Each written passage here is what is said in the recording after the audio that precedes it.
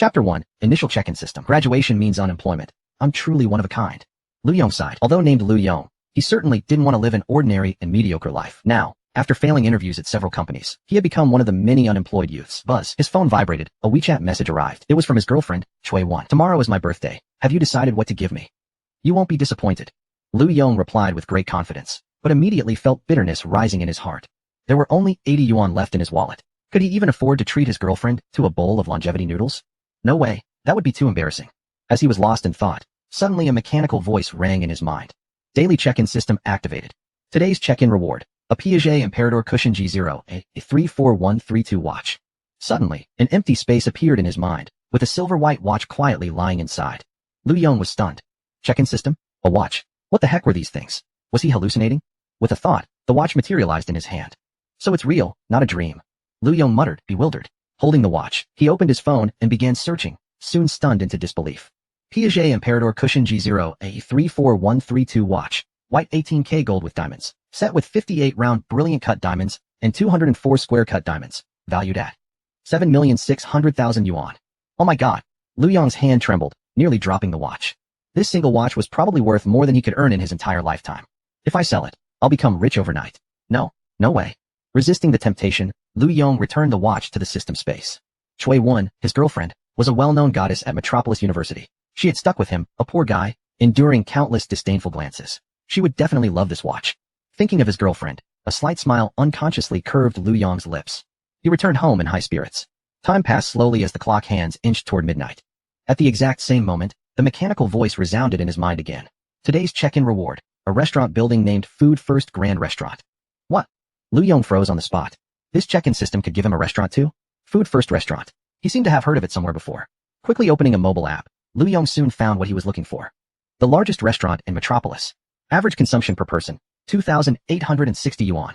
The red text nearly blinded him. How much would such a restaurant be worth? Several hundred million at least. Ding ling ling. A ringing tone interrupted Lu Yong's deep thoughts. An unknown caller. Picking up the call, he heard a melodious female voice on the other end, courteous yet slightly nervous. Hello, may I speak to Mr. Lu? I'm Zhang Yuan, the manager of Food First Grand Restaurant. The restaurant has already been transferred to your name. Could you please let me know when you're available to come by for a look? Lu Yong remained silent for a moment, suppressing the storm raging in his heart, and replied calmly. I will come tomorrow morning. Please clear the restaurant for the whole day. Yes, of course. Zhang Yuan responded respectfully. After hanging up, Lu Yong thought for a moment and sent a WeChat message to his girlfriend, Chui Wan. Dear, tomorrow is your birthday. I've booked a birthday banquet at Food First for you. Invite your coworkers too. Chui Wan replied quickly. Have you gone crazy? Do you even know how expensive a meal at Food First is? With that kind of money, we could live comfortably for a long time. Don't worry. Your husband now has plenty of money. Did you win the lottery? You're acting so arrogant today. You could say that. Huh. They chatted for a while, and once Chui Wan was convinced that Lu Yong wasn't joking, after some hesitation, she posted a message on her moments. Today is my birthday. My boyfriend and I have booked a birthday banquet at Food First. Everyone's welcome to join us if you're free. Everyone has a bit of vanity inside. Even Chui Wan, who usually didn't care much about money, was no exception. Many of Chui Wan's colleagues and classmates saw this post. Most people's first reaction was to think that Chui Wan had finally dumped that useless boyfriend of hers, Lu Yong, and hooked up with a rich second generation. Otherwise, how could a girl who just started her first job afford a banquet at Food First? Several of her close friends messaged her instantly, teasing and trying to dig for secrets. Tossing and turning all night, Lu Yong finally fell asleep late into the night. Early the next morning, with dark circles under his eyes, wearing sportswear, Lu Yong took a taxi to Food First Grand Restaurant. The square in front of the restaurant had been cleaned spotlessly, with a red carpet laid in the center. By the entrance of the grand restaurant stood two large stone lions looking majestic and imposing. Was this really his own property? For a moment, Lu Yong felt as if he were in a dream. Stepping onto the red carpet, Lu Yong walked toward the entrance of the restaurant. Before he could even speak, a sharp female voice rang out. Do you even know where you are, peasant? Can't you see the sign saying we're temporarily closed today? A middle-aged woman in a black suit, somewhat plump, approached with cold eyes fixed on Lu Yong. She wore glasses, had a yellow wavy perm, and her upturned eyes gave her a sharp, unkind appearance. She was Li Ping, the supervisor of Food First Grand Restaurant, and she was furious at this unexpected visitor. Today was the day the new owner would be coming for an inspection. General Manager Zhang Yuan had repeatedly emphasized that everything must go perfectly. Li Ping was eager to impress the new owner and hopefully get promoted. Lu Yong, suddenly appearing at the restaurant's entrance, naturally became a thorn in her side. Get out of here now. Do you really think you can afford to eat here? I'm actually here. Before Lu Yong could explain, Li Ping cut him off. Waving her hand furiously, she shouted, Security, where are the guards? Hearing the commotion at the entrance, several women in Cheongsams rushed out. Seeing Li Ping was angry, Many of them instinctively shrank back. Only a petite woman carefully approached and whispered nervously, "Sister Ping, please don't be angry. Sir, you see, today is the day our new owner is coming for inspection. Please come back another day." "No, actually I'm." Lu Yong smiled and tried to explain when, to his surprise, Li Ping's attitude became even more arrogant. "Security, what are you useless fools doing? Throw this guy out. Miss Li, maybe just persuade him to leave quietly. It's bad for the restaurant's reputation if this escalates." The petite receptionist gently persuaded while grabbing hold of Li Ping's arm. Smack! Li Ping didn't even acknowledge the gesture and slapped the female receptionist hard across the face. "And who do you think you are? Are you trying to interfere with me now?" The receptionist held her cheek and bowed her head, tears welling up in her eyes. Witnessing the scene, Lu Yong's expression gradually turned cold. "Call your manager." Li Ping laughed in outrage. "Oh, so now you're playing the big shot, huh? Security, kick him out of here." Two guards with grim expressions moved toward Lu Yong, ready to grab him. Suddenly, the sound of fast-approaching high heels echoed from inside the restaurant. "Stop!" Zhang Yuan pushed the door open, out of breath. She stopped the guards and turned to Lu Yong with an uncertain voice. "Are you, Mr. Lu?" Chapter 2, Preparation and Surprise. Lu Yong took a moment to observe Zhang Yuan, a long-haired beauty exuding classical charm. She was dressed in a white qipao with blue patterns, her hair neatly tied back with a light green jade hairpin. Clearly, she had dressed up especially for today. Lu Yong glanced at Zhang Yuan and nodded slightly, but didn't speak. "Mr. Lu, Lu Zong." Upon hearing Zhang Yuan's address, Li Ping was momentarily stunned. Could this unremarkable man, dressed head to toe in cheap street stall clothes, really be the new owner of the Shuaishan restaurant? It was simply unbelievable. Mr. Lu, this was all just a misunderstanding," Li Ping stammered nervously, bowing her head and not daring to look at Lu Yong. At this point, regret was gnawing at her insides. Judging from the strange atmosphere, Zhang Yuan had already roughly guessed what had happened. She shot Li Ping a furious glare and then invited Lu Yong politely. "Mr. Lu, please come inside first and have a cup of tea. Cool down a bit." Lu Yong nodded and followed Zhang Yuan into the restaurant as she led the way. After Lu Yong left, Li Ping collapsed onto the ground completely. "I'm done for, completely done for." In Li Ping's eyes, offending someone of Lu Yong's status meant her good days were over. Seeing a nearby waitress, she grabbed her hand as if clutching a lifeline, tearfully pleading. "Shahan, I still have 2 children in college. I can't lose this job. Please, help me beg Mr. Lu to forgive me, please." Miss Li. Zhao Shahan instinctively took a step back, still reeling from the shocking revelation that Lu Yong was the new owner of Shuaishan. The other hostesses looked at Zhao Shahan with obvious envy. Each of them regretted not being the one who had stepped forward earlier. Zhao Shahan is in luck. If she catches Mr. Lu's attention, she could really transform from a sparrow into a phoenix. Zhao Shahan is so plain. How could someone like Mr. Lu even look at her? Inside the general manager's office of Shuaishan, Lu Yong sat quietly with a gloomy expression, while Zhang Yuan cautiously brewed tea for him and said, "Mr. Lu, this time Li Ping was definitely in the wrong. I hope you can overlook her behavior." "Oh." Lu Yong responded indifferently. In his view, if the upper beam is crooked, the lower ones will surely be skewed. Li Ping's snobbish personality must have been tolerated, if not encouraged, by Zhang Yuan. An odd silence filled the room. Zhang Yuan stood by with her hands behind her back, barely daring to breathe, feeling like a student being punished by her teacher. After a short pause, he finally spoke. "Bring me the lady Li Ping bullied." "Yes, Mr. Lu." Zhang Yuan felt a wave of relief and hurried out of the room. Soon after, a teary-eyed and nervous Zhao Shuhan walked into the office. Zhang Yuan and Li Ping followed behind her. Looking at Zhao Shuhan, Lu Yong smiled and said, "Miss Zhao, is it? This time, Shuaishan was definitely at fault. Please let me know what kind of compensation or request you may need. I will do my best to make it up to you." No need." Zhao Shuhan replied softly, quickly glancing at Lu Yong before immediately lowering her gaze again. "You're refusing the compensation because you're unwilling to forgive Shuaishan?" Lu Yong said. No.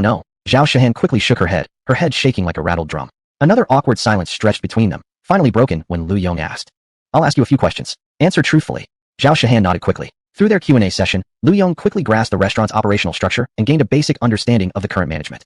Zhang Yuan was clearly capable. Since she had taken over, the business had grown better every year. As for Li Ping, she could be politely described as socially savvy, or more bluntly, as someone who knew how to push and sneak her way in. Yet she had worked at Shuaishan for over a decade. Dismissing her would anger the veteran employees and cause too much of a stir, but some punishment was absolutely necessary. Small evils left unchecked would only encourage her to take more liberties. After some consideration, Lu Yong glanced at the pale-faced and nearly collapsing Li Ping and the Zhang Yuan who was barely keeping a forced smile, and said quietly, "After today, I don't think Li Ping is still suitable for the role of supervisor. Let her go down to the front line to experience some training. Li Ping, from this moment on, you are reassigned to the cleaning team. Zhang Yuan, your lax supervision deserves to have this month's bonus revoked." As for Zhao Shuhan, brave enough to speak up and standing against injustice, very impressive. "Normally, I won't be around the restaurant daily, so from now on, all the matters should be reported to Zhao Shuhan first, then she can report back to me. Any objections to this arrangement?" As soon as Lu Yong finished speaking, Li Ping nearly collapsed entirely to the ground. Being demoted to a janitor. In an instant, she felt the world spinning around her. But she didn't even have the courage to resign. She knew exactly how much she was worth. Reaching her current position had been a slow, grueling climb. Moreover, this Mr. Lu, still so young, yet already owning the entire Shuaishan restaurant, seemed to her someone with sky-high connections. Defying this Mr. Lu, she could already foresee a tragic future. And if she stayed, there was still a chance to make a comeback. If she could latch onto Mr. Lu's ship. Li Ping's thoughts were racing. Seeing Lu Yong gazing silently at her, she quickly spoke up. "This was entirely my fault. Thank you, Mr. Lu, for being generous and overlooking a petty person like me." "Thank you, Mr. Lu, thank you." The incident settled for now. The three exchanged glances, each letting out a long breath. Only Zhao Shuhan looked awkward. You two may leave. Zhang Yuan, stay for a moment. After the two left the office, Lu Yong picked up his teacup and took a sip. It tasted bitter, not good at all. There's something I need to ask you to handle, Manager Zhang. Zhang Yuan hurriedly pulled out a notebook and began recording attentively. Today is my girlfriend's birthday. I'd like to hold a birthday banquet for her at Shuaishan. I'll trouble you to plan the menu. She especially loves desserts. Also, help her pick out a nice dress. Make her look beautiful. And get a decent car to pick her up. Not too showy. Just handle it as you see fit.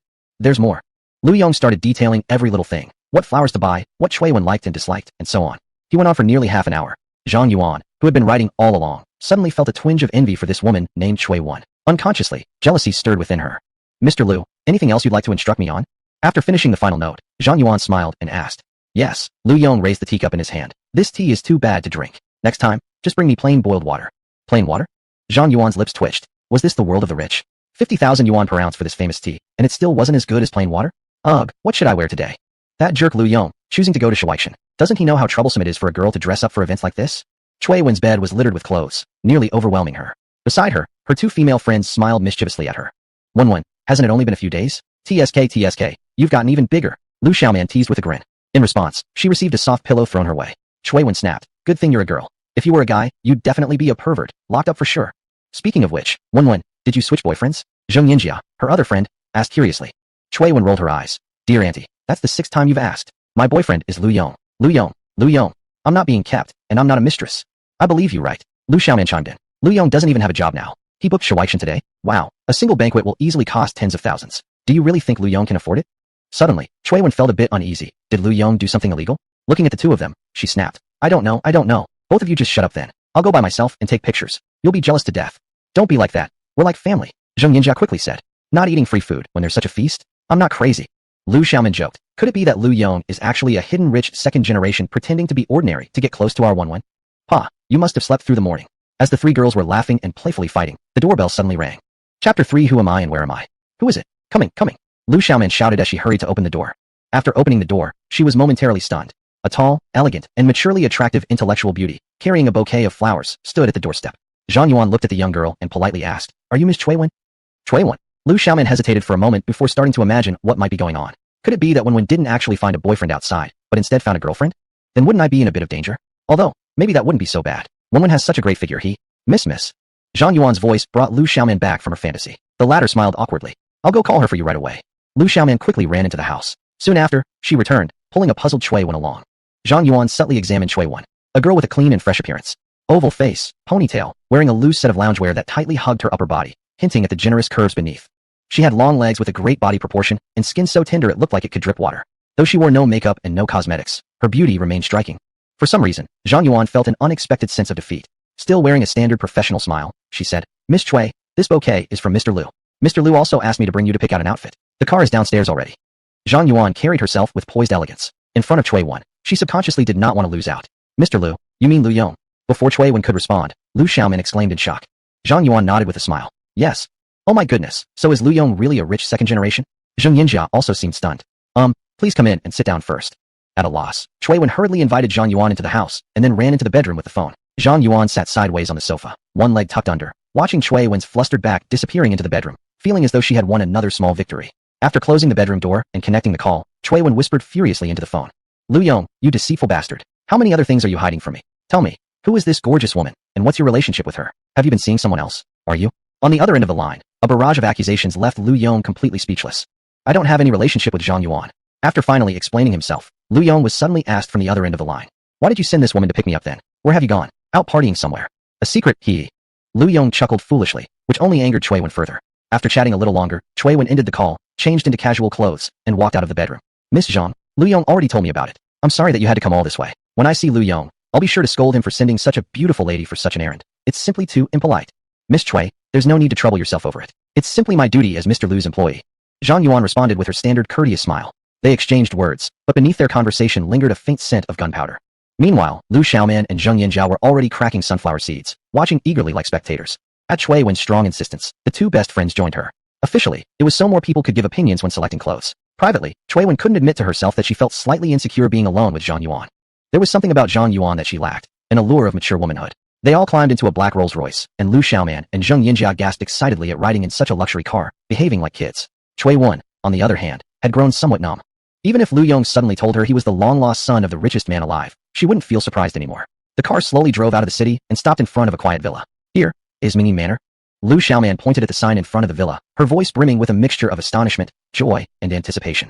Even Cui Wan, who usually kept a composed expression, showed a slight change in her eyes. Mingyi Manor was a private tailor shop exclusively creating custom clothing for women, from cheongsams, evening gowns, to wedding dresses. Nothing was beyond its repertoire.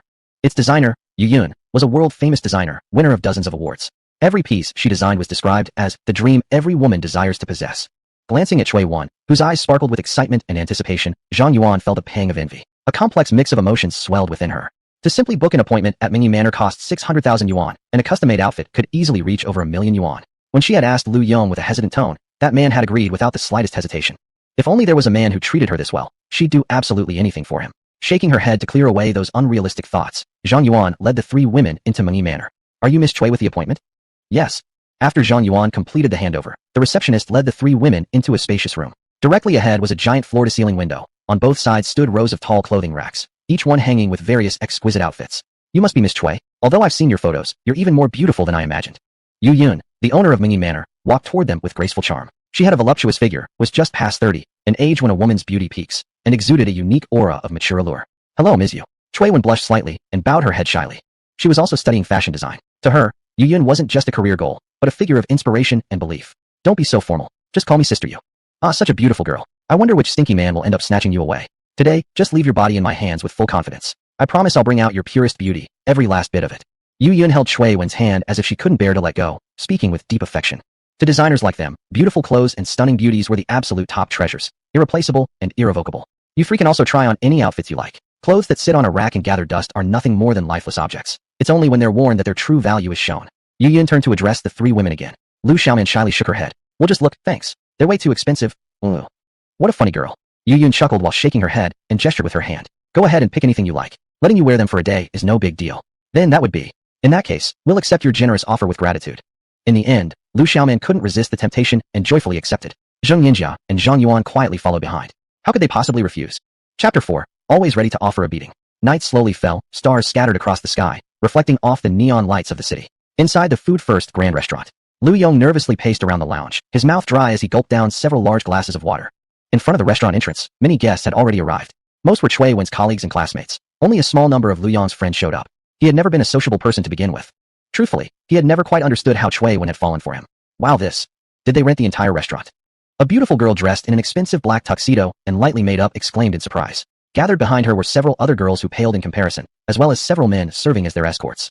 They were all Cui Wan's university classmates. Since they all happened to be in Modu, they had made plans to come together. The girl at the center of the group was Deng Zhuiyue, Cui Wan's childhood friend and also, essentially, her rival. They had grown up together. 10 years ago, the Deng family suddenly came into wealth and climbed into the upper class. They didn't meet again until attending Modu University, where things had drastically changed, and both had changed greatly. Deng Zhuiyue had always loved to compete with Cui Wan.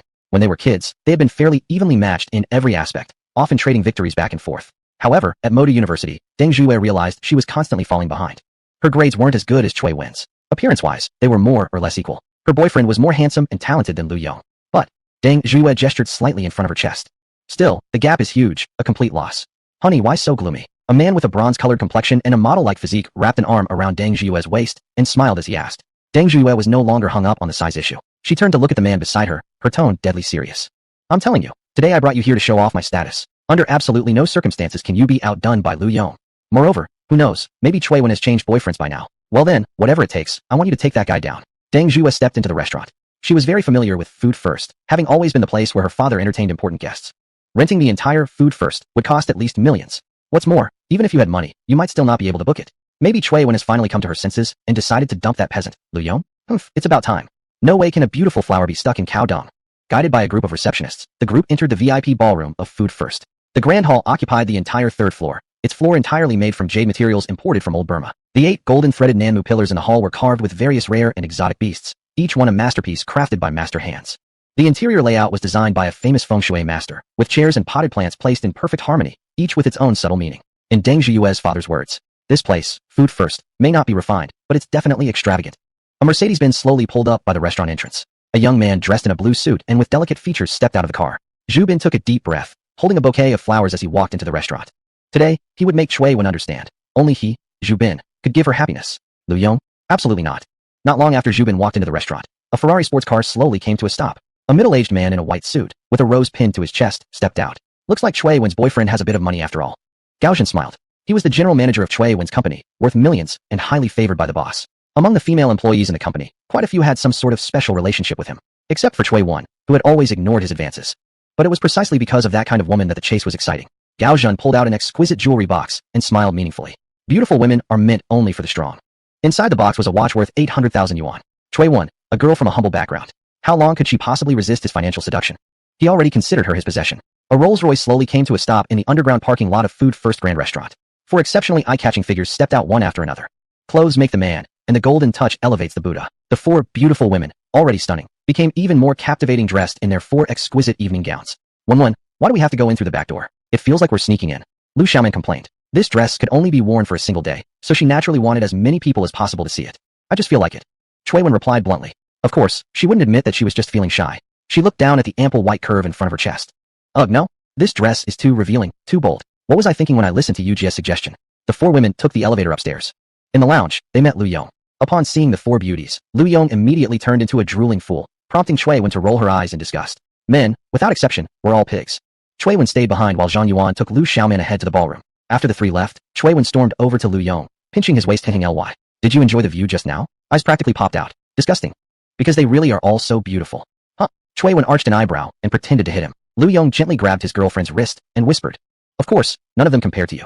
Humph, at least you know how to talk. I'll spare your life this time. Chui Wen said, clenching her fist, looking quite fierce yet adorable. Without warning, Lu Yong suddenly kissed Chui Wen.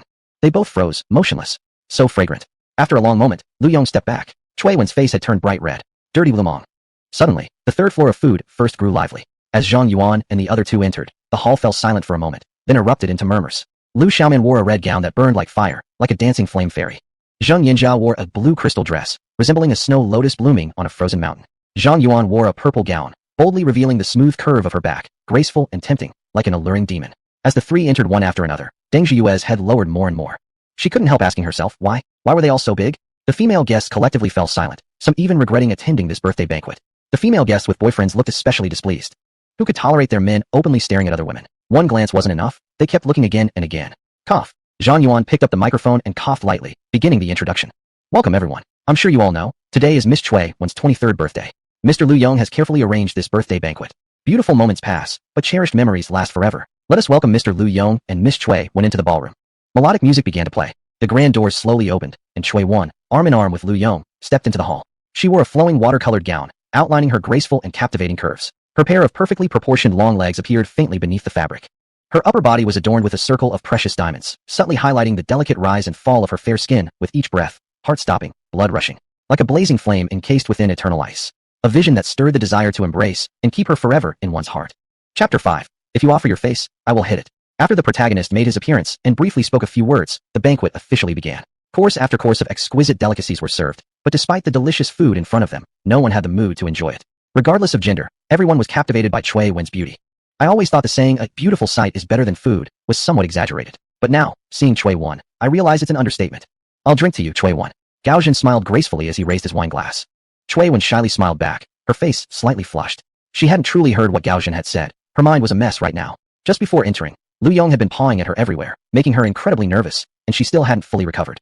Chui Wen doesn't drink. Let me return your toast. Lu Yong smiled and raised his glass. The two clinked glasses across the table, but a clear tension hung in the air. This bastard, always glancing around like that. No, even though this outfit looks really good, I shouldn't let Chui Wen dress like this anymore. Lu Yong thought to himself. Once someone started, others naturally followed suit, glasses were raised, and the atmosphere soon became lively. Lu Xiaoman chugged down a glass of baijiu as easily as drinking water. Suddenly, she turned toward Lu Yong and said, Lu Yong, who would have thought? You little rascal were the deepest hiding one. Actually a rich second generation. You really kept me in the dark, sister? That's right, that's right. Beside her, one of Chui Wen's college classmates added. Back in the day, we always thought that when Lu Yong was with Chui Wen, it was like a beautiful flower stuck in cow dung. Never in our wildest dreams. Now, looking at it, it's truly a perfect match. Everyone started talking at once, mostly with words of praise. Their eyes weren't blind. With such an extravagant setting today, obviously Lu Yong must have an extraordinary background. Chui Wen, whose face burned with shyness, had long lowered her head and played the ostrich. Lu Yong, on the other hand, nodded approvingly and shamelessly remarked, you all truly have good taste. Sometimes, money doesn't necessarily mean happiness. Sincere feelings are most important. A cold male voice suddenly broke in. The entire dining table fell silent. Everyone turned to look at Zhu Bin, the one who had spoken. A talented student from Moda University, yearly recipient of top scholarships, quickly rose to prominence after graduation, joining a multinational corporation and taking charge within no time.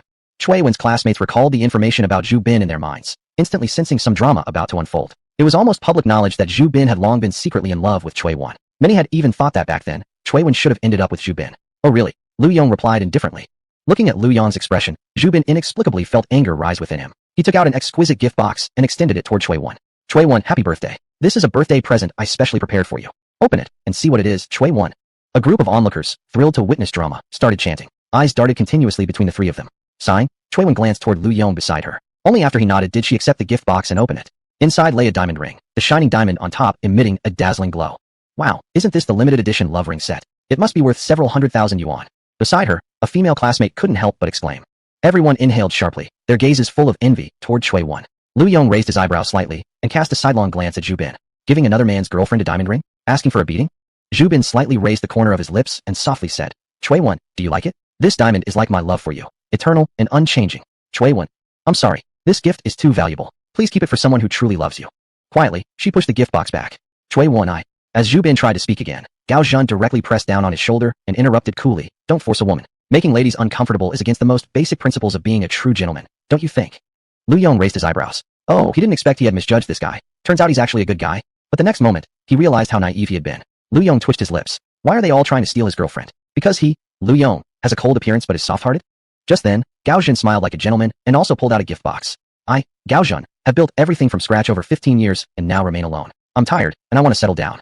Chui Wen, the moment I saw you, I knew you were the destined woman for me. Unlike those who have benefited from their predecessors' achievements, every brick and tile of my fortune was built by myself. Compared to Mr. Lu here, I believe I can cherish you better. Even if you refuse me, I hope you can accept this gift. Chui Wen lowered her head, not wanting to speak. Her heart screamed, what the hell is going on here? These two are toxic. Lu Yong was also speechless. First Zhu Bin, then an upgraded version of Zhu Bin. This is so hard. Chui Wen quietly held Lu Yong's hand and smiled as she said, Mr. Gao, I appreciate your kindness, but I must decline. The only one I love is Lu Yong. It was true back then, and it's still true now. Is that so? Then I guess we can't force anything. Gao Zhen said in a gloomy tone. Carelessly, he dropped the gift box in his hand, which fell to the ground, and revealed an exquisite watch. Isn't this a Piaget watch? My goodness, this single piece must be worth over 1,000,000 yuan. That female classmate's voice rang again. Everyone's heart skipped a beat as they stole glances at the watch on the floor. As for Gao Zhen, he looked like a man whose heart had died, not even bothering to glance at the watch. These two generous gifts stirred up intense jealousy among many female guests.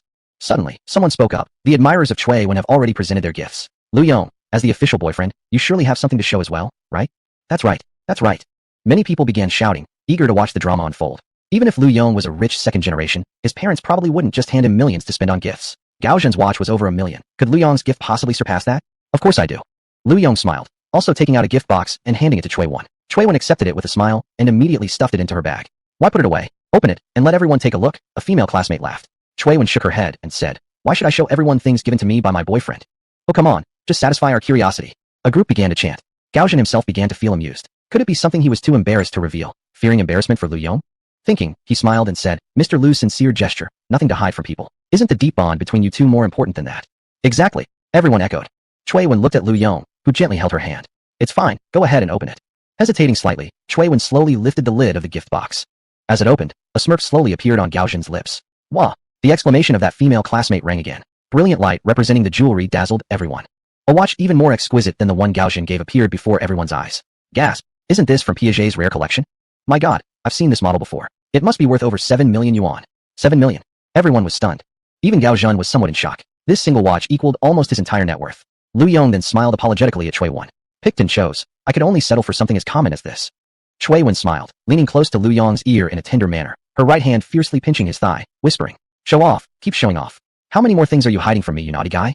Near the banquet, Deng Zhuo witnessed the scene, glancing at the dazed Zhu Bin and the grim-looking Gao Zhen. Two useless men. It was clear that suppressing Lu Yong required the help of her, Miss Deng. Chapter 6. Good enough. Alright, the gift has been presented, but is there no additional entertainment? Deng Zhuo glanced at Chui Wen, smiling lightly. She also had her eyes on this wristwatch, but after mentally calculating her allowance, she reluctantly gave up on this unrealistic thought. Lu Yong and Chui Wen exchanged a glance, then Lu Yong nodded with a smile.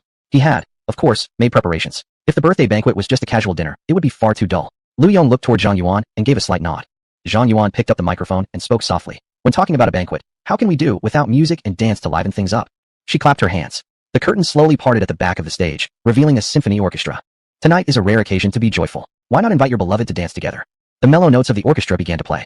Deng Zhuye let out a slight sound of surprise, not expecting Lu Yong to actually be prepared for this. Earlier when she entered, she was curious about why there was such a large open space in the middle of the venue. She lightly kicked her boyfriend Zheng Ran. Getting the hint from his girlfriend, Zheng Ran coughed and smiled, saying, "Tonight is truly special as it's Miss Chui's birthday. Zhuye told me you two have grown up together since childhood sweethearts. As her boyfriend, I naturally should do something to show my appreciation. I don't have anything remarkable to give as a gift. If Mr. Lu and Miss Chui don't mind, I'd like to sing for you both." Hearing that, many people turned their curious gazes toward the handsome and refined Zheng Ran. Suddenly, a young girl gasped in realization. "You are Zheng Ran, the Zheng Ran? I thought you looked really familiar, but I didn't dare confirm it." The girl's face lit up with excitement as she said, "Zheng Ran, I'm such a big fan of yours. Your Dancing Beneath the Moon is amazing." Upon hearing the words, Dancing Beneath the Moon, the crowd nodded in understanding. It was the theme song of this year's surprise box office hit movie, Youth of the Musical, and it played throughout the film. Zheng Ran, an up-and-coming singer, had always possessed strong vocal abilities, but had struggled without the right opportunity. After years of building up his strength, this single had propelled him into the spotlight and made him a top-tier celebrity practically overnight. Deng Zhuye wore a composed expression, but the corners of her lips couldn't help but curl upward. "So it's really Zheng Ran. Oh my god, Zheng Ran Abba, can I get your autograph later?" One voice after another called out, and Zheng Ran immediately became the center of attention at the banquet. Seeing that his friends were so enthusiastic, Chui Wen naturally had no intention of refusing. After exchanging a look with Lu Yong, she gladly agreed. "I would love to hear Zheng Ran perform live. I really like Dancing Beneath the Moon too." "Then I won't hold back." With a polite smile and a gentlemanly gesture, Zheng Ran fastened his suit jacket and stood up, slowly walking down to the stage. Cries of excitement rose up. Holding the microphone, Zheng Ran briefly exchanged words with the orchestra. The familiar melody of Dancing Beneath the Moon filled the air. "The night is dark." Zheng Ran's husky yet deep, magnetically rich voice resonated through the hall, and everyone grew quiet. Even Lu Yong could not help but admire. His singing was genuinely impressive. Watching the crowd completely captivated, Deng Zhuye couldn't help but smile smugly. She glanced at Chui Wen and thought to herself, "I've definitely won this round." At this moment, compared to Lu Yong's wealth, Zheng Ran's voice clearly carried more weight. "Thank you everyone." Zheng Ran smiled as he bowed, and warm applause erupted from the audience. Many shouted for an encore. First came the drama of three men vying for one beauty, then Zheng Ran's live performance. Everyone felt the event was more than worth it, well worth the trip. Zheng Ran was just about to step down when, seemingly out of nowhere, Lu Yong appeared on the stage. "Please, Mr. Zheng, a moment." Zheng Ran looked slightly puzzled. Lu Yong smiled and said, "Today is Wenwen's birthday, and I've prepared a special gift for her. I hope Mr. Zheng will help me with it." So saying, Lu Yong whispered something into Zheng Ran's ear. Zheng Ran's puzzled look slowly gave way to an "I understand" expression, and he nodded in agreement.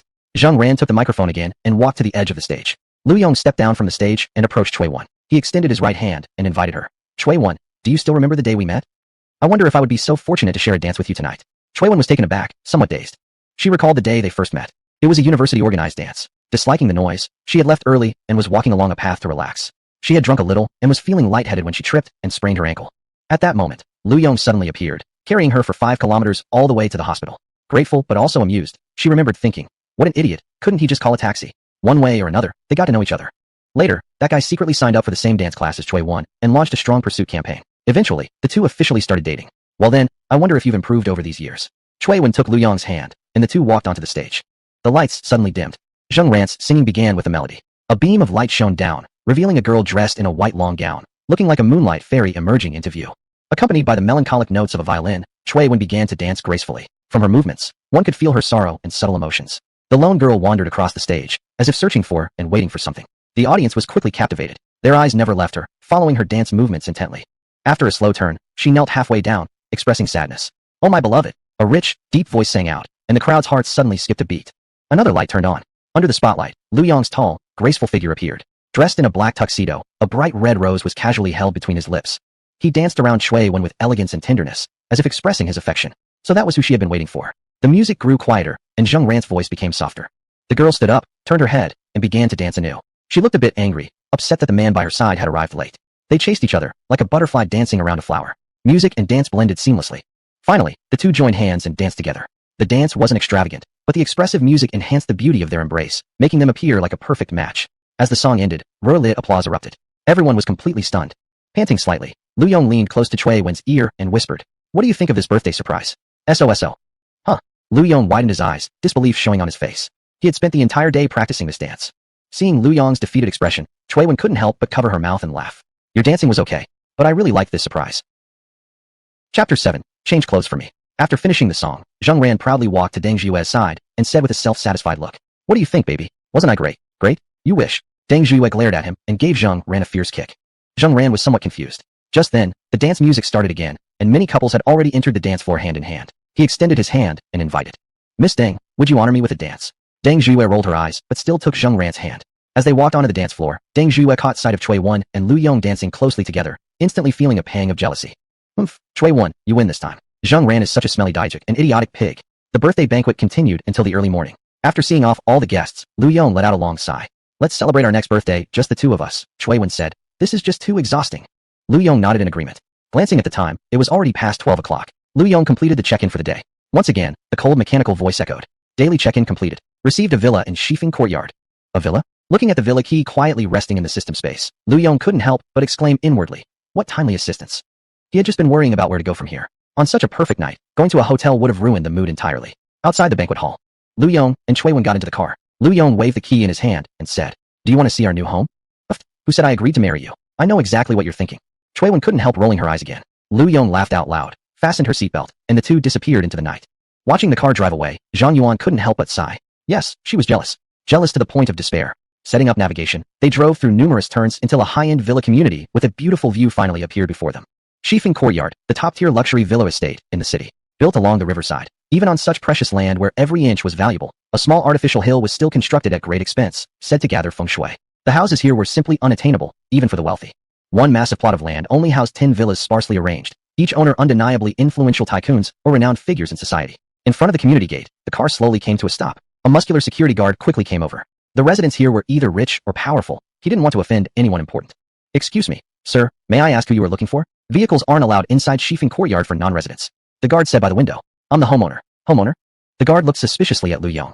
There were only 10 villas in Shifeng Courtyard, 5 of which had been sold, and naturally, he was quite familiar with all the owners. He didn't recognize Lu Yong at all. Peering through the window, he saw Cui Wen sitting in the passenger seat and couldn't help being taken aback. After being a security guard for so many years and seeing various beautiful women, this young lady could easily make the top 3. Someone capable of bringing a woman like her home couldn't be ordinary. Sir, may I have your name? I'll need to check it. Lu Yong. The guard hurried off running, dialing the property management's phone number. After a brief conversation, he ran back.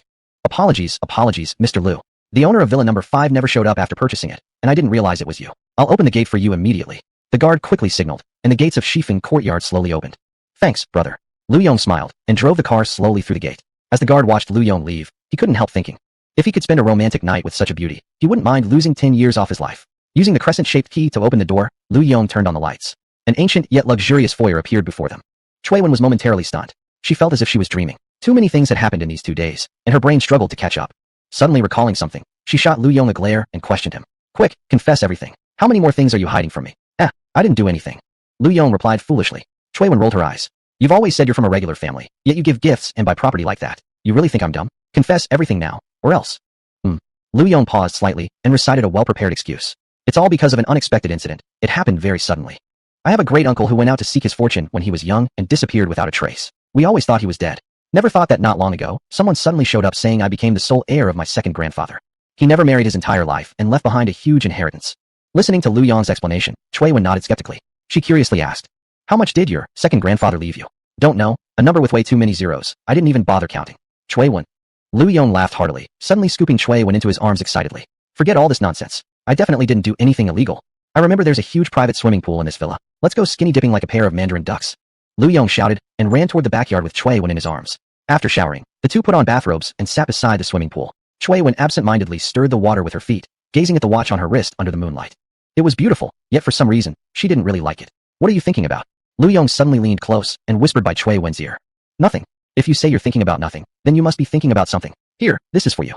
Lu Yong proudly stretched out his hand. On his palm lay a ring woven from a foxtail grass. Come, let me put it on for you. Cui Wen stared at Lu Yong, silently stretching out her hand.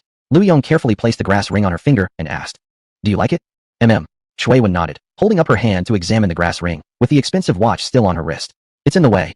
Suddenly, Cui Wen removed the watch and threw it into the pool with force. Feels much better. I really like the grass ring more. My foot. My dear, this cost several million, and it was your birthday present. Lu Yong rolled his eyes, then dived into the pool like a dolphin and retrieved the watch. Phew, found it. Lu Yong surfaced from the water and was instantly stunned.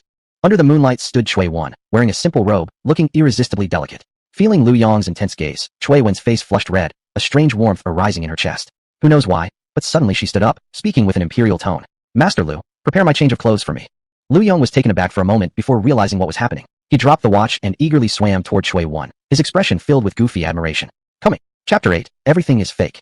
Gao Zhen returned home with a gloomy expression and angrily smashed a vase. When he realized it was an antique, his anger only increased.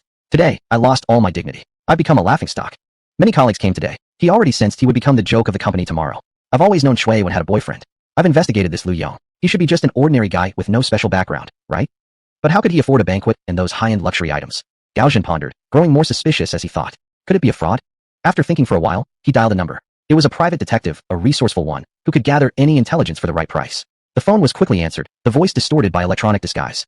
Black Private Investigation Agency. How may I assist you today? I need you to look up someone, Lu Yong. Give me the most detailed information, especially regarding his recent activities. After some negotiation, Gao Zhen finally placed the order for 500,000 yuan. He dropped his phone and went to take a shower. As he was blow-drying his hair, his phone buzzed. A file had been sent to his email. These guys work fast. He muttered in admiration, opening the file to browse. But the more he read, the more off he felt. This Lu Yong, from every angle, was nothing but an ordinary guy. Then where did he get that 7 million watch? Gao Zhen puzzled over it endlessly until suddenly, an idea struck him. He suddenly remembered. He and Lu Yong both bought Piaget watches. And Piaget had only one authorized retailer in the entire city of Modu. There was no way Lu Yong's watch just fell from the sky.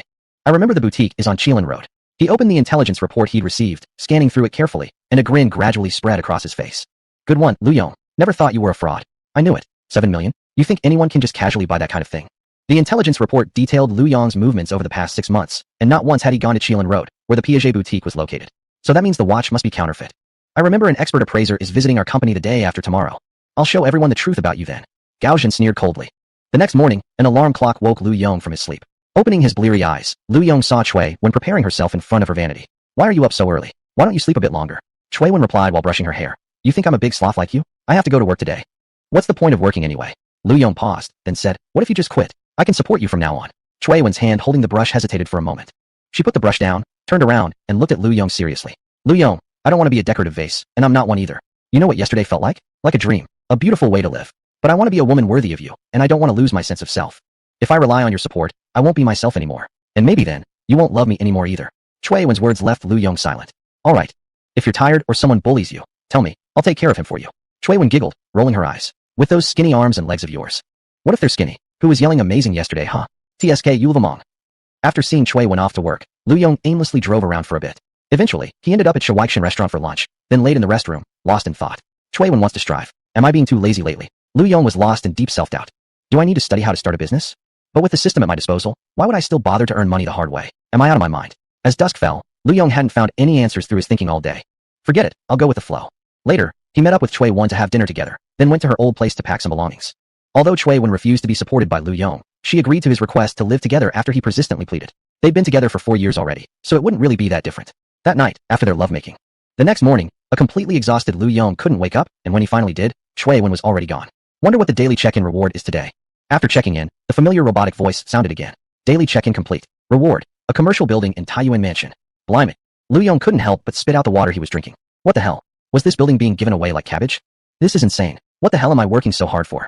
I might as well be a spectator and quietly watch others work hard. Lu Yong quickly solidified his thoughts. Wait a second, isn't this Taiyuan Mansion the same building where Shui Wen's company is located? Hee, I'll just drop by unexpectedly and give her a little surprise. Just then, Lu Yong's phone lit up quickly, receiving a new message. Hello Mr. Lu, I'm Li Yuru, legal representative of Taiyuan Media Culture. Uncle Luo mentioned that the ownership of Taiyuan Mansion has now transferred to you. By coincidence, our lease contract is expiring, and I was wondering if you might have some time to discuss the renewal of our rental agreement. Discuss lease renewal? Lu Yong quickly replied. I'll make time to come by today. Let's meet in person. After closing his phone, Lu Yong changed his clothes and headed out. See, I'm also a hard-working guy now. Taiyuan Mansion. Zunxiang Fashion Design Company. Shui Wen sipped her coffee while yawning. She was currently regretting her decision to accept Lu Yong's request to live together. She had been kept up until late last night, and that bastard slept like a rock, yet she still had to wake up early for work. Shui Wen, meeting room now? We've heard that designer Tang is coming, and Gao Zong wants you to join in welcoming Miss Tang Zhu. A colleague waved and shouted. Tang designer, Miss Tang Zhu? Isn't she specialized in jewelry design? My main focus is in clothing design. We're not really compatible. Why do I need to go? Shui Wen felt helpless and frustrated. Sleep deprivation left her drained of motivation, let alone attending to visitors. Sighing, she placed her coffee cup down, adjusted her hair, and followed her colleague out. Soon, Shui Wen caught sight of Tang Zhu, being escorted by Gao Zhen. Tang Zhu wore black-rimmed glasses, with a soft, slightly round face. The meeting room had around 7 or 8 people, mostly company executives. Gao Zhen and Tang Zhu chatted enthusiastically, displaying his exceptional conversational skills, making everyone feel relaxed and comfortable. Meanwhile, Shui Wen felt drowsy, struggling to keep a polite smile. Under Gao Zhen's subtle guidance, the conversation naturally shifted toward Shui Wen. Speaking of Piaget's collection watches, Shui Wen, didn't your boyfriend give you one of the exceptional pieces collection? Chapter 9, Gao Zhen's confidence. Shui Wen, drowsy and still half asleep, didn't quite catch on at first and instinctively replied. Beside her, Tang Zhu's eyes lit up upon hearing the mention of the Exceptional Treasures Collection. Exceptional Treasures Collection? Really? Which model is it? Tang Zhu asked eagerly, her eyes shining with curiosity. I'm not exactly sure myself. Cui Wen answered, slightly baffled at how the conversation had suddenly shifted to her. Discussing jewelry, especially high-end luxury items, with her, it felt like playing a zither to a cow. I know. It's the G0A34132 model. A female colleague jumped in. After Cui Wen's birthday banquet, out of curiosity, she had specially searched on the official website and located the watch. Really? Tang Zhu's voice instantly turned excited, but soon she sighed disappointedly. Sigh? I've always wanted to see the Exceptional Treasures collection in person, but I've never had the chance. Cui Wen politely smiled, unsure how to respond. Gao Zhan inwardly smirked, coughed slightly, and said, Cui Wen, since there's no urgent work right now, why don't you bring that watch over and let designer Tang take a look? Really? Can you? Tang Zhu's eyes lit up in anticipation as she looked hopefully at Cui Wen. Well, Cui Wen hesitated, sensing that something was off. Noticing Cui Wen's hesitation, Gao Zhan spoke earnestly. Miss Tang is an important partner of our company and a senior jewelry enthusiast. I'm sure Cui Wen wouldn't refuse, right? Yeah. The day you celebrated your birthday, I couldn't take a good look. I really envied you. Just take this opportunity today to have a peek. A female colleague chimed in. Faced with everyone's expectant gazes, Cui Wen relented. All right, I'll call Lu Yong and ask him to bring it over. Outside the Taiyuan building, Lu Yong was about to enter when his phone suddenly rang. Seeing it was Cui Wen calling, he couldn't help but mutter to himself. Was she psychic and knew he was coming?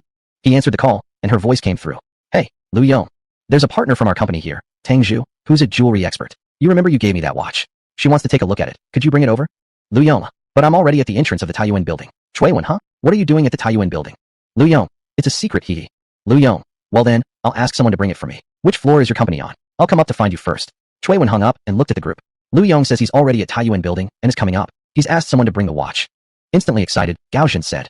Mr. Lu isn't a super busy man. He took time out of his busy schedule to visit you. Cui Wen. How enviable. We've been sitting here for so long. Why don't we all go down together to meet Mr. Lu?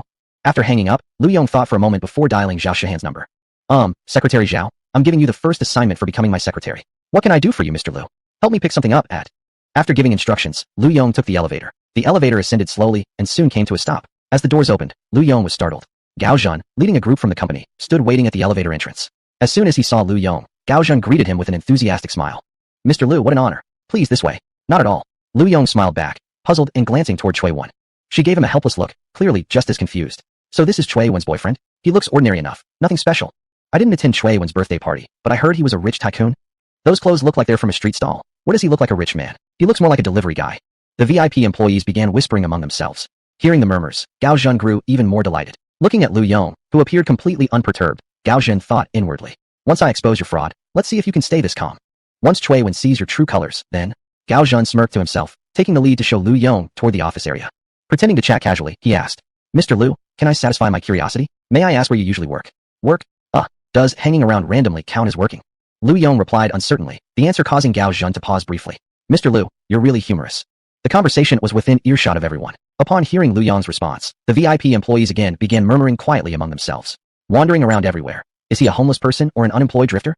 With that outfit, he looks more like a wandering artist. How did Cui Wen end up with this guy? Her taste is indeed somewhat.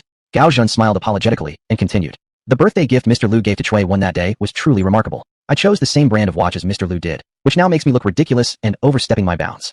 After this self-deprecating remark, Gao Zhan curiously asked, I wonder where Mr. Lu purchased that watch. Would you mind introducing me to someone who works there? That model is quite expensive. I'm sure Mr. Lu must be a VIP customer, even on a special list. If I could borrow Mr. Lu's name for a discount while shopping, I would gain a huge advantage.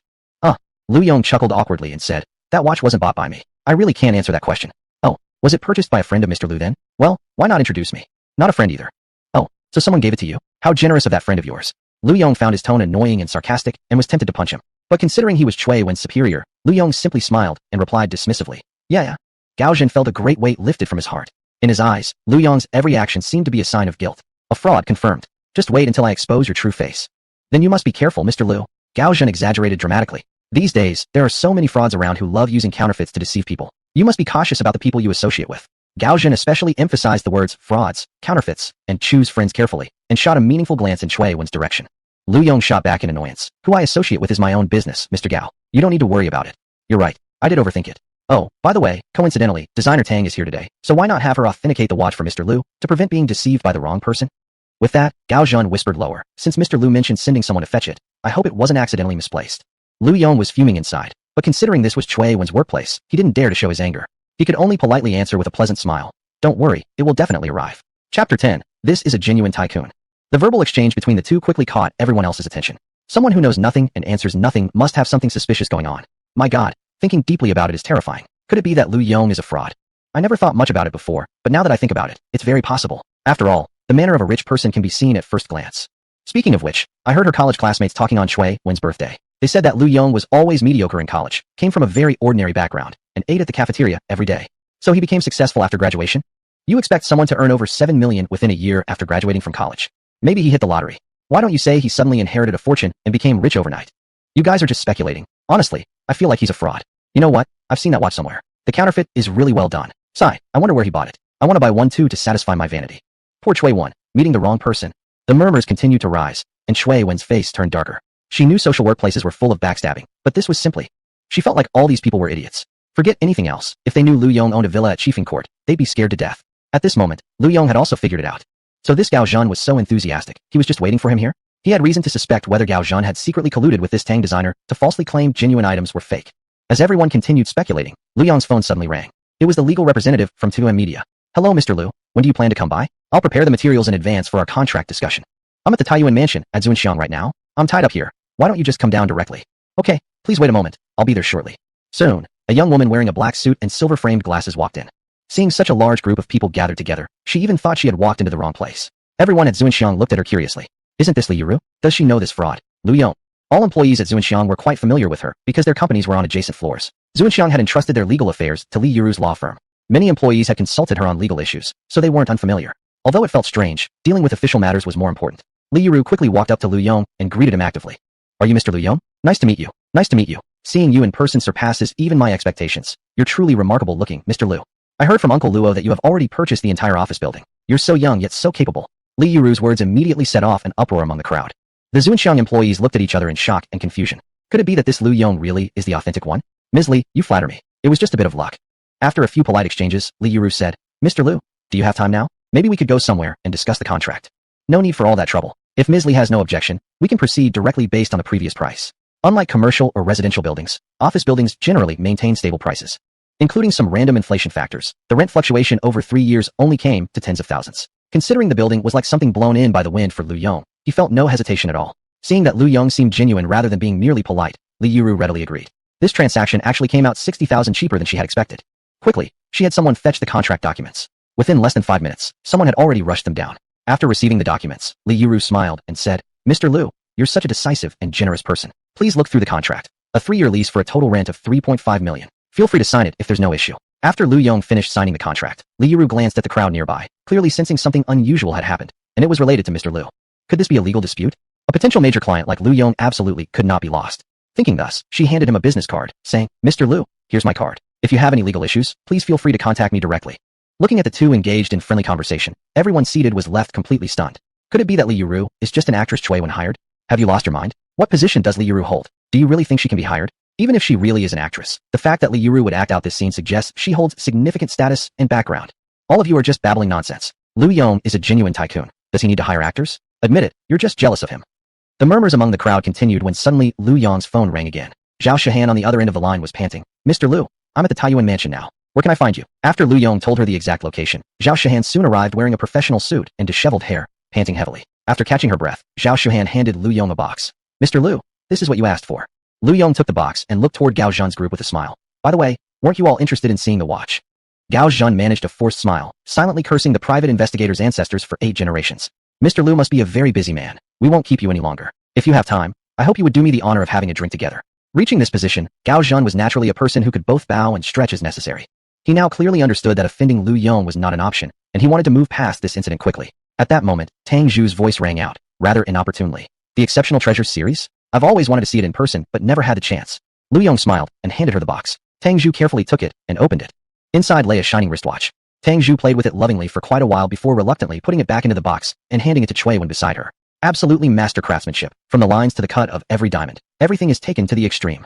Wen, I'm truly envious of you. If a man were willing to give me a watch like this, I'd do anything for him. The people at Zunxiang chimed in agreement now, completely forgetting the sarcastic suspicions they had just expressed toward Wen and Yong. I knew it all along. Mr. Liu and Shui Go are like a perfect match, a heavenly pair. You folks really can't see a mountain right before you. Oh come on, Manager Gao, why were you so upset earlier? You led us in such a strange direction. Wen, sister wants to apologize, don't take what I said to heart. My goodness, a watch worth over 7 million. Okay, I can accept that. But the entire Taiyuan mansion belongs to Mr. Liu too? How rich could one person be? Mr. Lu is the true kind of hermit, hiding great talents in plain sight. Although he's dressed in sportswear, his aura radiates that of a true expert. People always talk about Ba Daojingcai, domineering presidents, but in my opinion, someone like Mr. Lu, a low-key president, has even more charm. The flattery from the crowd overwhelmed Lu Yong slightly. Cui Wen also wore a look of helpless exasperation. After exchanging glances several times, Cui Wen coughed slightly and said, I don't feel very well today. I think I'll go home and rest. Miss Li, may I take a leave and go home? Cui Wen's direct supervisor, a woman in her early 30s, nodded immediately. You're not feeling well? Are you exhausted? You people, not caring for Cui Wen who's just joined us as a new employee. Cui Wen, you'd better go home and rest well. Taking care of your health is most important. Here, Miss Li, will take the initiative and give you 3 days off. Take good care and recover. Then thank you, Miss Li. Cui Wen replied with a grateful smile, walked to Lu Yong's side, linked arms with him, and the two left hurriedly. Zhao Shihan, who had just arrived, stood there utterly baffled and quickly followed the pair out.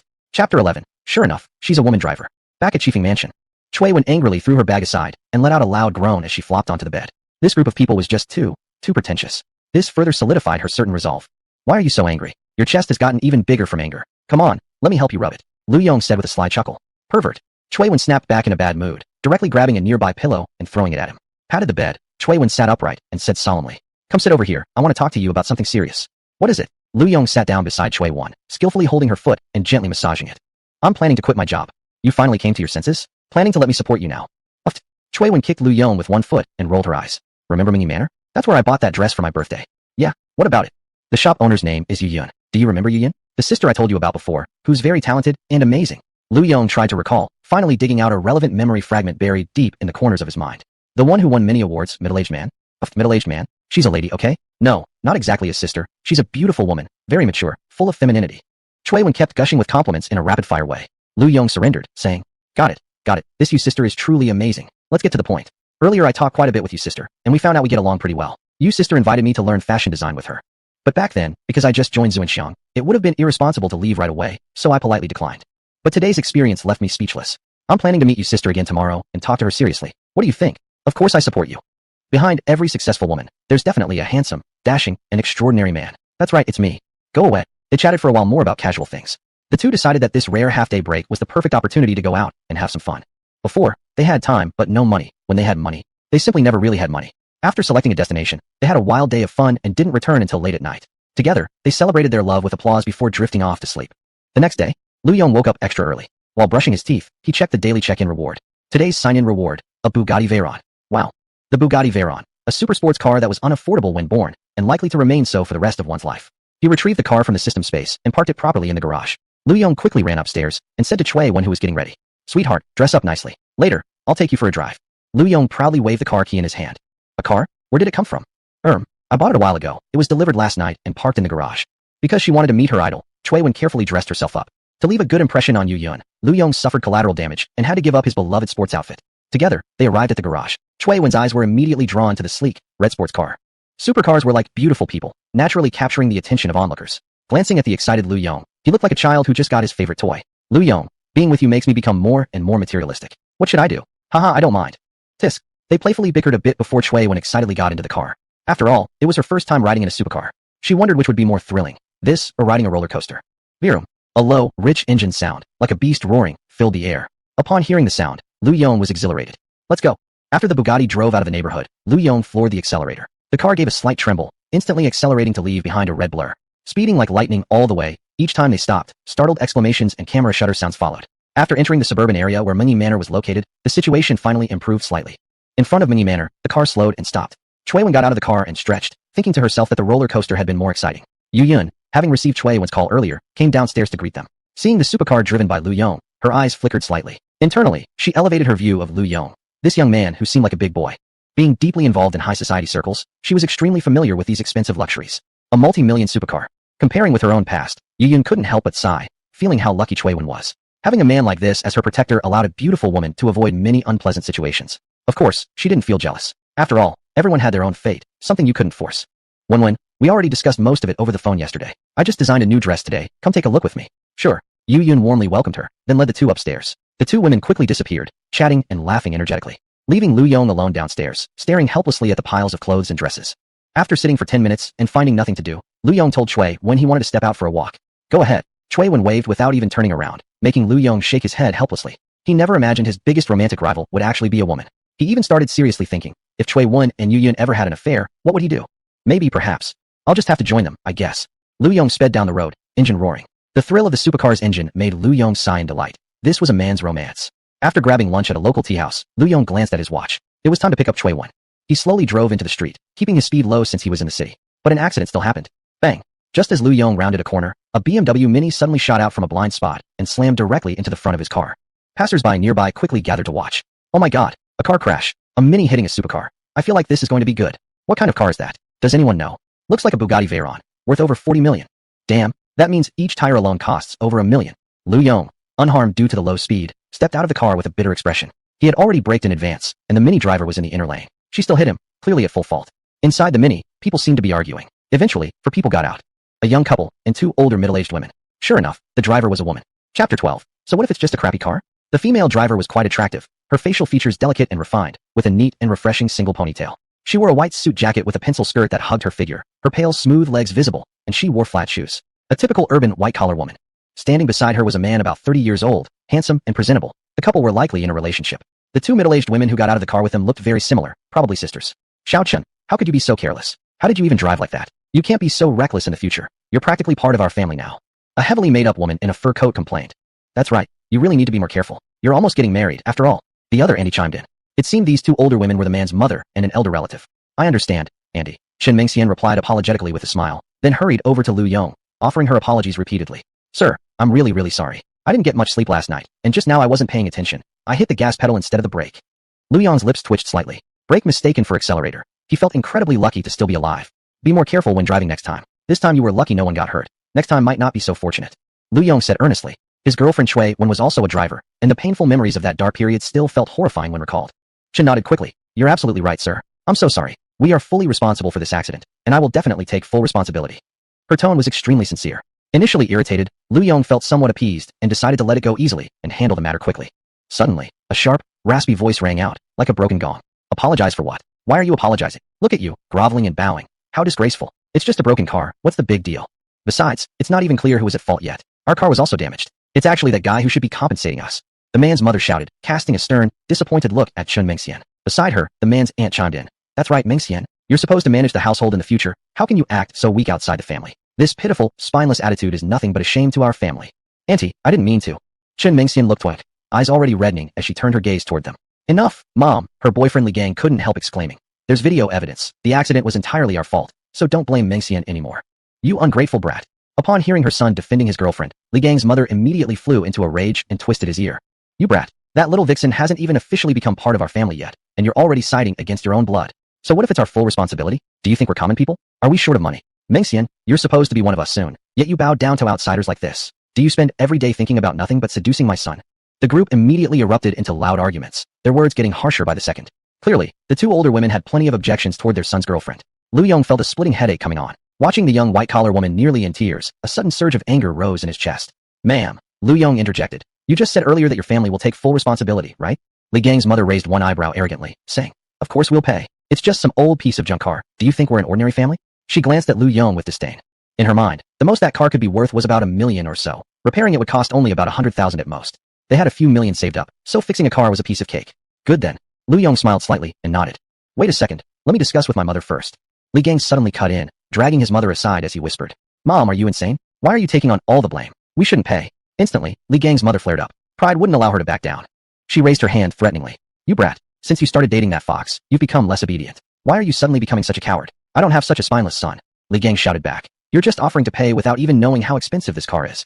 A stupid little sports car, at most worth $1 million. Can't you even pay for that? Don't worry, if you don't have the money, I will. What a shameful mess. Huh. One bystander nearby couldn't help but laugh out loud. Ma'am, this junk car isn't that valuable. Only about 40 million or so. What did you say? Li Gang's mother was instantly stunned, doubting her ears had gone bad. Xiao Zhang's aunt. What did he say this car was worth?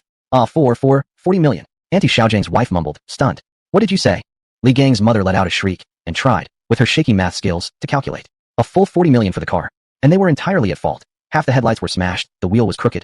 So would the repairs really cost millions? Wouldn't that be most of their savings? Without hesitation, she took off her shoe and slapped her son beside her, shouting, You spendthrift brat. Why didn't you stop your mother, letting her fall into such a deep pit like this? She screamed, and then pointed a short, thick finger shakily at Chen Mingxian. The car belongs to her. It was her who hit us. It has nothing to do with us. Make her compensate. Lu Yong couldn't help but laugh. a laugh mixed with irritation and amusement. Chun Mingxian suddenly bowed her head, a tear sliding down from the corner of her eye. Some bystanders could no longer bear watching either. You're bullying one young girl with your whole family. Do you even feel ashamed? Earlier, weren't you talking so tough? Isn't your family from common stock? Ma'am, why don't you tell us what kind of household registration you have? Hearing the crowd's angry accusations, Li Gang's mother began to feel a bit guilty, but her sorrow over the money was greater. With that million, how many decent brides could they have bought?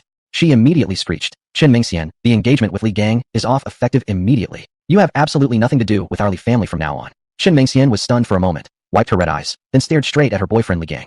Li Gang, don't you have anything to say? Li Gang avoided her gaze entirely, turned his head downward like an ostrich hiding its head in the sand. I really must have been blind. Chun Mingxian laughed bitterly. Her relationship with Li Gang hadn't even lasted as long as the aftermath of this accident. How truly blind she had been to fall for this man. Lu Yong was getting really tired of this farce. He simply walked up to Chun Mingxian, extended his hand, and said, Give me your car keys. Chapter 13 The Class Reunion Invitation. Chun Mingxian was a bit confused. Why would he need her car key? To use the car as collateral for a debt? But her car had run quite a few miles already. It was probably worth no more than a tire. Her mind was in a mess, but she still handed the car key to Lu Yong. Lu Yong took the key and walked to the car door, waving his hand as if swatting a fly. Excuse me, auntie, can you move aside a bit? You. Just as Li Gang's mother was about to lose her temper, she thought again. This man could drive a car worth over 40 million, clearly someone far beyond her capability to offend. Grumbling, she moved aside. Li Gang got into the car and started the engine. After backing up a distance, he suddenly slammed on the accelerator and rammed straight into the intact half of the Bugatti. Bang! The previously undamaged headlight of the Bugatti shattered completely. He turned off the engine and got out. Lu Yong tossed the key back to Chun Mingxian with a smile. I've been annoyed by that headlight for a while. Thank you for smashing it for me. Now it's balanced, much better looking. Chun Mingxian caught the key, feeling a bit flustered. Haha, brother, well done. Sir, you're so impressive. Can I have your WeChat? Upon hearing Lu Yong's words, the onlookers began to cheer and joke around. From a street corner, sirens blared. Apparently, someone had reported the accident to the police. After inspecting the scene and confirming that neither party intended to pursue further action, the matter was quickly resolved. Lu Yong made a call to arrange for a tow truck to pick up the car for repairs. Talk about going from joy to sorrow. The car had barely been with me for a day. Once the issue was smoothly resolved, Li Gang's family sheepishly approached Chun Mingxian. Without the slightest interest in watching the aftermath, Lu Yong quietly left the scene. Not having walked far, just as he turned into an alleyway, hurried footsteps came from behind. Sir, wait a second. A panting voice called out. Lu Yong turned around and saw Chun Mingxian jogging toward him. Is there something else? Lu Yong asked with a smile. Chun Mingxian suddenly bowed deeply and handed him a business card. Sir, I will take full responsibility for damaging your car. I'll compensate for it entirely. No need for that. Lu Yong waved his hand, intending to decline. But this woman stood there with a bowed posture, clearly implying that she wouldn't straighten up unless he accepted.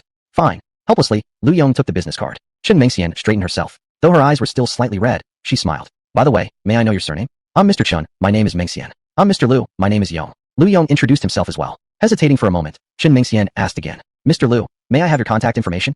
It's not like I have any ulterior motives. If you don't call me first, I won't have any way to contact you, which means I won't be able to make the compensation. Her voice dropped lower and lower. Lu Yong found himself amused. Haha, sure. Lu Yong patted his pockets, realizing he had no business cards, so he asked, Do you have a pen or something? I do. Chun Mingxian nodded eagerly, quickly pulling out a fountain pen and handing it to Lu Yong. How about some paper? No, sorry. Chun Mingxian checked her pockets and shook her head. An awkward silence settled. Nervously, she began rummaging through her belongings. Suddenly, Lu Yong thought to himself how this woman seemed almost endearingly silly. He simply grabbed her hand and rolled up her sleeve, revealing a fair, smooth forearm. Lu Yong wrote his phone number directly onto Chun Mingxian's arm. This is my number. So then, hope to meet again. Again, see you, Mr. Lu. They bid each other farewell. Chun Mingxian watched Lu Yong's back disappear into the distance until she could see him no longer. At the roadside, Lu Yong prepared to hail a taxi. Thinking for a moment, he dialed Chui Wen's number. Lu Yong, Chui Wen, I crashed the car today. I might have to pick you up later tonight. Chui Wen, you're really something. It hasn't even been 12 hours yet, and the car is already gone. Lu Yong could only let out a nervous laugh. Chui Wen, as long as you're okay, it's fine. You don't need to come get me. Anyway, I was planning to stay at your sister's tonight. I saw a lot of really nice clothes today. Once clothes came into the conversation, Chui Wen suddenly got enthusiastic. A torrent of technical jargon followed, leaving Lu Yong feeling dizzy and confused. You sister is calling me. I'll hang up now. Take care of dinner yourself. Once Chui Wen ended the call, Lu Yong realized that she had talked nonstop for an entire hour. So terrifying. After hailing a taxi home, Lu Yong took a nap, only to be awakened by the phone vibrating. He checked the screen. It was a mass text message. Classmates from Senior 3, Grade 5, it's been years since we last met. Since many of you are now in Shanghai, why don't we all find a time to reunite? At 8 p.m. tonight, I've reserved 2 banquet tables at Shiwei Xian Grand Restaurant. Please everyone, come and join us. Lu Yong checked the sender's name, Li Wu, the class monitor back in high school, an especially flashy guy who loved organizing all sorts of classmate gatherings, even crashing parties from other classes. Lu Yong had never really liked this guy, but considering Chui Wen wouldn't be coming home tonight and wouldn't be back until morning, and that he'd be alone at home anyway, he had to eat dinner, and he had been planning to try Shiwei Xian anyway. Might as well attend the reunion.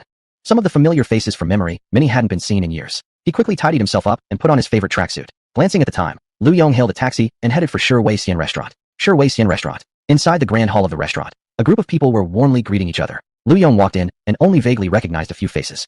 Well, isn't this Lu Yong? Rare to see you here. An old classmate waved enthusiastically. Yeah, long time no see. Lu Yong smiled and greeted the group, walking over. After chatting for a while, a young and beautiful receptionist came over with a smile. Everyone, this way please.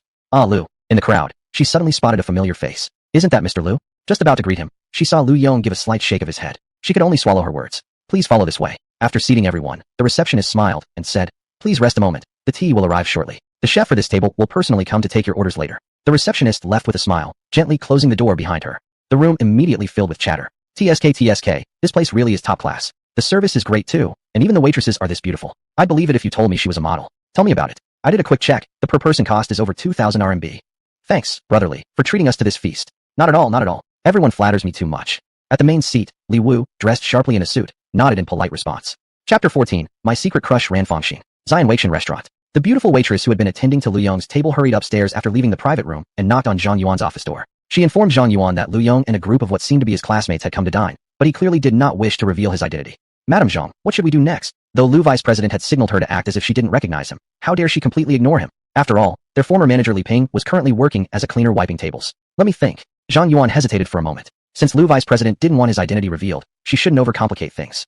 This required a careful balancing act. How about this? When they order food later, make up a reasonable excuse and give them a 20% discount. Yes, Madam Zhang. The waitress received the order and ran downstairs quickly. Inside the private room, everyone had already begun selecting dishes. Everyone, feel free to order whatever you want. Don't hold back for my sake. Though Li Wu said that out loud, looking at the prices on the menu made him cringe inwardly. But immediately, he reassured himself that it was all worth it. As he thought of this, he stole a glance at a few attractive female classmates at the table, finally resting his gaze on a graceful, refined beauty. Who would have thought Ran Fangxin would also show up? He must not look weak in front of the ladies. Knock knock knock. A brief knock on the door, then the beautiful waitress peeked her head in carefully. Sorry to interrupt, everyone. Today happens to be Zion Weiqin's special event to thank new and returning customers. You all have been selected as our honored guests, so everything you order today will be 20% off. 20% off? That's awesome. Upon hearing what the waitress said, Li Wu replied happily, instantly feeling like he had just recovered some losses. Thank you so much, pretty lady. I'll treat you to dinner sometime. Li Wu smiled and called out, my pleasure. In that case, I won't interrupt your meal any further. The waitress politely replied. After all, they were classmates of Lu Yong's, and she certainly didn't want to unnecessarily offend them, so she simply agreed for now.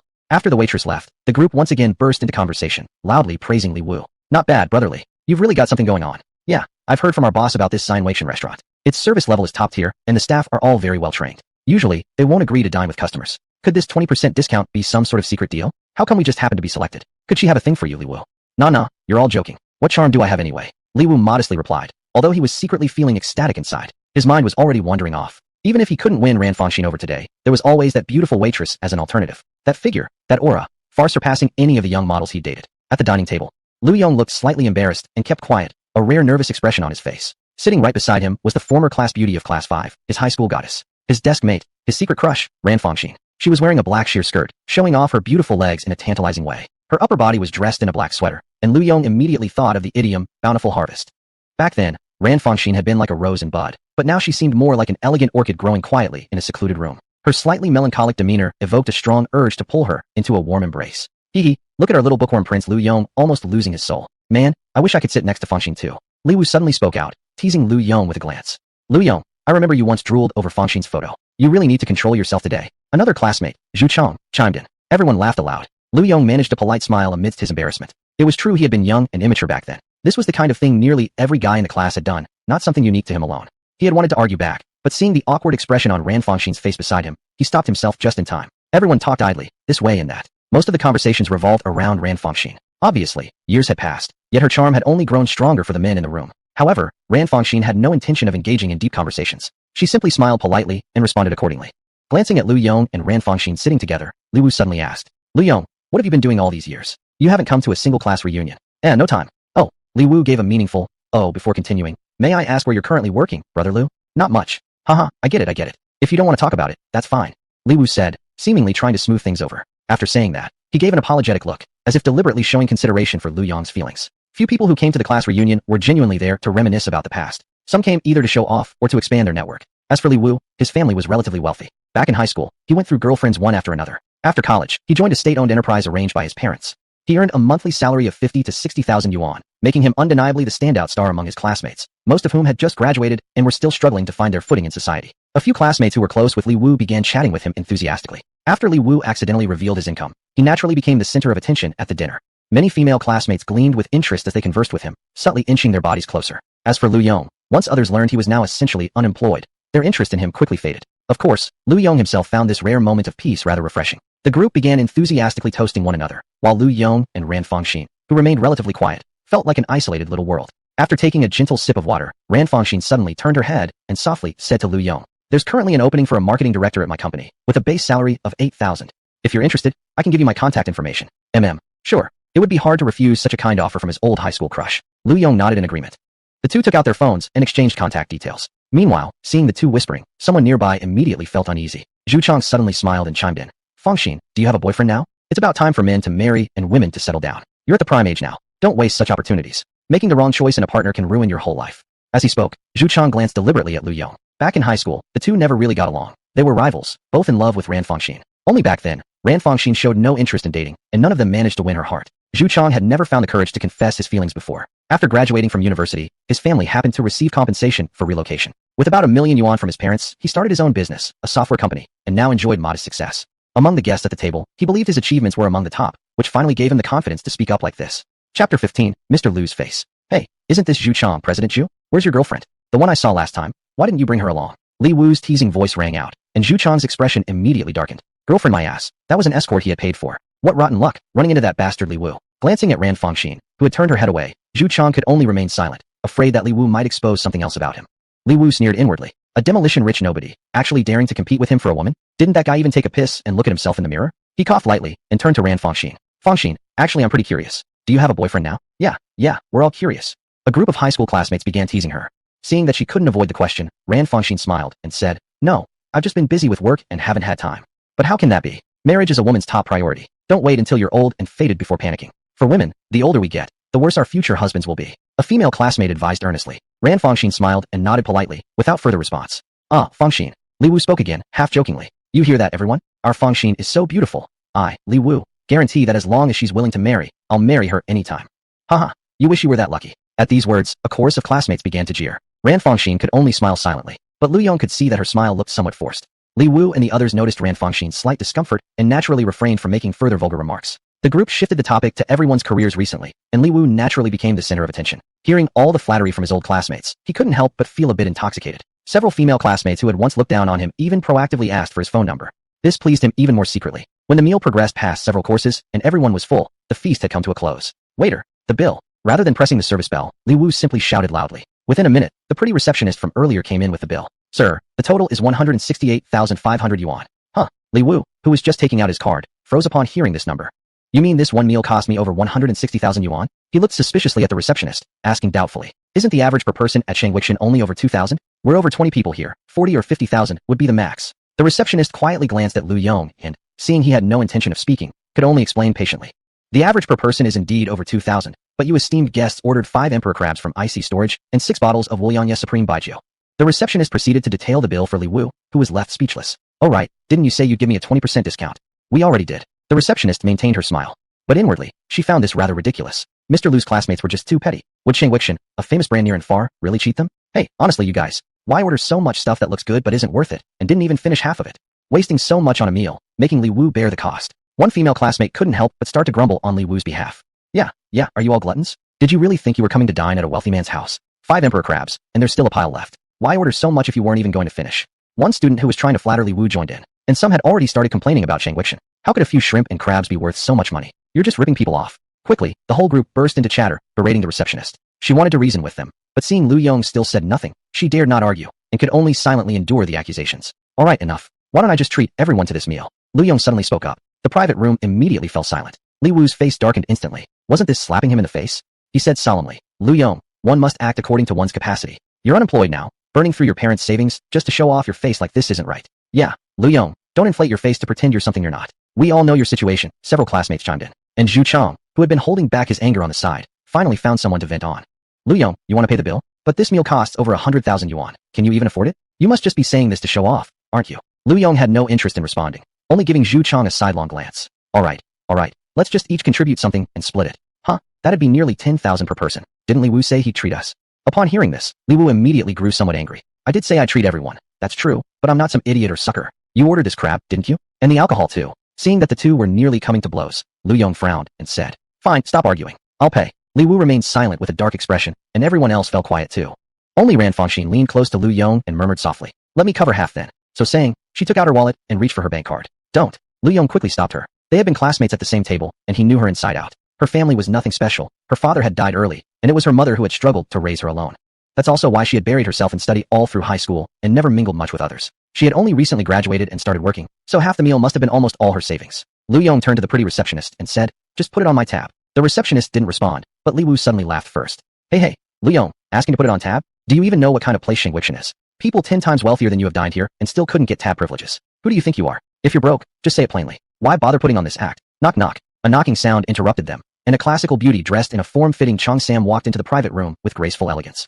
Since Lu Yong was dining here, Shangwixian staff had been closely watching this table. As soon as noise arose, someone had immediately informed Zhang Yuan. Zhang Yuan smiled politely and asked, "I'm the manager of Shangwixian. Did something happen during your meal to cause dissatisfaction?"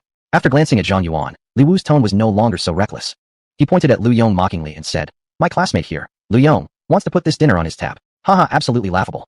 Li Wu kept laughing as he spoke, but suddenly choked mid-sentence, his expression turning as pale as if he'd seen a ghost. For the dignified manager smiled again and said, "If Mr. Lu says he wishes to put it on his tab, naturally, there is no problem." Chapter 16, Two people getting drunk at a stranger's pub. The private room suddenly fell silent. A group of high school classmates stared at Lu Yong in surprise. Could it be that this guy was actually the deepest hidden gem among them? No way, right? Everyone was half believing, half doubting. A few students wanted to chat with Lu Yong, but recalling their previous attitudes, they could only manage a few awkward laughs. After paying the bill, the group walked to the hotel entrance to call for cars. Li Wu was at the back, clenching his teeth in anger. He thought Lu Yong's silence was intentional, part of a plan. He had let him embarrass himself on purpose. It was still early, just past 10 o'clock. Suddenly, one of the classmates suggested, "It's still early now. Going back this early would be so boring. Why don't we go to a KTV to sing a couple of songs?" Great idea. Many others immediately agreed. Li Wu, who had just lost face moments ago, instantly became energetic. He could make up for his embarrassment this time. "I'll pass." Lu Yong, who always avoided singing, said with a polite smile. Truthfully, his hoarse voice was like noise pollution. "Don't do that, Lu Yong. What's wrong? You're doing so well now. So you look down on us, your old classmates." "Yeah, exactly." A few students chimed in. After being flattered with these compliments, Lu Yong could only agree. The group waited on the roadside for cars. Soon enough, Li Wu arrived in front of the restaurant in his BMW. He glanced at Lu Yong, who was standing outside, and sneered. "Mr. Lu, why are you waiting for a taxi here? Such a big shot without even a private ride." "Nope, it's at the repair shop." Lu Yong replied with a half smile. Seeing that Lu Yong didn't want to respond, Li Wu naturally didn't want to make himself look foolish. His main target wasn't Lu Yong anyway. He waved his hand and turned to Ran Fangxin, who was standing next to Lu Yong. "Fangxin, the taxi will be crowded. Ride with me, and I'll give you a lift first." No thanks. I'll go with Lu Yong by taxi." Ran Fangxin smiled and declined his offer. Li Wu ground his teeth in anger but couldn't show it outright. After inviting a few other female classmates, he hit the gas hard and drove off furiously. Classmates took taxis in small groups until only Lu Yong and Ran Fangxin remained. A taxi slowly pulled up in front of them. "You go first." Lu Yong smiled and opened the car door for her. She nodded gratefully. They both sat in the back seat of the taxi. The driver asked, "Where to, lovebirds?" "To." Lu Yong was about to speak when Ran Fangxin suddenly tugged at his sleeve. "KTV is too noisy. I'm not really into it. Got time? I know a little pub with a good atmosphere. Want to grab a drink together?" Ran Fangxin asked, looking at Lu Yong with her large eyes. Lu Yong had never wanted to go to the KTV in the first place, so naturally, he was all for the idea. Smiling, Lu Yong said, "Sure, but you're buying." "No problem." Ran Fangxin also smiled, waving her small hand generously. "Driver, to Lurin pub." The taxi drove into the night. Back in the general manager's office on the third floor of Shangwixian, Zhang Yuan, who had secretly been watching Lu Yong, couldn't help but feel confused. Isn't the boss already in a relationship? What's going on? Instantly, multiple thoughts raced through Zhang Yuan's mind. 20 minutes later, the taxi stopped in front of a small alley. A wooden sign hung under the dim light, reading Lurin pub. Ran Fangxin led Lu Yong into the pub, clearly familiar with the place, and headed directly upstairs. She had obviously been here often. They sat down in a quiet private corner on the second floor. Ran Fangxin picked up the menu and ordered a bottle of tequila first. Earlier at Shangwixian, they hadn't drunk much, so they were both still sober. After finishing their first round, Ran Fangxin smiled and asked, "Lu Yong, do you have a girlfriend now?" "I do," Lu Yong replied. Hearing this, Ran Fangxin clearly hesitated, clearly not expecting this answer. She quickly masked her expression, slapped Lu Yong's shoulder playfully, and teased, "Not bad, kid. I remember back in high school, you were skinny, short, and dark. No one wanted you. I even said you'd be single your whole life. Haha, girls change a lot after growing up. Even though I'm a guy, I can change too. Yeah, things change." Ran Fangxin suddenly sighed, refilling her glass again. They clinked glasses again. "What about you? Unlike me, you were so pretty in high school, and still are so beautiful. Why are you still single?" Lu Yong asked curiously. Ran Fangxin rolled her eyes and retorted, "You're asking the wrong question. Ever heard of talking nicely?" Lu Yong laughed out loud. "Well, how about this? Do you like me?" Ran Fangxin suddenly asked, leaving Lu Yong momentarily stunned. "Didn't they just mention it earlier?" she asked, referring to his past misdeed. "You used my photo, well, to do bad things. So back then did you like me?" Faced with this embarrassing memory, Lu Yong could only down another glass of alcohol to calm himself. He didn't deny it and nodded. "Of course I liked you. Then why didn't you try to pursue me back then? You already said it yourself. I was dark, skinny, and short back then. Plus, almost all the boys in our class were chasing after you. I didn't think I stood a chance. But you should have tried," Ran Fangxin said. Their eyes met briefly, then quickly looked away. An awkward silence fell between them. By the way, what have you been up to lately? Lu Yong broke the silence by asking.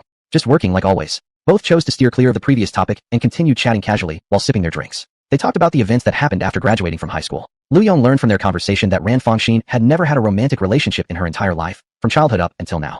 This fact amused Lu Yong greatly for a while. Unknowingly, night deepened. The pub owner came upstairs to inform them. Sorry, two of you. We're closing the pub now. Already? That fast? Several empty bottles were scattered across the table. With drunken eyes, Ran Fongxin mumbled sleepily. She was clearly already drunk. You two are a couple, right? The owner smiled. Great. We actually have a special offer for couples. If you take a photo together and post it on the love wall, you can get a 10% discount. We're not. Lu Yong was about to explain, but Ran Fongxin suddenly reached out and covered his mouth with her hand. She smiled at the owner and said, Sure. Without hesitation, she went around the table, sat down next to Lu Yong, and whispered, I know you already have a girlfriend, but it's just one photo. That's not too much to ask, is it? Lu Yong nodded slightly, feeling a strange emotion rise within him. You two should move a bit closer, a little closer. Alright, cheese. Click. The camera flash lit up the room, ejecting a photo immediately. The pub owner grabbed the photo and stuck it directly onto a freshly painted wall. There weren't many pictures on the wall, so he placed this one right in the middle. It wasn't just because the girl was pretty and the guy was not bad looking either. More importantly, the pair in the photo looked particularly shy, just like high school sweethearts. Chapter 17. Misunderstandings not worth clarifying. Lu Yong supported Ran Fongxin as they walked out of the tavern. The two stood at the roadside trying to hail a taxi. It was already 2 a.m., and the night wind was bitterly cold. Lu Yong took off his coat and wrapped it around Ran Fongxin. Ran Fongxin was clearly drunk. Most of the drinking tonight had been self-inflicted. She leaned against Lu Yong's shoulder, and neither of them spoke. There were very few cars on the road at this hour. When Lu finally managed to stop a taxi and struggled to help Ran into the car, he realized her intoxication had fully kicked in. She was completely passed out. The driver glanced at the two through the rearview mirror and sighed inwardly. Young people these days really do enjoy their wild nights. Back when he was Lu Yong's age, he'd been quite the heartthrob on the prowl too, flirting without ever getting tied down. After a brief wave of nostalgia, he turned around and asked, Where to, folks? Lu Yong gently patted Ran Fongxin, but she couldn't even speak clearly anymore. He had no idea where she lived. Should he book a hotel room? Or take her home? After some thought, he chose the latter. After all, he had no ill intentions. A home was definitely more comfortable than a hotel. Driver, head to Chiefing Court. Chiefing Court. The driver hesitated briefly, recalling, and then asked surprisedly, Bro, I've driven around there before. There's no hotel nearby. I live there. The driver was momentarily stunned. So this must be one of those cases where appearances can be deceiving. He stepped on the gas and drove off with them. 20 minutes later, the taxi stopped in front of Chiefing Court's main gate. Lu Yong greeted the security guard. My partner and I are both a little drunk. Would you mind letting us drive in? You're a property owner here, Mr. Lu. No problem at all. The main gate slowly opened. The driver drove through, deliberately slowing down, not for safety reasons. It was because this was his first time entering such an upscale villa community. He wanted to take in the sights. Unfortunately, it was dark, so he couldn't see the entire view. He stopped at villa number 5. Lu Yong carried Ran Fongxin out of the car and entered the villa. Ugh. As soon as they got in, Ran Fongxin bent over his shoulder and threw up. All over both of them. Lu Yong could only helplessly carry her to the sofa first, then went upstairs to fetch a set of pajamas. Fongxin, I need to be clear. I'm not taking advantage of you. I'm just changing your clothes. While saying that, Lu Yong started to take off Ran's sweater. A flash of soft whiteness almost spilled out, completely capturing Lu Yong's attention. Form is emptiness. Emptiness is form. Lu turned his head and began chanting as he continued undressing Ran Fongxin's skirt. After taking off all the soiled clothes, he helped her into the pajamas. During the process, there was unavoidably some physical contact, but Lu Yong used every ounce of willpower to keep himself in check. After finishing dressing Ran, Lu Yong found himself drenched in sweat, feeling as if he had just finished heavy manual labor. He carried Ran upstairs, tucked her into bed, and was about to leave when she mumbled, Water. I want some water. Lu poured a glass of water and gently helped her drink. Just as he put the glass down, Ran suddenly grabbed his hand and wouldn't let go. Still mumbling drunkenly, Lu Yong, don't leave. Stay here with me. A surge of heat rose in Lu Yong's chest. His eyes unconsciously dropped to the soft white skin of Ran Fongxin that peeked out from under the covers. Even her faint scent seemed particularly distinct. Although he struggled internally, Lu Yong gently pulled his hand away from hers. Go to sleep. Have sweet dreams. He gently stroked her hair and whispered goodnight. He quietly left the room, switched off the lights, and gently closed the door. His footsteps gradually faded away. Meanwhile, Ran Fongxin, lying on the bed, suddenly opened her eyes, staring at the empty room. Lu Yong, you fool. You were foolish back then, and still are now. After returning to his room and taking a shower, Lu Yong checked in for the day. Daily login reward received. 1 Lamborghini Sesto Elemento. The Lamborghini Sesto Elemento? The so-called king of sports cars? Perfect. His car had just been wrecked recently, so this new car would be a perfect replacement. The next morning, Ran Fongxin woke up early, took a shower, and stood by the living room window overlooking the garden outside. Lu Yong yawned as he came downstairs, still drowsy. You're up? Uh-huh. They exchanged a slightly awkward greeting. Both felt a little uneasy about last night. Lu Yong, you sure know how to hide things. You've been fooling me for such a long time. So you were a rich guy all along. Hee hee. Lu Yong chuckled dryly, not sure how to respond. TSK. Back in high school you even snatched candy from me. I still remember that clearly. Ran Fongxin raised one eyebrow while saying this, making Lu even more embarrassed. She quietly examined Lu Yong's expression. Thinking back to the past, this silly guy? She had always known that Lu Yong liked her. She had been waiting for him to confess all along, but there were no more buts. Now he already had a girlfriend. And yesterday, she had been so forward, yet Lu Yong remained completely unaffected. That showed how much he loved his girlfriend. No more small talk. I have to go to work now. I'm going to be late. Let's hang out and have a drink sometime soon. Ran Fangxin checked the time and said with a smile, "No problem. It's hard to get a taxi in the morning, I'll drive you." Lu Yong grinned and raised the car keys in his hand. "That's great. I'll get to ride in a rich guy's car for once." They walked together to the garage. Seeing the uniquely styled black sports car, Ran Fangxin felt a clearer understanding of Lu Yong's wealth. "Get in." Lu Yong pulled open the car door and waved. Looking at Lu Yong's face, Ran Fangxin suddenly felt a bit dazed. Truly, a man like this should have been hers. She got into the car, fastened the seatbelt. The engine roared as the car sped out of Chiefing Court. Woohoo! Ran Fangxin stretched her hand out the window, laughing happily like a child. The powerful-looking black, Venom, sports car soon drew many curious glances when it stopped in front of Ran Fangxin's company building. Ran Fangxin opened the car door and stepped out, her heart pounding helplessly from all the whispers around. "Hey, isn't that Ran Fangxin?" "No way. That explains why she ignores everyone trying to date her at the office. Her boyfriend's super rich." Hearing the murmurs around her, her face immediately flushed red. "Jiao." Lu Yong waved his hand. Yilu Sunfeng." Ran Fangxin smiled and waved goodbye to Lu Yong. The black sports car quickly disappeared around the corner. Several co-workers familiar with Ran Fangxin walked over. "Fangxin, is that your boyfriend? Wow, this car's so cool. I wish I could ride in one too." "Fangxin, you little secret keeper. You keep telling us you're single all the time. Totally friend-zoned us." "Nayo." Ran Fangxin shot back, embarrassed. But for some unknown reason, she couldn't bring herself to say out loud, "Lu Yong isn't my boyfriend." For some reason, she couldn't understand. She felt no desire to clear up this misunderstanding at all. Chapter 18, Sun and the Icelandic Fishing Ground. Returning home, Lu Yong took a nap and woke up in the afternoon. Feeling the time was right, Lu Yong drove his new car to Manhwa Villa to pick up Choi Won. Speeding through traffic, Lu Yong quickly arrived at Manhwa Villa. "Anyone home?" He knocked on the door but received no answer, so he pushed it open and walked in. It was indeed a paradise of women's dreams. Everywhere he looked, there were delicate and beautiful clothes. No wonder Choi Won never wants to leave. Muttering to himself, Lu Yong headed upstairs. The wooden staircase emitted a faint fragrance, refreshing his senses and calming his restless heart. The second floor had curtains drawn, the lighting dim, illuminated only by several candle wicks, casting a yellow glow in the room. It was highly mysterious. Looking around, Lu Yong noticed a somewhat familiar figure near the dressing table. She wore a white long dress, very similar to the one Choi Won had worn on her birthday. "Hee. Making you forget all about home. Let me scare you a little, huh?" Lu Yong approached stealthily, like a thief. He found an angle where the mirror wouldn't reflect him and drew closer. Suddenly, Lu Yong jumped out and wrapped his arms around Choi Won's waist. "Ah!" A short, sharp scream echoed, and a faint fragrance filled the air. "Hey, Choi Won, did you gain some weight? You've gotten fatter," Lu Yong said jokingly, pinching her waist gently. Cough. The woman in his arms slowly turned around, and then revealed a face that shocked Lu Yong. "Yuyan." Lu Yong immediately loosened his hands awkwardly, stepping back a step. Yuyan gave Lu Yong a glance, her face slightly red. Just then, footsteps climbed up the stairs. Choi Won greeted from the staircase. "Hey, Lu Yong, what are you doing here? Is Yujie here too? What secret are you two whispering about?" "Nothing." Yuyan smiled calmly and answered, "We're just chatting." Lu Yong is very curious about what you've been doing at Manhwa Villa. While speaking, Yuyan blinked and whispered to Lu Yong. "This little misunderstanding. Don't tell Choi Won. I'll keep your secret. I don't want you two young lovers to get into an argument." "Huh?" Lu Yong chuckled dryly. The two walked toward where Choi Won was. "If you haven't eaten, let's go have dinner together first. I know a good little place nearby." At a nice little restaurant, the three of them had dinner. Choi Won was excitedly talking to Lu Yong about everything she'd learned. Lu Yong was listening half asleep, yet still needed to maintain his attention. Otherwise, he would face an even more terrifying mental torment. After dinner, Lu Yong stretched his arms and said to Choi Won, "Well, let's just go home after eating. Feels like I'm really tired today." But to his surprise, Choi Won shook her head with a mischievous grin. She walked over and took Yuyan's hand, apologizing gently. "Sorry, Lu Yong. Yesterday Yujie and I designed a new outfit, and now is a crucial moment. I won't go home today." "Huh?" Lu Yong was stunned instantly. He had resisted himself so hard in front of Ran Fangxin yesterday precisely for this night. But if the woman he liked wanted to chase her dream, he should support her. In the end, Lu Yong conceded. "Okay, just don't forget home." I probably won't go back tomorrow either." "Then tomorrow?" "Tomorrow might still be difficult." Eventually, Lu Yong fell silent. He had to accept a cruel reality. For the next week, Choi Won probably wouldn't return home. "Sorry, once I finish this busy period, I'll properly make it up to you." Choi Won apologized. Lu Yong replied with a cold tone. "Fine." They came together to the restaurant, but now split into separate directions upon leaving. Lu Yong drove around the suburbs for a while, easing some of his frustration before driving home. When he got home, the time had passed midnight. Lu Yong claimed his daily sign-in reward. Daily login achieved. Gained a fishing ground located in Iceland. An Icelandic fishing ground. Now everything's available. "Hey, isn't this just perfect?" Lu Yong's eyes brightened. He was just struggling to explain to his parents about his large and untraceable fortune. This fishing ground was exactly the solution he needed. His parents worked in the fishing industry. His father, Lu Hai, was a man who sought adventure on the sea, youthfully voyaging across the world's oceans.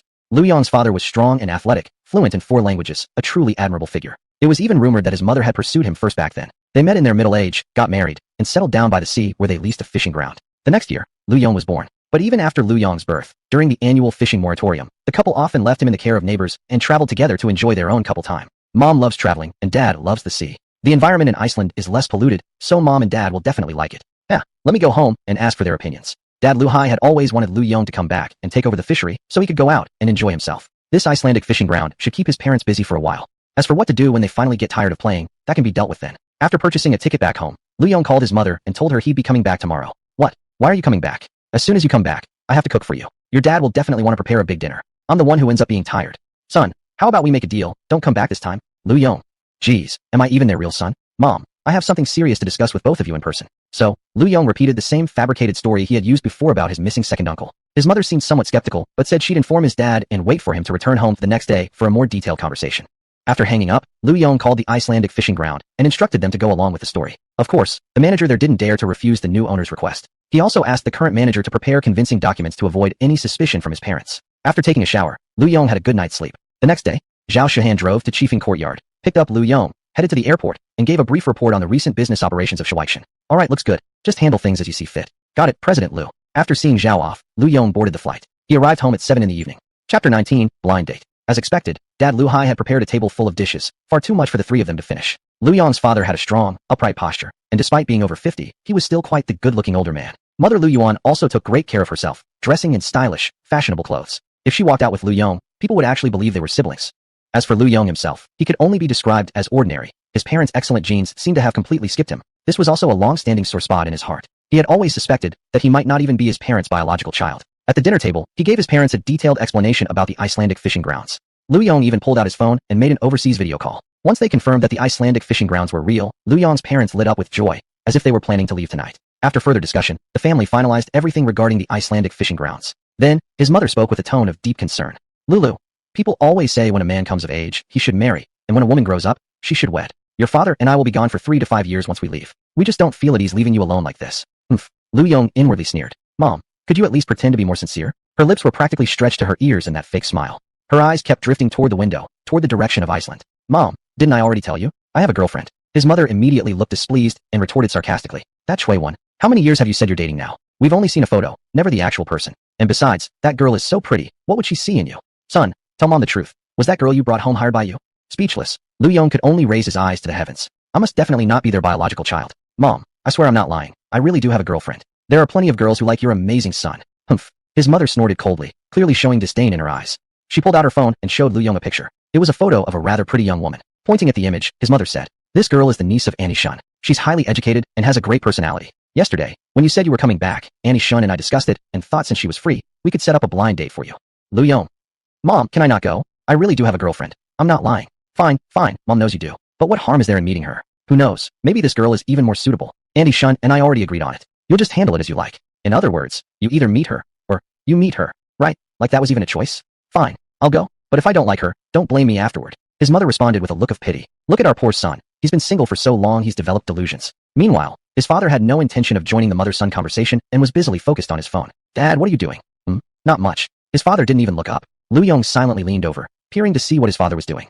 He originally thought his father might be chatting with some old flame, but upon seeing the screen, he was immediately stunned into silence. His father had just spent a huge sum buying a plane ticket to Iceland, scheduled for tomorrow. After purchasing the ticket, he smoothly opened an international shopping platform, searched for several Icelandic local stores, and began ordering all sorts of random items. Lu Yong felt yet another blow to his heart. Once again, he seriously doubted whether he was truly his parents' biological child. After clearing the dining table and washing the dishes, his parents showed no interest in chatting with Lu Yong at all. They held hands and sat on the couch, enthusiastically researching travel guides for Iceland. Lu Yong felt an immense sense of discomfort. All the arguments he had carefully prepared were now useless. The next day, in front of a Starbucks, Lu Yong finally met the person from the blind date. She had smooth, ink-black hair that fell past her shoulders, a tall and slender figure, dressed in a tight, gray mini-skirt, wearing silver-rimmed glasses, and displaying an enviable set of long legs. Cold and stunning, she was the perfect ice queen.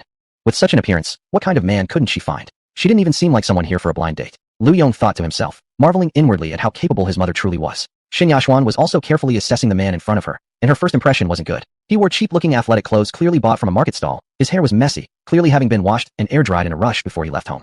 After observing for quite a while, she couldn't find a single item of clothing that looked even slightly expensive. Everything on him combined probably didn't cost over 1,000 yuan. Shin Yashuan seriously wanted to turn around and walk away. She felt like this was a total waste of time. But this blind date had been arranged by her aunt, and the mother of this man was good friends with her aunt. She couldn't just leave immediately like this. She decided to be upfront and tell him clearly, to make him back off. Each deep in their own thoughts, the two of them walked upstairs together. As soon as they sat down, the waiter brought 2 cups of coffee, and Shin Yashuan spoke first. Mr. Lu, hello. My name is Shin Yashuan. I'm 25 years old, 175 centimeters tall. I have a PhD in financial management from Emperor Capital University, and I currently earn 150,000 yuan per month. I've never been in a romantic relationship before.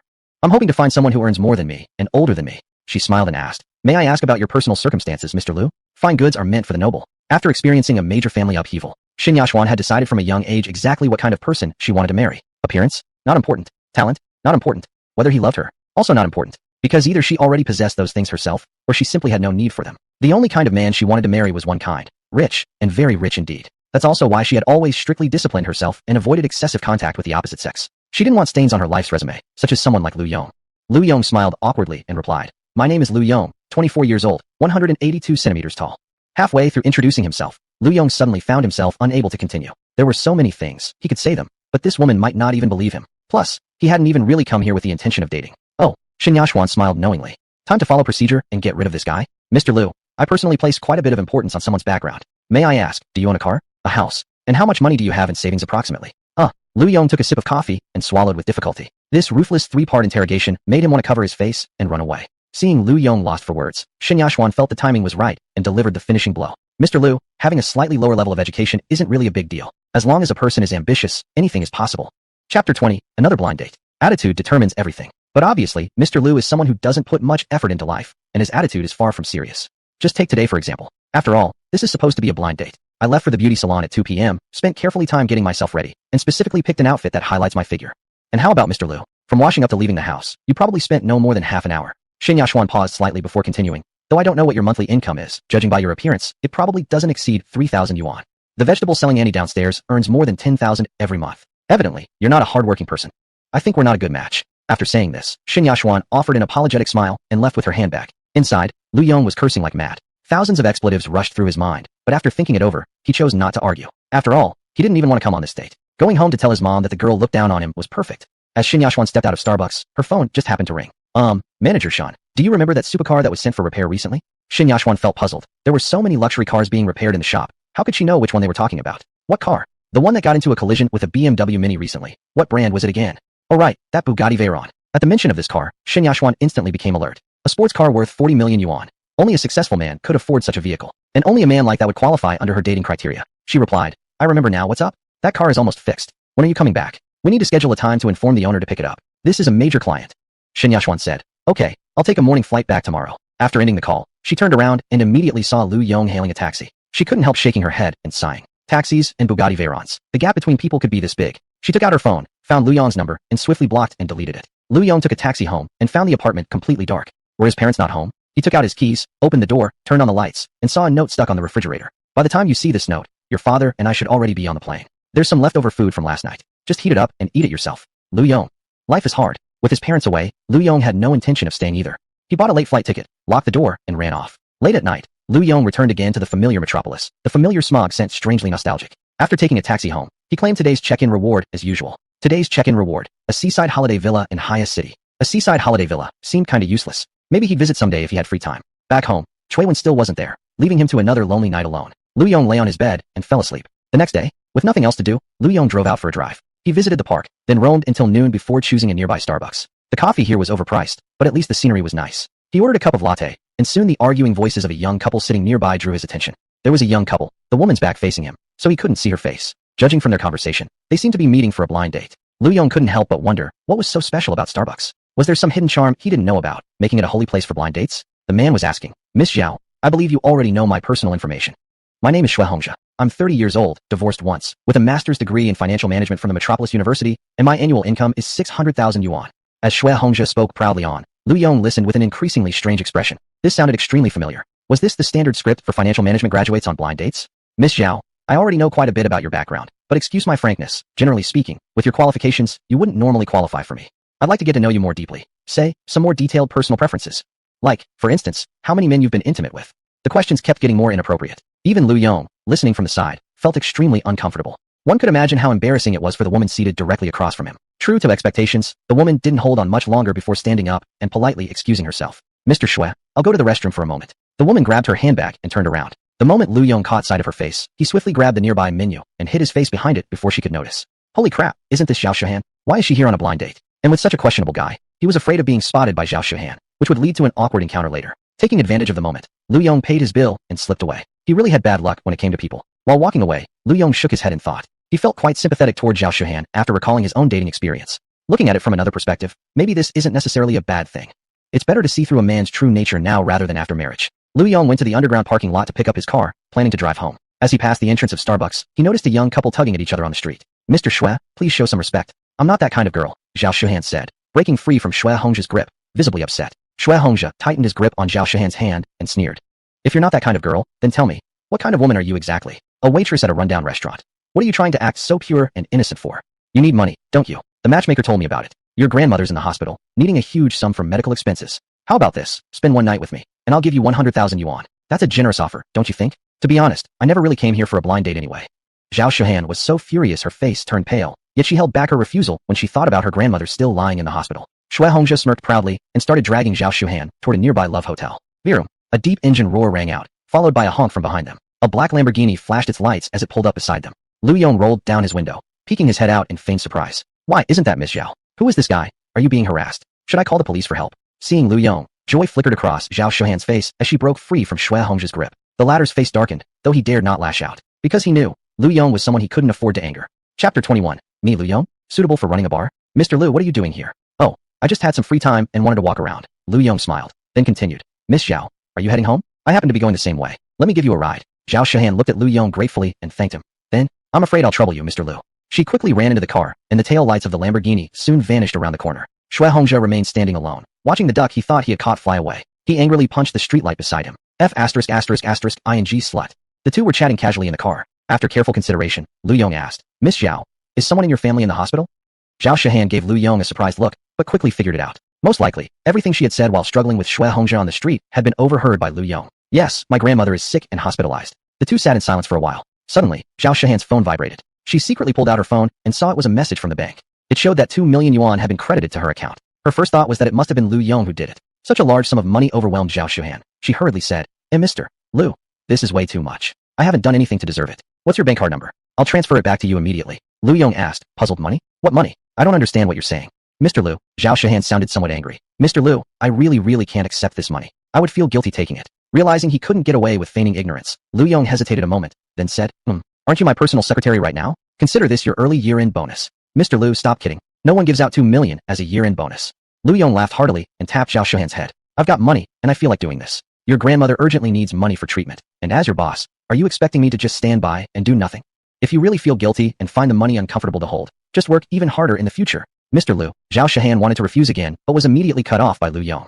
If you think I'm such a cold-hearted person, here's my account number. You can transfer the money back to me right away. Hearing Lu Yong getting somewhat angry, Zhao Shihan didn't dare say anything more and softly replied, Thank you, Mr. Lu. I will pay you back. Pay me back slowly. After all, I'm the one who pays your salary. Work for me like an indentured servant to repay the debt. Zhao Shihan lowered her head, softly replied with a barely audible and blushed as red as an apple. For some reason, her heart felt warm. Miss Zhao, have you had dinner yet? Why don't we eat together? No need, Mr. Lu. I'm not hungry. Growling. Zhao Shihan hadn't even finished her sentence when her growling stomach betrayed her. Lu Yong burst into laughter, making the car veer erratically. That's not what your stomach is saying. Coincidentally, I haven't eaten either. Let's grab a bite together. Oh, and let's be more casual with each other. Don't keep calling me Mr. Lu from now on. I'm probably older than you, so just call me Brother Lu. No, I still have to call you Mr. Lu during work hours, Zhao Shihan softly muttered while keeping her head down.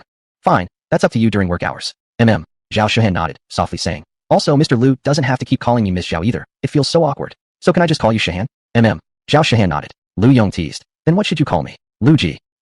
Lu Yong burst into laughter at the sound of Brother Lu. Suddenly gaining a younger sister gave him a refreshing, cheerful feeling. But then a chill ran down his spine. He suddenly remembered, the word, younger sister, wasn't associated with pleasant memories for him. He pushed the image of that little demon from his mind. Lu Yong stepped hard on the gas and pulled up at a barbecue stall by the riverside. Grabbing Zhao Shihan along, he sat down at the barbecue stall, ordered a pile of grilled food and a bottle of beer. After opening a bottle and pouring a glass each, Lu Yong took a hearty gulp, delightfully declaring, grilled food with beer, friendship lasts forever. The two kept eating and drinking. Zhao Shihan, normally introverted, after several glasses of beer, had flushed cheeks and gradually became talkative. That bastard Xue Hongjia thinks too highly of himself. You should have seen him, Brother Lu. When I sat with him at Starbucks earlier, I wanted to slap him with my shoe sole. Disgusting. A scumbag. Die. Zhao Shihan kept venting while downing a whole glass of beer in one gulp. Lu Yong smiled awkwardly, thinking to himself, I was watching the whole thing, and there might even be some details I know better than you. But he was determined not to let Zhao Shihan find out, because he had heard every single word when Xue Hongjia was asking those awkwardly private questions. The two kept eating and chatting, and now Lu Yong also started to pour out his own complaints. He talked about his own blind date disaster, meeting a second-rate girl, a female PhD student, who acted so arrogant and stuck up like she was someone important. While telling the story, Lu Yong even mimicked her mannerisms, striking a feminine pose with his pinky finger extended, using a falsetto voice to say, Mr. Lu, I think you're just a lazy person. His vivid impression sent Zhao Shihan into a fit of laughter, almost doubling over. They talked about everything under the sun, and Lu Yong came to understand a lot about Zhao Shihan's background. She was born in a small rural village. Her mother got pregnant while working away from home, and upon hearing the news, her father fled overnight. Her mother returned home with child, enduring endless cold stares and mockery from the villagers. Her grandfather, furious, angrily beat her mother and disowned her, shouting that he no longer had such a disobedient daughter. To this day, they have never reconciled. Only Zhao Shuhan's grandmother took care of the mother and daughter. During her mother's postpartum period, her grandmother even secretly stewed the family's old hen. Surprisingly, her grandfather didn't get angry about it. Zhao Shuhan was clearly somewhat drunk, and as she talked, tears started streaming down her face. Lu Yong helped her into the car, and secretly wondered, could it be that your older brother actually has potential to be a confidant, maybe suitable for running a bar? How come every girl who drinks with me ends up getting smashed? He helped Zhao Shuhan fasten her seatbelt, and entered her address into the navigation system. Thinking to himself, your older brother is truly brilliant for having memorized your address in advance. Otherwise, bringing one drunken girl back home would be too much. A beautiful scene that even dares not to be imagined. Zhao Shuhan lived in a reasonably nice single apartment complex. She had 2 female roommates. This finally gave Lu Yong a great sense of relief. At least he wouldn't have to help this young lady to bed tonight. Chapter 22. It's really annoying to have someone with the same name. After settling Zhao Shuhan properly, Lu Yong drove away under the watchful eyes of her 2 roommates. Oh my god, is that Shuhan's boyfriend? Didn't she say she was going on a blind date today? Is this the guy she was meeting? Please, I've seen the guy's photo. He's a creepy middle-aged man. This guy is totally different. Okay. Zhao Shuhan's roommate felt speechless. To say this guy is just average looking, don't you think there's still a gap between him and being truly handsome?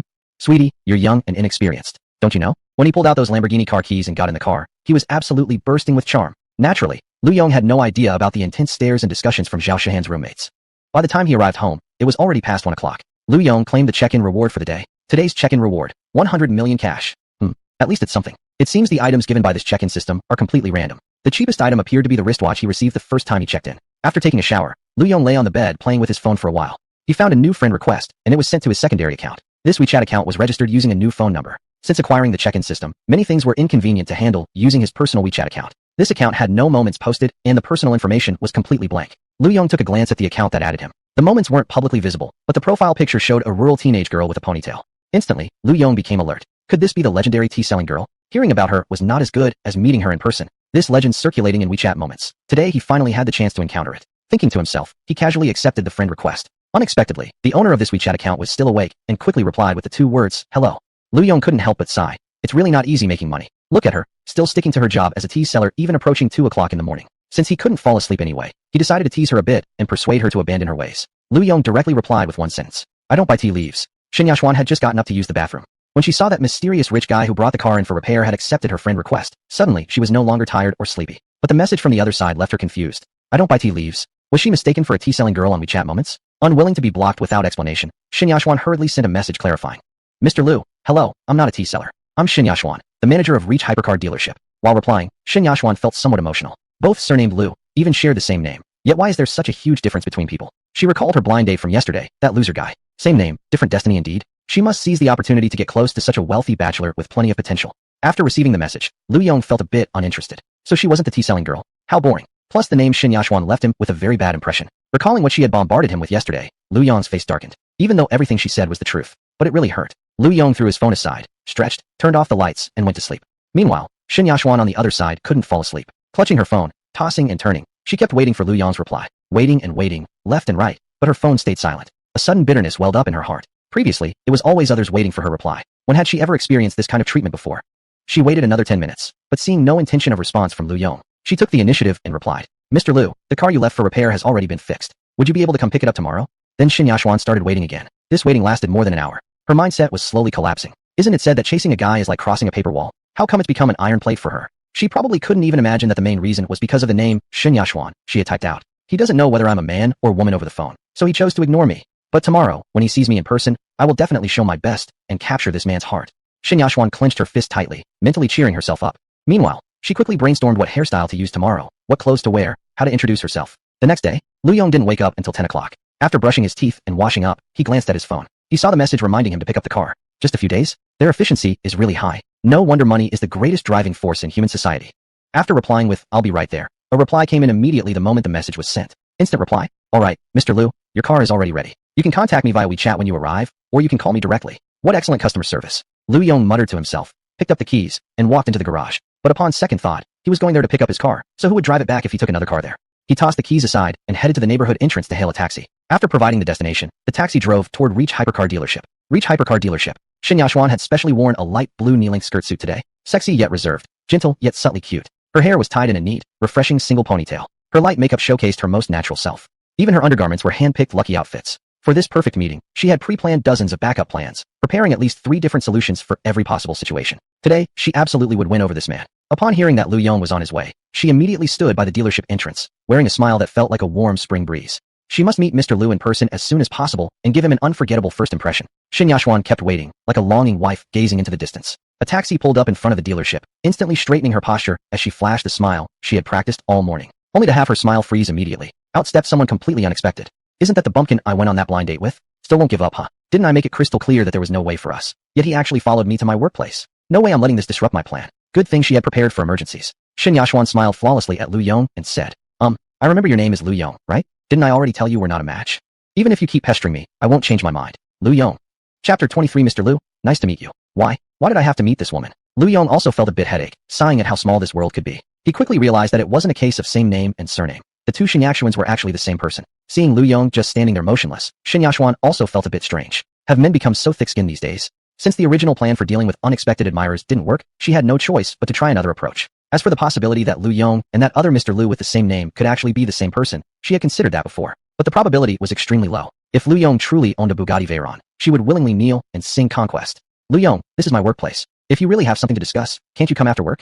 When one strategy failed, Yashwan immediately adopted a delaying tactic. She was imagining the reason why Yong would come find her. She had blocked his number, so naturally he couldn't reach her, which left him no choice but to come in person. Although she appreciated this effort, still, she and Yong were simply not compatible. Yong also felt a bit overwhelmed. Of course, he had no idea that in the brief moment since they met, Yashwan had already imagined an entire TV drama in her mind. He was currently thinking about only one thing. If he revealed his identity now, Yashwan would be furious and report him to her aunt, who would then inform Liu's mom.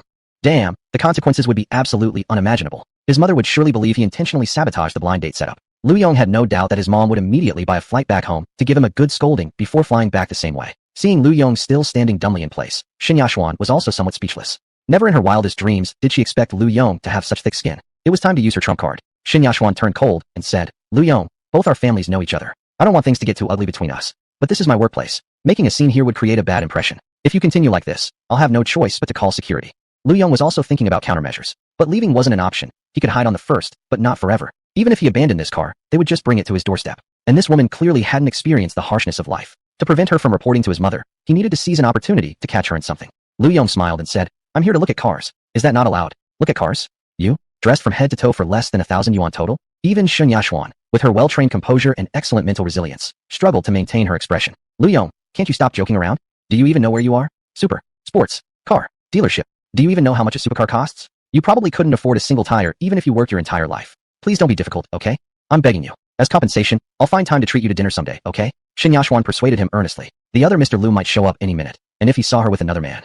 Oh my god, the thought was simply too terrifying to imagine. After hearing Yashwan's words, Yong suddenly had a spark of inspiration.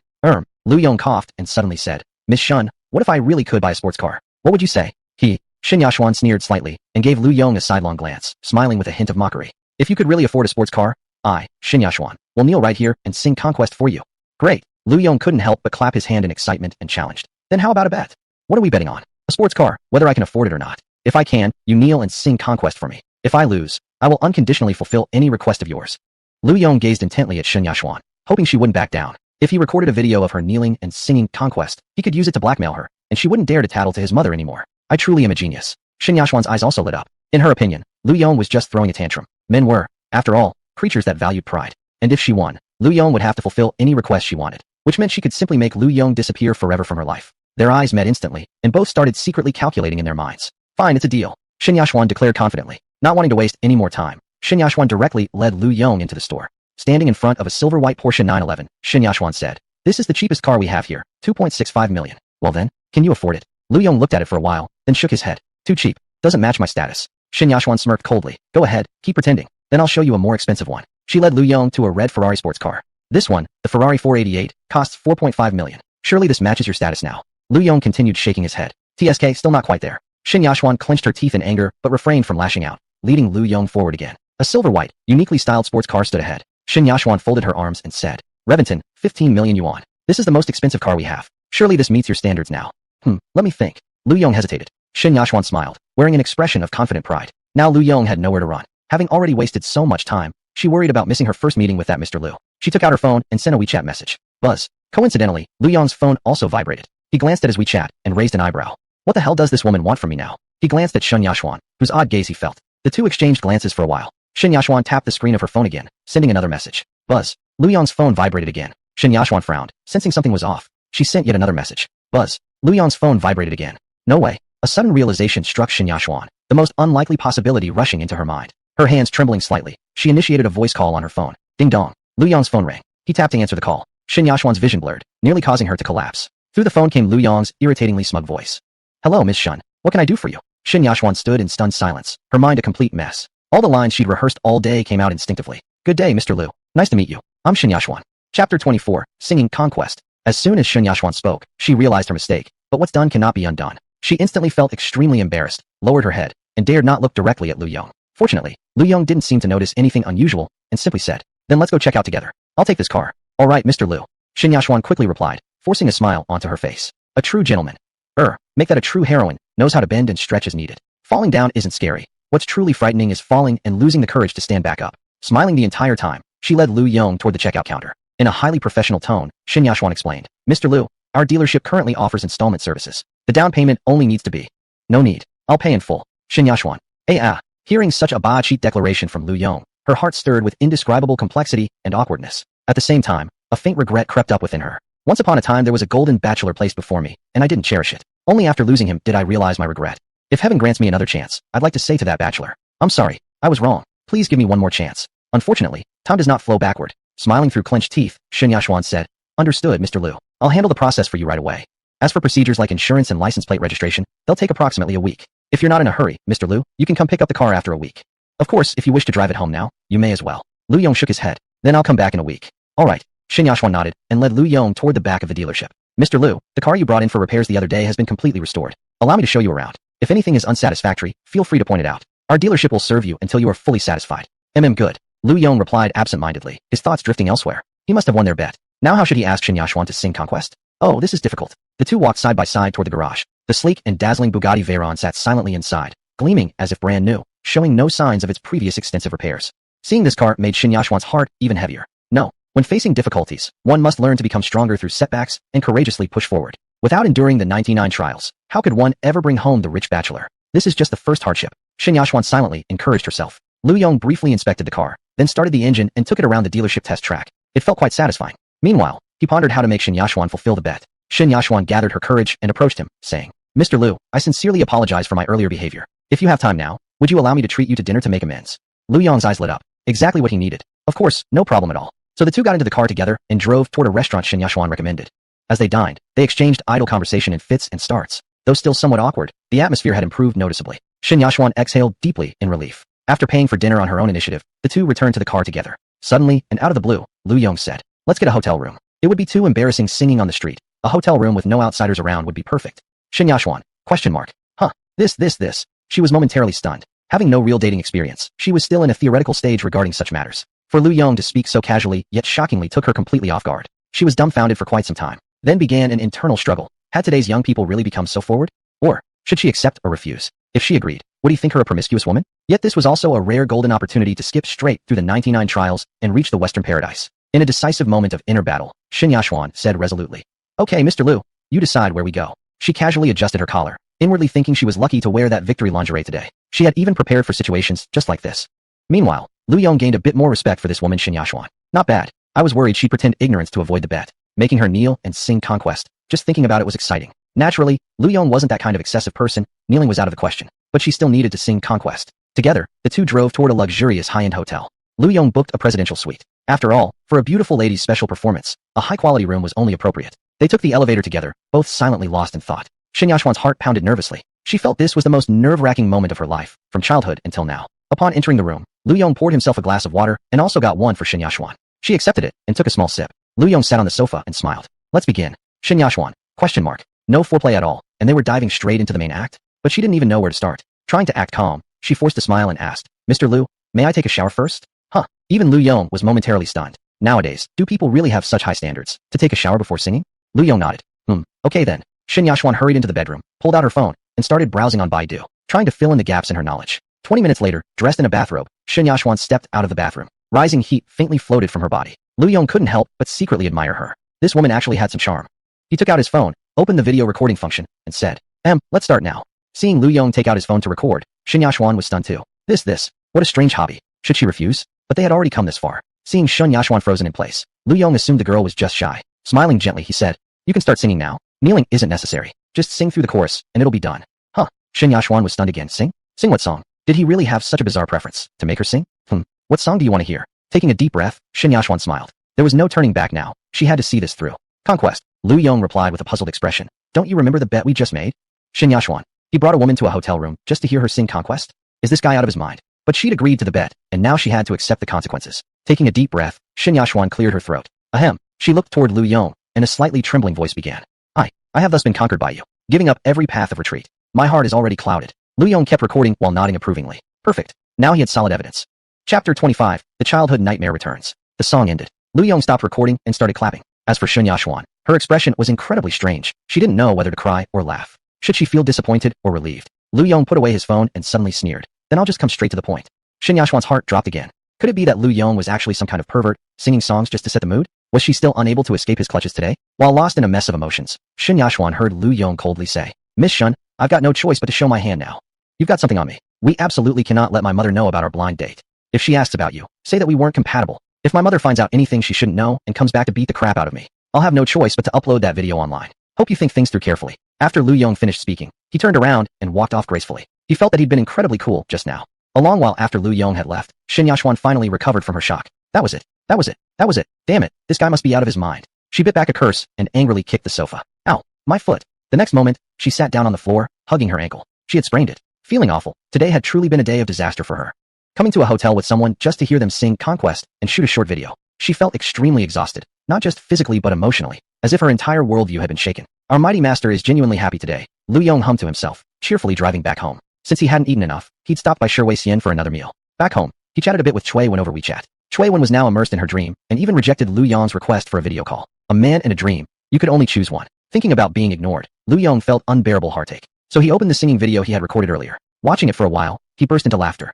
Ding dong. While he was still laughing happily, his phone rang. It was a video call request from Mom Lu. Without any apparent reason, Lu Yong felt a chill run down his spine. Sure enough, Mom Lu delivered a huge piece of bad news. Hey, Lu Yong, Ichu is coming to Shanghai in a few days, and she has nowhere to stay. Be sure to accommodate her. I've already sent my phone number to her. She'll contact you tomorrow. That's it.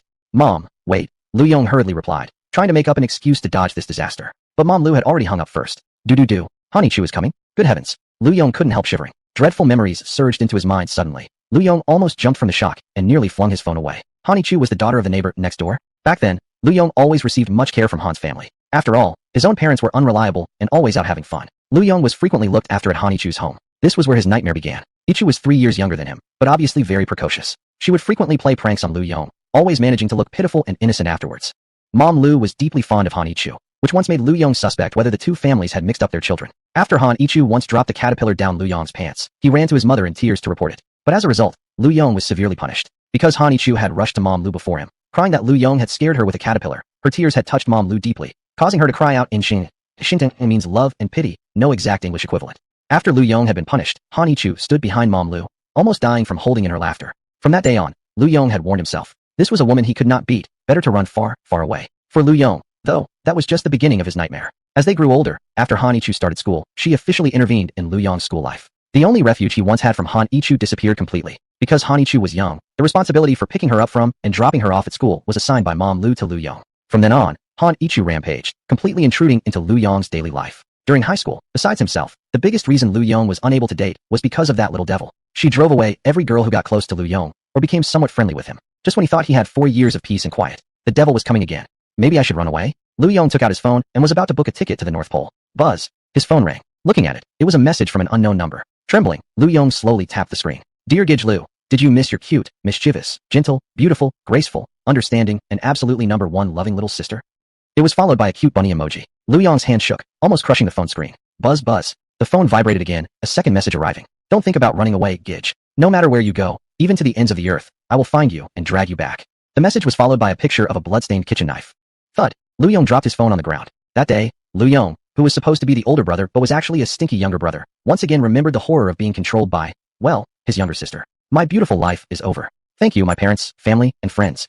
My youth has come to an end. Wah. Lu Yong couldn't help but think. Was this the cycle of cause and effect? Was justice truly so merciless? He had just forced someone else to sing Conquest today. Now it was about to happen to him. Buzz buzz. The phone vibrated again, another message arriving. Remember to make a cute sign for picking me up tomorrow. It should say welcoming my absolutely most adorable little sister Hanichu. Don't forget it all. Manhwa, *3, epsilon asterisk. Who the hell would make that? Lu Yong angrily threw the phone onto the sofa. The next day, Lu Yong got up early and casually collected today's reward. Daily check-in complete. Received a luxury yacht. He specially changed into a new outfit. Determined like a man heading to his doom, Lu Yong got into the car, took a deep breath, and prepared to drive to the airport. He glanced at the sign on the passenger seat. Good. Cute. No issues with the words. Starting the engine, Lu Yong drove toward the airport surrounded by a heavy, tragic aura. At the airport corridor, Lu Yong waved a cute sign, drawing all kinds of strange looks and whispers from passersby. Wow, ha ha ha, look at this guy. Ha ha ha ha. Did you see the words on his sign? Welcoming my most adorable little sister? He's probably a sister complex. Possibly, but I think he's more likely a pervert. What man uses a pink sign? Chapter 26. A plan forms in Hanichu's mind. Listening to the murmurs around him, Lu Yong remained unmoved, his heart calm and composed. How could a true changer care about such gossip and rumors? Your Shu eyes are simply too shallow. Lu Gij. Suddenly, a lovely, playful, cheerful voice rang out. A girl wearing a pink t-shirt and a bunny hat came running out of the airport corridor. Wow, this girl is so cute.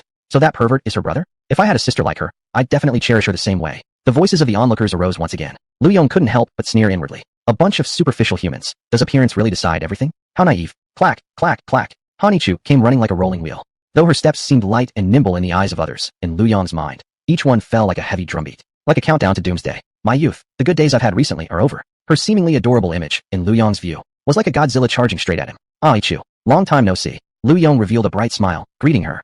People always act this way. When you can't resist, you might as well close your eyes and enjoy. He glanced at the group of nosy bystanders. You stupid humans, have you learned yet? Lu Gij, we haven't seen each other in 9,175 hours, 32 minutes, and 6 seconds. I missed you so much. Hanichu jumped straight into Lu Yong's arms and hugged him tightly like a teddy bear. Yes, I missed you too. The two embraced warmly. In the eyes of others, they looked like a sweet and adorable brother and sister. But then, the scene became slightly weird. Mwah, let's kiss. Hanichu grabbed Lu Yong's hair and moved in for a kiss. Lu Yong immediately put his hand against her forehead and struggled to say, don't fool around. What are you trying to do in public? Can't do it in public? Then can we do it when we're alone? Ah, how shy, Lu Gij. After not seeing each other for so long, why are you suddenly so bold? I'll be bold your ass. Lu Yong pushed her head away forcefully and broke free. Meanwhile, the spectators' expressions became even more bizarre. Could it be German orthopedics? Feeling everyone's gazes, Hanichu raised her eyebrow and angrily said, what are you staring at? We're not even real siblings. Immediately switching expressions, she hooked her arm through Lu Yong's again. Lu Gij, let's go home. I heard from Annie Lu that you recently came into some money. I can eat out lavishly. Alright, hee. Lu Yong chuckled dryly and agreed. But suddenly, Hanichu stopped in her tracks. Her eyes locked straight onto the airport greeting sign Lu Yong had been holding. What's wrong? It's missing. Missing what? The word best. Lu Yong. Lu Gij, you've changed. Tell me, have you fallen for another girl? Lu Yong. He looked up to the sky, his heart in turmoil. After struggling a bit, he accepted his fate and said, Ichu, you're right. I have a girlfriend now. Resigned to his fate, Lu Yong closed his eyes tightly, preparing for the storm that was to follow. But nothing happened. Hanichu simply uttered a soft, without making any other dramatic move. Lu Yong heaved a long sigh of relief. Unknown to him, Hanichu was secretly thinking, Lu Gij is just so vain that he'd even lie like that. They got into the car and drove back to Chiefing Courtyard. Hanichu was chatting excitedly in the car, seemingly quite cheerful. Lu Yong exhaled in relief, thinking to himself that he probably had barely survived this ordeal. Back home, Hanichu said she wanted fried chicken, so they ordered takeout for dinner. Then she mentioned craving ice cream. Lu Yong naturally agreed. It's so hot. On the sofa, Hanichu stretched lazily. Then, quite boldly, she took off her t-shirt, now wearing only a sports bra. She wore thin boxer shorts on the bottom, dressed very lightly. Meanwhile, she licked the ice cream with her tongue and cast a mischievous smile at Lu Yong. Intentional. That girl is definitely doing this on purpose. There's a plot. Lu Yong focused on keeping his eyes and mind still, pretending not to notice. An eerie scene then unfolded. Wherever Lu Yong went, Han Ichu followed, even deliberately pretending to accidentally brush against him. How could a healthy, normal young man endure this? And so he fled in panic. He darted up the stairs in one swift motion, slammed the door shut, and locked it from the inside. Finally escaped her clutches. Lu Yong let out a long breath, collapsing onto the bed. As soon as he lay down, his phone began vibrating rapidly. He picked it up and found that Han Ichu had sent him a pile of WeChat messages. When he opened them, he nearly froze in shock. Photos with revealing outfits, one after another. Maid, flight attendant, ancient costume, anime characters. She sent dozens, all in a row. Unable to help himself, Lu Yong scrolled through them all. He stared at the ceiling, feeling a surge of heat rising inside him. Thinking back at the days recently, tears involuntarily rolled down his cheeks. Without Chui-Wan, how many trials had he endured? One by one, smiling faces of younger sisters, long, fair legs drifted across his mind. Lu Yong decided he wouldn't hold back anymore. Today, he would be a man proudly and without shame. He took out his phone, quietly pulling up a short video. TSK. Not even a reaction? Could it be that Lu Ge likes men? Seeing that not even her most treasured collection got a response, Hanichu couldn't help muttering to herself. If one plan failed, she still had another. Like a sneaky thief, Hanichu quietly approached Lu Yong's bedroom. She turned the doorknob and found it locked from the inside. You think this can stop me? Lu Gij, you're too naive. Like magic, Hanichu pulled out a spare key from her pocket and inserted it into the lock. Click. The key turned, and the door slowly opened. Lu gave surprise. Hanichu shouted excitedly as she kicked the door open. Inside, Lu Yong was curled to the side, wearing headphones, one hand gripping his phone, covered with the blanket, bent forward. The sudden opening of the door startled him so badly, he flung his phone straight into the air. He turned his head, looking at Hanichu in horror. Hanichu stared back, equally stunned. She wasn't a little girl anymore. This scene, the meaning was obvious enough. Lu Yong's phone traced an arc through the air and landed directly in Hanichu's direction. Instinctively, Hanichu caught it. Right at the moment, the video was still playing. Hanichu froze briefly. Then suddenly a plan formed in her mind. Chapter 27, a hellish clash between girlfriend and little sister. Wait, it's not what you think. Lu Yong waved his hands while discreetly pulling up his pants from under the blanket. This was undoubtedly the most embarrassing moment of his life. Not even second place. Ishu, let me explain. Ah, you pervert. Hanichu screamed as her fingers flew across Lu Yong's phone screen. Closing out the adult video. Opening up WeChat. Still locked. Perfect. Clicking into their chat window, Hanichu quickly pulled up a picture of herself and threw the phone at Lu Yong. How could you do such a disgusting thing to your cute little sister? I'm definitely telling Aunt Lu. Lu Yong, question mark. He caught the phone in confusion, glancing at the screen. What the heck? Why is it her picture? If mom finds out. Oh no, I'm done for. In an instant, Lu Yong felt his vibrant, colorful life fade. Everything turning a dull, hopeless gray. Ichu, listen to me. It's not like how you think. I don't want to hear it. Don't want to hear it. Don't want to hear it. I'm telling Aunt Lu. I didn't expect you to be this kind of brother. Lu Yong looked toward the sky helplessly. It's really not what you think. Just don't tell mom, and we can talk about anything. Hanichu eyed him suspiciously. Really? Lu Yong nodded. Really? Hanichu reluctantly agreed. Fine, I can keep your secret, but you have to agree to 3 conditions, no questions asked. Lu Yong hesitated slightly. What if this girl made him do something humiliating? This? Hanichu raised her eyebrows, pulled out her phone, unlocked the screen, brought up Aunt Lu's contact, and pretended to dial. No problem, whatever you say goes. Lu Yong replied decisively. What human rights was he even dreaming of? Hadn't he already lost them long ago? Hee, then it's settled. Hanichu put away her phone and cheerfully walked off humming. Lu Yong, however, slowly began to feel something odd. Wait a minute. How did the phone end up on Ichu's picture so conveniently? There's no way the adult video and her picture could be so close together. Also, how did she get a key to my room? Realizing this too late, Lu Yong felt himself already tricked. Unfortunately, now he was like mud stuck to his pants. Before Lu Yong could dwell too long, Hanichu quickly sent a message, asking him to perform the first task. A faint twitch crept up Lu Yong's mouth. In the yard of the villa, beside the swimming pool, the streetlight shined down, illuminating the figure of a graceful teenage girl standing by the pool. Wearing a blue and white striped swimsuit with 2 pigtails, Hanichu was striking poses. Lu Yong, camera in hand, was snapping pictures energetically. Indeed, this was the first task requested by Hanichu. Left and right, Lu Yong worked hard on the job, but as he took more shots, a strange idea formed in his mind. He rather enjoyed this work. Through the lens, Lu Yong noticed that Hanichu looked completely different, more youthful, full of energy, and perhaps even radiating a special kind of feminine charm. Suddenly, he felt a warm sensation in his nose, already having some heatiness in his body these days. Combined with the unexpected interruption and this rather tempting photo shoot scenario, Lu Yong started nosebleeding. Ah, brother Lu, you're bleeding. Hanichu screamed, grabbing a towel and rushing over. She wiped the blood off Lu Yong's nose in a fluster. During this, there was inevitable physical contact, causing Lu Yong's nose to bleed even more. Ichu, you go over there, I'll do it myself. No way, you're bleeding. Oh no, it's bleeding more. What followed became a tug of war. Lu Yong trying to push Hanichu away, and Hanichu refusing to budge. In the struggle, Hanichu ended up sitting directly on Lu Yong's lap. Crash. Suddenly, a sound of shattered glass rang out. Lu Yong and Hanichu both turned their heads. Standing at the other side was Chui Wan, staring at them, her feet surrounded by shattered coffee cup fragments. Lu Yong, you bastard. Chui Wan shouted furiously and ran off. Chui Wan, wait. It's not like how you think. Lu Yong quickly shouted and ran after her. Meanwhile, Hanichu stood there in shock. So, brother Lu actually has a girlfriend. Lu Yong chased Chui Wan all the way to the bedroom. Chui Wan was packing things angrily while holding a suitcase. Lu Yong awkwardly approached. Chui Wan, seriously, it's not what you think. By the way, why are you back so early? Still furious, Chui Wan didn't even turn to face him. What? Am I not allowed to come now?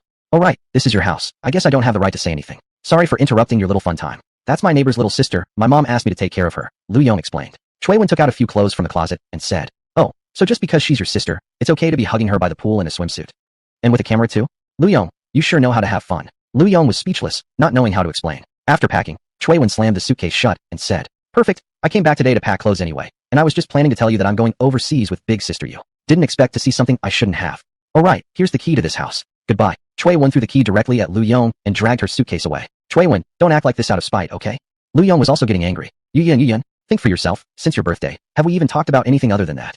Have all our phone calls these days added up to even 10 minutes? You were messing around with Hanichu, sure that was my fault, but did I even do anything really inappropriate?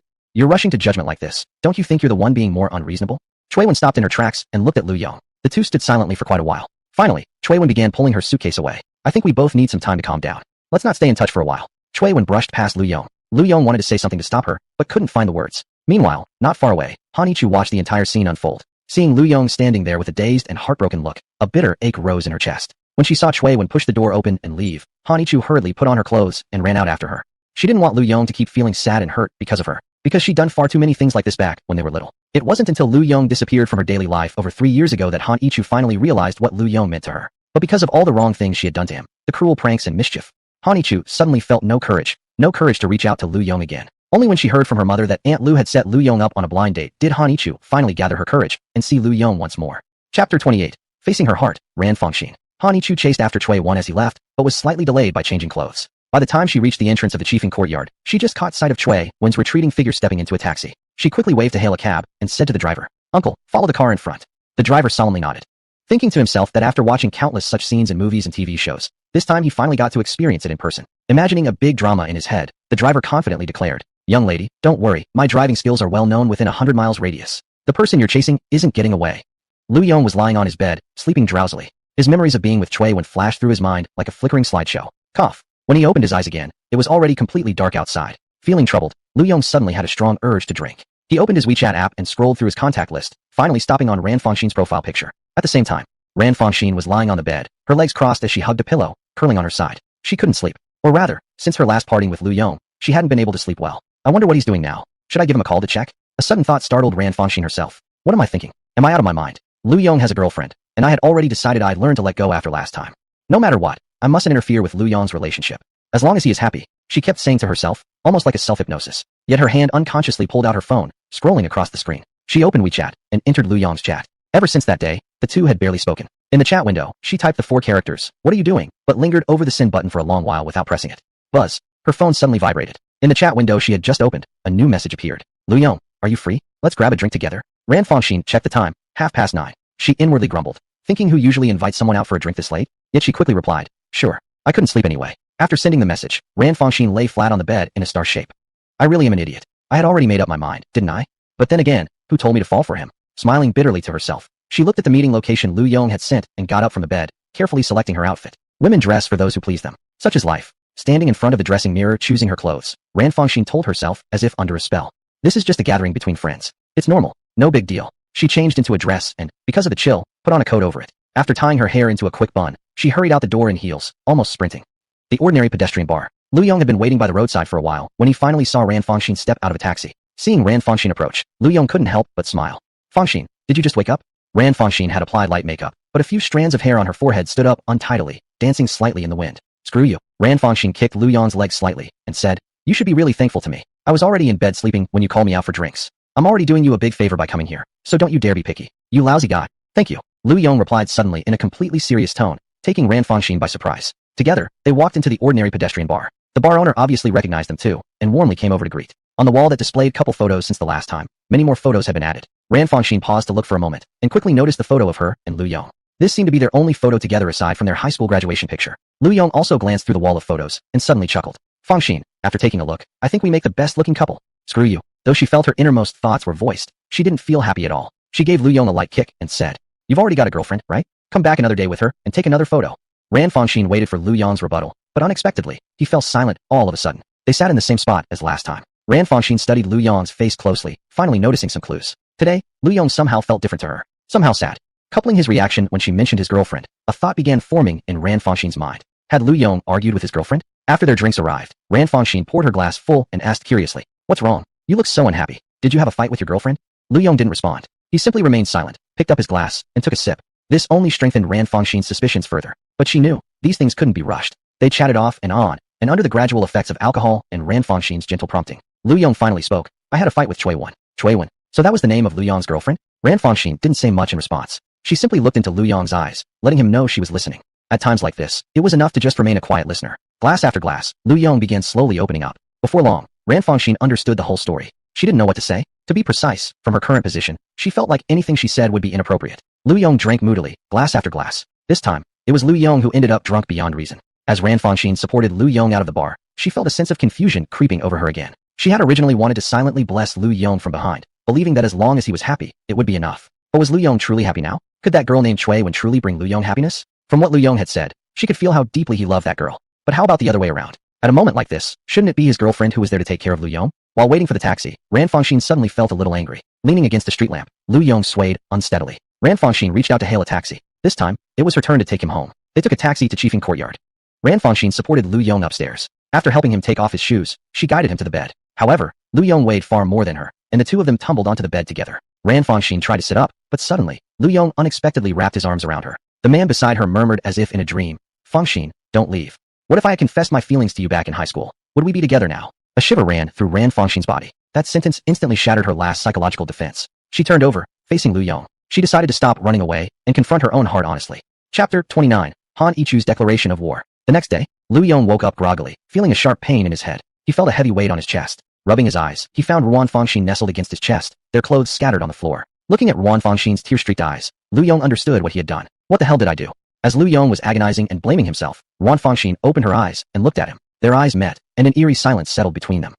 Lu Yong broke the silence. But Fangxin indicated she didn't want to hear anything, covering Lu Yong's mouth with her hand. You don't have to say anything. I don't want to hear it either. We're both adults. No need to take it too seriously. Fangxin smiled and rose from Lu Yong, heading alone to take a shower. Lu Yong didn't know what to do. He slapped himself hard across the face. Listening to the sound of water from the bathroom, Lu Yong's mind drifted, and for a moment, he began experiencing many illusions. He started tidying the bed, but as he pulled the blanket aside, his whole body suddenly froze. On the sheet was a striking crimson stain. Lu Yong was completely stunned. The faces of Cui Wen and Fangxin started flashing alternately before his eyes. He had never felt so conflicted. You say I don't need to take it seriously? But can I really not take it seriously? Lu Yong felt a heavy weight in his heart. After Fangxin finished her shower and dressed up, the two of them walked downstairs together. Lu Yong drove her to work. In the car, after a period of silence, Lu Yong hesitated before speaking. Fangxin. But once again, Fangxin put a finger to Lu Yong's lips. Lu Yong, this is enough. For me, yesterday was a beautiful day. This is enough. I don't want to hear words from your mouth that I don't want to hear. Lu Yong silently nodded. Starting the engine, Lu Yong drove Fangxin to the company. The two didn't speak a word the entire way. As for Lu Yong, his heart was in turmoil, his mind like mush. When they arrived at the office building where Fangxin worked, she got out of the car and waved cheerfully at Lu Yong. Though she appeared magnanimous and cheerful, inexplicably, Lu Yong couldn't help but feel a pang of shame, pain in his heart. Fangxin, are you free tonight? Let's have dinner together. Fangxin was taken aback as well. Standing still for a long time, she finally asked him seriously. Lu Yong, do you know what this sentence means? I do. Lu Yong replied firmly. His answer made Fangxin fall silent again. She had intended to leave their feelings and those beautiful memories behind as something belonging only to last night. But now, Lu Yong, you truly are a cruel man. But then again, who told her to fall for him? Smiling, Fangxin nodded and said, all right, choose the place. I want a big meal. Watching Lu Yong's car disappear into the distance, Fangxin suddenly realized she had already sunk into a quagmire from which there was no escape. She had stepped between two people in love and had become the third party. At this moment, one of Fangxin's colleagues approached and greeted her. Fangxin, your boyfriend brought you to work again? Fangxin smiled and replied, he's not my boyfriend. I'm the third wheel. With those words, she turned and walked off stylishly, leaving several colleagues staring at each other in bewilderment. After saying that, Fangxin felt as though a great burden had lifted from her. Cui Wen, if you can't make Lu Yong happy, then let me do it. She no longer hesitated. She decided to confront her feelings for Lu Yong head on. Driving back home, Lu Yong casually claimed his daily check-in reward. Today's check-in reward, a pendant of eternal heart. Lu Yong took the necklace and looked at it. Its crimson gemstone shone like a flame, intense and moving. For no reason, Lu Yong suddenly thought of Fangxin's face, not Cui Wen's. After getting home and taking some hangover medicine, Lu Yong fell into a deep, restless sleep. At Mingyi Mansion, Cui Wen helplessly looked at the girl in front of her, who looked so serious. You're called Hanichu, right? You wanted to talk to me. What is it you want to discuss? You've been pestering me the whole day since yesterday. On the second floor of Mingyi Mansion, two women of utterly different styles sat facing each other. Yun served them both a cup of black tea and wisely left the room. Seeing Hanichu for the first time, Yun was immediately taken aback, thinking to herself how there were several more outfits she had that had yet to find suitable owners. But upon seeing the clearly incompatible, opposing atmosphere between the two, she suddenly found herself at a loss, unsure how to start the conversation. You're Lu Ji's girlfriend, right? Hanichu asked seriously. Cui Wen hesitated for a moment, but considering that the two had not officially broken up yet, she nodded. Yes. Yesterday was a misunderstanding. Hanichu spoke in a serious tone, explaining everything from beginning to end. It was because I like Lu Ge that I did all these things. Lu Ge is a great person. He hasn't done anything to betray you. Cui Wen took a sip of coffee without responding. In fact, after returning home and calming down yesterday, she had already figured everything out, but for some unknown reason, she hadn't contacted Lu Yong. Was it because she didn't want to admit her own mistake? Cui Wen felt slightly dazed. She began to reflect on herself during this period. She really had been unreasonable. As a girlfriend, she had ignored her boyfriend completely, showing no concern. As a girlfriend, she hadn't considered Lu Yong's feelings at all and had said those hurtful words. Why had it come to this? Before, when they were together, they had never argued. But since the birthday incident, everything had changed. Cui Wen was a person who was proud deep inside. When she was with the old, ordinary Lu Yong, their opinions always revolved around hers. He always thinking about her. But gradually, Cui Wen felt inner shocks. She suddenly started to fear that she wasn't worthy of Lu Yong. So she focused entirely on staying close to Yu Yun, hoping to achieve something and then tell Lu Yong that she was worthy of him, because she was a proud person. Yet unexpectedly, all this had backfired. Maybe it was time to apologize to Lu Yong and have a serious conversation. Yesterday, what she had said was no different from proposing a breakup. I think you and Lu Ge aren't suited for each other. Please break up with him. Hanichu's voice suddenly rang out, snapping Cui Wen out of her thoughts. Cui Wen looked puzzled at the girl before her. Hanichu spoke extremely seriously. I like Lu Ge. I've liked him since childhood. I hope you'll break up with him. You don't even like Lu Ge at all. Cui Wen smiled, looking at the young girl in front of her. Why should my man be handed over to you? Do you really think Lu Yong would like someone who treats him like an older brother? Han Ichu showed no sign of backing down, staring directly into Chui Wen's eyes. I will take Lu Yong away from you. You're welcome to try. Chapter 30. Waiting and staying out all night. Chui Wen felt a little amused, but looking into the young girl's earnest eyes, he found that he couldn't actually smile. He couldn't help but wonder, when had Lu Yong become so attractive? But he quickly realized that Lu Yong had always been this charming. It was just that, most of the time, only he himself had truly noticed. Drifting in thought for a moment, Chui Wen faced Han Ichu squarely and said, since that's the case, why don't we confront Lu Yong face to face? Let's hear directly from him, whether he chooses you or me. Han Ichu hesitated for a moment, clearly somewhat frightened. But soon, she steeled herself and said stubbornly, fine then, who's afraid of whom? I've known Brother Lu longer than you have. After telling Yun about it, the two set off together toward Chiefing Courtyard. Along the way, Han Ichu kept nervously twisting her fingers. Originally calm, Chui Wen caught the anxiety and also began to feel uneasy. Could she actually lose to this little girl? Impossible, right? What was she even thinking? Chui Wen gave a self-mocking smile almost immediately. Having spent so much time with Lu Yong, no one understood him better than him. How could Lu Yong like such a young girl? Immature, naive, pure, and clueless. But as he continued thinking, something about this girl just didn't feel right. Although Han Ichu herself hadn't realized it, everything about her seemed irresistible to man. And to make matters worse, he had just had an argument with Lu Yong yesterday, behaving unreasonably on purpose. And recently, he'd also been neglecting Lu Yong. Suddenly, he wasn't so sure anymore. Mrs., we're here. The driver quickly stopped the car. Luckily, the security guards recognized them and didn't block their way, letting the two enter the compound directly. Standing in front of the door, both paused for a moment. Han Ichu gave Chui Wen a strange look and said, why are you just standing there, sister? Open the door. Chui Wen. He wanted to open it too, but he had given the key to Lu Yong. Embarrassed, he muttered, don't you have a key? I gave mine back to Lu Yong yesterday. Han Ichu also froze. She definitely had the key, but she had left in such a hurry chasing after Chui Wen that she hadn't brought it. Let's see if Lu Yong is home first. He should be back at this hour. Saying this, Chui Wen stepped forward and pressed the doorbell. Once, twice. They rang the bell for 5 whole minutes, yet no one responded. He's not back yet. Chui Wen and Han Ichu exchanged glances, both awkward. Oh right. Suddenly, Han Ichu thought of something. She lifted the doormat and after fumbling around for a while, pulled out a key. Haha, Brother Lu's habits really never change. I knew he must have hidden the key here. Smiling happily, Han Ichu used the key to open the door. Chui Wen followed Han Ichu inside, yet inexplicably felt a tinge of disappointment. He also knew about Lu Yong's habit, but why hadn't he thought of it? Well, I'll give Brother Lu a call first and see where he is. Han Ichu took out her phone and dialed. After just one ring, a robotic voice from the carrier service responded. Sorry, the number you dialed is turned off. Please try again later. Turned off? What should we do now? Han Ichu asked. Chui Wen sat down on the sofa, looking a bit dazed, lost in thought. Let's wait a while. Lu Yong usually doesn't stay out all night. Okay.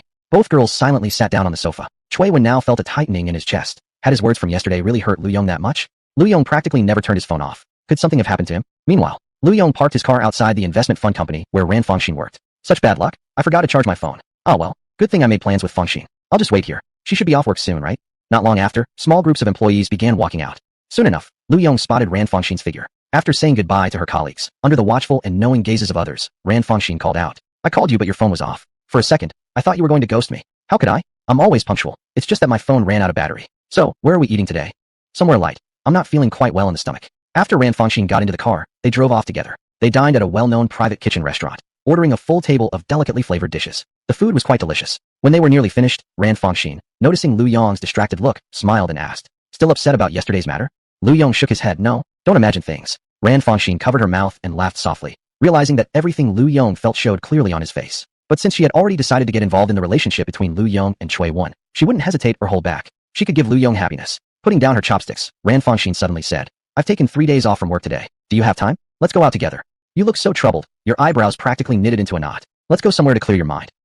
Lu Yong was taken aback for a moment, looking at Ran Fengxin who stared back at him with a smile. Ran Fengxin smiled at him in return. After gazing at each other for a while, Lu Yong felt a warm feeling rise in his heart. Lu Yong nodded and said, okay, where should we go? Maybe a nearby hot spring. Ran Fengxin asked. Lu Yong shook his head and said, I have a better idea. Let's go to Haya City together. He recalled that he had received a seaside villa there which he hadn't used yet. Now was the perfect time to use it. When should we leave? Tomorrow? Ran Fengxin smiled and asked. Since Lu Yong already had a plan, she naturally wouldn't object.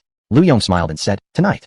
Let's take tonight's flight. That way, we can have an extra day of fun. Haha, great idea. Ran Fengxin happily agreed. Lu Yong immediately bought 2 first-class tickets, and without packing anything, the two of them drove straight to the airport. At exactly 10 o'clock, the two boarded the plane bound for Haya City. Chiefing Courtyard. Chui Wen and Han Ichu sat on the sofa. The table was full of snacks, and a soap opera was playing on TV. The plot involved the male lead falling in love with the second female lead while the female lead stayed alone at home. Then she was found to be suffering from a terminal illness. In short, the drama moved Han Ichu to tears. But Chui Wen's mind had already drifted far away. Why hadn't Lu Yong called yet, even this late? In the past, whenever they had a fight, even if it was Chui Wen's fault, Lu Yong would always apologize first. But now, hours had passed, and he hadn't even replied to a call. This was the first time this had happened. What if something happened to him? Thinking this, Chui Wen set aside his pride and dialed Lu Yong's number again. However, it was still turned off. That night, Lu Yong never returned home. Chapter 31. Arrival in Haya City. Haya City. It was already late at night when Lu Yong and Chui Wen took a taxi to the seaside villa. This place is so beautiful. Ran Fangxin had changed into a tropical-styled swimsuit and stood on the wooden corridor outside the villa, saying. Her swimsuit was a light yellow strapless top, paired with a flowing long skirt made of gauze. They had bought these outfits at a shopping mall earlier. Since they weren't sure what they would need, they had purchased a jumble of items in a bit of a frenzy. It really is quite beautiful, Lu Yong said with a smile, walking over to stand beside Ran Fangxin. He was only wearing loose shorts. The climate here was extremely warm, and even at night, there was no chill at all. A huge moon floated above the sea. The water sparkled under its glow, as though silver flakes had been scattered across the waves. They embraced under the moonlight. All unhappiness, discomfort, and stress seemed to vanish completely in that moment. The next day, the pair went out to explore. Their first stop was a village of an ethnic minority group. They wore traditional clothes and danced joyfully around a bonfire. Ran Fangxin laughed like a little child. After the bonfire party ended, Ran Fangxin grabbed Lu Yong's hand and led him toward a special activity. Let's try this together. What do you think? She playfully asked, fluttering her sparkling eyes. Lu Yong followed her gaze. The activity turned out to be a reenactment of the ethnic group's traditional wedding ceremony.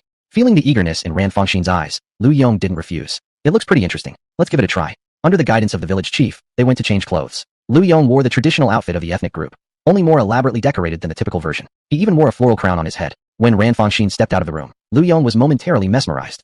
She looked simply stunning. In a red wedding dress embroidered with golden threads forming intricate patterns, an exquisite phoenix mid-flight. Her jet black hair was elegantly tied up, adorned with a golden headdress, hairpins, and dozens of ornate accessories. Wearing tiny red embroidered shoes, she walked slowly toward Lu Yong, supported by two village girls. You're so beautiful. It took Lu Yong a while to come back to his senses. He blurted it out involuntarily. Ran Fangxin gently kicked him with her foot and blushed, lowering her head shyly. Her heart was beating rapidly. She had never felt so nervous in her life. The first step of the wedding ritual was called the Corridor Bridge, also known as the Magpie Bridge Walk. It originated from the legend of the cowherd and the weaving girl meeting on the 7th night of the 7th lunar month, symbolizing that as long as love endures, no distance is too far to reunite. Following the bridge ritual came the drinking of the San Sheng wine, 3 lifetimes wine. This custom referenced the Mengpa soup. The village chief, who served as the wedding master of ceremonies, explained that by drinking this wine, one would remember their beloved even after crossing the Naiha Bridge and drinking the Mengpa soup in the afterlife. Next came the traditional ceremony of bowing to the heavens and the earth. After the 3 bows, the newlyweds raised their cups and drank the wedding wine together. The wine was strong and burned their throats like fire. After finishing her cup, Ran Fangxin's face turned rosy red, like a fully ripe apple. We now proceed to the final part of this ceremony. The exchange of tokens. Once you exchange these tokens, even across lifetimes and no matter what hardships you face, as long as you both keep the tokens, you are destined to meet again. Sitting face to face, Ran Fangxin smiled and took out a pendant from her sleeve. Lu Yong hesitated slightly. Ran Fangxin had clearly come prepared. When had she bought this? Probably as soon as she heard that their destination was Haya, she had already begun planning. Ran Fangxin put the pendant around Lu Yong's neck, winked at him, and whispered softly in his ear. Do you think I'm a cunning and calculating woman? Are you scared? Lu Yong chuckled, shaking his head. I'm only surprised, delighted, and touched. You must love me to do all this, right? Listening to Lu Yong's bold words, Ran Fangxin, who had taken the initiative, blushed again and looked at him with those tender eyes. Yes, she loved him. No one could ever love him more than she did. Now it's the groom's turn to exchange tokens, the village chief announced. Lu Yong nodded. He pulled out a necklace embellished with a deep crimson gemstone. The red gem sparkled like a flame against Ran Fangxin's skin, making her look even more captivating. This was the eternal heart he had received as a reward earlier. Oh, so you were also prepared? Ran Fangxin laughed softly, a warm feeling spreading in her heart. Lu Yong fastened the necklace around her neck, while chuckling. Pure coincidence. This piece is too tacky. I think yours is much better. I like tacky things. She pouted playfully, defiantly. Lu Yong smiled. Ahem.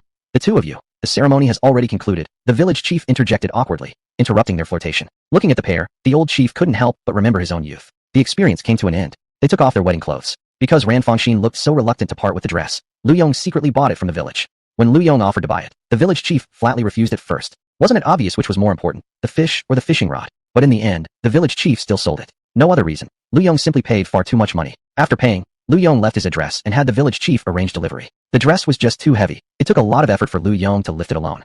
The pair returned to the villa, breezes from the sea, sipping on some drinks. They talked about everything under the sun, their dreams, their future. Then Lu Yong got drunk again. Ran Fangxin smiled. Truth was, she had always had a strong tolerance for alcohol. As a beautiful woman, without a strong drink tolerance, how could one protect herself properly? Come to think of it, the first time I went out drinking with Lu Yong, I pretended to get drunk. What a bad woman I am. Ran Fangxin smiled and stretched. She helped Lu Yong to the bedroom, thinking back on today's wedding. Though there had been no blessings from family and friends, no parents from either side, not even a real or official title. Technically speaking, she was still technically another man's mistress. But still, she felt completely satisfied. More than satisfied. After all, they had, in a way, gotten married. The second day of their trip to Haya. Because he had been drunk again, Lu Yong felt rather bufusu. He proposed another drinking match with Ran Fangxin. Yesterday was just an accident. This time, I'm definitely going to drink you under the table. How can a man say he can't handle his liquor? Oh really? Then what about last time? Ran Fangxin asked. Lu Yong. Last time was also an accident. Well, whatever. I'm serious this time. Fine. Ran Fangxin laughed heartily, clearly showing her amusement. Lu Yong felt a bit embarrassed by her laughter. Suddenly, he recalled their very first time drinking together. He asked curiously, Fangxin, since you can handle your alcohol so well, why did you get so drunk that day at the class reunion? Ran Fangxin, I was just having a bad day that day. Chapter 32, Drunk or Don't Return. The two arrived at a very famous local bar. Drunk or Don't Return. It could be described as an internet-famous holy site. No one who walks in standing ever walks out on their own. Various videos circulate online, showing tough guys making bold claims about being able to handle hundreds of drinks. But once they step into Drunk or Don't Return, there is no then. The root of it all lies in a particularly famous drink from this bar. A bowl of tea, said to be tea, but in reality, it had a very high alcohol content. The taste, for every person who drank it, was incredibly good, but as they drank, one would eventually become senseless. Today, Lu Yong and Ran Fangxin were about to challenge this legendary drink. At the bar counter, the two found a seat with good ventilation and sat down. Lu Yong slapped the table with one hand and declared heroically, "Boss, bring us 2 bowls of tea." The bar owner was a muscular middle-aged man with 2 sexy mustaches. "Coming right up, you two." He took out the cocktail shaker and started mixing the drinks. But secretly, he couldn't help smirking. Another pair of naive younglings. He could already foresee the pitiful state they'd be in after becoming drunk. Unknown to the guests, the hotel next to Drunk or Don't Return thrived business precisely because of this drink. After all, no one could just collapse in the store. Soon, the 2 teas were served. Lu Yong glanced provocatively at Ran Fangxin and raised his cup. Ran Fangxin also raised hers, thinking perhaps she should give Lu Yong a little face today. After all, they were in public. As a child, Ran Fangxin had always had poor health, and various hospitals could never find the cause. So her mother took her to see an elderly traditional Chinese doctor. The old physician said she had a congenital cold constitution. Medication could not cure it. She had to slowly nourish her body until she reached a certain age, when she would naturally recover. So the physician prescribed a medicinal wine for Ran Fangxin, to be taken with strong liquor, about 70 degrees. Ran Fangxin had been drinking this medicinal wine like water since childhood. She hadn't experienced drunkenness for a long time. Of course, Lu Yong didn't know any of this. He raised his glass and started gulping it down noisily. Ran Fangxin began to drink too, in small sips, like a kitten lapping at water. Meanwhile, in a corner of the bar, a petite woman suddenly froze. Deng Zhuye rubbed her eyes and stared at the bar counter. "Isn't that Lu Yong? How come I meet him here in Haiyatu? I must have brought bad luck. Why does Chui Wen pop up everywhere?" Deng Zhuye felt her pleasant vacation mood had vanished, but when her eyes moved onto Ran Fangxin, she froze again. Holy crap, this really isn't Chui Wen at all. In an instant, her mind conjured up hundreds of thousands of words of melodramatic fiction. Never thought this day would come. Huh, Chui Wen. Ha hick. Deng Zhuye patted her flat chest. The previously unpleasant mood instantly became very good again. She couldn't help but start secretly observing the two at the counter. So loving and harmonious, watching Deng Zhuye feel envy. She couldn't help but think of her own annoying boyfriend, who was always busy chasing assignments and had left her aside. Looking at the laughing Lu Yong, dark thoughts began to creep in. Scumbag like him who's cheating needs to be punished. I, Deng Zhuye, hate scumbag men the most. Like a lurking lion waiting for prey, she waited half an hour before finally seizing the opportunity. After whispering a few words in Lu Yong's ear, Ran Fangxin stood up and headed toward the restroom. Deng Zhuye quickly followed. Watching Ran Fangxin's figure disappear, Deng Zhuye couldn't help but sigh. What a seductive creature. Those long legs, that slender waist. How come she ended up with Lu Yong, this cheating jerk? Seeing how loving those two looked, the girl must have been deceived. I, Deng Zhuye, the messenger of justice, must expose Lu Yong's true face as a rogue. I must save this girl from misery. While imagining the noble version of herself, Deng Zhuye felt the heroic cape fluttering behind her shine even brighter. The restroom. Deng Zhuye waited deliberately for a while. When she saw Ran Fangxin come out after washing her hands, she quickly approached. In a low voice, she said, "The person beside you, is that Lu Yong?" Ran Fangxin stopped washing her hands and looked at Deng Zhuye with surprise. "A friend of Lu Yong's? May I ask who you are?" Ran Fangxin asked curiously. Deng Zhuye waved her hand, righteous and resolute. "You don't need to know who I am. I just can't bear to see you deceived. I came to save you from suffering." Then she continued bitterly and sternly, "Do you know? Lu Yong already has a girlfriend. He's cheating on you. He's a complete scoundrel." After she finished, the two stared at each other, an awkward silence filling the air. Deng Zhuye lifted the corner of her mouth smugly. "Oh ho ho ho. Look, already shocked stupid by the imposing me. Little girl, there's still time to escape from the sea of suffering. Now is still not too late to see Lu Yong's true face." She had already begun imagining the scene. Ran Fangxin tearfully thanking her, then stepping in front of Lu Yong and slapping him hard. Thinking about it made her a little excited. Ran Fangxin stared at Deng Zhuye, indeed looking a bit stunned, shocked to silence. But thinking back, this girl must have good intentions. But the relationship between herself and Lu Yong was complicated. It couldn't be explained clearly in just a few words. Still, this girl meant well. After a while, Ran Fangxin spoke seriously. "It's not like what you think. Actually, I'm the third wheel." After speaking, Ran Fangxin smiled apologetically and walked back toward the bar counter. The smile on Deng Zhuyue's face froze instantly. Her entire body turned to stone. What the hell? What the hell? What does this woman mean, that she's the third wheel? Instantly, she began imagining again, conjuring millions of words of tragic romantic drama in her mind. In her eyes, the once pitiable victim Ran Fangxin had transformed overnight into the evil queen from Snow White. Chui Wen was the Kilan, pitiable, Snow White, and she was one of the 7 dwarfs. And she, Deng Zhuyue, was the handsome prince. She glared hatefully at Ran Fangxin's back. "This evil queen, mistress, I must uphold justice. I, Deng Zhuyue, messenger of justice, will represent the moon to eliminate you." Letting out a cold laugh, Deng Zhuyue proudly lifted her head and walked toward the two. Meanwhile, back at the bar counter, Ran Fangxin suddenly covered her mouth, trying to suppress a laugh. Because this guy Lu Yong had already passed out on the bar counter. The bar owner glanced at Ran Fangxin, who returned as if nothing happened, then looked at Lu Yong with a rather pitiful expression. "Brother, when a man's drinking ability loses to a woman's, he loses everything. What are you standing there for? Hurry up and make another drink." A white, tender hand suddenly slapped the bar owner's head. A small woman, shorter than him by half a head, wearing an apron and dyed golden hair, glared at him threateningly. Yes, honey, the bar owner quickly replied. He recalled his former self, how full of spirit and vigor, but after a single drunken night. Sigh, those days are better left unspoken. Chapter 33, The Legend of That Woman. Boss, get me and this beauty each a bowl of tea. Suddenly, a petite girl sat down next to Ran Fengxin and said to the bartender. Ran Fengxin glanced at Deng Zhiyue and paused in surprise. Wait, she actually followed me here? Furrowing her brows, Ran Fengxin politely declined with a smile. No thanks. Lu Yong is drunk. I'm about to take him home. Deng Zhiyue raised an eyebrow and teased. Oh ho, scared already? I despise a third wheel far more than a bad guy. You're drinking whether you like it or not today. Today I'll let you learn what happens when you provoke me. Ran Fengxin couldn't help but roll her eyes internally and politely refused again. I don't drink with strangers. As for me and Lu Yong, you can think whatever you like. Excuse me, I'm leaving. So saying, she reached out to support Lu Yong's arm. Naturally, Deng Zhiyue wasn't willing to let her go. She grabbed Ran Fengxin's hand and said, definitely scared then. You've got guts to steal another woman's man, but not the guts to face me? Not even the courage to share one drink. That Lu Yong guy is also useless, getting drunk by a woman, total disgrace. Hearing this, Ran Fengxin, who had originally planned to just ignore and leave, sat back down again. You can insult me all you want, but don't you dare insult my man. Alright then, tell me how you want to drink. Ran Fengxin stared directly into Deng Zhiyue's eyes, who instinctively recoiled slightly. This mistress is kinda scary. But quickly she straightened her back and glared right back. She was the agent of justice here to punish the mistress. How could she show weakness? Meanwhile, the patrons in the bar started murmuring amongst themselves. Whoa, could this be the legendary romantic showdown? Two women fighting over one man. Oh my goodness, how exciting. I love it. They're actually going to compete in drinking? Neither of them look like they can hold much liquor. I envy that guy so much right now, seriously. Deng Zhiyue loosened her waistband a bit and undid her ponytail, clearly ready to fight to the end. One bowl each round, and keep going until one can't take it anymore. Fine. Ran Fengxin nodded in agreement. The onlookers immediately started gossiping again. Wow, this is getting serious. They're really aiming to get hospitalized, huh? Who do you think will win? What a rare opportunity. How about we start a little betting pool? A group of drinking buddies began discussing in hushed tones. At this moment, the petite female owner of the bar approached them with a tray in hand. She wore a devilish smile as she said, since you all seem so interested, why don't we play some bets? Our bar doesn't act as the house. You all bet among yourselves. Each person puts down 1,000 yuan. The winner gets their money back, while the loser pays for the whole bar with their 1,000. And if that's not enough, our bar will cover the difference. What do you folks think? The crowd exchanged glances, discussed it a bit, and thought it actually sounded pretty good. There was a 50% chance of getting free drinks, and even if the money wasn't enough, the difference would be covered by the bar. Didn't seem like a bad deal at all. The petite owner continued. Let me tell the newcomers something. You know that petite girl, right? Many of our regulars should already know. She pouted her lips mysteriously and whispered. This girl has kept the bar's record. 8 bowls of tea in a row. Whoa, how could that be? 8 bowls. The whole crowd instantly lost their coolness. Almost everyone had experienced this drink. No need to describe its potency.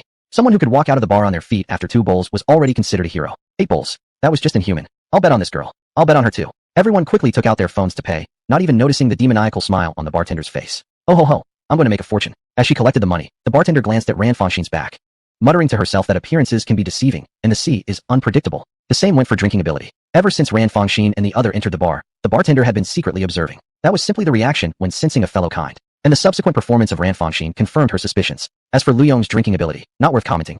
But Ran Fengxin drank 3 bowls of tea like it was plain water. It even made the bartender question whether someone had watered down the alcohol. When most of the money had been collected, the alcohol duel between Ran Fengxin and Deng Zhiyue officially started. Glug, glug, glug. Deng Zhiyue finished her first bowl in one big swig and provocatively looked toward Ran Fengxin. Ran Fengxin, however, still sipped slowly. She finished her first bowl. Quickly, the second bowls were served. Glug, glug. Once again, Deng Zhiyue downed hers in one go. Ran Fengxin still drank at her own slow pace. Then came the third, fourth, fifth bowls. The bar gradually fell silent. They had a premonition that today, without a doubt, a legend would be born. After finishing the 6th bowl, Deng Zhiyue stole a glance at Ran Fengxin, her expression growing serious. Never did she expect this mistress could hold her liquor so well. Deng Zhiyue admitted, you've earned the right to be my opponent. Boss, another round. The bartender swiftly served 2 more bowls. Deng Zhiyue downed hers in one gulp. Tonight, she'd drink freely and make sure this mistress understands exactly why the flowers bloomed so red. Then came the 7th, the 8th. Deng Zhiyue's personal record was now on the line. Everyone inside the bar held their breath, watching the 2 women closely. Was this the turning point? No, not even close. Trembling, the bartender quickly mixed another 2 bowls. You are a worthy opponent. Deng Zhiyue raised her cup again, this time with a glint of genuine respect in her eyes when looking at Ran Fengxin. From childhood to now, never had anyone at the drinking table dared to match her move for move. Ran Fengxin smiled faintly without responding, sipping her drink slowly. That expression, on its own, would seem innocent and charming, but paired with the pile of empty bowls beside her, it was slightly unsettling. The background music gradually faded. Silence filled the bar. Everyone watched as a seemingly fragile woman supported her useless man and exited the bar. Deng Zhiyue lay slumped over the bar counter, drool dripping from the corner of her mouth, laughing foolishly, mumbling nonsense like, I won, you're powerless. On the blackboard by the bar counter, a large number was written. 18. The all-time highest record at Buzo Boogie. From today on, this girl is my idol. Goodness, after 18 bowls, she can still walk her boyfriend home. Someone like that, please give me a girlfriend like her. Isn't she that mistress? A mistress who defends her boyfriend so fiercely? Well, I guess I could live with that. The petite female owner grabbed a microphone and coughed to silence the chattering crowd. The result is in. The winner is this unknown young lady. Now, it's on the house for everyone. Drink your hearts out. No one leaves sober. No one leaves sober. Cheers erupted through the bar. Years later, in the Booza Boogie bar, a legend continued to circulate. A legend about an incredibly strong female drinker. Chapter 34. The journey ends, returning to the Magic City. The third day in Haya City. Today, Lu Yong and Ran Fangxin acted like homebodies. It's not that they didn't want to go out, but Lu Yong was hungover and had a headache so bad, he didn't want to leave the house. But even without going out, there was plenty to do. They had a barbecue by the beach, enjoying all kinds of seafood. Because of his part-time experience, Lu Yong was very skilled at grilling. Of course, there was no alcohol today. Lu Yong still had some lingering after effects. He felt nauseous whenever the word alcohol was mentioned, and dizzy when someone said tea. After the barbecue, they built sandcastles on the beach. Lu Yong constructed a beautiful big house. He originally wanted to show it off, but upon seeing Ran Fangxin's delicate and refined fortress, he kicked his own creation down in one swift motion. Then he suggested going snorkeling in the shallow water, and almost drowned. It was Ran Fangxin who rescued him, so he suggested playing board games. When they went shopping the other day, they bought a lot of stuff, useful and not, and now they finally had a use for them. From Chinese chess, checkers, Go, all the way to Gomoku, Lu Yong lost each game comprehensively. Fangxin, is there actually anything you're not good at? Lu Yong asked cautiously. Ever since his humiliating defeat at the dinner table yesterday, he had been determined to reclaim his pride somewhere else. Yet today's outcome was again a total loss. But a man's ego could not accept constant defeat. He just needed one win. Otherwise, he wouldn't be able to sleep. That's just how men are. Ran Fangxin thought for quite a while before replying uncertainly. I guess I'm not very good at video games. Oh really? Lu Yong instantly became excited. He rushed into the house to prepare the game controller. Mario Kart. No, maybe she has played that already. Horror games. No, that scares me. How about a fighting game? Lu Yong quickly made the choice, inserted the game disc, and called Ran Fangxin over. The two began their match with great enthusiasm. K.O. The screen flashed with the two bright red letters. Lu Yong sprawled on the sofa like a dead fish. It was over, completely over. Even in games, he had lost. Lu Yong, what's wrong? Ran Fangxin asked, pretending not to know. Seeing Ran Fangxin's mocking expression, Lu Yong could no longer hold back. He gave a strange yell and pounced on her. After a bit of playful scuffle, Lu Yong suddenly had a brilliant idea. I know exactly what we should compete in next. Ran Fangxin looked curious too. What is it? You're so confident. Are you not afraid of losing face later? Lu Yong proudly raised his arm, flexing his muscles. Wrestling arms, I definitely win. Wrestling arms, I definitely win. Ran Fangxin. So they started an arm wrestling match. Naturally, as expected, Lu Yong won. Ha ha ha, see that? This is what a real man looks like. That's what I call man. Right. Ran Fangxin replied with obvious sarcasm. They looked at each other, then burst into laughter. Today is the last day here, right? Yeah. Both of them fell silent. 3 days felt both long and short. And in these 3 days, they had both tacitly avoided talking about Chui Wan. Lu Yong had seen missed calls from Chui Wan, but hadn't returned them. He didn't know how to reply, or how to face those issues. But he knew that compared to him, Ran Fangxin carried more pressure. Therefore, at least in Haya, during these 3 days, he chose not to think of anything else. Oh right, isn't our flight tomorrow morning? Let's watch the sunrise together. Yeah. Lu Yong nodded with a smile. After Lu Yong walked away, Ran Fangxin took out her phone. After a pause, she sent a text to Chui Wan. Lu Yong is doing well now. You don't have to worry. The message received a prompt reply. Who are you? How do you have my number? I'm Ran Fangxin. If you're free, let's meet up sometime. Okay. At dawn, the two of them sat together by the sea. A bright red sun rose above the horizon. Leaning against Lu Yong's shoulder, Ran Fangxin softly said, Lu Yong, thank you. Lu Yong simply tightened his grip on Ran Fangxin's hand, saying nothing. After breakfast, they hurried to the airport covered in dust, nearly missing their flight. Upon boarding the plane, Ran Fangxin suddenly froze. She saw a familiar face. Deng Zhuiyue was equally stunned. Did this pair of lovebirds follow her onto the plane wherever she went? Why? Did you meet someone you know? Lu Yong asked curiously. Oh yeah. Ran Fangxin smiled lightly. Once seated, she realized the three of them were sitting in the same row. Deng Zhuiyue also felt awkward. Ran Fangxin smiled again and suddenly leaned over, greeting her. Hey, long time no see. Are you here for a trip to Sanya too? When Deng Zhuiyue saw Ran Fangxin smiling and coming over to greet her, she couldn't help but feel a surge of anger. That embarrassing battle at the dinner table was an eternal humiliation. Just as she was about to make a sarcastic remark, Ran Fangxin leaned in and sat down beside her, taking out her phone with a friendly smile. Haya is such a great place. I took so many interesting photos and short videos. Want to take a look? She asked. I don't. Deng Zhuiyue was about to refuse, but the words stuck in her throat. When she saw the footage on Ran Fangxin's screen, Deng was stunned. A girl with messy hair stood on the bar counter dancing, shaking her head and singing. Ran Fangxin even kindly handed her a pair of earphones. Inside, a voice sang, I'm a cute girl. I fear nothing. Deng Zhuiyue felt her entire world collapse in an instant. Oh come on, wasn't that girl in the video her? Ran Fangxin turned off her phone and leaned close to Deng Zhuiyue's ear, whispering, I hope nothing about my relationship with Lu Yong gets out to people who shouldn't know. I believe you'll help me, right? Deng Zhuiyue quickly replied with an awkward smile. Of course, I'm very tight-lipped. I won't say a word. Then thank you. Ran Fangxin replied cheerfully as she returned to her seat. Lu Yong curiously asked, so, is that your good friend? He, with his usual inability to recognize faces, naturally couldn't remember that this woman had once attended Chui Wan's birthday party. Yeah, my best friend. Ran Fangxin smiled, winking at Deng Zhuiyue. The latter nodded eagerly. Yeah, we're best friends, even though neither of them knew each other's names. The plane quickly took off, and neither side engaged in much conversation. Deng Zhuiyue glanced at Lu Yong and felt strangely satisfied. Chui Wan, even though I've always lost to you at everything since we were kids, when it comes to judging men, I've definitely won. Huh. Her boyfriend Zheng Ran obeyed her every command, completely loyal. He would never dare to hang out with some guy like this. Soon, the plane landed in Magic City. As soon as she stepped off the plane, Deng Zhuiyue's phone vibrated intensely. When she saw the news message from her friends, Dang felt the world spin before her eyes. Famous rising star Yong ran caught spending the night with a certain actress at a hotel. Chapter 35, A Silent Understanding. Yong and Ran Fongxin walked hand in hand off the plane. After landing, they first looked for a small restaurant near the airport. Both of them were starving. It was a little shop specializing in various snacks and pastries, quite popular, with the interior packed with customers. They reserved a private room upstairs, sat down, and started chatting casually. During these 3 days in Haya City, Yong had obtained 3 check-in rewards. 100 million yuan in cash, an investment company called Star C Venture Capital, and another company called Future Star Media. The current managers of both companies had contacted Yong, urging him to visit when he had time. After Yong took over the 2 companies, the former leaders had resigned one after another, so now it was up to Yong to set a new direction. Buzz. The two were chatting casually when Ran Fongxin's phone vibrated. It was a message from a colleague. Fongxin, are you back already? You suddenly took 3 days off, and Director Zhao is very upset. Fongxin didn't hide anything from Yong. The messages appeared clearly in his view. Yong curiously asked, how is it? Your boss is mad. Ran Fongxin stuck out her tongue. I just started working not long ago, taking sudden time off to go on vacation. Of course some people won't be happy. They think I'm ruining the work culture or something. She shrugged and continued. Whatever. Let them come. I'll deal with whatever comes tomorrow. But right now, I'm starving to death. I really want to eat something. Soon enough, their order of steamed buns and dumplings arrived. They were hot, beautifully made, with thin wrappers and clearly visible, juicy meat inside. Just the sight of them made mouths water. Ow, so hot. Delicious though. Fongxin stuffed a bun into her mouth in excitement and immediately started puffing and panting from the heat. Yong also tasted a dumpling. It was very good. After some thinking, Yong suddenly said, Fongxin, how about working with me? His tone was hesitant and consultative. As his woman, he certainly didn't want her returning to a hostile workplace. But the same offer had just been flatly rejected by Cui Su. He looked at Ran Fongxin, who also looked at him. They locked eyes, and Yong had already prepared himself for the possibility of being turned down. Fongxin teased him. Yong, are you saying you want to support me? Yong laughed awkwardly. He definitely had that intention, but it was impossible to say it so bluntly. Seeing his embarrassed expression, Ran Fongxin giggled. All right then, I'll work for you, Master Lu. I hope you'll be nice to me from now on, she said, drawing out the sentence in a cloying tone that gave Yong goosebumps. Can you please just speak normally? Yong lightly slapped Ran Fongxin's head and seriously said, I mean it. I'm not joking. Fongxin stopped smiling and nodded. I know, and I'm not joking either. Besides, helping your own man. Shouldn't that be natural? They exchanged glances and laughed together. After leaving the small restaurant, the night grew darker. Yong offered, Fongxin, let me take you home first. Fongxin shook her head and softly refused. Instead of sending me home, you've got more important things to do. Yong paused. He knew she was talking about Cui Su. Hurry up. You can't run from this. And it's not entirely your fault. It's a problem between the 2 of us, or rather, 3 of us.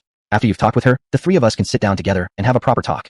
Ran Fongxin said, smiling. She waved for a taxi, hopped in, and playfully winked at Yong before waving goodbye. Good luck. Watching Ran Fongxin disappear, Yong felt a sense of confusion and unease. For 3 days in Haya, he had been running away. But now, it was time to face the truth. By the time he returned to Chiefing Courtyard, it was already 10 at night. Yong gently pushed open the door and found the house cold and quiet. The TV flickered faintly, and the coffee table was cluttered with all kinds of snacks. Hanichu was lying on the sofa, fast asleep. Yong gently covered Hanichu with a blanket by the sofa, then quietly climbed upstairs. He had sent Cui Su a message earlier, but received no reply. Walking upstairs, he opened the bedroom door and switched on the light. He froze instantly. On the bed lay someone he knew too well, sleeping quietly. Her hair was disheveled, lips pale, under her eyes were faint shadows. She must have stayed up many nights recently. Yong silently approached and gently touched Cui Su's face.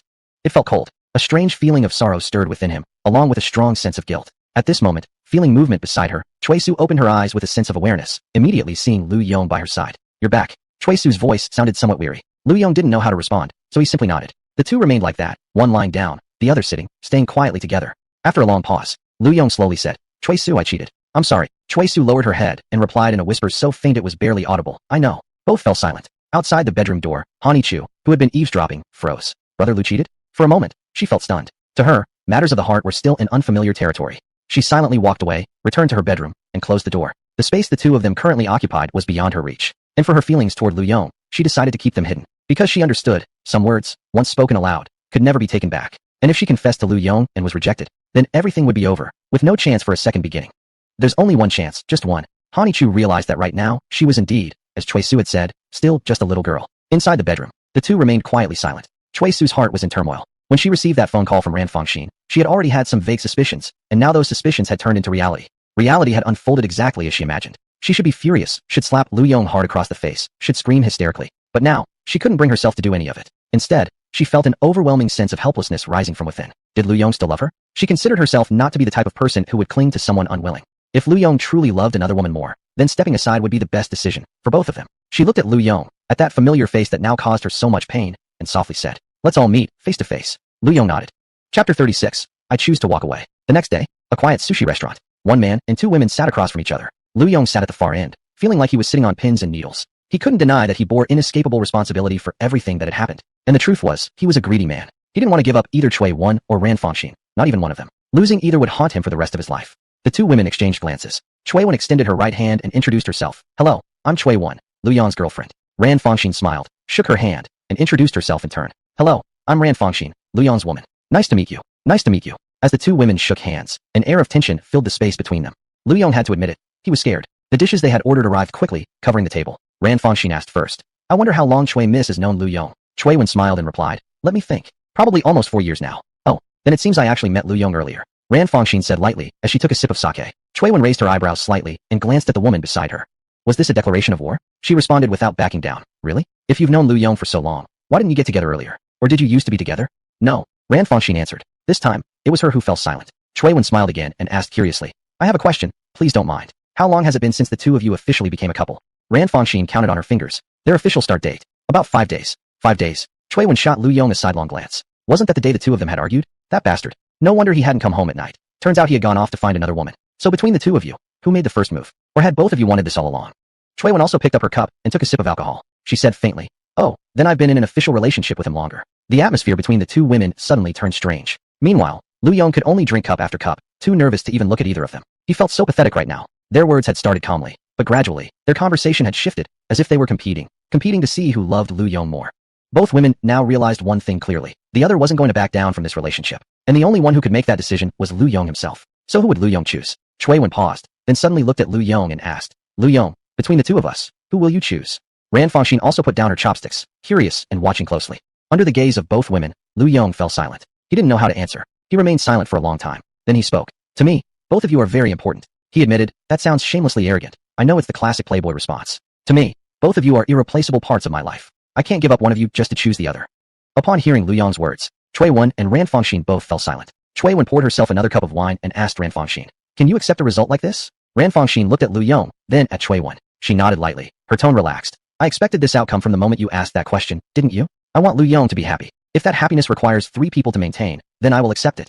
Ran Fangxin's words made Chui Wen fall silent. For the first time, she felt something akin to fear. From Ran Fangxin, she felt more love, more than what she herself had for Lu Yong. Ran Fangxin could accept a love between 3 people for the sake of Lu Yong, but she herself couldn't. Yes. Chui Wen replied bitterly, raising her cup to the two of them. My love for Lu Yong hasn't reached that level. I choose to walk away. I hope you two will be happy. I will definitely come to your wedding to drink a cup of celebratory wine. As Chui Wen spoke, her eyes naturally reddened. She quickly wiped her eyes and stood up to take her leave. Lu Yong wanted to chase after her, but halfway through standing up, he weakly sat back down. In this relationship, the person least entitled to speak is him. And he was also the one who had done the most, and the worst. Lu Yong continued to drink, cup after cup, moodily. Ran Fangxin stayed with him the entire time. She looked at Lu Yong, and at the retreating figure of Chui Wen. She wanted to find a way where all 3 of them could find happiness. This Lu Yong would always be incomplete. This kind of love was not what she wanted.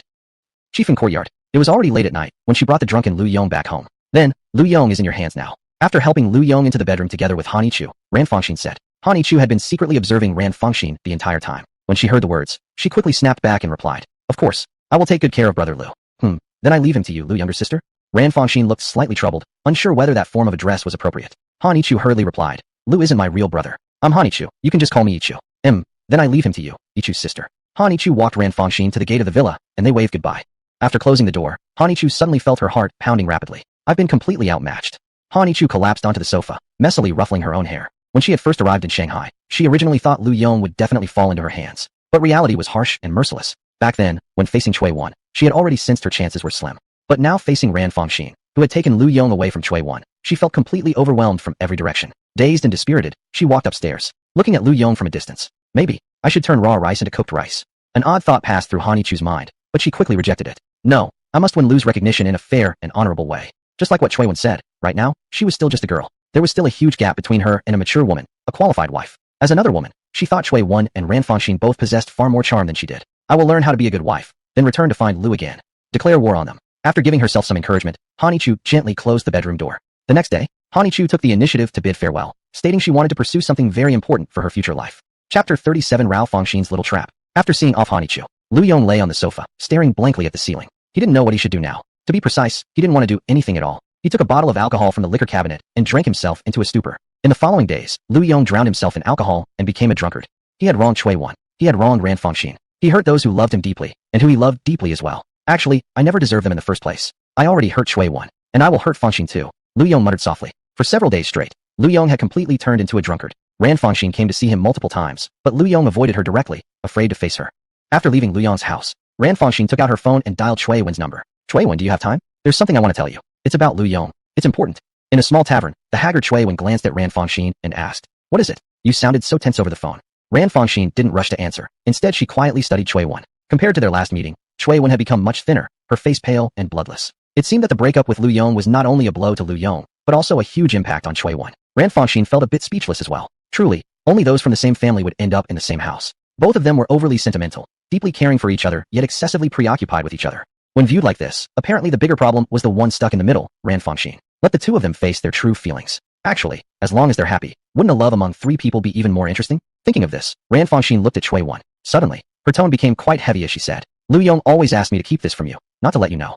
But after thinking about it again and again, I still believe you must know it. Lu Yong." At this point, Ran Fongxin showed a look of immense hesitation. Meanwhile, Chui Wen's entire heart was racing. She anxiously stared at Ran Fongxin and asked nervously, "What happened to Lu Yong? Did something happen to him?" "Lu Yong," Ran Fongxin sighed, then slowly said, "Since we broke up last time and you left, that very night Lu Yong drank himself into a stupor.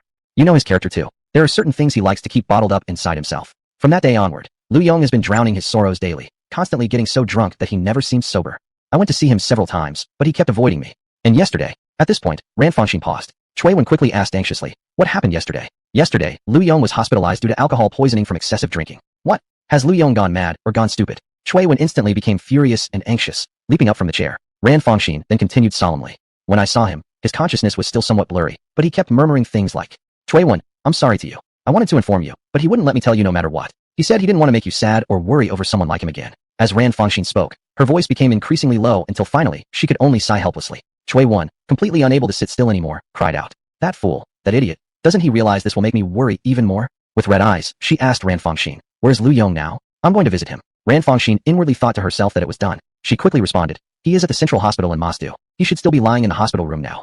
Without asking further, Chui Wen immediately grabbed her bag and rushed out of the tavern at a quick pace. She quickly hailed a taxi and sped toward the hospital. Seeing that one matter had been settled, Ran Fongxin poured herself a small glass of wine before dialing Lu Yong's number. On the other end of the phone, Lu Yong's hoarse voice quickly came through. "What's the matter?" Ran Fongxin immediately answered in a panicked tone. "Chui Wen apparently has fallen ill and is hospitalized." "What?" Lu Yong abruptly stood up, didn't even bother to wash his face, and ran straight to the garage. "How come? How is she doing now? Do you know any details?" Ran Fongxin replied, "I don't know the specifics. From what the doctor said, she is suffering from exhaustion and overfatigue, and she's still unconscious." "Which hospital?" "Central Hospital in Mosdu. Drive carefully." "Yeah, I know." Lu Yong hung up the phone, quickly got into his car. Though slightly puzzled why Ran Fongxin knew about Chui Wen being hospitalized, under the current urgent situation, he couldn't think much about it anymore. Mosdu Central Hospital. Chui Wen rushed into the hospital lobby and ran up to the nurse's station, anxiously asking, "Excuse me, which room is Lu Yong staying in?" Seeing the urgency on Chui Wen's face, the nurse didn't dare to be slow and quickly asked, "When was he admitted? And for what reason?" "The time should be yesterday, and the reason was alcohol poisoning." The nurse nodded while entering the information into the system. "Please wait a moment, I'll find the details soon. Don't worry." However, after checking twice, the information still showed no matching records. She said hesitantly, "Miss, are you sure you have the correct information? I've searched thoroughly, but there's no record of Mr. Lu Yong being admitted here." "No, that's impossible. Could it be the wrong hospital?" "Miss, please check again." As the two were talking, suddenly a rush of heavy footsteps accompanied by panting breaths approached. "Nurse, excuse me, could you tell me which room Miss Chui Wen is in?" Lu Yong asked, gasping for breath. At that moment, Chui Wen looked over in shock. "Lu Yong, aren't you sick?" Hearing Chui Wen's voice, Lu Yong froze in place. "Chui Wen, aren't you the one who was hospitalized?" The two stared at each other in bewilderment before finally realizing the truth. It's Ran Fongxin. The two, who hadn't seen each other in a long time, suddenly felt awkward. Looking at Lu Yong's disheveled state and smelling the strong scent of alcohol on him, Chui Wen suddenly became furious. "Have you been drinking again? How can you reek of alcohol this early in the day?" Hearing Chui Wen's familiar scolding, Lu Yong suddenly felt a surge of emotions rising within him. Chui Wen kicked Lu Yong hard and snapped, "Thank goodness Ran Fongxin called me in advance. Otherwise, with the way you've been drinking, you'd definitely end up in the hospital for real." Lu Yong didn't know what to say. He just stood there, silently looking into Chui Wen's eyes, looking at her thin, pale face, her messy hair, and her own unkempt appearance. "Chui Wen, you've lost weight." Upon hearing that, Chui Wen couldn't help but roll her eyes and kick Lu Yong again. "All because of you. Don't you know yourself?" Chapter 38 Mutual Acceptance. The two walked out of the hospital one after the other. Both were slightly afraid to look at each other. As soon as they heard the other was in trouble, they rushed to the hospital like crazy. What kind of situation was this? After letting everything out, Chui Wen felt her face burning up. Since she had already broken up with Lu Yong, showing this kind of emotion only proved she hadn't gotten over him. Of course, the most infuriating person was Ran Fongxin. Chui Wen gritted her teeth angrily, but for some reason, she felt a strange sense of gratitude deep inside. Emotions tangled and confused, leaving her completely disoriented. Lu Yong looked at Chui Wen and suddenly said, "Chui Wen, come back. I know what I'm saying sounds shameless, but I can't forget you. During the time I lost you, I felt like I had died once." Chui Wen let out a cold snort and kicked him again. "Shameless little mong." Lu Yong suddenly burst into laughter and asked, "So does that mean you're agreeing?" Chui Wen turned her head away and snapped, "Dream on." "Who agreed?" Do you still want to enjoy the luxury of having two women? Not a chance. Go find your Ran Fangxin. Oh right, I haven't settled the score with her for today yet. That wicked woman. Lu Yong chuckled foolishly. As long as Cui Wen didn't turn around and leave, he believed he still had a chance. Stepping on two boats was indeed despicable, but being a jerk or giving up on one of them, he would rather be the jerk. Right, let's go give Fangxin a hard time together. Lu Yong said in solidarity, quietly grabbing Cui Wen's hand. Cui Wen looked away but didn't pull away. This incident made both of them realize one thing. No matter how things stood in reality, no matter what they had been through, they had become inseparable from each other long ago. Cui Wen glared fiercely at Lu Yong. That Lu Meng got lucky this time. She would definitely team up with Fangxin to figure out how to keep this Zhou man in check. Never mind other things. Even at home, there was a scheming younger sister living with Lu Yong. You two seem to be having quite a pleasant chat. Suddenly, a cheerful voice rang out. They turned their heads and saw Ran Fangxin standing not far away, smiling mockingly. Not at all. Cui Wen felt slightly embarrassed under her gaze and hurriedly refuted. At the same time, she tried to pull her hand away from Lu Yong's grip, but the more she struggled, the tighter he held it. Cui Wen had no choice but to lower her head and stay quiet. She felt so humiliated. Lu Yong also felt somewhat embarrassed. He scratched his head and asked, "When did you get here, Fangxin?" Ran Fangxin smiled gently and said, "I've been here for a while already. These lovebirds sure are affectionate." Hearing Ran Fangxin's teasing words, even Lu Yong, who usually had skin as thick as a fortress wall, could feel the heat rise to his face. Awkwardly, he changed the subject. "It's getting late. None of you have eaten yet, right? Come on, let's go have dinner together." "Great idea. We should definitely have a good meal tonight. These past few days have made me lose weight. You too, Cui Wen, need to eat more. Especially eat this the Meng poor." Cui Wen nodded in agreement. However, as soon as she finished speaking, she sensed something was off. How had she so easily fallen into this trap? She glanced at Ran Fangxin, who kept winking at her meaningfully. Then she looked at Lu Yong, who was grinning foolishly. She sighed deeply. I guess this older sister just has to accept her fate. After the three had dinner, at Ran Fangxin's suggestion, they went to a quiet little pub. Drinking casually while chatting, Cui Wen curiously inquired about the things between Ran Fangxin and Lu Yong. After all, her man had been stolen. She at least needed to understand the full story. Ran Fangxin also showed great interest in what had happened between Cui Wen and Lu Yong. Soon, the two women were chatting joyfully, leaving Lu Yong completely sidelined. Lu Yong felt slightly bewildered. It almost looked more like Ran Fangxin and Cui Wen were dating, while he was the extra one. Sipping glass after glass of wine, and with Ran Fangxin intentionally trying to get them drunk. Soon, only Ran Fangxin remained sober at the table. It's time to begin the final step of the plan. She helped the two into the car one by one and returned to Kaifeng Jiwen. Seeing Lu Yong returning with the two women, the security guard gave him a silent thumbs up. There were only a few residents in Kaifeng Jiwen. Since Cui Wen and others kept coming and going, the guard naturally had a clear understanding of everything. Originally, he thought the fire had spread from Mr. Lu's backyard to his front door, but unexpectedly, this turned out to be a complete reversal. Not only had both women returned together, but they were even brought back by another woman.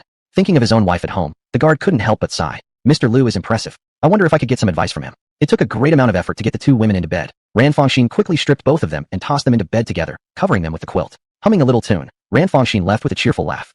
Once tonight is over, all conflicts will be gone, huh?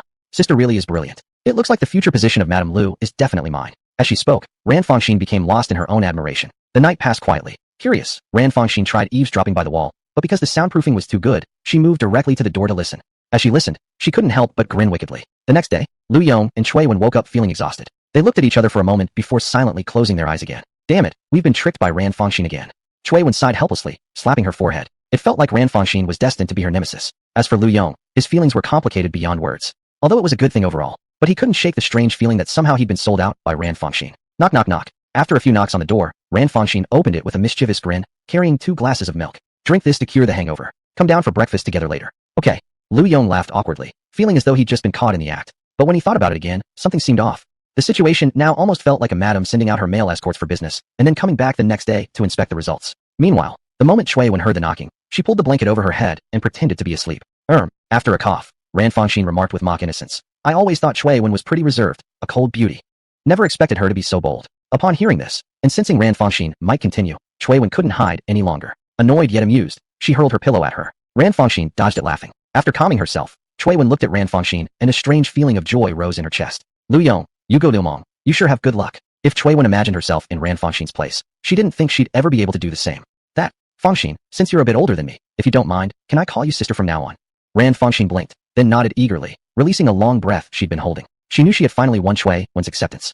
Chapter 39, Deciding to Strive for the Future. The three of them were sitting together having breakfast in perfect harmony. The two women laughed affectionately while chatting about various topics. Lu Yong sat aside in a rather gloomy mood. Why does it feel like I'm actually the third wheel here? He couldn't help but think there was nobody else quite like him. Am I the one being cheated on by my own woman? Ran Fangxin ate a piece of salad and suddenly asked Cui Wen. Dear, do you have any plans? I heard from Lu Yong that you've quit your job. Cui Wen was poking at a strawberry on her plate with a fork, absent-mindedly replying. Because of that hooligan Lu Yong recently, I haven't been to Yujia's place for a long time. Let me just take some time to recover and see what happens next. Lu Yong awkwardly smiled. Cui Wen gave him a fierce glare and said, You actually have the nerve to laugh. You shameless creep. Ran Fangxin also covered her mouth and giggled. After glancing at Lu Yong, she contemplated for a moment before saying, Sis, how about you come work with me and help Lu Yong? After saying this, Ran Fangxin kept observing Cui Wen's reaction. Seeing that Cui Wen frowned, as if deep in thought, she quickly pressed on. Can working for someone else really be better than earning money for your own husband? You're a fashion designer, and being an assistant is always going to mean years and years of stagnation. While you're still young and energetic, and with Lu Yong having spare money, why not make an effort for yourself? I know you want to rely on your own abilities, but getting help from your man to start off and proving your own abilities, aren't these two things compatible, are they not? I'll consider it. Cui Wen was clearly becoming interested. During her time at Dream Clothing Boutique, she had always been assisting Yu Yun. Though granted a high level of freedom, it was ultimately someone else's domain. There were many times when she couldn't quite spread her wings, but if she opened her own designer studio, she wouldn't have so many reservations. Many of her ideas could finally take shape and be realized into actual creations. Seeing that Cui Wen was beginning to be convinced, Ran Fangxin continued. If not for yourself, you also need to consider the future children. As soon as Ran Fangxin said this, she directly stunned Cui Wen into shock. Lu Yong, who had been quietly listening nearby, nearly tumbled under the table. Cui Wen replied helplessly, Sis Fangxin, we haven't gotten that far yet. Children, that's a matter to think about many years from now. Next to her, Ran Fangxin spoke with solemn conviction. Sis, people must always prepare for the worst. Once you have children in the future, if this rogue Lu Yong starts messing around outside again, having your own business will at least give you the confidence to handle things. We women must always leave ourselves a fallback plan. After listening, Cui Wen nodded in approval and gave Lu Yong a harsh glare. Lu Yong, feeling helpless, asked, Do I look like the kind of guy who will abandon you after causing trouble? Cui Wen coldly huffed. Who knows if you'll start bringing other women home later? No way, Ran sister, we have to come up with a good plan together so Lu Yong doesn't find a loophole. What she was thinking was that the matter of his little sister, Han Ichu, hadn't even been figured out yet. Just thinking about this gave Cui Wen a bit of a headache. After the two women whispered together for a while, Cui Wen walked up to Lu Yong and extended her hand. Confused, Lu Yong asked, What for? Rolling her eyes, Cui Wen replied, Money of course. You really don't understand such a simple hint.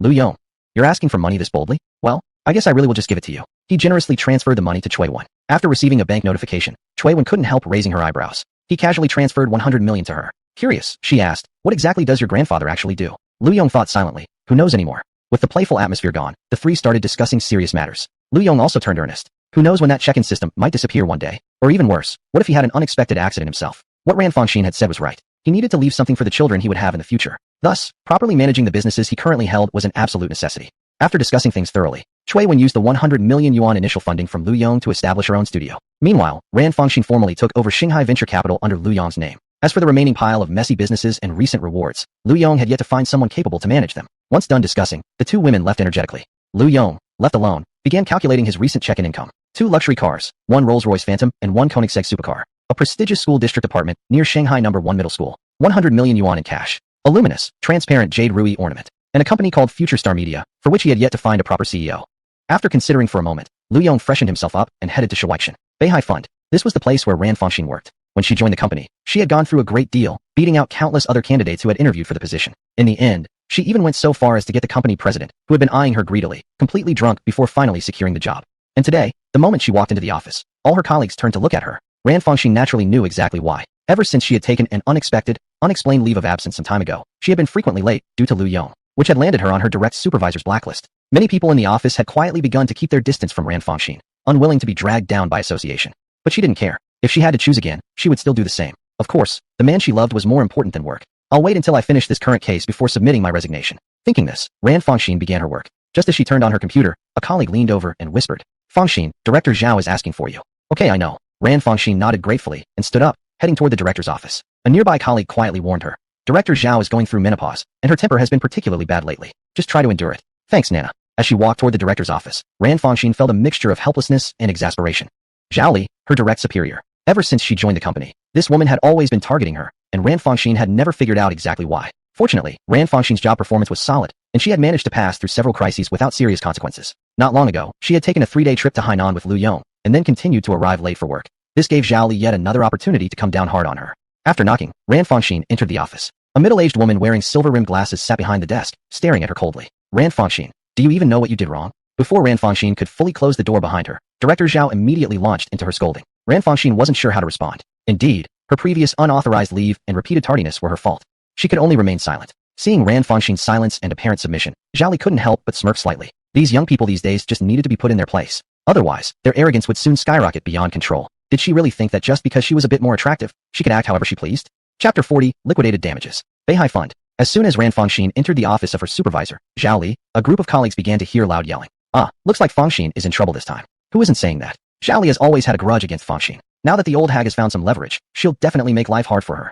But why has Fangxin been late these past few days? Does anyone know? Isn't it because of her boyfriend? A colleague who was fairly close to Ran Fangxin chimed in. Her desk was located not far from Fangxin's, and out of curiosity, she could accidentally catch glimpses of Fangxin answering calls and sending messages. Her boyfriend. One colleague's eyes immediately widened as she spoke with excitement. The one who drives a supercar? Probably. But we can't really ask Fangxin these kinds of questions. If it's really her boyfriend, why is she still putting up with this crap? If my boyfriend were that rich, I'd quit and wouldn't be groveling under Zhao Li's watchful eye. Who knows? A group of colleagues whispered among themselves. Most people had a rather negative impression of Zhao Li but didn't know what to do about it. Because Zhao Li was the eldest daughter of Zhao Xiong, the chairman of Beihai Fund. Besides her eccentric personality, she was also very capable in her work. Over 40 years old and still single, she particularly disliked female employees who liked to dress up. Even the slightest bit of revealing clothing would provoke her sarcastic comments. She would only feel satisfied when everyone was fully covered up. It was said that her personal life was extremely restrained, almost only moving between 2 points, home and office. She had attended several blind dates before, but none of them went well. Apparently, her demands were too numerous, though her personal qualities could only be described as mediocre. Out of fear of her oppressive rule, employees at Beihai Fund dared not wear makeup and dressed and acted very plainly in their daily lives. Even having a boyfriend was something they kept under strict wraps. A few years ago, a female employee at Beihai Fund was given a bouquet of flowers by her boyfriend on Valentine's Day, which displeased Zhao Li. The result was half a year of constant humiliation from Zhao Li, which eventually became unbearable. After a shouting match with Zhao Li, the girl finally quit. After that, Ran Fangxin was viewed as the new hero at Beihai Fund.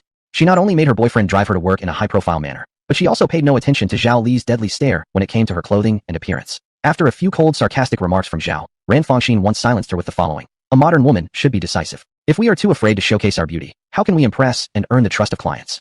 The two began an open conflict, with Zhao Li constantly seeking ways to harass Fangxin. However, Fangxin neutralized every attempt through her professional capability. Projects under her management saw profits jump by several percentage points, glowing results which earned her significant bonuses. The company's CEO even entrusted Fangxin with an important investment project. Zhao Li then had no choice but to retreat, and their feud temporarily came to an end. But now, circumstances seem to have taken a new turn. Fangxin's sudden leave of absence, combined with her recent string of tardiness, and the subtle difficulties Zhao Li intentionally created, had resulted in the project she managed falling far behind schedule. Today, Fangxin was late again. Zhao Li naturally had prepared herself to finally teach Fangxin a harsh lesson. She wanted to make Fangxin understand that no one could challenge her authority. Fangxin, I know you're young and highly capable, that you wish to live passionately, with dreams and aspirations. But all of these things are temporary. Zhao Li gave Fangxin a serious lecture. I admit, you're quite attractive and men seem to like you. From what people in the department have told me, you even have a wealthy boyfriend. But you must understand, men are unreliable in this world. They might only want you for your beauty, and the moment they're satisfied, they'll discard you without hesitation. What is most important for a woman? To dress beautifully? No. Zhao Li's tone gradually became more passionate. A woman who wants control over her own life must work hard to establish her own career and become financially independent, without relying on men. After you've tasted freedom, are men still important? Not at all. But you've really disappointed me. For the sake of a boyfriend, you've placed company work aside and prioritized your romance. That is wrong. Even if you're happy now, you'll regret it in the future. This time, I can overlook your mistakes, considering it's your first offense. So, here's what I'll do. I'll give you a chance to redeem yourself.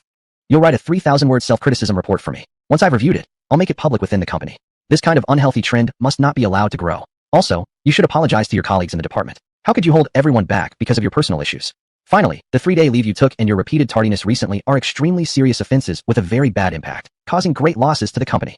Your annual bonus and semi-annual bonus are both gone. And in addition, you'll be fined a total of 50,000 yuan. Zhao Li looked at Ran Fangxin, who remained silent with her head lowered, and asked slowly, what do you think of this punishment? Can you accept it? Before Ran Fangxin could reply, Zhao Li continued, I know, facing such a punishment, you must be filled with resentment inside. But once you step into society and the workplace, it's no longer like your days on campus. This is society, this is reality. If you're not satisfied with the punishment, you can raise an objection. Of course, there's something I need to remind you first. In today's society, especially for fresh graduates like you, jobs with good benefits like Beihai Fund are very hard to find.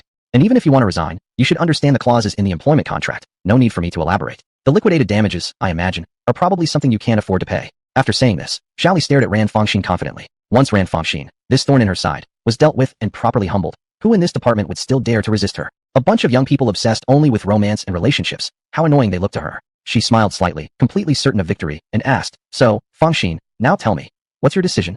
I resign. Ran Fangxin suddenly said, you know you were wrong. Zhao Li's voice stopped mid-sentence as she suddenly looked at Ran Fangxin in shock and disbelief, her tone rising sharply by an octave. What did you just say? Ran Fangxin calmly replied, I resign. Zhao Li looked at Ran Fangxin carefully, confirming she wasn't simply acting out of anger, and asked, are you sure? You signed a 5-year contract. Can you even afford to pay the liquidated damages? Chapter 41, Resignation. Zhao Li believed Ran Fangxin was acting like a sly fox pretending to be powerful. As a fresh graduate who had just started working, although she was capable, it would be impossible for her to come up with such a large sum of money in a short time. At Beihai Fund, if you wanted to resign, you'd have to pay about 600,000 renminbi in compensation. This was all clearly written in black and white on the contract. Previously, a female employee who didn't get along with Zhao Li had taken Beihai Fund to court over this matter. The lawsuit lasted for more than half a year, but in the end, Beihai still won. That's also why employees at Beihai didn't dare oppose Zhao Li. And as for Rang Fangxin's former colleague, due to needing to pay this large sum of money, she broke up with her boyfriend directly. This further confirmed Zhao Li's belief. Men were unreliable creatures. When facing crisis, they would just withdraw. Every man for himself when the ship goes down. Director Zhao, just tell me straight how much the penalty fee is, Rang Fangxin said. Zhao Li was pulled back from her thoughts. She looked at Rang Fangxin and coldly replied, considering the losses you brought to the company, it's a total of 650,000 renminbi. Rang Fangxin, I think you're someone with potential. I advise you not to act impulsively. How about this? The compensation amount can be considered. Zhao Li was speaking calmly, intending to give Rang Fangxin an opportunity to concede. But unexpectedly, Rang Fangxin stepped aside, took out her phone, and dialed. Hello, Yong. I'd like to ask a favor from you. I plan to formally resign today, but there's a penalty fee to pay. Yes, a total of 650,000 renminbi. Although Rang Fangxin spoke softly, Zhao Li overheard the general content of the conversation clearly. After Rang Fangxin mentioned the figure of 650,000, the call was quickly disconnected. Rang Fangxin then walked back toward Zhao Li, and Zhao Li once again wore a victorious smile on her face. See, men were indeed untrustworthy. Just now, Rang Fangxin must have called her wealthy boyfriend. As soon as he heard the number 650,000, he hung up the phone immediately. Now you know whose words are worth listening to, right? Fangxin, if you just admit your mistake, I, Director Zhao, am not such a petty person. I can make an exception and lighten your punishment. If you think it's too much for your pride, the letter of apology can just circulate internally within our department. There's no need to escalate it company-wide. No need to bother with your concern. Rang Fangxin replied with a standard polite smile. Then she continued, Director Zhao, I will transfer the money to the company account later. Please check and confirm receipt. I'm resigning rather hastily, so I won't write the resignation letter. I hope you can understand. After saying that, Rang Fangxin turned around and left the office directly. Zhao Li was momentarily stunned. This Rang Fangxin was getting completely out of hand. If you can't come up with the 600,000, I'll sue you until. Her train of thought was interrupted. Her phone suddenly vibrated, and Zhao Li held in her anger to check it. It was a message from the company's finance department. It showed that 650,000 renminbi had just been deposited into the company's account, and the remitter was listed under Rang Fangxin's name. Seriously, actually paid it? Zhao Li was dazed. Could there really be a man willing to pay this? Has he gone mad? That Rang Fangxin is indeed a seductress. To get this man to pay for her, she must have done something dirty behind the scenes. Men are indeed nothing good, just a bunch of stupid fools with lust in their heads. Seeing Rang Fangxin's departing figure, Zhao Li became increasingly furious. No way. If Rang Fangxin leaves so comfortably, how can I continue managing this department in the future? I've already lost all my face. How can I command respect anymore? Frowning darkly, Zhao Li dialed a call. Even if Rang Fangxin could rely on a man once, could she rely on one forever? Right now, she wanted to use all her connections to make sure Rang Fangxin couldn't survive in this industry anymore. Not a single company would dare to hire her. The phone was soon connected, and a middle-aged man's surprised voice came through. Zhao Li, what kind of wind brought you to call me? Zhao Li frowned and replied indifferently. What kind of wind? Do I need permission before calling you? If you don't want to answer, I can call someone else. Ha! The voice on the other end chuckled, and then quickly became flattering. Zhao Jia, what are you saying? Whenever you have anything, of course I will do my best. There's no second thought.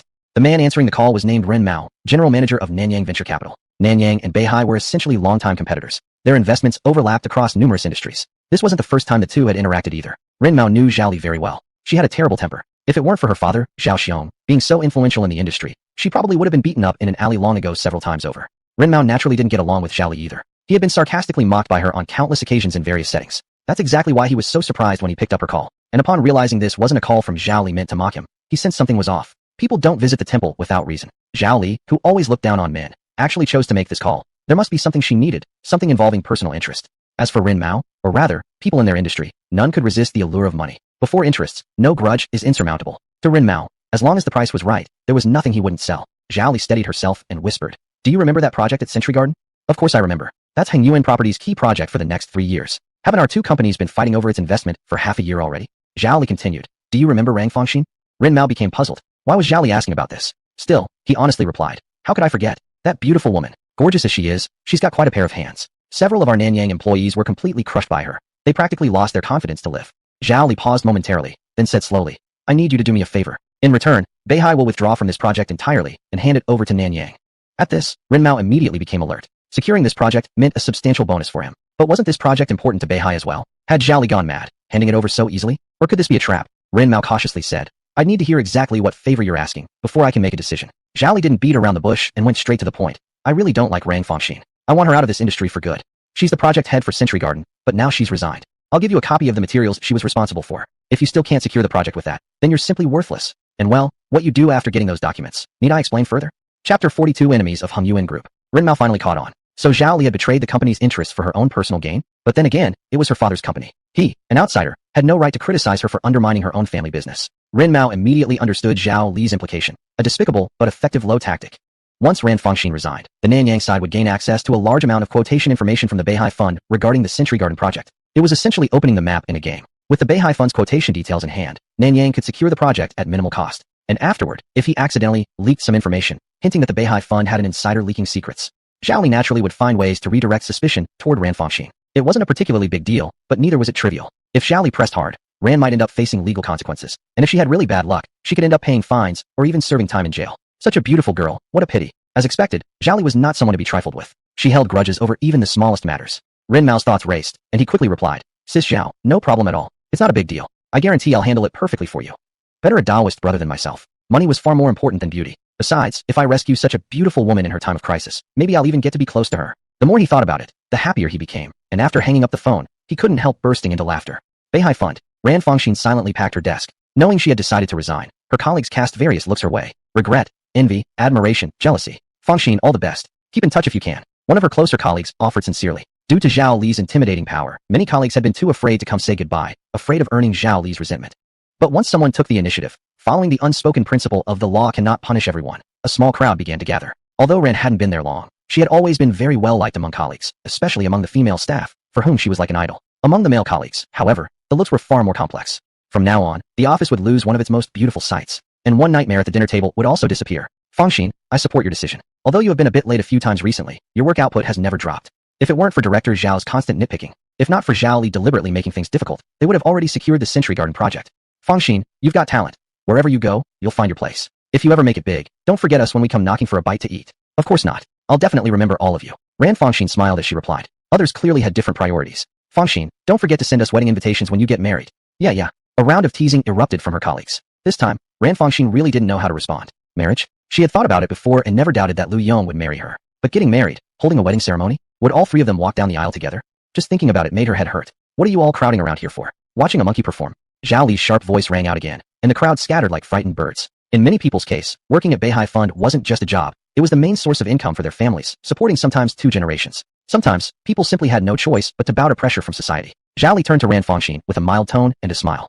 Fangxin, I've always had high hopes for you. Your future is bright. Who knows when we'll meet again after today? But I firmly believe that you, Fangxin, are capable and strong-willed. You will never regret your decision today. Zhao Li's words left Ran Fangxin puzzled, but she wouldn't say anything impolite. Her family upbringing forbade it. Thank you for your kind words, Director Zhao.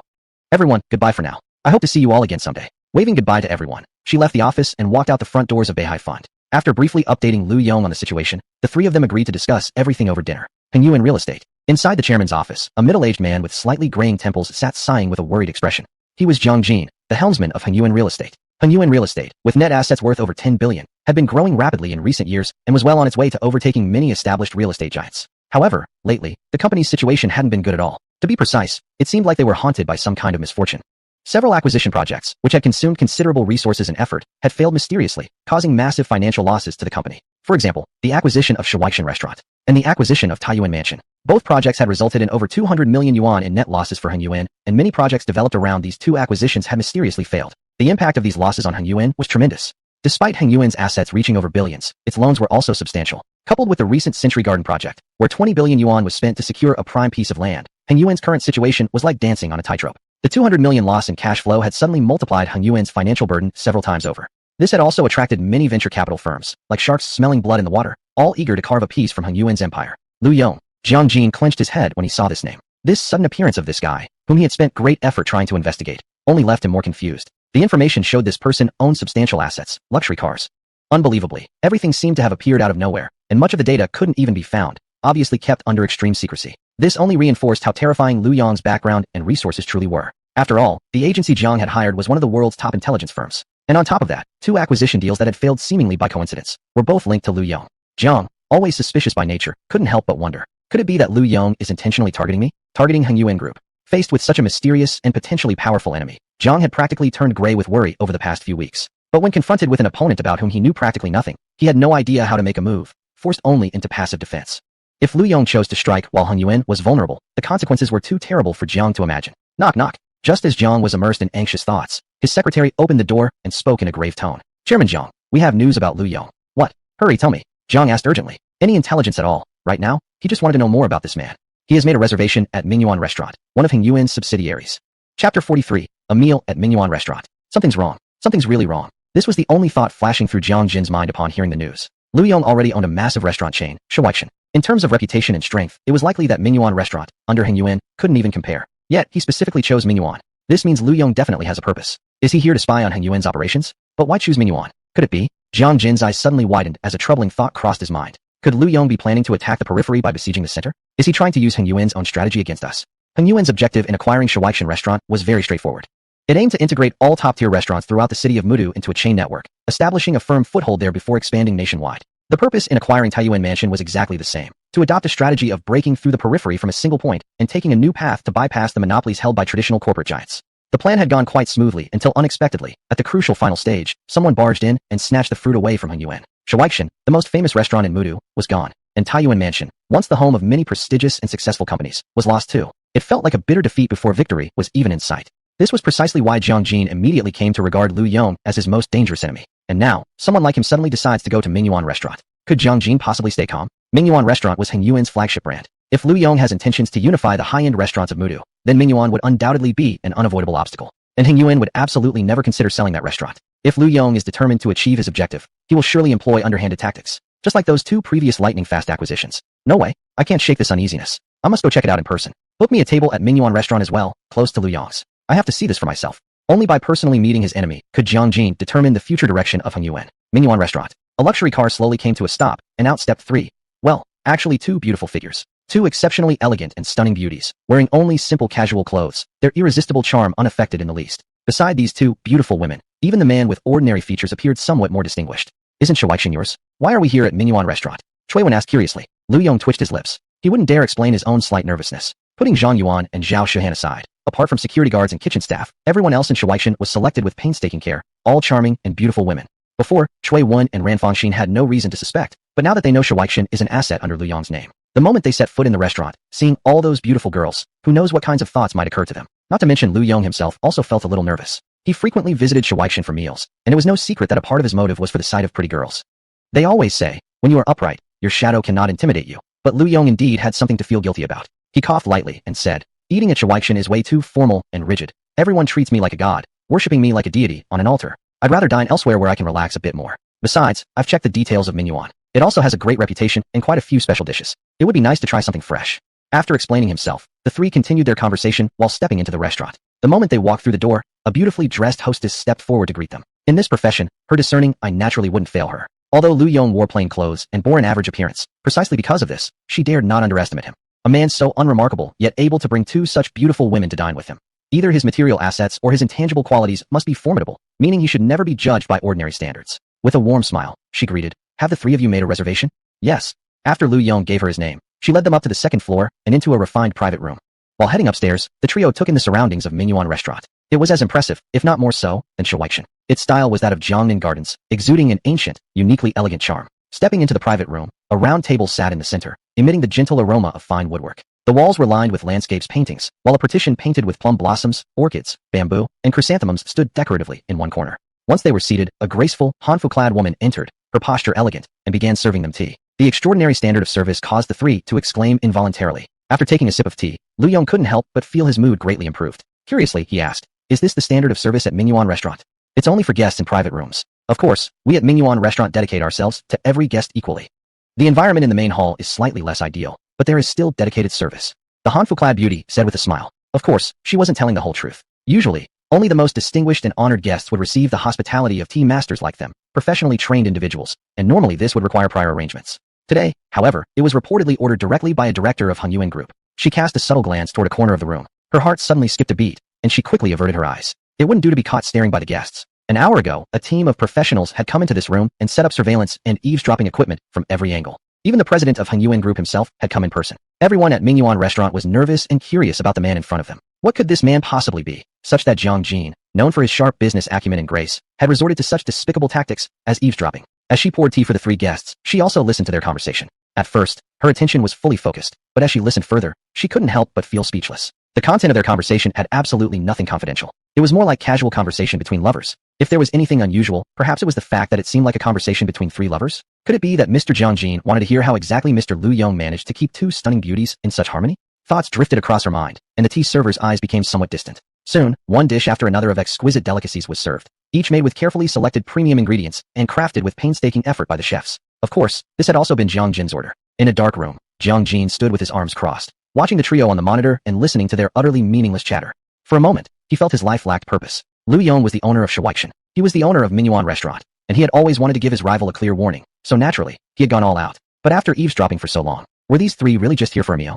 Chapter 44, There is a mole in Hung Yuan Group. What the hell is this? Jiang Jin wordlessly took off his headphones and couldn't help rolling his eyes. He had been listening for quite a while. The three men had even finished their meal, yet not a single piece of useful intelligence had been gathered. The three of them did, however, give Minuan restaurant's dishes a glowing review. Jiang Jin felt somewhat pleased, but mostly at a loss. That's not what I wanted to hear. Don't they have any juicier information? Alright, you guys keep listening. I'm going to hit the restroom. Seeing that their conversation had strayed into parenting topics, Jiang Jin gave instructions and left the small listening room. Inside the restroom, Jiang Jin unbuckled his belt and began to relieve himself. But just as he started, he stopped. A man he never expected to see entered the restroom and stood right beside him. Lu Yong. And Jiang Jin was exactly the type of guy who couldn't pee when nervous. In that moment, it became extremely awkward. The situation was this. He had been holding it in for a long time and had just started peeing when Lu Yong stood next to him, causing him to stop suddenly.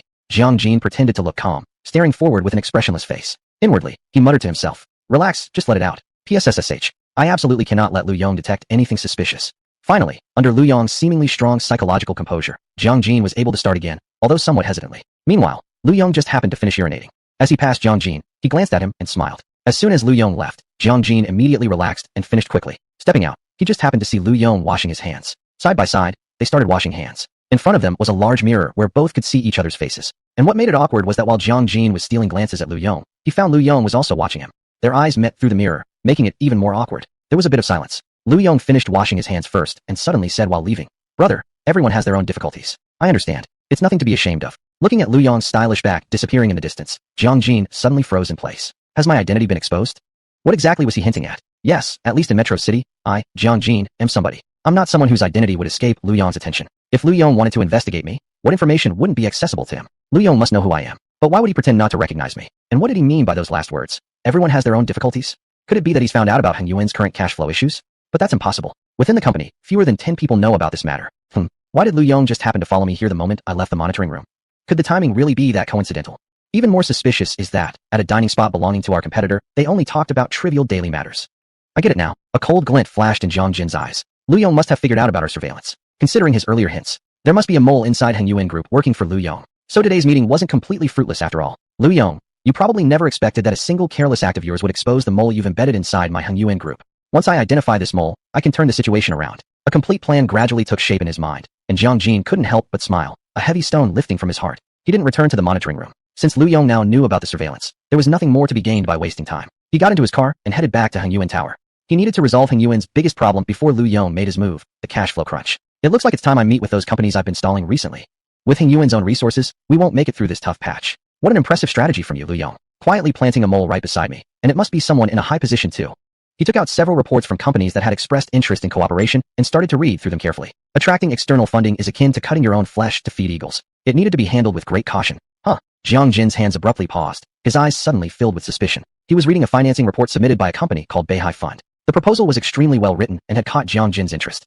But what shocked him was the name of the person in charge of this proposal, Ran Fangxin, the same woman who had dined with Lu Yong tonight. Jiang Jin's memory was just average, but Ran Fangxin's striking beauty made her unforgettable the moment you saw her. What does Lu Yong mean by this? For a moment, Jiang Jin was confused. Despite all his years navigating the business world, he suddenly couldn't decipher Lu Yong's tactics. First, he disrupted Hung Yuan Group's acquisition plan. Although the damage wasn't great, it was an extremely precise blow to a vulnerable spot. Then he came to Minuan restaurant in person, without any disguise or pretense, walking in openly. Could it be that he intentionally let me discover there's a mole inside Hung Yuan? Thinking this way suddenly makes sense. Hung Yuan has a traitor, and Lu Yong must have known about my surveillance. If I were him, I would definitely spread some misleading information to confuse me, instead of just talking about daily nonsense all along. Even his deliberate encounter with me in the restroom was probably to make sure I didn't miss the message about the mole inside Hung Yuan. Now that I know there's a traitor within Hung Yuan, I will naturally become more careful. Combined with his subtle hints that he already knew about Hung Yuan's difficulties, Lu Yong must have anticipated that I would immediately start solving the cash flow issue. Therefore, his follow-up move must be hidden among these companies showing interest in financing. And now, this Ran Fangxin, the very woman he brought to dinner so openly, suddenly appears directly in the report on my desk. Possibly, this report was deliberately placed here by the mole inside Hung Yuan. Lu Yong wants me to discover on my own that Ran Fangxin is working with him, meaning that Beihai Fund is his ally too. Knowing my cautious nature, I would certainly avoid choosing Beihai Fund. Among the remaining companies, the strongest one is Nanyang Venture Capital. Oh, so this is the trap. Lu Yong, you really underestimated me, Jiang Jin. Most likely, Nanyang Venture Capital belongs to Lu Yong. If I choose to secure financing from them, I would have fallen straight into his snare. Then perhaps I should act contrary to expectations and choose Beihai Fund instead? No, Lu Yong wouldn't be that simple. Besides, Ran Fangxin works for Beihai Fund. Eliminate both options then. Jiang Jin set aside the two reports and picked up the third one. A company called Star Sea Venture Capital. No, I shouldn't make a hasty decision yet. Lu Yong plays too deep a game, with too many twists. Better safe than sorry. I should meet all 3 company representatives face to face. Only after actually meeting them in person can I tell truth from deception. He thought for a moment before calling out. Miss you. Please contact the representatives from these 3 companies. This weekend, I hope they can find time to meet with me. Of course, Chairman Jiang. Secretary nodded, then turned and left. She couldn't tell if it was just her imagination, but she felt Jiang Jin had looked at her a little oddly just now. Chapter 45. The new leader of Star Ocean Venture Capital. The next day, in front of the Star Ocean Venture Capital building, a stunning Lamborghini Veneno slowly came to a stop. A beautiful woman stepped out of the car in high heels, immediately drawing the attention of everyone around. What a cool big sister. No, you mean how gorgeous she is. No, she's both handsome and beautiful. A group of people whispered among themselves as Ran Fangxin, wearing sunglasses, walked into the office building. Today she wore a black long dress, with a leaf-shaped curved slit at the front of the skirt reaching down to her calf, subtly revealing her shapely legs. Clutching a black handbag and stepping steady and graceful, she looked like a typical powerful female CEO. Although her expression appeared calm, inside her heart was already pounding rapidly. Unlike when she had ridden with Lu Yong, when most of the attention had been on him and she hadn't felt anything too intense. Now, starring in a solo performance, the subjective feeling was totally different. All the looks, envious, jealous, admiring, made her feel very uneasy. A faint fear intermingled with excitement. So this is what the upper class experiences? Not sure what's so good about this life. Feels more uncomfortable than being a celebrity under the spotlight. But it's the first day of work, can't afford to show hesitation, must act strong. Ran Fangxin mentally encouraged herself while walking toward the elevator. There were many people waiting for the elevator as well, yet everyone instinctively kept a certain distance from Ran Fangxin. A person's aura is closely related to their inner confidence. Ran Fangxin, naturally adaptable, quickly fully immersed herself into the role, perfectly displaying the essence of the word power. Meanwhile, the employees of Star Ocean Venture Capital were quite anxious. They had never seen a boss like this before, and the entire department felt a bit confused. About 2 weeks ago, Star Ocean Venture Capital suddenly announced a change of ownership, transferring all its assets to a man named Mr. Lu Yong. The former manager had resigned and moved on. Then, the entire department waited anxiously for the arrival of the new boss. This waiting lasted for more than 10 days. The employees were like longing wives waiting for their husbands to return, unlike the previous manager who already had a new job lined up. None of them had found alternatives yet, and the company's generous treatment made them unwilling to just give it up. Therefore, with the arrival of the new boss and possible personnel changes, everyone felt both expectation and nervousness. No one wants to be the one getting laid off. They had endured for 2 whole weeks before finally hearing a piece of good news. The new leader of Star Ocean Venture Capital would officially assume office today. The entire department got energized, each person displaying their best demeanor, hoping to make a good impression on the new general manager. Deputy General Manager Shang Mingda mentioned that the incoming general manager was a young woman who had just turned 25 years old. Everyone admired her, felt impressed, but also somewhat underestimated her. Hearing that the new boss was a wealthy tycoon, the employees naturally speculated how the young general manager, newly appointed to such a position so soon after graduation, was related to him. I wonder what the new general manager is like, and whether she is easy to get along with. I don't know if she's easygoing, but I'm sure she must be really beautiful. Why do you say that? If she wasn't attractive, could the new boss have appointed her to lead? Judging from her resume, she's still a recent graduate. Wow, really? Don't tell me that's true. The employees whispered to each other. Click, clack, click. Outside the office corridor, a pair of measured and rhythmic footsteps approached. Everyone immediately fell silent. The footsteps landed like drumbeats in each person's heart. They held their breath and looked toward the entrance. The first thing to come into view was a black high heel, followed by a piece of fair, slender calf. The gaze gradually moved upwards, revealing an icy beauty with immense pressure radiating from her. Black sunglasses, pink lustrous lips, and long jet black hair like ink. The silver earrings swayed, reflecting dazzling lights. An extraordinarily beautiful woman, untouchable like a goddess. Silence enveloped everyone. This naturally exuding aura unknowingly seized control of every person present. Everyone knew she was the new leader of Star Ocean Venture Capital. After entering the company's main entrance, Ran Fangxin slowly removed her sunglasses, smiling at the crowd. The smile felt like a warm spring breeze, like the end of winter and the melting of early snow. Hello, everyone from Star Ocean Venture Capital. My name is Ran Fangxin, the woman of your new boss, and also your new leader. Ran Fangxin's announcement brought silence. After a while, Deputy General Manager Shang Mingdao was the first to react, starting to clap. Welcome Director Ran. Welcome Director Ran. We've all been waiting anxiously for your arrival, like wishing upon stars and moons. A wave of enthusiastic applause began, and Shang Mingdao had already suppressed every bit of disdain inside him. To openly declare herself as the boss's woman, many employees probably found this statement shameless, openly revealing that she had climbed to her position through her beauty. Many had already formed a negative opinion of her, considering this woman nothing more than a decorative ornament, a pretty vase. But in Shang Mingdao's eyes, it was a warning. A warning aimed at the veteran employees of Star Ocean Venture Capital. This was her way of telling them. She was the new boss's woman, and if they dared to oppose her, they'd better be ready to pack up and leave. Alright, it's working hours now. A welcoming gesture is acceptable, even expected. I don't need your verbal flattery or respect. I don't want it, nor do I require it. What I think of you doesn't matter. What you think of me doesn't matter either. There is only one thing I care about here, efficiency and results. Starting today, Star Ocean Venture Capital has no seniority system, no hierarchy. From now on, if you have the ability and do a good job, you'll rise. You'll be rewarded with compensation far beyond anyone else's. I'm sure many long-serving employees might feel displeased by this. Ran Fangxin pointed at the door behind her and continued. If you're looking to simply get by, coasting along without trying, I think once you step out that door, plenty of other places will suit you. But at Star Ocean Venture Capital, under my eyes, I hope each one of you tries a little harder. Not for me, not for the company, but for yourselves. Now get to work. Prepare a report summarizing the current progress, the main issues encountered, and the solutions discussed for each project you're responsible for. Today at 2 p.m., we'll hold Star Ocean's first regular meeting. I hope none of you disappoint me. After speaking, Ran Fangxin turned and walked toward the general manager's office. The entire crowd heard only the rhythmic tapping of her heels echoing in their ears. Chapter 46. Zhao Li's plan to kill two birds with one stone. The employees of Star Ocean Venture Capital returned to their respective workstations, whispering among themselves about Ran Fangxin. There were a variety of opinions. Some believed she was merely a seductress who had climbed the ranks through her beauty, now acting as if she had authority she didn't deserve.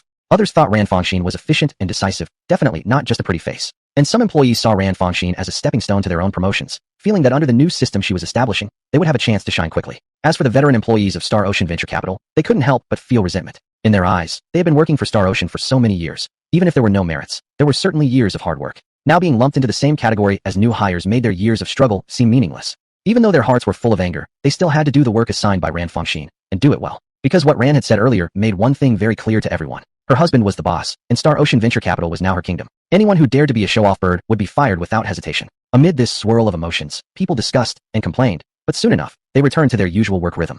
Such is human nature. Once people become comfortable in their environment, they tend to become complacent. After the company's regular afternoon meeting, Ran Fangxin painfully covered her forehead. The situation of this company seemed worse than she had imagined. Nearly all of the company's investment projects over the past 3 years had failed completely, and several clearly risky ones had also been funded.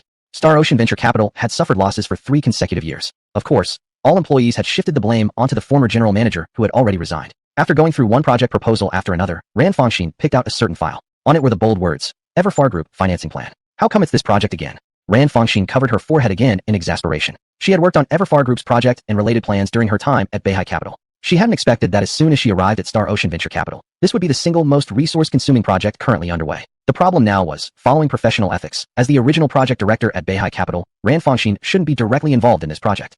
But if she abandoned this project entirely, all the effort Star Ocean Venture Capital had put in over the past 6 months would be wasted. Knock knock knock. As Ran was rubbing her forehead in thought, an assistant knocked on the door and entered her office. The person was Zhou Yu, former assistant to the ex-general manager. She was quite capable, so Ran had no intention of replacing her. Managing Director Ran, a call from Everfar Group regarding the Century Garden project. Zhou Yu reported. At the mere mention of Everfar Group, Ran could feel her forehead throbbing. What is it this time? Chairman Yong from Everfar has invited several investment firms with funding interest to meet tomorrow and discuss details of the financing.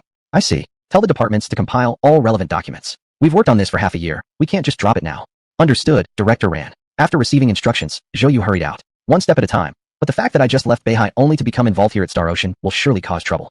Even if I send a new representative to attend the meeting, as long as I remain in charge of Star Ocean Venture Capital, my connection to this project cannot be denied.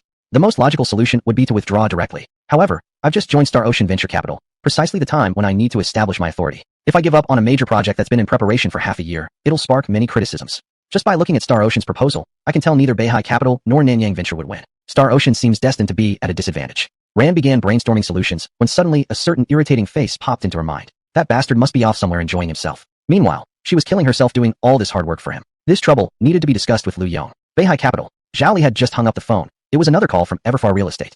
They want a face-to-face discussion tomorrow. So are they finally making a decision? Zhao Li looked puzzled. Everfar Group had consistently delayed the financing issue, hoping to resolve their problems internally. Because once external capital was introduced, whether in terms of pre-project investments or profit sharing afterward, there would be many complications. If that's the case, some things need to be done ahead of time. Zhao Li dialed a number she had long been planning to call. After the call connected, a solemn male voice came through. Hello, this is the Financial Regulatory Authority. May I ask what you need? Zhao Li replied. I want to report a case of financial fraud. I suspect there has been underhanded activity that harms the company and the interests of investors. Please provide your name for our record. Could you explain the situation in more detail? Do you have any supporting documents? Yes. Zhao Li opened the pre-prepared files on her computer and sent them over. The two quickly engaged in a thorough inquiry and exchange. After hanging up the phone, Zhao Li smirked coldly. The Financial Regulatory Authority was a specialized institution dedicated to investigating financial crimes.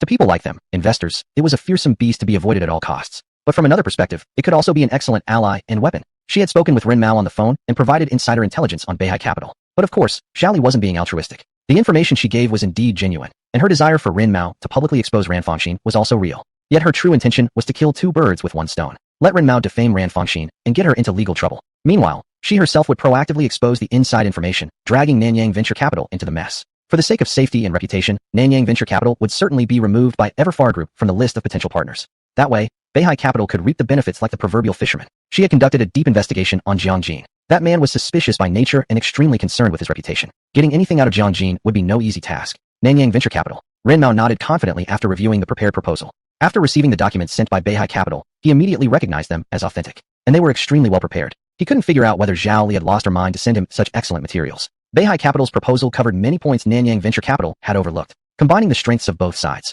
Ren Mao was already certain of victory for tomorrow's meeting. Chapter 47. Ren Mao, a man with impure intentions. There's no need to think more about Han Yuan Group, but we need to carefully consider what to do about Ran Fangxin. The proposal in his hand now, he was confident, was the best one. Even if Zhang Jin had the sharpest eye, he wouldn't be able to find any flaws. Then, the arrangement with Zhao Li could be postponed a bit.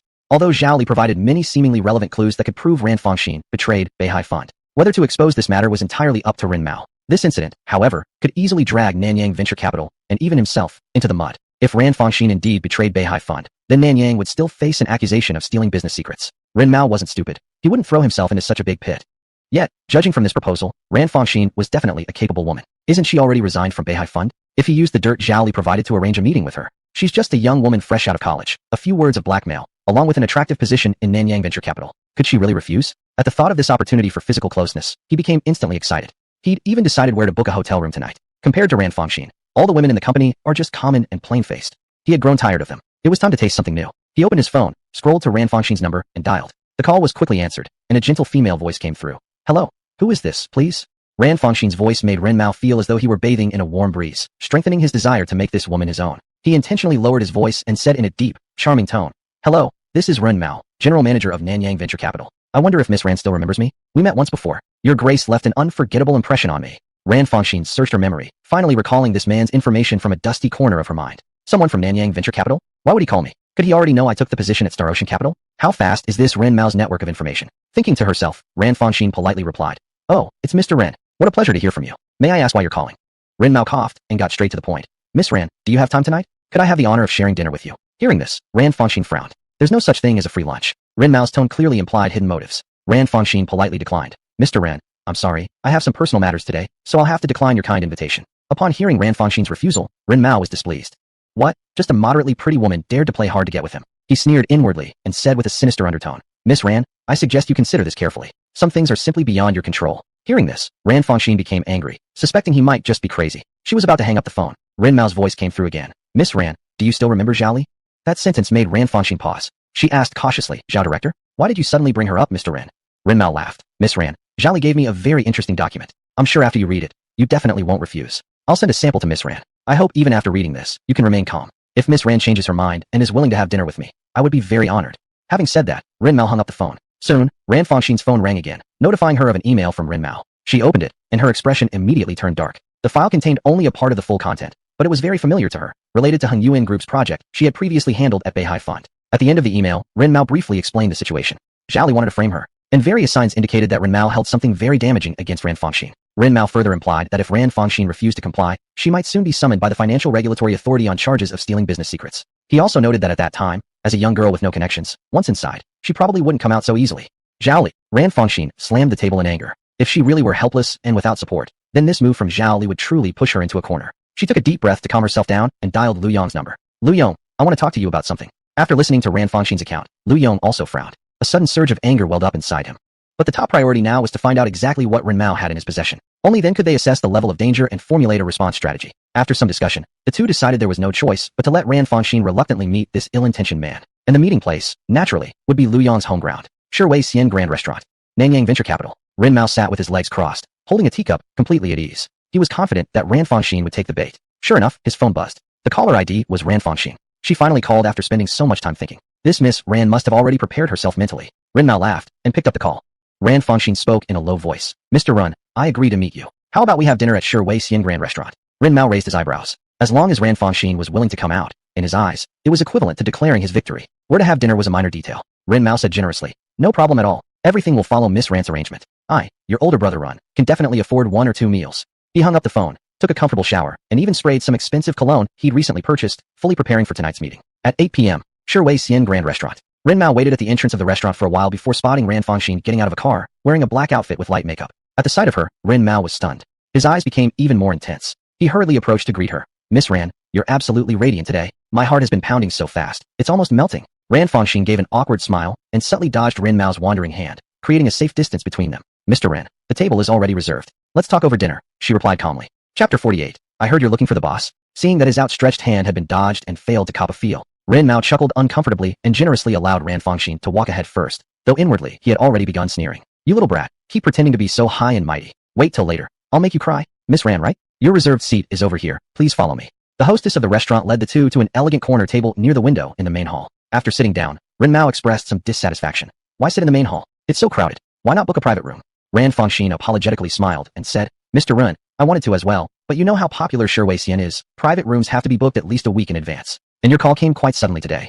Hearing Ran Fangxin's explanation, Ren Mao only grumbled but had to give in. The reason Ran Fangxin chose not to select a private room was simple. Being in a closed space with a shady character like him, God knows what he might do. Lu Yong wouldn't let her take such a risk either. In Lu Yong's words, even having Ran Fangxin have a meal with this guy made him feel like he was taking a financial hit, while Ren Mao was the one profiting handsomely. Course after delicious course arrived, and under Ran Fangxin's deliberate urging, Ren Mao had already become slightly drunk. Seeing that the timing seemed about right, Ran Fangxin asked, Director Ren, could you tell me in more detail what Director Zhao said? I'm still very confused and worried. Looking into Ran Fangxin's beautiful, sparkling eyes, Ren Mao gave a casual chuckle and didn't suspect anything. He leisurely replied, Don't know how you offended that woman Zhao Li. She gave me a call saying she would go after you, making sure you couldn't swallow this without consequences. She also said the Beihai Fund isn't a restroom you can just enter and leave whenever you like. She wanted to teach you a lesson to maintain authority in the future.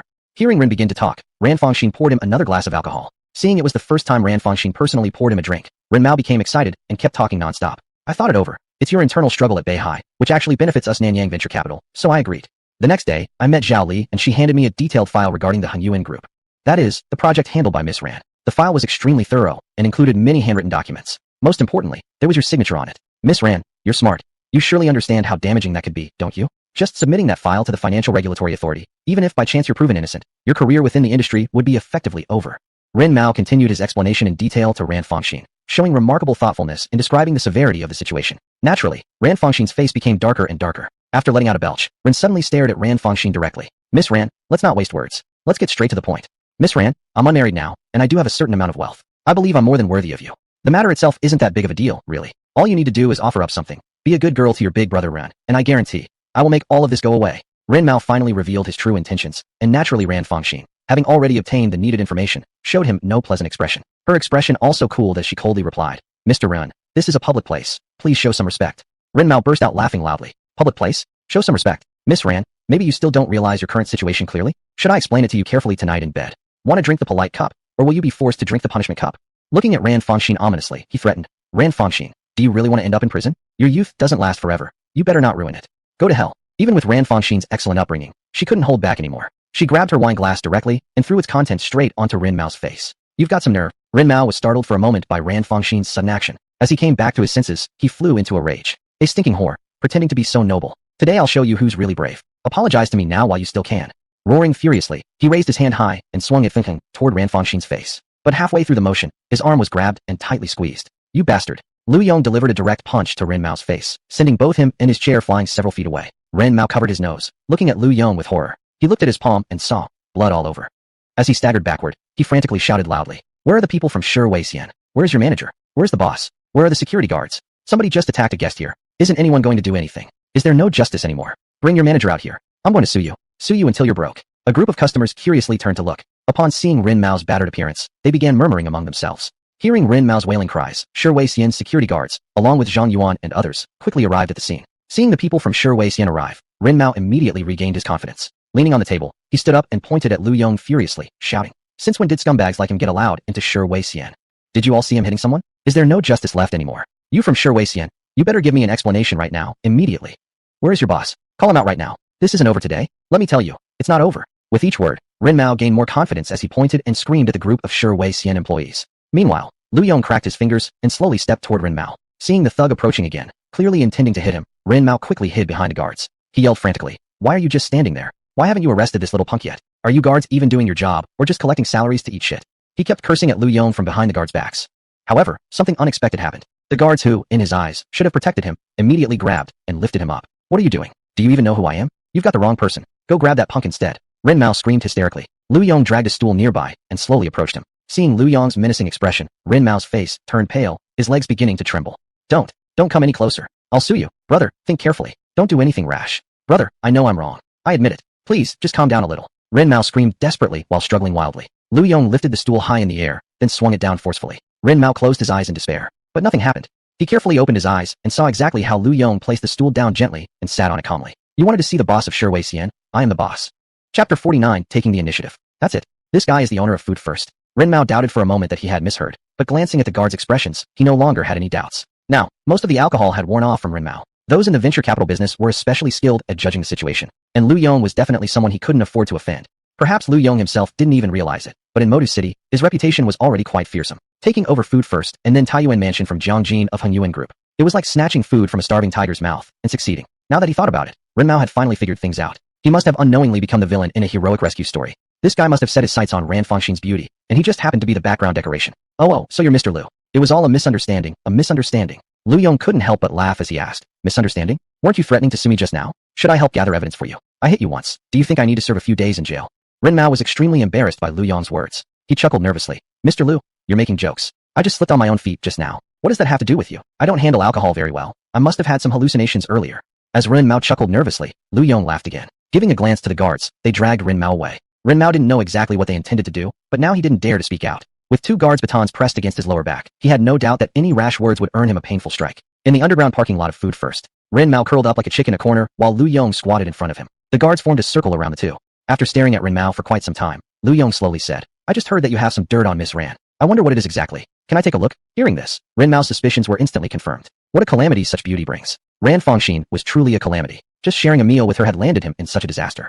He quickly nodded and said, I do, but I don't have it on me right now. I'm not an idiot, Mr. Lu. If you have your eye on Miss Ran, naturally I wouldn't be so foolish. A man under someone else's roof must bow his head. Ren Mao's current mindset was simple. Get out of this dangerous situation first. As for the documents Zhao Li gave him, those were his life-saving guarantee. He definitely wouldn't hand them over. His mind racing, he quickly said, I kept it in a secret place only I know. As soon as I retrieve it, I'll bring it to you immediately, Mr. Lu. In that case, I'll look forward to hearing from you, Mr. Ren. Lu Yong said with a smile, signaling the guards to make a path. Ren Mao hurriedly got up from the ground, crawling and scrambling his way out of the underground parking lot without looking back. Not long after Ren Mao left, a teasing voice rang out. Ran Fangxin walked up beside Lu Yong and said, truly, villains are tamed by even fiercer villains. Lu Yong couldn't help rolling his eyes and snapped. Calling me a villain still? Don't you know who I was protecting? Okay, you're the good one, and I'm the villain. All right. Lu Yong rubbed Ran Fangxin's head and asked, how did things go? Everything handled? Yep. Ran Fangxin nodded. Then Zhang Yuan, standing nearby, stepped forward and handed both of them a voice recorder. We've recorded everything Ren Mao said to Miss Ran. All right. Lu Yong accepted the recorder and listened carefully to its contents. But still, this isn't quite enough. I need some professional opinions. Lu Yong recalled his previous encounter at Taiyuan Mansion, a legal representative from TV Media, Li Yuru. After carefully choosing his words, he dialed the number. The phone was quickly answered with Li Yuru's polite greeting. Hello, this is Liuing Law Firm. This is Li Yuru speaking. How may I assist you today? This was Li Yuru's private line, and everyone who had access to it was either extremely wealthy or held high status. Naturally, her attitude was extremely courteous. Hello, Attorney Li. This is Lu Yong. Lu Yong? Upon hearing those two words, Li Yuru immediately became attentive. With her sharp business intuition, she sensed this might be a big case. Mr. Lu, please go ahead. Not to boast, but in terms of legal expertise, our Liuing firm ranks top in Moda City. It's like this. Without pretense, Lu Yong briefly explained Ran Fangxin's problem.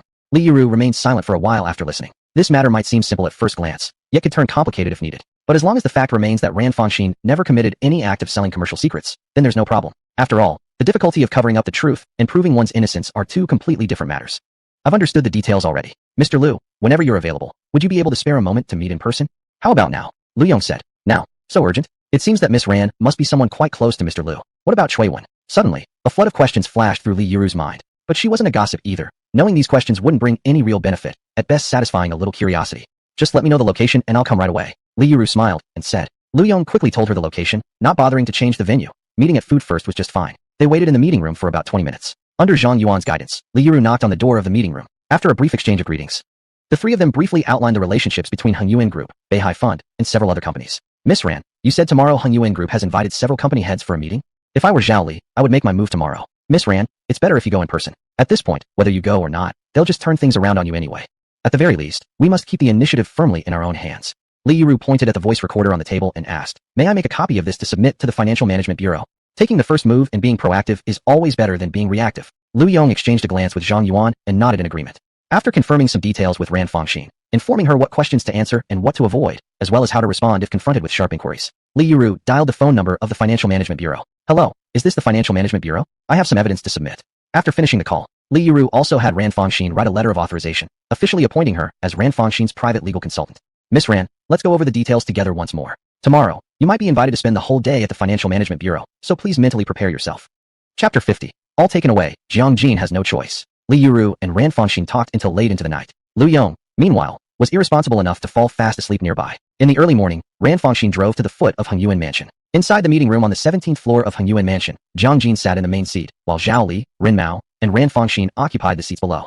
The moment they saw Ran Fangxin and learned that she was representing Star C Venture Capital, all three wore strange expressions. Jiang Jin was feeling a bit confused. Yesterday, he had thought long and hard.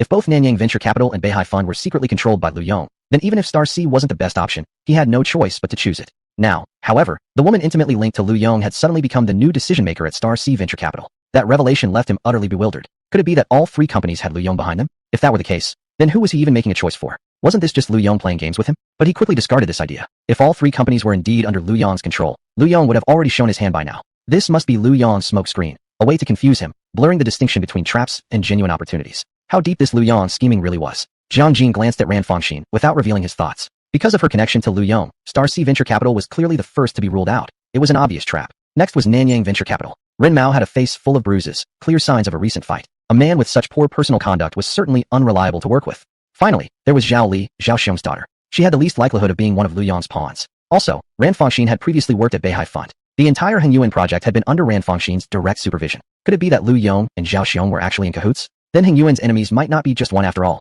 It felt like no matter which option he chose, it was still a pitfall. Damn it. Jiang Jin looked up at the ceiling, momentarily at a loss for words. Rin Mao, too, was stunned. He rubbed the bruise on his face and didn't dare to meet Ran Fangxin's gaze. How the hell did this woman become a manager at Star C Venture Capital? His mind immediately jumped to Yong. Could the real boss behind Star C be Yong? If that was true, hadn't he basically used a knife to hold his own neck out yesterday when he threatened Ran Fangxin? Rin Mao's eyes flickered. The more he thought about it, the darker his face grew. Zhao Li, meanwhile, was the calmest among them. She felt as though she already held the winning hand. Rin Mao was nothing but a loser, hardly worth the effort. As for Ran Fangxin, she was just a seductive gold digger. Even if she'd used her beauty to rise up the ranks, what good would that do? Zhao Li gave a faint shout. Today was supposed to be Ran Fangxin's first peak in life, and her last moment of glory. Once the officers from the Financial Regulatory Authority walked through that door, the battle would be over. Calmly, Zhao Li took a sip of tea and silently looked toward the door. Ahem. Jiang Jin coughed to break the eerie silence. Ladies and gentlemen, it's a pleasure to meet you. Since we are all busy people, let's skip the pleasantries. Regarding the funding proposal for Yuan, I wonder if you've all brought them.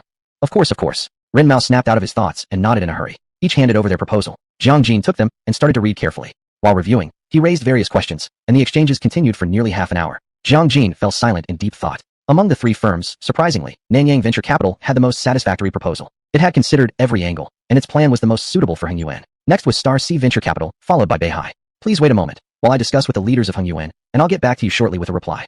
Given the uncertainty surrounding Yong, he couldn't possibly make a hasty decision. After consulting with his partners, Jiang Jin made his decision. If all three companies seemed like traps, then he had no choice but to go with the best one. Among them, the one with the best proposal was undoubtedly Nanyang Venture Capital. After making up his mind, Jiang Jin returned to the conference room. Ahem, please excuse the wait. After thorough and careful deliberation, we have decided to partner with Nanyang. Before Jiang Jin could finish his sentence, a sudden, sharp knock on the door interrupted him. His secretary entered with a tense expression, accompanied by two middle-aged men in black suits. We're from the Financial Regulatory Authority. We suspect you all are involved in a financial crime, and we'd like you all to assist in our investigation. Upon seeing them, a slight smirk curved Zhao Li's lips. This was killing two birds with one stone, taking away both candidates, leaving Jiang Jin with no choice but to go with Beihai Fund. The two men in black continued. We'd like Ran Fangxin, Mr. Rin Mao, and Ms. Zhao Li to come with us to the Financial Regulatory Authority for further cooperation. What does this have to do with me? Zhao Li immediately felt a bit annoyed. She had already submitted all the materials she needed to submit. Wasn't this supposed to involve Rin Mao and Ran Fangxin fighting it out? What did this have to do with her? The man in black looked at Zhao Li and sternly said, Ms. Zhao Li, you are also suspected of buying and selling stolen classified documents. Please come with us. Zhao Li was stunned for a moment. Was she now a suspect too? She immediately cast a cold glance at Rin Mao. Coincidentally, Rin Mao was also looking at her coldly.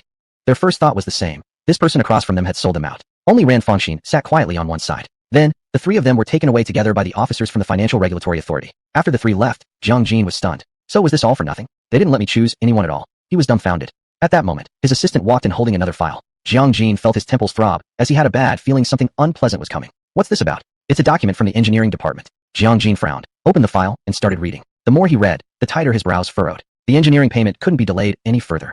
And now Yuan had a serious cash flow problem. If this issue was exposed, creditors would come rushing in to demand their money, and the consequences would be unimaginable. He closed the file, resignedly shut his eyes, let out a sigh, and dialed a string of phone numbers. When the call connected, a confused voice came through. May I ask who is calling? Mr. Liu, right? This is Jiang Jin. Do you have some time? I'd like to meet and talk. Jiang Jin, what did you want? Yong was also a bit confused. Although the call came out of the blue, was it something to do with Star C Venture Capital? While thinking randomly, Yong agreed. Okay, no problem. Mr. Jiang, where would you like to meet? How about Manhwa restaurant? Alright, just let me know a time. After arranging the meeting with Yong, a deep sense of helplessness overcame Jiang Jin. He understood now. Everything that happened today was part of a setup. Yong wasn't giving him a choice. He was forcing him to choose. All three companies had been taken away. Even if nothing was found, Heng Yuan would not cooperate with them. A key project like Century Garden wouldn't tolerate such a stain. As for choosing other partners, Jiang Jin didn't doubt for a second that Lu Yong would still interfere, and those other people, perhaps, might even be greedier. It's all dealing with a tiger for its skin. At least Lu Yong is a worthy opponent. Chapter 51, Evil begets evil. After viewing Lu Yong, previously considered an enemy, as an ally, Jiang Jin suddenly saw things differently. His mood became significantly lighter. In the past, he had struggled alone at Heng Yuan, but now with a powerful new ally, although he would lose some benefits, it was more advantageous in the bigger picture. After convincing himself with this reasoning, Jiang Jin stopped hesitating and began preparing for his meeting with Lu Yong. How much leverage he could gain from this meeting was crucial. Financial Regulatory Authority. All three were brought into separate interrogation rooms for individual questioning. Facing the inquiries, Ran Fangxin answered fluently and confidently. So far, she was the most relaxed of the three because she truly hadn't done any of these things. Now it was simply a matter of waiting for conclusive evidence to verify her intelligence. The audio recording from Ren Mao could only be used as a reference, because once the Financial Regulation Bureau began questioning him, Ren Mao immediately denied everything, insisting he had never participated in any such gray transactions. As a seasoned player, he naturally knew how to handle the Financial Regulation Bureau smoothly. If he admitted anything, the secret dealings between him and Zhao Li would be completely confirmed. Even though none of the companies had formally signed agreements with Heng Yuan this time, and no one could accuse any party of deliberately sabotaging another, the fact was that Zhao Li had indeed bought and sold insider information from him. Zhao Li's father was Zhao Xiong, so naturally, she didn't have to worry about others' opinions. But for Ren Mao, it was a different story. If he couldn't clear himself completely, his career was effectively over. He couldn't help muttering bitterly to himself. Beauty was truly a curse. If it hadn't been for his lustful intentions toward Ran Fangxin, he wouldn't have agreed to do such a foolish thing for Zhao Li in a haze of greed. As for Zhao Li, she wore a coldly arrogant expression during the interrogation. She answered nothing, showing extreme uncooperativeness. Zhao Li dared to do such things because she had her reasons to feel secure. She was certain that Ren Mao wouldn't dare to confess everything. As long as he stayed quiet, there would be no proof, and these officials could do nothing to her. Madam Zhao, if you insist on refusing to cooperate, this will not be in your favor, said the head of the Financial Regulation Bureau. Zhao Li rolled her eyes. Don't know. Do you think your threats will work on me? A few men in black exchanged glances and began playing a recording. Hearing the content of the audio, Zhao Li's face suddenly darkened. Ren Mao, that good-for-nothing who always messed things up, his mind must really be clogged with lard. In another interrogation room, the same audio recording was played before Ren Mao. He swallowed hard and mumbled, I was drunk back then. Those were just drunken words. They can't be taken seriously. One of the men in black smiled and said, Mr. Run, all I need is a simple confirmation, true or false. The interrogations continued, and both Zhao Li and Ren Mao started to feel uneasy. They had never been reliable allies to begin with, each fearing the other would betray them. Not long after, their respective lawyers arrived, and the interrogations were temporarily suspended. Ren Mao claimed to have stomach pain and went to the restroom. Once he shut the door, he pulled out his phone and dialed Lu Yong. Zhao Li came from a powerful and wealthy family and would definitely choose self-preservation. As for Ran Fangxin, she clearly had Lu Yong backing her. In the end, if this blew up, Ren Mao would be the one left holding the bag. Ren Mao had now realized that stubborn resistance would only hurt him. It was better to make one final deal while he still could. At Nanyang Venture Capital, Lu Yong's car slowly came to a stop. A short, middle-aged man quietly got into Lu Yong's car. Mr. Lu, this is what you requested. The car drove into the underground parking garage. In the back seat, the small man handed a file to Lu Yong. After reading its contents, Lu Yong nodded in satisfaction. This is your payment. Lu Yong handed over a black leather suitcase. The short man accepted it joyfully before stepping out of the car. Lu Yong placed the file aside and smiled. What was written on it were all dirt on Ren Mao. This guy had lorded over Nanyang Venture Capital for years, committing many shady deeds. Just one of them could land Ren Mao in serious trouble. At this moment, Lu Yong's phone rang. As soon as he picked up, Ren Mao's anxious voice came through. Mr. Lu, I'm willing to cooperate with you. I'll expose everything Zhao Li made me do, and clear Ms. Ran's name. Oh, Lu Yong smiled with amusement. Ms. Ran is already innocent. There's no need for you to clear her. Besides, with only your word and no substantial evidence, do you really think you can take down Zhao Li? Ren Mao grew even more anxious. I have evidence. I have solid proof of Zhao Li leaking Beihai Fund secrets. When we met, it was at a cafe. That place has cameras. After we left, I made a copy of the surveillance video. Mr. Lu, after this incident, I, Ren Mao, will be finished in this industry. I just want a sum of money to live on in retirement. That's not too much to ask, right? Mr. Lu, I'm sure you wouldn't mind parting with such a small sum. If you agree, I'll stand firmly on your side and make sure Zhao Li gets what's coming to her. Lu Yong remained silent for a moment. As expected, no one in this world was a fool. Shaking his head, he said, fine, but I want to see some proof of your cooperation first. With that, Lu Yong hung up the phone directly. Ren Mao took a deep breath, hid his phone carefully, stepped out of the restroom, and stood before the two men in black. I'm ready to confess everything. Ren Mao fully disclosed Zhao Li's conspiracy to frame him and implicate Ran Fangxin, even providing the video evidence of their transactions. Inside the interrogation room, the men in black presented the video evidence. Madam Zhao, do you have anything to say now? Zhao Li was furious. She never imagined that this good-for-nothing, Ren Mao, would dare drag her down with him. Where's Ren Mao? Bring him out here. I want to confront him face to face. Zhao Li raged inside the interrogation room. One of the men in black stepped forward and cuffed her. Madam Zhao, you are formally under arrest for suspected economic crimes. Zhao Li was led out of the room just as Ren Mao, looking haggard, was also being led away in handcuffs. Zhao Li immediately exploded in curses. Ren Mao, you coward. Do you really think you can do anything to me? Do you think playing this suicidal card will actually work? Do you even know who my father is? Let me tell you, you're finished. Ren Mao, with nothing left to lose, didn't care anymore and laughed bitterly. Old hag, you'd better worry about yourself.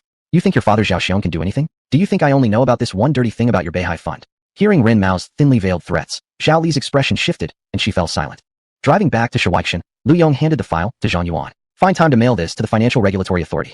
Zhang Yuan took the file and nodded before leaving. Evil always meets its match. Chapter 52, Removing Bad Luck. Financial Regulatory Authority. Zhao Li was extremely angry, glaring fiercely at the men in black sitting across from her. This wasn't over. Once she got out of here, she would make sure these people would regret ever messing with her. And as for Rin Mao, she would never let him off the hook. I suggest you treat me with more respect. Even though you have evidence to arrest me now, so what? What good will it do? The transaction regarding Heng Yuan didn't even go through. Even if it caused some economic losses to the Beihai Fund, what is that really worth? The entire Beihai Fund belongs to my father. As long as I'm willing to settle things, I'll be out soon enough. Do you think the evidence you have can change anything? Let me tell you, it changes absolutely nothing. Zhao Li shouted arrogantly. At this moment, a knock sounded at the door. A man in black quietly said, "The representative from the Zhao family has arrived." Upon hearing these words, Zhao Li burst into mocking laughter. Haha, did you hear that? What can you possibly do to me? Once I get back, I'll burn these clothes completely. They're too unlucky. Click clack click. The sound of high heels echoed down the hallway. A face appeared, somewhat similar to Zhao Li's, but significantly younger, stepped into her line of sight. Big sister Zhao Li, it's been so long. You're still as domineering as ever, with that same rotten personality. Zhao Xian, what are you doing here? I thought you were overseas. Zhao Li stared at the woman before her in disbelief.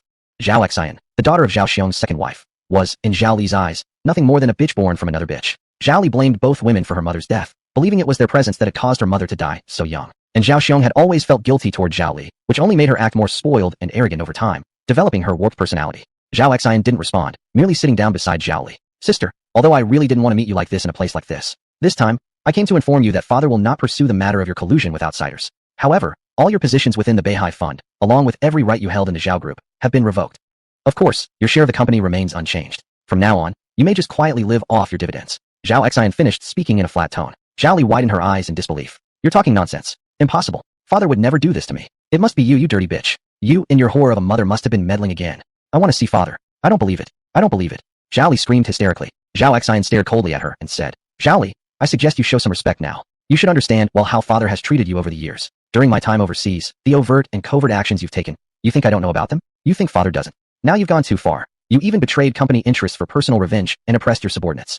Do you really think the Zhao family belongs to you alone? Zhao Xian added with a sneer. Oh, I almost forgot one thing. Soon, I'll be taking over the Beihai Fund, and your seat on the board of directors of the Zhao Group will now be mine. You do as you please. After speaking, Zhao Xian turned and walked away immediately. Zhao Li sat slumped in the chair, stunned and whispering the word impossible over and over. Zhao Xian walked out of the Financial Regulatory Authority and pulled out a thick file to look through. The first page clearly displayed a photo of Lu Yong. Seems dealing with this Mr. Lu will be quite an interesting affair.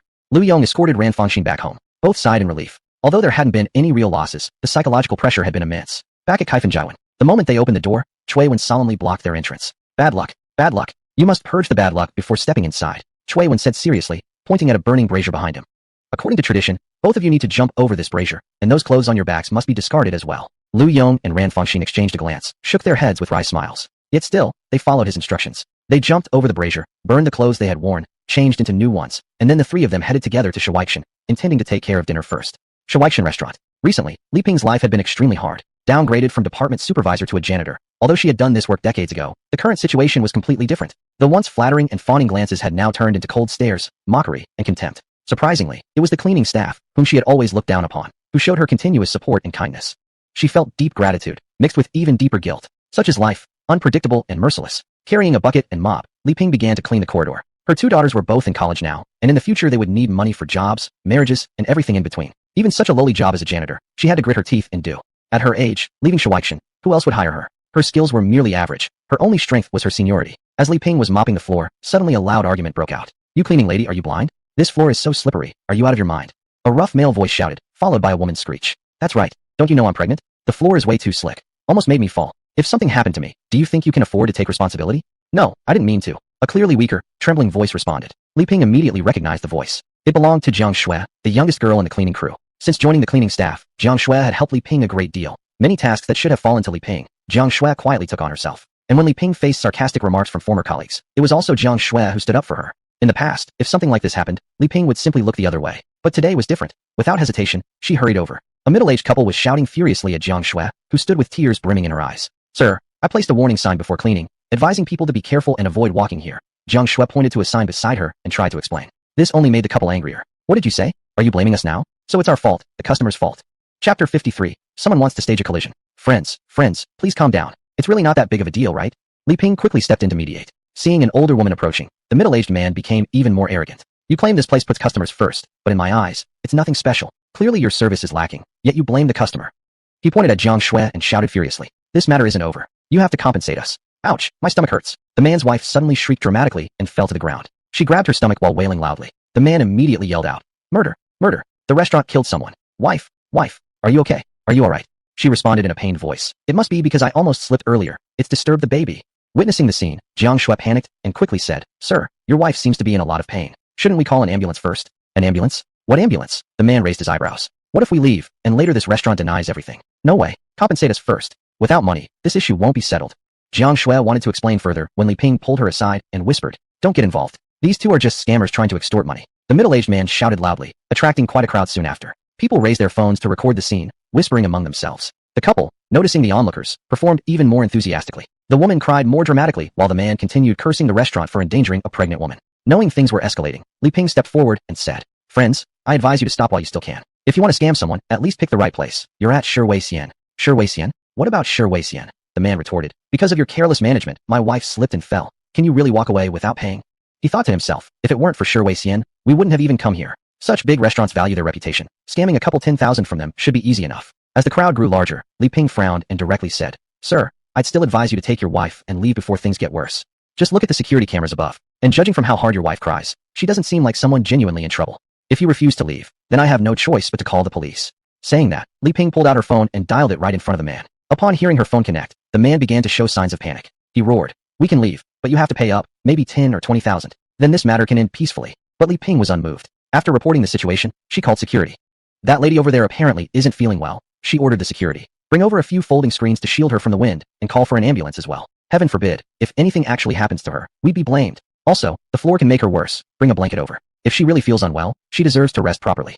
After speaking, Li Ping looked at the couple coldly. She had encountered their kind too many times to count over the years. She spoke firmly. Two of you. Rest is needed, then please leave immediately. If you keep causing trouble, then this won't end easily for you. Do you realize that Shi Xian earns hundreds of thousands every day? Your little performance not only caused losses, but also tarnished our reputation, which you two definitely can't afford.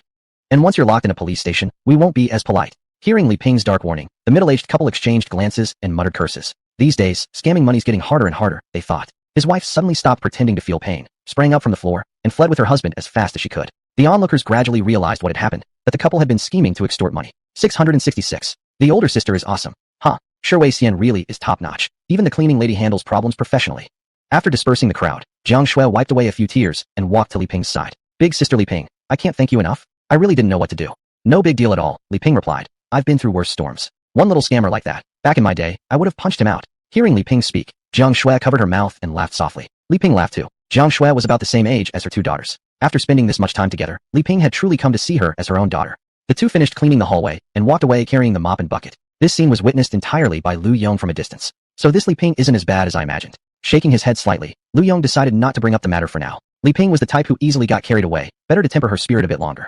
Inside the Shi Xian private room, everyone took their seats. Besides Yong, there were three young and beautiful women present. Cui Wan, Ran Fangxin, and Li Yuru. Regarding the Yuan group case, Li Yuru had put in a lot of effort. Otherwise, Ran Fangxin wouldn't have been able to extricate herself from the situation so smoothly. Senior Li, I really have to thank you for this, Ran Fangxin said, refilling both their glasses before raising hers in a toast. Miss Ran stands tall without fear of shadows. I only did something very minor, Li Yuru replied while downing her glass in one smooth motion. Extremely straightforward. Yong also smiled and raised his glass in a toast. The four began chatting and exchanging pleasantries. But when Li Yuru looked at Yong, there was a peculiar amusement in her eyes. This Mr. Liu truly wasn't someone you could judge by appearances. To have two such beautiful women coexisting peacefully beside him like this. Forget other things, he was definitely an expert in handling emotions. After several rounds of drinking and some casual chit-chat, Yong brought up the main topic directly. Fangxin's incident made Yuru Jiejia's abilities visible to us all. Since we're here today, there's something I'd like to discuss with you, Yuru Jiejia.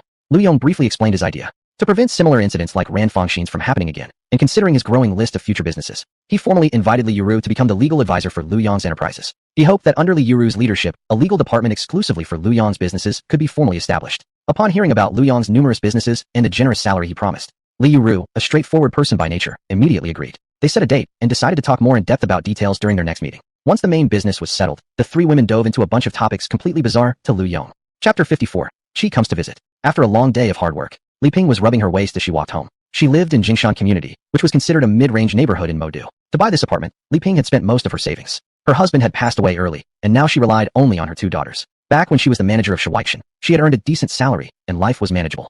But after being demoted to a cleaner, Her situation had suddenly become much more difficult. Li Ping had always been somewhat concerned about her reputation, so in order not to be looked down upon by her relatives, she used to spend quite extravagantly. Lately, several relatives from her hometown had been calling her constantly, discussing borrowing money from her. Li Ping was now stuck between a rock and a hard place, and could only keep postponing. If she directly refused them, who knew what gossip would spread behind her back? At her age, aside from worrying whether her two daughters could find good husbands, the only other thing she had to protect was her reputation. Her husband had died young, leaving no one to protect her. She couldn't allow those still alive to suffer criticism, too. As soon as she opened the door, a wave of delicious smells from the meal greeted her. One of her daughters was setting the table, while the other was still cooking. Xiao, her quiet younger daughter, noticed her mother had returned and immediately called out, "Mom, quickly wash your hands. It's almost time to eat. You've been working overtime so late recently. From what you said, the new boss of Shuaixin really has an evil heart." Li Ping took off her coat and hung it up, casting a displeased glance at her younger daughter. "Don't say such things. Mr. Liu has been quite considerate to us long-time employees. Things will get better after this busy period." Li Ping naturally dared not reveal the truth. First, she was afraid of worrying her daughters and adding pressure, and second, naturally for the sake of appearances. "Mom, I think the resume I sent has been accepted. I'll have an interview in a few days." Duh. Her elder daughter, Wenya, brought out a dish with a smile. "Really? Which company?" Li Ping asked, clearly delighted. Wenya had just graduated this year, but was somewhat picky. She had interviewed at several companies, but hadn't found anything suitable. It had already been half a year since she'd been back home. The younger daughter, Wenjing, had just started college and was attending a music conservatory. Every month, she spent a considerable amount on various training classes and auditions with entertainment companies. She hoped Wenya's interview tomorrow would go well. Serving her mother a bowl of rice, Wenya smiled and said, "Since your sister wants to be a singer someday? When I was looking for jobs, I intentionally sought something related. The company offering the interview is called Future Star Media. I'll go ahead and check things out for her. If it works out, I can keep an eye on them and help your little sister along." From Wenya's tone, it was clear how much she doted on her younger sister. Upon hearing her sister's words, Wenjing's eyes lit up, and she laughed with a grin. "Thanks, big sister. Better yet, if you can snag their boss, then I'll have a big leg to lean on in the future. Get out of here." Wenjing rolled her eyes with a disgruntled look. Watching the two sisters bicker affectionately, Li Ping couldn't help but smile. After her husband passed away, raising her two daughters had become her entire life. Once she saw her daughters married and raising children of their own, her life would have been complete. The three of them were just enjoying their happy meal together when, knock knock knock. Suddenly, a knocking sound rang out. Since Li Ping was closest, she stood up to open the door. "Oh, Pingjie, you're home. Where are my two nieces?" The moment she opened the door, a middle-aged woman wearing heavy makeup and a fur coat happily called out, peering her head into the house. Behind her stood a young man and woman carrying some eggs and fruits. Seeing the visitor surprised Li Ping a little, but she still warmly greeted, "Ah, isn't it Sam Mei? How come you're here? Come in, come in." Li Ping ushered the three into the house. The visitor was Wen Min, the younger sister of Li Ping's late husband. During her husband's lifetime, they rarely kept in touch and seldom saw each other during festivals or holidays. Wen Jing and Wenya had last seen her at their father's funeral and probably didn't remember much about her by now. The family was still having dinner, so Li Ping immediately invited them to join the meal, but Wen Min politely declined, saying they had already eaten. Wen Min and the two young people followed her inside, her eyes darting around, examining the furniture in Li Ping's home. Her two daughters also looked on curiously. "Then why don't you three sit down for a bit first while we tidy the table?"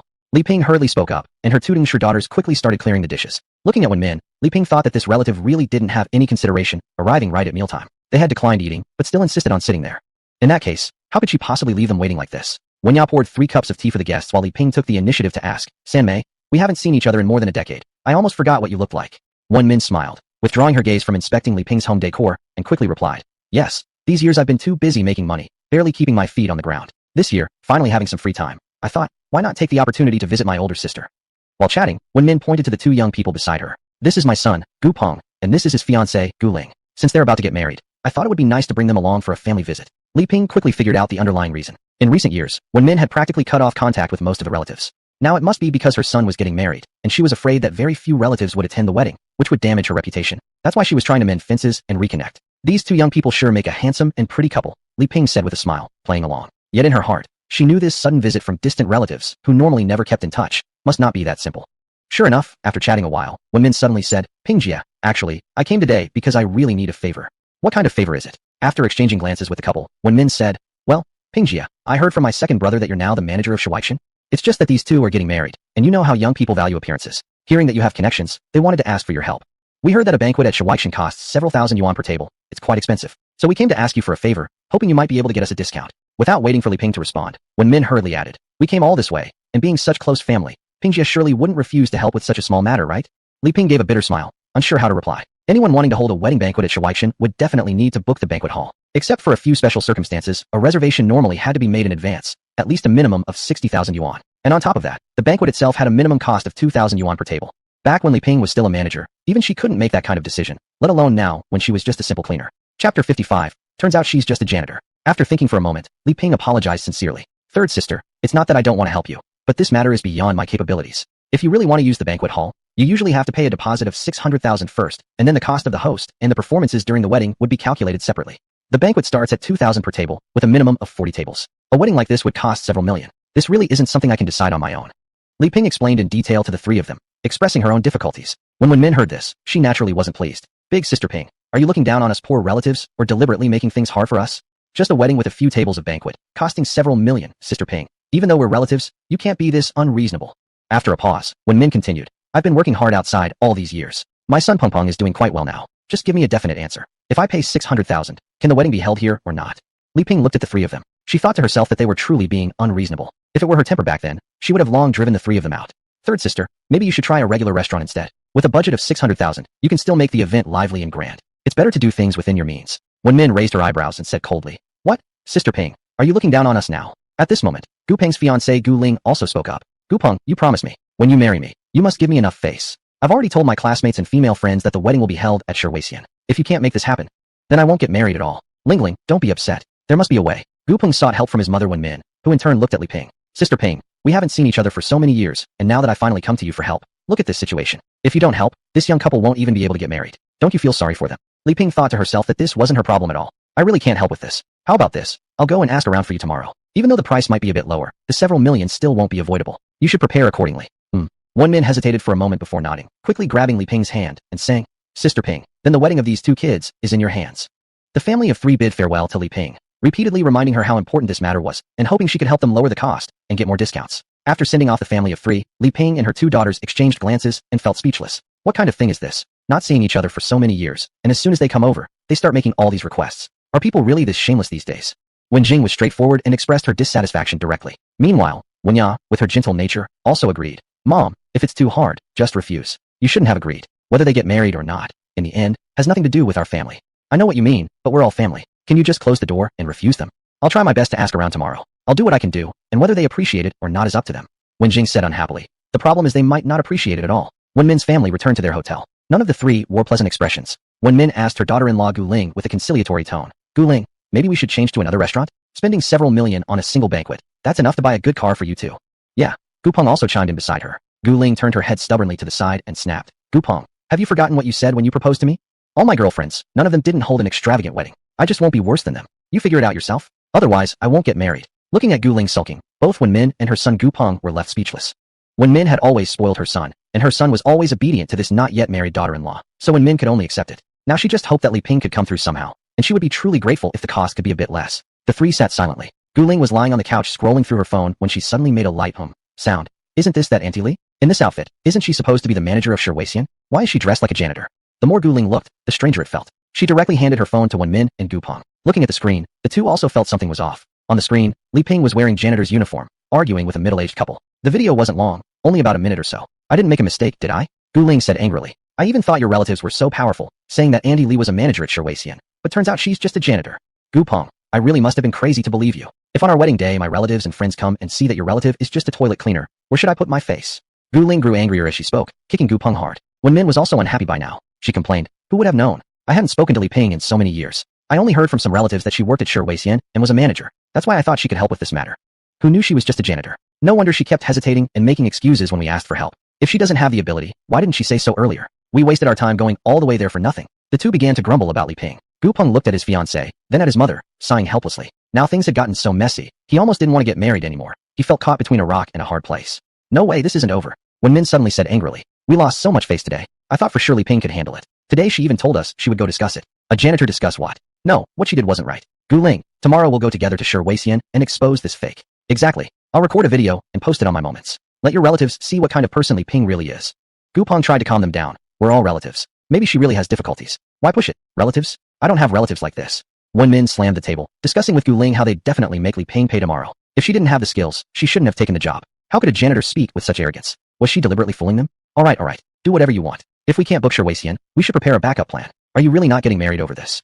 Gu Peng looked at the two women and said. Gu Ling turned her head away, not saying a word. Chapter 56. Two people, different dreams. Looking at his fiercely determined mother and fiancé, Gu Peng could only sigh and remain silent. His mother had always had this temper since he was a child, something he had long gotten used to. After all, she was his own mother. How could he not accept her? But the change in Gu Ling over the years had truly caught him off guard. They had met when they both first entered university. Back then, Gu Ling was bright and refreshing. Just having stir-fried noodles together or walking in the park would bring them joy. Gradually, however, Gu Ling began to change. She learned to wear makeup, wanted to go to bars and nightclubs, and started chasing after all sorts of luxury goods under the influence of her circle of close friends. Over the past few years, Gu Peng had lost count of how much money he'd spent covering for Gu Ling. Recently, after settling into his new job and his life slowly falling into order, Gu Peng had officially proposed to Gu Ling. He'd prepared fireworks, a red carpet, and flowers. Everything was done with great spectacle, just as Gu Ling had always hoped. When Gu Ling tearfully accepted his proposal, he had believed their relationship would help her change for the better. But now, it seemed only to have gotten worse. Where had the old Gu Ling gone? Gu Peng asked himself. The figure he once adored so deeply now seemed more and more distant. There were times he thought of giving up, but so many years of emotion could not simply be abandoned. He hoped that after their wedding, after having a child, perhaps Gu Ling might change. As he comforted himself with that thought, Gu Peng opened his WeChat and browsed through his friend's circle. Booking the wedding banquet at Flavor First was going to be difficult without Aunt Li's help, and Gu Ling was still unwilling to compromise. As he browsed, he suddenly thought of someone. Lu Yong. They were both alumni from Metro University. Gu Peng and Lu Yong's girlfriend, Chui Wen, had been classmates. Apparently, Chui Wen's birthday party had recently been held at Flavor First, though Gu Peng had been busy and couldn't attend. Later, he heard all about it from Gu Ling, who recounted the event with a tone of sour envy, talking all day about how well Chui Wen's boyfriend treated her. It nearly made Gu Peng's ears grow calluses. Didn't he hear that Lu Yong had rented out the entire restaurant that day? Perhaps Lu Yong had some connections or back channels. Maybe he should give him a call and ask. Gu Peng walked out onto the balcony with his phone, carefully preparing his words before dialing Lu Yong. Beep, beep. After a few rings, the call was quickly answered. On the other side came Lu Yong's slightly groggy voice. He must have just woken up. Hello, who is it? Oh, Lu Yong, this is Gu Peng. I was a classmate of Chui Wen's. Do you remember me? Gu classmate. To be honest, I don't really remember you. But tell me what you need anyway. After hesitating for a moment, Gu Peng replied. I feel bad calling you out of the blue like this, but I'm getting married soon, and I was hoping you could do me a favor. A favor? What kind of favor? Tell me. I can't promise anything though. Hearing that Lu Yong hadn't immediately refused, Gu Peng breathed a sigh of relief and eagerly continued. You see, getting married is a once-in-a-lifetime thing. We both want to make it memorable and avoid any regrets. My fiancé and I, along with our families, want to find a decent place. In Metro City, the best place has to be Flavor First. But you know the place, its price is a bit high. I heard my fiancé, Gu Ling, mention that you rented out the whole restaurant for Chui Wen's birthday. So I thought I'd ask you if you might have any connections and could help me get in touch with them. Since the price is pretty high, I was hoping we could pull a few strings and get a discount or something. After Gu Peng finished speaking, Lu Yong remained silent. The request wasn't huge. If they had been close friends, it would have been an easy favor. But in reality, Lu Yong barely involved himself in the daily management of Flavor First. Zhang Yuan ran the restaurant well enough, and he had no interest in interfering too much in its affairs. Moreover, he and Gu Peng had barely interacted before, merely strangers who once shared a campus. First, he wanted to see what kind of person Gu Peng was. If he seemed worthy of befriending, then a small favor like this wouldn't be a problem. But if Gu Peng turned out to be shady or of poor character, then he would have Zhang Yuan find a polite way to decline. There was a difference between kindness and blind generosity. Lu Yong wasn't a doormat. Still, Gu Peng's request had been sincerely made, and Lu Yong had no intention of brushing him off. After a pause, Lu Yong said, How about tomorrow? I happen to be heading to Flavor First. Why don't you come along? I can introduce you to someone I know there. We can talk face to face. Gu Peng was overjoyed and quickly thanked him.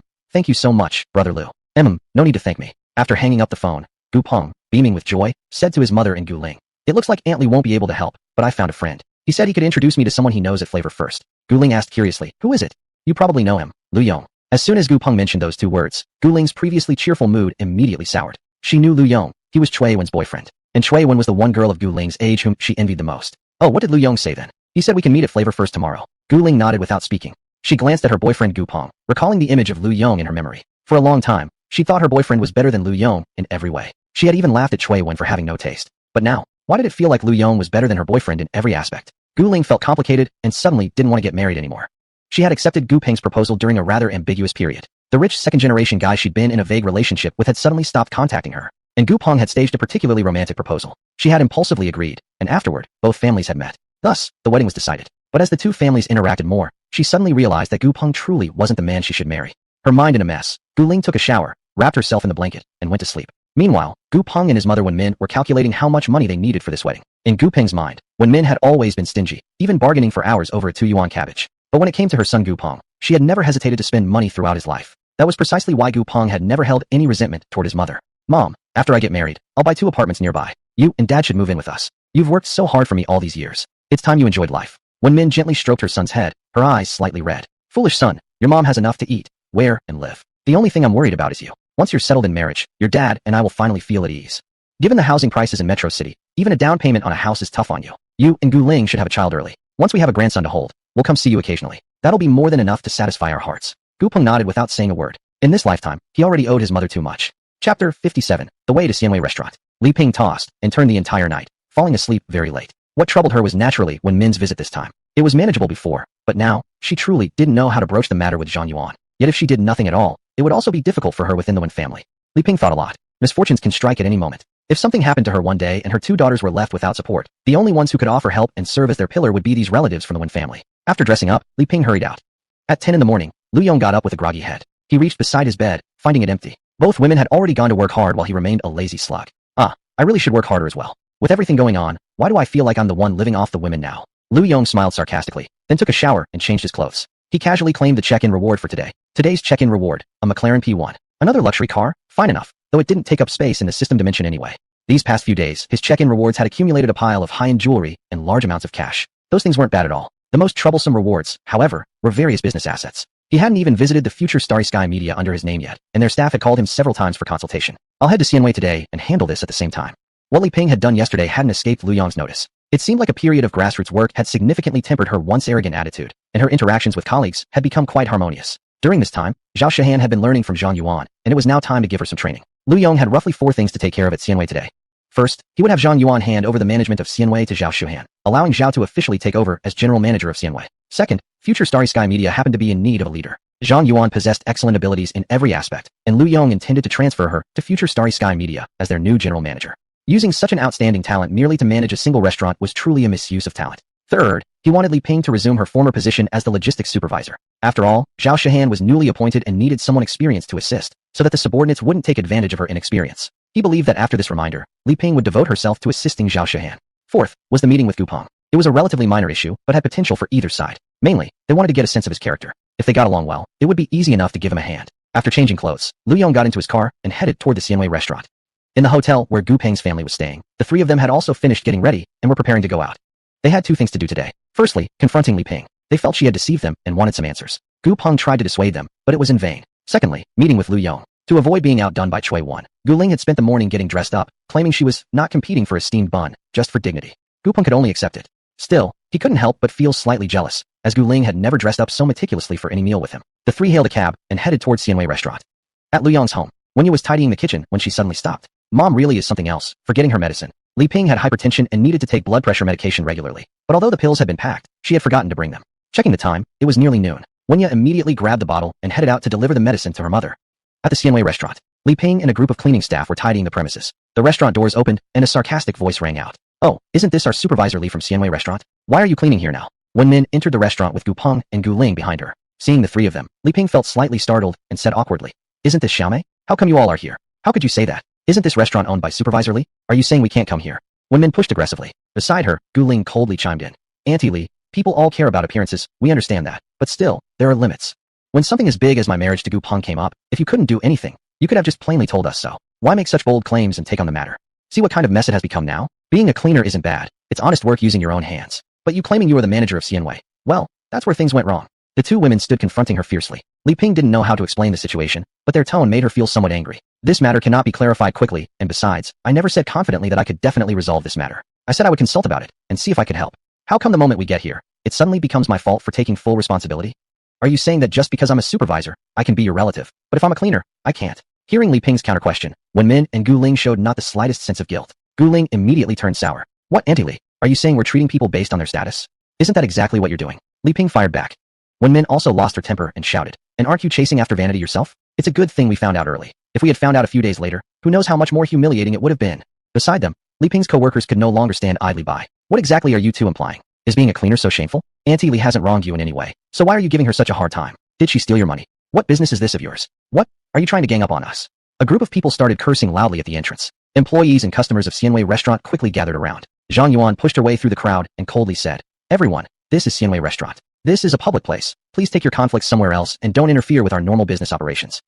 Seeing that Zhang Yuan was part of the management, Gu Ling momentarily felt intimidated. But after feeling humiliated, she hurriedly added, "What are you all acting so tough for? We're not just ordinary workers, we have connections here. Isn't that right, Gu Peng?" Gu Ling looked toward Gu Peng. Gu Peng could only force himself to step forward. "All right, it's not that big of a deal. Why don't you all stop fighting?" "Not that big of a deal? She's clearly just a cleaner pretending to be a manager. Isn't that deceiving people?" Gu Ling protested. Just as the crowd started to calm down slightly, the argument flared up again. At this moment, the hotel doors slowly opened, and a simple-dressed figure walked into the restaurant hall. Wenya was momentarily stunned by the chaotic scene in front of her, resembling a marketplace. She quickly identified Li Ping's voice and hurried over. "Mom, you forgot your medicine." Chapter 58. Lu Yong arrives late. Wenya quickly ran over to Li Ping and handed her the medicine. She also noticed that the clothes Li Ping was wearing were inappropriate. Combined with the insults from Wen Min and Gu Ling, she now had a rough understanding of the whole situation. "Mom, what's going on? Looking at her daughter's questioning gaze, Li Ping could only offer a bitter smile. Every parent wants to show their best side to their children. She didn't know how to explain the situation, nor did she want to. What's wrong? Gu Ling huffed, giving Wenya a disapproving look. Do you really think your mom is the head manager of Food First? Don't you understand now when you see her dressed like this? She's just a cleaner. Oh come on, I'm amazed too. I didn't expect Aunt Li Ping to be lying even to your own daughter. Gu Ling smirked and looked at Wenya disdainfully. They say like mother, like daughter. If the mother is like this, you can imagine what the daughter would be like. Dressed so plainly like this, little sister. Are you working the night shift? Many people caught the implication in Gu Ling's tone and burst into laughter. Some troublemakers even whistled. Slap. Suddenly, a loud slap echoed, and everyone fell silent immediately. They saw Li Ping, eyes red, having just slapped Gu Ling hard across the face. You can insult me all you want, but you can't insult my daughter. Holding her cheek, Gu Ling was stunned for a moment, then started shrieking wildly. You hit me? How dare you hit me? The two women started fighting fiercely, and people rushed forward to separate them. When men shouted as well, is there any law left here? An employee from Food First actually hit someone. Aren't you going to do anything about it? The crowd became a chaotic mess until several security guards came forward and pulled the two apart. Gu Peng held tightly onto Gu Ling while Wenya struggled to hold back Li Ping. At that moment, the hotel entrance opened again. Lu Yong walked in to see this chaotic scene. Some sharp-eyed Food First employees spotted Lu Yong and immediately quieted down, one by one, causing the atmosphere to cool down rapidly. Li Ping saw Lu Yong entering and her face turned deathly pale. Gu Ling and Wen Min, who had been arguing, noticed the sudden silence from the Food First group and followed their gazes, directly meeting Lu Yong's frowning eyes. As a frequent guest in Chui Wen's social circle, Gu Ling naturally recognized Lu Yong immediately. She now pieced things together. Judging from the attitudes of these employees from Food First, could it be that Lu Yong was close to the restaurant's owner? Realizing this, her courage surged. She sneered at the Food First employees and greeted Lu Yong with a smile. Ah, Lu Yong, these employees of Food First are ganging up on us, sir. You should speak a fair word for us. I'm even good friends with Chui Wen. A twitch appeared at the corner of Lu Yong's mouth. He thought to himself, how come I don't know you're Chui Wen's close friend? Probably even Chui Wen herself doesn't know. And again, why do I always run into such annoying troubles? Everyone disperse. Don't disturb normal operations. Let's discuss any issues calmly. Lu Yong's words settled the matter immediately. Both sides stopped shouting. The group followed Lu Yong upstairs. Gu Peng's family sat in the VIP room, with Gu Ling applying ice to her face while snacking on some pastries. Recalling how the entire room had fallen silent the moment Lu Yong walked in, she felt a tingling warmth spreading through her body. She couldn't help thinking, if only her husband-to-be were Lu Yong. Such dominance, such prestige. In contrast, thinking about Gu Peng again, Gu Ling grew angry again as she recalled the earlier incident. Her fiancé had been attacked, yet Gu Peng had just pulled her back instead of helping her stand up for herself. The more she thought about it, the more she believed accepting Gu Peng's proposal had been the worst decision ever. Wen Min glanced at her son, then at her future daughter-in-law, and couldn't help sighing. Gu Peng had the toughest position of all. He didn't know how to handle the situation anymore. In the general manager's office, Lu Yong listened to Zhang Yuan and the others retell what had happened. As the owner of Food First, he naturally wanted to hear his employees' version first. While watching the surveillance video, Lu Yong roughly understood the entire incident. Zhang Yuan and Zhao Shuhan stood beside him, their expressions serious. Including yesterday, this already marked the second time someone had caused trouble within 2 days. Although not directly responsible, both women believed it was a failure in their management. As for Lu Yong's personality, both found him somewhat enigmatic. But the fact that he managed to keep both Chui Wen and Ran Fangxin, two incredibly beautiful women, coexisting peacefully, made them convinced that Lu Yong must be a man of formidable ability. Li Ping was the most anxious among them all. She was almost certain Lu Yong would fire her now. She didn't know whether what little savings she had left could cover Wen Jing's education expenses, or the dowries for her other 2 daughters. Li Ping's thoughts drifted further, and her expression grew increasingly bitter. She had made a terrible first impression on Boss Lu during their first meeting. No matter the reason, she had indeed hit someone this time. And it was a slap across the face, just like the previous incident with Zhao Shuhan. Wen Yu was secretly observing Lu Yong too. He seemed pretty young. So this is the new boss of Food First. Why would he make her mother work as a cleaner? She's already so old. After working for Food First for so many years, even if there's no credit, there should be recognition for her efforts. That stubborn and annoying woman just claimed she knew this new boss well. Birds of a feather flocked together.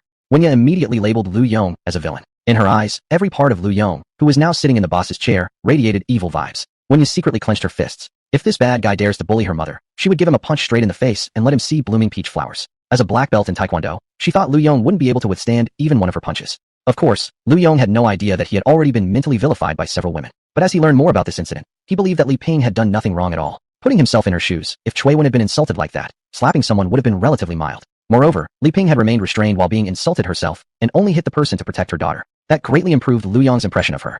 His opinion of Gu Peng's entire family, on the other hand, had sunk to rock bottom. Alright, Lu Yong cleared his throat and said, I already know the whole story. Originally, I came to Food First today because of some personnel adjustments. I'll address everything at once. He looked at Zhang Yuan first and said, Zhang Yuan, you'll complete the job transition with Zhao Shuhan. Starting tomorrow, Zhao Shuhan will officially assume the position of General Manager of Food First.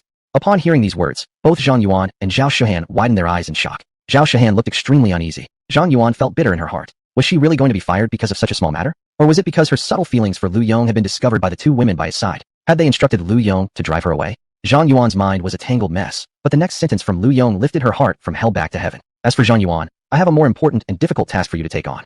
Chapter 59. Me, Wenya, the underling of the villain. I now own a new company, Future Star Media, and it needs a captain. Miss Zhang Yuan, Your capabilities are truly exceptional. I hope you will take up the position of general manager at Futurestar Media. What do you think? Zhang Yuan was stunned for quite a while by Lu Yong's words. So she wasn't being fired. This should be a promotion, right? Zhang Yuan's mind was in a mess. Only after hearing Lu Yong's question did she quickly regain her composure and nodded. Of course, no problem. With Zhang Yuan settled, Lu Yong turned his gaze to Zhao Shuhan, who was looking at him with a face full of anxiety. Zhao Shuhan had always been timid. At this moment, she was already close to tears. Her voice was tearful as she said, President Lu, really? I can't do this. I'm not as capable and decisive as Sister Zhang Yuan. I don't have a high education, my communication skills are poor, and I'm not as pretty as her. Zhao Shuhan kept going off topic as she spoke. Lu Yong and Zhang Yuan exchanged a glance unintentionally. Both gave wry smiles. Lu Yong himself didn't mind this. But that moment of unspoken understanding filled Zhang Yuan's heart with warmth. Shuhan. Lu Yong coughed, interrupting Zhao Shuhan's self-deprecation. You don't need to put yourself down like this. If I didn't think you could handle it, I wouldn't have given you this position. Besides, I won't let you face this alone. I will assign someone to assist you. Do you remember what you once said? You could repay me slowly. The salary of a general manager is much higher than a secretary's. Why not challenge yourself? Isn't that rather exciting? Lu Yong said, using a coaxing tone as if talking to a child. Zhao Shuhan was timid by nature. He was afraid that a slight misstep might drive this girl away. The speaker spoke without a second thought, but the listener couldn't help taking it to heart. Zhang Yuan keenly sensed that there was a story between Lu Yong and Zhao Shuhan. Her thoughts whirring, she also began to encourage Zhao Shuhan.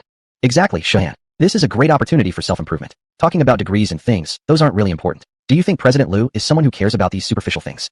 President Lu is willing to hand you food first, which means he believes in you. Could you really bear to disappoint his expectations? With both Zhang Yuan and Lu Yong persuading her, Zhao Shuhan thought for a while before finally nodding her agreement. Well then, President Lu, it's settled. If I don't do well, please feel free to replace me anytime. Lu Yong nodded with a smile. Meanwhile, Zhang Yuan's eyes kept shifting between Zhao Shuhan and Lu Yong. Zhang Yuan never denied that she harbored feelings for Lu Yong that went beyond friendship. After striving so hard for years, naturally, she had to think about her future. And Lu Yong, youthful, accomplished, with a kind personality, never abandoning the women in his life, and treating them with great care and love, as could be seen from his attitude toward Cui Wen and Ran Fangxin. If he had any flaw, it would perhaps be that he was a bit of a playboy. Of course, to Zhang Yuan, this issue was acceptable. Her thoughts were very straightforward. She believed herself no worse than Cui Wen and Ran Fangxin. If Lu Yong could accept them, why not her? Although she had never actively chased after any man, she believed she had a chance. Because Lu Yong was soft-hearted. And currently, Ran Fangxin and Cui Wen seemed to have already joined forces to form a line of defense around Lu Yong. Zhang Yuan needed an ally. Zhao Shuhan was perfect. Maybe she could invite her to dinner after work today? If Zhao Shuhan also had special feelings for President Lu, then they could form a little alliance. Cui Wen and Ran Fangxin held too much early advantage. To win Lu Yong's heart would require patience and strategy. Alone, she knew her strength wouldn't be enough. Once the two had finished, Lu Yong turned his gaze to Li Ping. Sensing Lu Yong's gaze, Li Ping's heart tightened. She knew, this time, she would likely be fired. Amidst her sadness and disappointment, she mostly felt envy. Envy toward Zhao Shuhan's luck. If not for that day Zhao Shuhan spoke up for Lu Yong, there was no way someone as timid as her could have reached this point. Viewed from the side, it also proved that Lu Yong was indeed a person who valued loyalty and emotion. Staying by the side of a person like this, one would certainly have a bright future. But as for herself, Li Ping sighed. A single moment of wrong judgment ruined everything. Li Ping. Lu Yong's voice interrupted Li Ping's thoughts. She immediately straightened her back and looked at Lu Yong. Even if she was leaving food first, she should do so properly and with dignity. Li Ping, starting tomorrow, you will resume your original position and continue serving as the logistics supervisor. Huh. Lu Yong's words surprised Li Ping, and she suspected she had misheard, quickly replying. President Lu, I assaulted someone today, which was a very bad influence for food first. And what happened before too? Li Ping spoke haltingly. This response completely eased Lu Yong's last trace of doubt. It seemed indeed that this period had changed her personality quite a bit. Lu Yong stopped her and said, You must have heard what I just said. Zhao Shuhan is taking over as the new manager. With Zhang Yuan leaving, there's bound to be some adjustment period. Exactly why someone experienced is needed to assist. Li Ping, I know your personality is a bit fiery, but regarding the incident yesterday involving those two people, and even today's situation, I think you handled everything properly. As long as you're on the right side of reason, and your intentions are about protecting legitimate interests, I don't see any problem. That slap you gave today was actually quite good. This is exactly the spirit that food first needs. Shuhan is too soft, and I'm off and away. I need you to help keep the subordinates in line. Unless, of course, you still hold a grudge against me, Li Ping. Is it that you no longer want to work at food first? Lu Yong's words left Li Ping speechless and flustered. It was rare for her to blush, but after hearing his last sentence, she quickly replied. How could that be, President Lu? You're just teasing me. Of course I'm willing to continue working at food first. Upon hearing Li Ping's reply, Lu Yong nodded with a smile. In that case, meeting dismissed. Oh, and please call Gu Peng for me. The four of them walked out of the office together. Zhang Yuan said she wanted to treat everyone to a meal to discuss the work arrangements moving forward, and naturally, Li Ping didn't refuse. Wenya also agreed vaguely. Li Ping glanced at her daughter and noticed a strange, complicated expression on her face. Wenya, what's wrong with you? You look so distracted. Ah, nothing. Wenya shook her head quickly and gave her mother a smile. In her heart, though, she nearly exclaimed, what the hell is going on? When she heard Lu Yong mention Futurestar Media, her heart skipped a beat. Wasn't that the very company she was scheduled to interview with? If she passed the interview, then this guy, whom she had already labeled as the villain, would become her boss. And this stunning beauty next to her, Ms. Zhang Yuan, would become her immediate supervisor. So, putting it all together, wouldn't she and her mother become co-workers? Even worse, how ironic was it that she, a gentle and upright young woman with strong moral values living in this modern era, would end up as a henchperson for Lu Yong, this notorious villain? She even imagined a scene in her head. Lu Yong raises his hand and says, "Go." And she, barking like a dog, charges forward eagerly. Chapter 60. What if you're rich? Gu Peng took a deep breath and walked into Lu Yong's office with a heavy expression. Glancing at Lu Yong, who sat at the head of the room, Gu Peng inexplicably felt nervous. It was just like how he felt during his very first job interview. Only now did he realize that his classmate Lu Yong had already reached a completely different level from them. And Lu Yong, upon receiving a call from an old classmate, actually agreed to meet him directly. This was no longer just about giving Gu Peng face. Yet his whole family was still causing trouble at Shuaichen. Thinking of that, Gu Peng could only sigh helplessly. Lu, Mr. Gu Peng greeted cautiously. Lu Yong smiled. No need to be so formal. In terms of age, I'm older than you. Just call me Brother Lu. Gu Peng hesitated for a moment before nodding. Brother Lu. Since Lu Yong had already given him this much respect, it would be rude to remain overly polite. Without further small talk, Lu Yong asked directly, Gu Peng, what's your take on today's incident? Hearing Lu Yong's question, Gu Peng fell silent. Lu Yong patiently waited for his answer. Although he had a bad impression of this family, the man had personally come here and his employee had even assaulted someone. He couldn't just ignore them. While Gu Peng seemed to show no sense of responsibility in this matter, Lu Yong still wanted to hear his explanation. After all, the root of the conflict was just a wedding banquet. If Gu Peng could give him solid reasoning, some convincing points 2, 3, 4, 5, perhaps Lu Yong could offer to host the banquet as compensation for that slap. With Gu Ling and Gu Peng's mother's temper, if this wasn't handled properly, they'd keep causing trouble. Brother Lu, I'll apologize to you first. As he spoke, Gu Peng stood up and bowed deeply to Lu Yong. It was our side that started the trouble. Although Auntie Li shouldn't have hit anyone, we were in the wrong first. As a son and a future husband, my fault is the greatest. I don't have much money now, but Gu Ling keeps bringing up such things. Every day, she talks about how her girlfriends found rich boyfriends and live luxurious lives. I can't help but feel guilty. I feel like I failed her, that she could have found someone better than me, but she still agreed to marry me, so I started to indulge her in every way possible. My mother has always relied on me for everything. In this case, she followed my opinion. For this marriage, my parents have already taken out most of their life savings. So all of this, it's my fault as a son and a future husband. This incident caused a lot of trouble. Before even meeting you, I've already brought you so much inconvenience. I'm sorry. Gu Peng bowed deeply again. Lu Yong quickly helped him up. This time, it was Lu Yong who fell silent. He thought of himself. Without this check-in system, his life would probably be just like Gu Peng's. Actually, maybe even worse than Gu Peng's. The only thing he could be proud of was that Shui Wen would still love him. Lu Yong already understood how Gu Peng felt and why he acted that way. But what about his fiancée Gu Ling? Looking at Gu Peng, Lu Yong suddenly asked, Gu Peng, do you really think Gu Ling loves you? If she refuses to marry you just because you can't give her a prestigious wedding, do you think this kind of love and marriage is worth it? He shouldn't have said that. Yet when he saw himself in Gu Peng, he couldn't help but ask. He had no right and no qualification to judge other people's marriages. But why must a good man obey a bad woman unconditionally? Why should a good woman be submissive to a bad man? That's just not fair. If he hadn't seen it, fine. But now he'd seen it. Lu Yong just had to ask, why? His words left Gu Peng in silence. After much thought, Gu Peng replied with a bitter smile. Brother Lu, to be honest, I don't know. I love Gu Ling very much, but I'm not sure if she loves me. Forced relationships don't bring happiness. If Gu Ling can find a better husband than me, letting go now wouldn't be too late. But as long as Gu Ling is willing to stay with me, I will definitely make sure she lives a happy life. The two men locked eyes. Suddenly, Lu Yong smiled. Good. You said Gu Ling always hoped to find a better man, right? How about your brother Lu here? I'm not too bad, am I?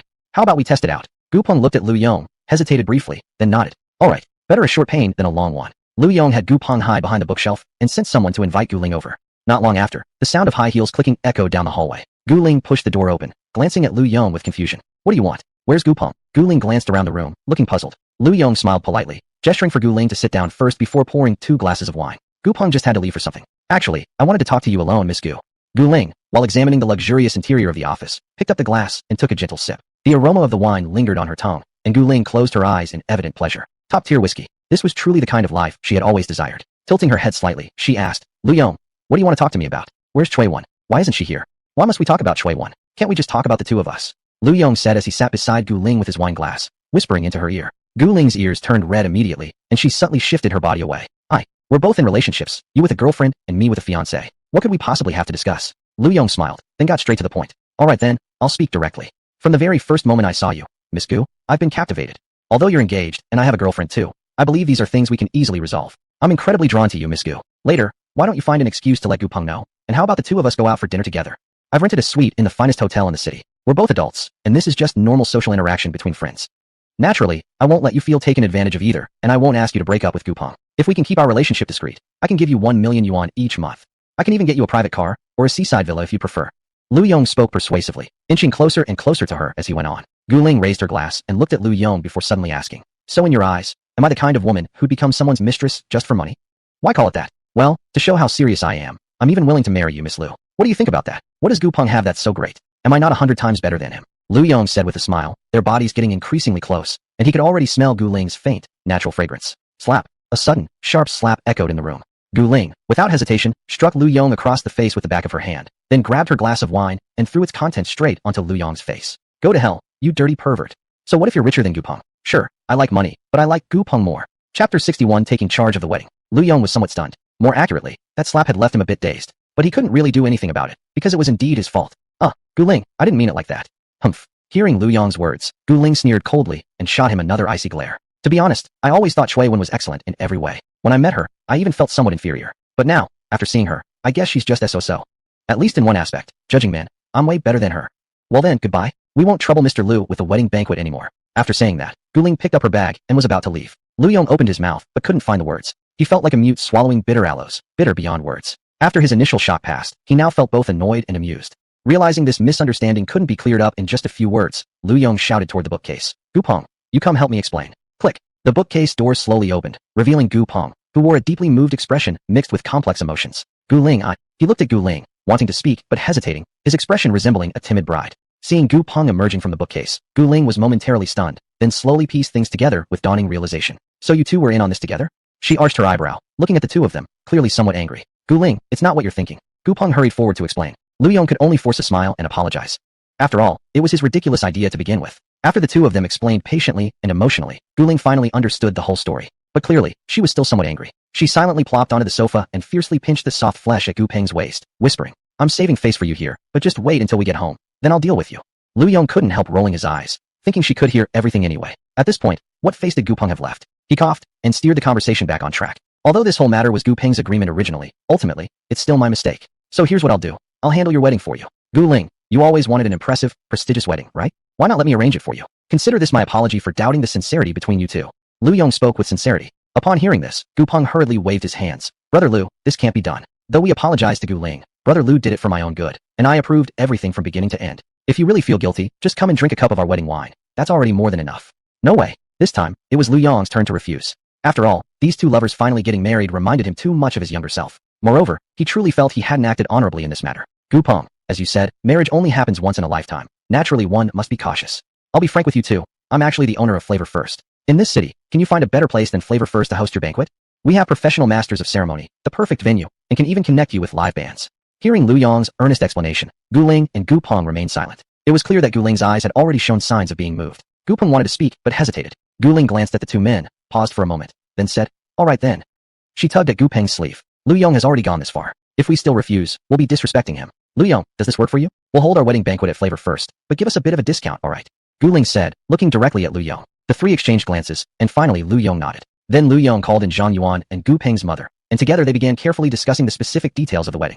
Finally, under Lu Yong's firm insistence, everything from the wedding car to the banquet to the performances during the ceremony was entrusted to Flavor First. The total cost came to exactly 600,000 yuan. Upon hearing this figure, both Gupeng and Guling felt uncomfortable, feeling like they were taking advantage of Lu Yong. After Zhang Yuan explained that Flavor First wasn't losing money on the deal, they might even make a small profit, the two finally reluctantly agreed. Once the four finished discussing all the details, Lu Yong immediately organized another dinner gathering, inviting Li Ping, Zhao Shihan, and Wenya. After all, both families were relatives now. They'd see each other again whether they liked it or not. At the table, the two families were initially somewhat awkward and reserved, but once the conversation flowed and a couple glasses of alcohol were consumed, their ice began to melt. Guling and Wenmin took the initiative to apologize first, admitting their own mistakes. Li Ping also expressed regret for hitting someone. Through this back-and-forth exchange, the misunderstanding between the two families gradually dissolved. This absurd episode finally came to an end. As for Guling and Gupeng's wedding, it was set 3 days later. It was said that the two consulted a master to determine the date. Considering their zodiac signs, birth charts, and other superstitious elements, 3 days from now was the most auspicious wedding date available. To wait for another such favorable day would mean waiting 3 whole years. Thus, everyone sprang into action, beginning preparations for the wedding. Lu Yong also gave Chui Wen and Ran Fengxin a call to inform them. Upon hearing that Guling was getting married, Chui Wen naturally felt very happy and immediately offered to personally design a wedding dress for Guling. When Guling heard this, her eyes immediately lit up. Back on Chui Wen's birthday, the beautiful dress she wore had become widely admired among their university classmates, and Guling had secretly envied it for a long time. Lu Yong exchanged contact details between Guling and Chui Wen, and the two women immediately started chatting animatedly aside. As for Ran Fengxin, she happily offered her congratulations, but didn't show any intention of attending this wedding. First of all, the issue of what capacity she should appear in was already complicated enough. Chui Wen and Lu Yong both being Gupeng's university classmates, it was perfectly appropriate for them to attend this wedding. But if all three of them appeared together at the wedding venue on the big day, the scene would simply be too awkward. The three of them might not care about others' opinions, but this was, after all, someone else's wedding. Plus, Ran Fengxin had just taken over Star Ocean Venture Capital and was currently swamped with work. After discussing the situation, Ran Fengxin ultimately decided not to attend Gupeng's wedding. After dinner, by the time everyone left Flavor First, it was already very late. Guling was picked up by Chui Wen in her car. With only 3 days until the wedding, designing a wedding dress meant no time could be wasted. Thus, in the end, Lu Yong could only return home alone. Ran Fangxin was occupied with work, while Cui Wen was busy with the wedding. Lu Yong glanced at the time. It was already past midnight. He claimed the check-in reward for the day. Daily check-in reward. One luxury villa at Golden Lion Mansion. This villa, located in a high-end residential area, was worth around 50 million yuan. Unlike some of his previous properties, this particular villa was already rented out, with tenants currently living inside. Chapter 62. Influencer Lin Xiaoyan. Golden Lion Mansion. An upscale, standalone villa complex located in the suburbs of Modu. Although the price per square meter isn't particularly high, each villa occupies a large area, making them extremely expensive. In Modu, Golden Lion Mansion ranks only second to top-tier residential areas like Chifeng Garden, regarded as one of the most luxurious villa communities.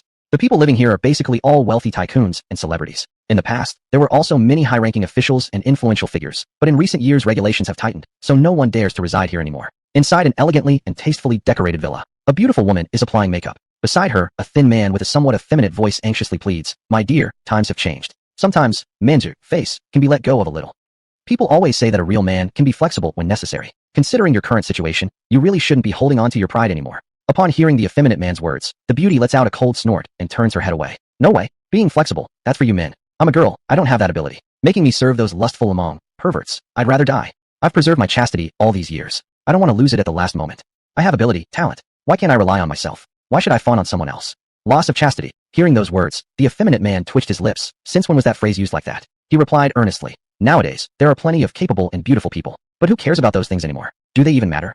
In the face of capital, aren't all those things just fleeting clouds? You did have some popularity for a while, but now, times have changed." Mr. He has already made a statement. He's a big shot in the entertainment industry. If you don't show him some face, your days ahead might become very difficult. Forget it. Forget it. Forget it. The young woman shrieked, knocking all the cosmetics on the table onto the floor. The two started arguing again. The young beauty is named Lin Xiaoyan. Last year she acted in a web series and gained some popularity for a few months. She had become a minor internet sensation. The effeminate man is her agent, Pan Nan. Pan Nan went on, using reason and emotion to persuade Lin Xiaoyan to carefully consider Mr. He's suggestion. After a short silence, Lin Xiaoyan suddenly roared, "There's nothing to talk about. I, Lin Xiaoyan, am proficient in all kinds of arts like music, chess, calligraphy, and painting. I can sing, dance, and act. After all these years of effort, you want me to accompany an old man?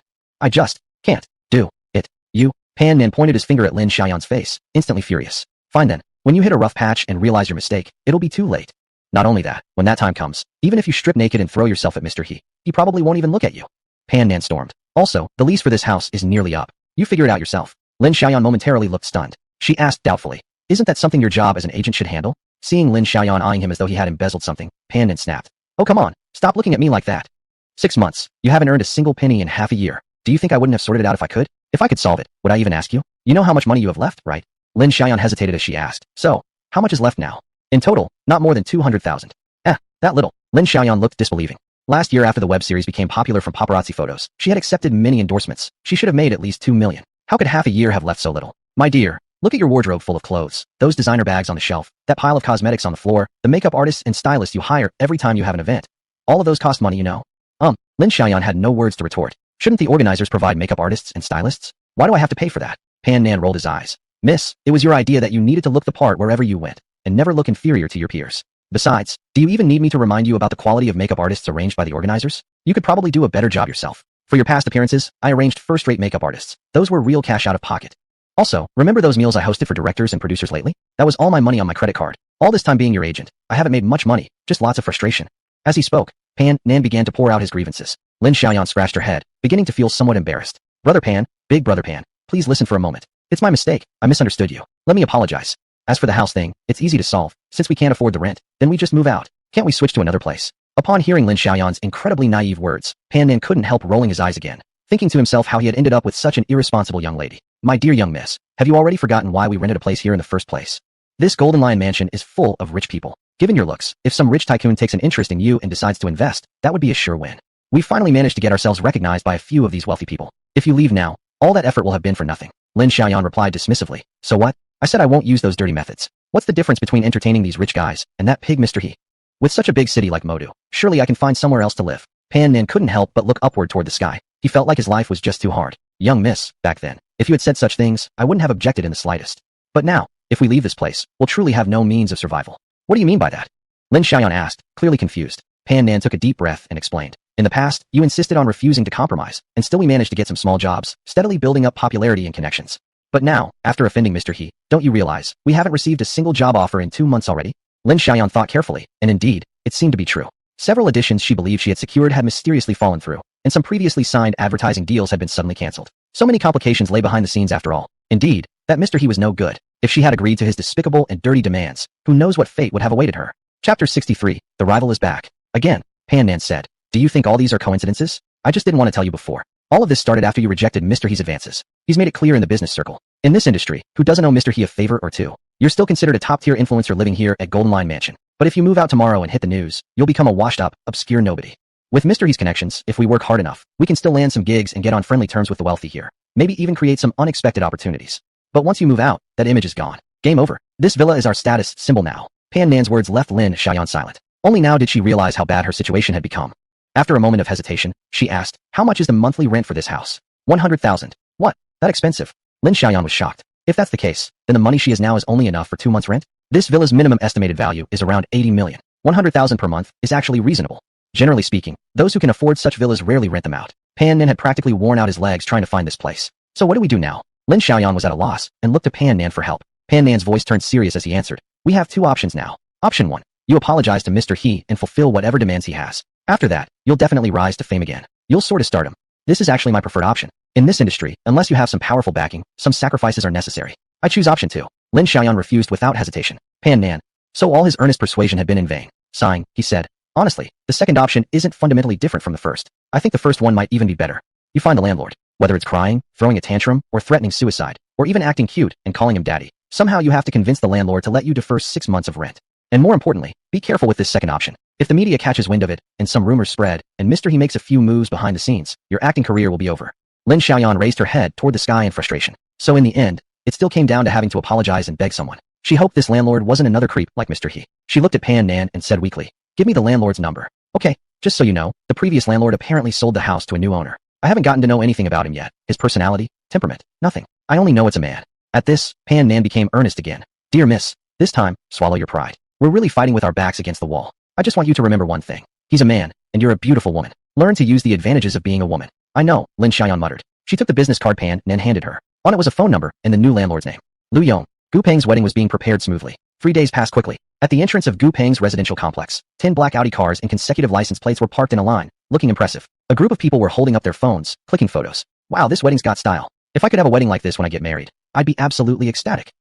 What's there to envy? If my daughter gets married, the ceremony will be even more grand. Please, your daughter's so ugly she should probably become a nun. Talking about getting married. As people were chatting, suddenly everyone fell silent, looking at the entrance of the complex. A magnificent Rolls-Royce Phantom slowly drove into the community. Holy crap, a Rolls-Royce Phantom. This car must cost over 10 million RMB. TSK. There are actually such rich people living in our neighborhood. The biggest masters of all hide in plain sight. So what? Even if the car is expensive, it might not belong to him. Maybe he just rented it. But even a 10 million car's rental fee isn't cheap. From a corner, a voice softly spoke, and everyone went quiet. Lu Yong drove his car into the complex. The security guard at the gate watched as Lu Yong entered and only lowered the barrier after a while. After parking, Lu Yong called Gu Peng. Lu Yong. Gu Peng, I'm here. When are you coming down? Gu Peng. Brother Lu, why don't you come upstairs first? Oh, and when people ask, just say you rented the car. You're such a humble person, and there are so many acquaintances here today. Better avoid setting a precedent where everyone comes asking to borrow your car for their weddings. That would surely put you in an awkward position. No problem. Lu Yong thought about it and agreed. In the eyes of his old college classmates, Lu Yong's current status was quite mysterious. If people truly believed he could afford a Rolls-Royce Phantom, he'd probably be flooded with social obligations and requests every day. Saying the car was rented would help him avoid a lot of hassle. This guy Gu Peng was more loyal than he'd imagined. Lu Yong smiled. In fact, he had always been a very simple person. He took the elevator upstairs. Gu Peng's place was already buzzing with activity. Li Ping and her 2 daughters had arrived, and they seemed visibly nervous upon seeing Lu Yong. Lu Yong subtly signaled to Li Ping to stay put as she moved to greet him, then smiled and exchanged greetings with Gu Peng. They had attended the same university but different classes. Their relationship could only be described as average. Gu Ling and Chui Wan, however, were classmates. And Li Ping's mother, Wen Min, was also related to Gu Peng's mother. It really was a case of what a small world. As soon as he entered the house, it was even livelier than Lu Yong had expected. Listening to the conversations, quite a few of the guests were also from their university. Lu Yong even spotted a few familiar faces who had attended Chui Wen's birthday party. Clearly, when it came to social networking, Gu Peng was far more skilled than Lu Yong. After briefly greeting a few people, Lu Yong found a seat in a quiet corner. Not long after, a loud, hearty voice rang out. Gu Peng, you sly dog. That whole line of cars downstairs, and even a Rolls-Royce Phantom. Haven't seen you in ages, and look at you now, hitting it big. The man was nearly 6'3", dressed in an expensive, elegant suit, his hair slicked back with excessive amounts of pomade, gleaming. Haha, brother Zoe, you flatter me. Do you really think I could afford that car? Nah, it's rented. Haha, knew it. No matter how capable you've become, there's no way you could afford a car like that. But wow, you sure know how to make a splash today. Zhou Qi laughed loudly. At the sight of the man, Lu Yong couldn't help but frown. Zhou Qi, a fellow alumnus. They'd had quite a few conflicts during college. And the root cause of that conflict? Chui Wan. Yes, this man was also one of Chui Wan's many admirers. Another rival. Again. From a decent background. During university, he somehow managed to pull strings to secure himself a study abroad spot. Back then, several genuine top students with far better grades were rejected, yet Zhou Qi alone successfully obtained the recommendation spot. Chapter 64. If this car gets scratched, you can't afford to pay for it. Zhou Qi glanced around and quickly spotted Lu Yong sitting in a corner. He raised his eyebrows slightly and made his way over. After returning from studying abroad, Zhou Qi was now an executive at a foreign company. He believed himself to be unmatched among his peers. Seeing Lu Yong, his former romantic rival, he naturally couldn't pretend not to notice him. Looking around, Zhou Qi didn't spot Chui Wan and felt a surge of delight in his heart. Could it be that Chui Wan has finally broken up with this penniless kid, Lu Yong? Didn't that mean he finally had a chance? Oh, isn't this our Lu Yong? How come you're sitting alone here? All these years, your personality remains unchanged. You're still such a loner. Laughing loudly, Zhou Qi approached. A group of former classmates turned to look at the two as the voice came their way. This is going to be entertaining. A few classmates whispered quietly, wearing expressions full of anticipation. Several who had attended Chui Wan's birthday party couldn't help smirking inwardly, waiting for Zhou Qi to make a fool of himself. Lu Yong nowadays casually gives away jewelry worth hundreds of thousands. Who did Zhou Qi think he was being so arrogant for? Lu Yong looked at Zhou Qi and replied indifferently. Yes, I prefer peace and quiet. Caught off guard by the response, Zhou Qi took the initiative to sit next to Lu Yong. After glancing around curiously, he asked, where's Chui Wan? She's with Gu Ling. Oh, Zhou Qi smiled meaningfully and continued. Lu Yong, where are you working now? Today is Gu Peng's wedding, and yet you didn't dress more appropriately. Lu Yong gave a faint smile, choosing not to respond directly. He reminded himself inwardly that today was Gu Peng's wedding day. He didn't want to stoop to the level of this idiot. Indeed, he hadn't dressed particularly fancy, but his attire wasn't bad either. He specially wore a suit hand-tailored by Chui Wan. Since there was no brand label, Zhou Qi probably mistook it for cheap stuff from a street vendor. But upon thinking about how revealing the suit was hand-tailored by Chui Wan could anger Zhou Qi into some health issues which he couldn't be held responsible for, Lu Yong decided instead to smile and stay silent. As for the question of where he worked, Lu Yong didn't even want to answer. He actually found the situation rather ridiculous. At the last class reunion, too, did he really look that destitute? Why did everyone who came over insist on asking what job he had first? Totally ridiculous. After returning home today, he definitely asked Chui Wan how a domineering president should dress. Upon hearing the exchange between the two, Gu Peng turned his gaze over. Seeing Lu Yong's impatient expression and Zhou Qi's self-satisfied look, Gu Peng keenly sensed tension between the two and promptly stepped forward to mediate. It's such a happy occasion. Why are you talking about all this nonsense? Let's discuss something cheerful. In that case, let's give Peng a face and stop picking on our older brother Lu. Zhou Qi burst out laughing as he slapped Lu Yong on the shoulder. Lu Yong was actually very tempted to punch Zhou Qi in the face, but barely managed to control himself. Without making it obvious, he scooted slightly to the side and patted the shoulder Zhou Qi had touched. Chui Wan handmade this outfit. Letting that guy touch it. It felt like a complete loss. Right. You two haven't seen each other in so many years, yet you're still acting so tense around each other. Another university classmate familiar with Gu Peng also came over to mediate. Smiling, he asked, Gu Peng, I heard that the bridesmaids you invited are all excellent. Whether or not these guys can get rid of their bachelor status today depends on you. That's right. A group of single men started cheering excitedly at the mention of the bridesmaids. Gu Peng laughed. No problem. I assure you all won't be disappointed. The bridesmaids I've invited are not only beautiful and sweet-voiced, but also gentle, virtuous, and highly educated. If you want to escape bachelorhood, you'll have to seize this opportunity. That sounds great. Everyone laughed and gathered closer. Beautiful, sweet-voiced, and highly educated? Lu Yong recalled a woman who had once sung a song of surrender to him, almost causing him to laugh out loud. You? Please. I believe in ghosts before I believe in you. If they're as good as you described, beautiful, sweet-voiced, gentle, and virtuous, why didn't you keep them for yourself? Zhou Qi teased, laughing heartily. Although slightly embarrassed, Gu Peng continued joking with the group. They sat chatting for a little while longer. As time drew near, the group started to head out together. Just stepping downstairs, they spotted a few girls standing by Lu Yong's Rolls-Royce Phantom, looking troubled. These girls all looked rather attractive, making the hearts of many single men beat faster. Gu Peng quickly introduced them. These are today's bridesmaids, Jing Fei, Gan Lin, and Yu Qianqian. The group immediately moved forward to greet and chat with them. Zhou Qi's eyes lit up as well. Hurriedly approaching, he pulled out 3 business cards from his pocket and handed them to the 3 beauties. Hello, 3 beautiful ladies. Here's my business card. Standing here like this, you're so stunning that it's breathtaking. I'd love the chance to get to know you all. Zhou Qi's business card was quite Xingzhi, featuring the fine print. General Manager of the Central and Asia Pacific region, Tiana Foreign Trade Group. A confident smile on his face, Zhou Qi watched as the 3 girls glanced at his card. Not wanting to be impolite, they each accepted one. This move was a perfect display of subtle arrogance, instantly outshining everyone else. Since Zhou Qi had taken the initiative to approach them, the group of single men naturally didn't want to miss this opportunity. They quickly joined in and asked, "What's wrong, dear ladies? Why do you all look so troubled standing by this car? Feel free to tell us your problem. Maybe we can help you out." Jing Fei, the tallest among them, smiled awkwardly and replied, "To be honest, I think you really can't help us with this." "Yeah," Gan Lin added with a bitter smile. "These are just decorative flowers we're holding for decoration on the wedding car. But as you can see, the car is really expensive. If we accidentally scratch it, we wouldn't be able to afford the damages. We don't want to ruin Gu Peng's happy day with such a problem, right?" Hearing this, the entire group fell silent. If this multi-million-dollar car got even a small scratch, things would get really problematic. At that moment, Lu Yong's deep voice spoke up. "It's okay, just go ahead. What kind of wedding would it be without a flower-decorated car?" Hearing Lu Yong's words, the 3 girls looked over in curiosity, then turned to Gu Peng with puzzled expressions. Gu Peng quickly explained, "This car was driven here by Lu Ge.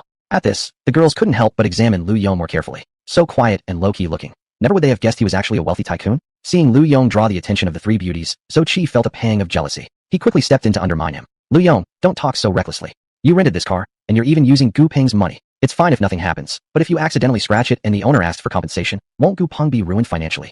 You can't show off like this without thinking. At least ask Gu Peng first. Do you really think you have the authority to make this decision? Zhou Qi loudly exclaimed. Chapter 65 Picking up the Bride. A group of clueless classmates looked at Lu Yong with strange expressions, while the three beauties also averted their gazes elsewhere. Oh right, the car was rented, and this guy is just a driver. Only a few classmates who had attended Chui Wen's birthday looked at Lu Yong thoughtfully. The few exchanged glances and subtly moved closer to Lu Yong's side. Someone who casually gives away millions worth of jewelry. Tell us, who'd believe this car is really rented? And just now, Gu Peng's look toward Lu Yong was clearly full of respect. They'd all been out in the real world for quite some time and had learned to read situations. With such a perfect opportunity, shouldn't they take the chance to get closer with Lu Yong? Zhou Qi, you're really talking out of line here. You can't act so sarcastically just because you didn't win Chui Wen back in college. One classmate was the first to speak up for Lu Yong. Another quickly followed. Yeah, Lu Yong's always been level-headed. He wouldn't say something without reason. If he's not sure about it, would he dare make such a claim? Zhou Qi, just keep quiet for once. It's Gu Peng's wedding today after all. If Gu Peng himself has no objection, who are you to make a scene? For all we know, it could be your own wedding. Yeah. The group gathered around Lu Yong and launched a verbal counterattack against Zhou Qi, leaving him rather stunned. He couldn't help but wonder to himself, how come after just a few years, Lu Yong has become so popular? Why are so many people backing him up? Gu Peng exchanged a look with Lu Yong, silently asking for his opinion. Lu Yong barely perceptibly nodded. Gu Peng immediately caught the meaning and, smiling, said to the bridesmaids, let's put the flowers on then. It'll be done, as Lu Yong says. Hearing Gu Peng speak like this, the words of objection that had risen to Zhou Qi's mouth were forced back down. He planned to make Lu Yong pay later at the reception anyway. Seeing so many people supporting Lu Yong, the three beauties glanced at him with newfound curiosity. All these eyes staring made Lu Yong feel pretty uneasy. Without further ado, he walked directly to the three girls and took the flowers from them. I'll handle it myself. Holding the decorative flowers, Lu Yong began gesturing awkwardly around the car, prompting onlookers to cringe. No, that's not supposed to go here. Be careful, don't scratch the car. Forget it, we'll do it ourselves. Watching your moves is like riding a roller coaster, freaking us all out. Zhou Qi chimed in opportunely. You better be careful. You won't afford a single scratch on this car. Finally, with the help of the three beauties, the wedding car was decorated. Everyone heaved a collective sigh of relief. If they had scratched it even slightly, the cost would have easily started at 100,000 RMB. Once fully prepared, the procession officially began. Lu Yong drove up front, leading the way. Behind followed 10 consecutive Audi vehicles, and the grand caravan rolled majestically out of the residential compound, leaving behind many exclamations of amazement. Since the three beauties had never ridden in such luxurious cars before, they all squeezed into the Rolls-Royce together, whispering excitedly while firing Lu Yong a continuous stream of questions. Like, how much did this car cost? Where did he get it? And wasn't it true that many parts of this model were entirely handmade? All the questions left Lu Yong speechless, and he could only respond with awkwardness. Though it was his car, he truly knew little about cars. The journey was surprisingly smooth, largely due to the fact that Lu Yong's car was so expensive that cars ahead instinctively kept a good distance away. Before long, the convoy slowly came to a stop in front of an older residential compound. The three bridesmaids got off first and hurried up the building. Inside Guling's room, beside the three girls from Jingfei, there were three more bridesmaids that Lu Yong had met before: Chui Wen, Zheng Yinjia, and Lu Xiaoman. She had applied minimal makeup and worn flat shoes today not to overshadow the bride Guling, yet she remained stunningly beautiful. This was the first time Jingfei and the other girls had seen Chui Wen, and their eyes were filled with curiosity as they sized her up. Even the usually reserved Yu Qianqian leaned toward Guling quietly, whispering, "Who's this incredibly beautiful girl? Did you pay her to be here? Wow, this beauty is too good. Is she a celebrity you hired?" Guling couldn't help rolling her eyes. Looking at Chui Wen and then thinking about Lu Yong, she sighed helplessly. Now that was natural beauty. She had spent over an hour applying makeup. It still wasn't as good looking as Chui Wen's fresh-faced look. What a slap. At least she still had her beautiful wedding dress to fall back on. Otherwise, she'd end up crying her eyes out on her wedding day. She smiled and introduced to her three best friends. "Let me tell you all, this is Chui Wen, my college classmate, and the wedding dress I showed you before was her original design." "Really? That wedding dress was breathtaking. I want to wear one like that on my wedding day too." Guling grinned proudly and introduced Jing Fei and others to Chui Wen and her companions. The girls all loved fashion and soon chatted joyfully among themselves. Meanwhile, downstairs at the residential compound entrance, Gu Peng stood with a group of people, his expression solemn. What came next was naturally the hardest part before the wedding began, the bride-picking ritual. But to be precise, it would be more accurate to call it a bridal snatching. "Brothers, whether I can bring my wife home today depends entirely on all of you. Charge, charge, charge. Listen up, people behind the door. If you know what's good for you, stay safe. We've come fully prepared today, even bringing a brand new door with us."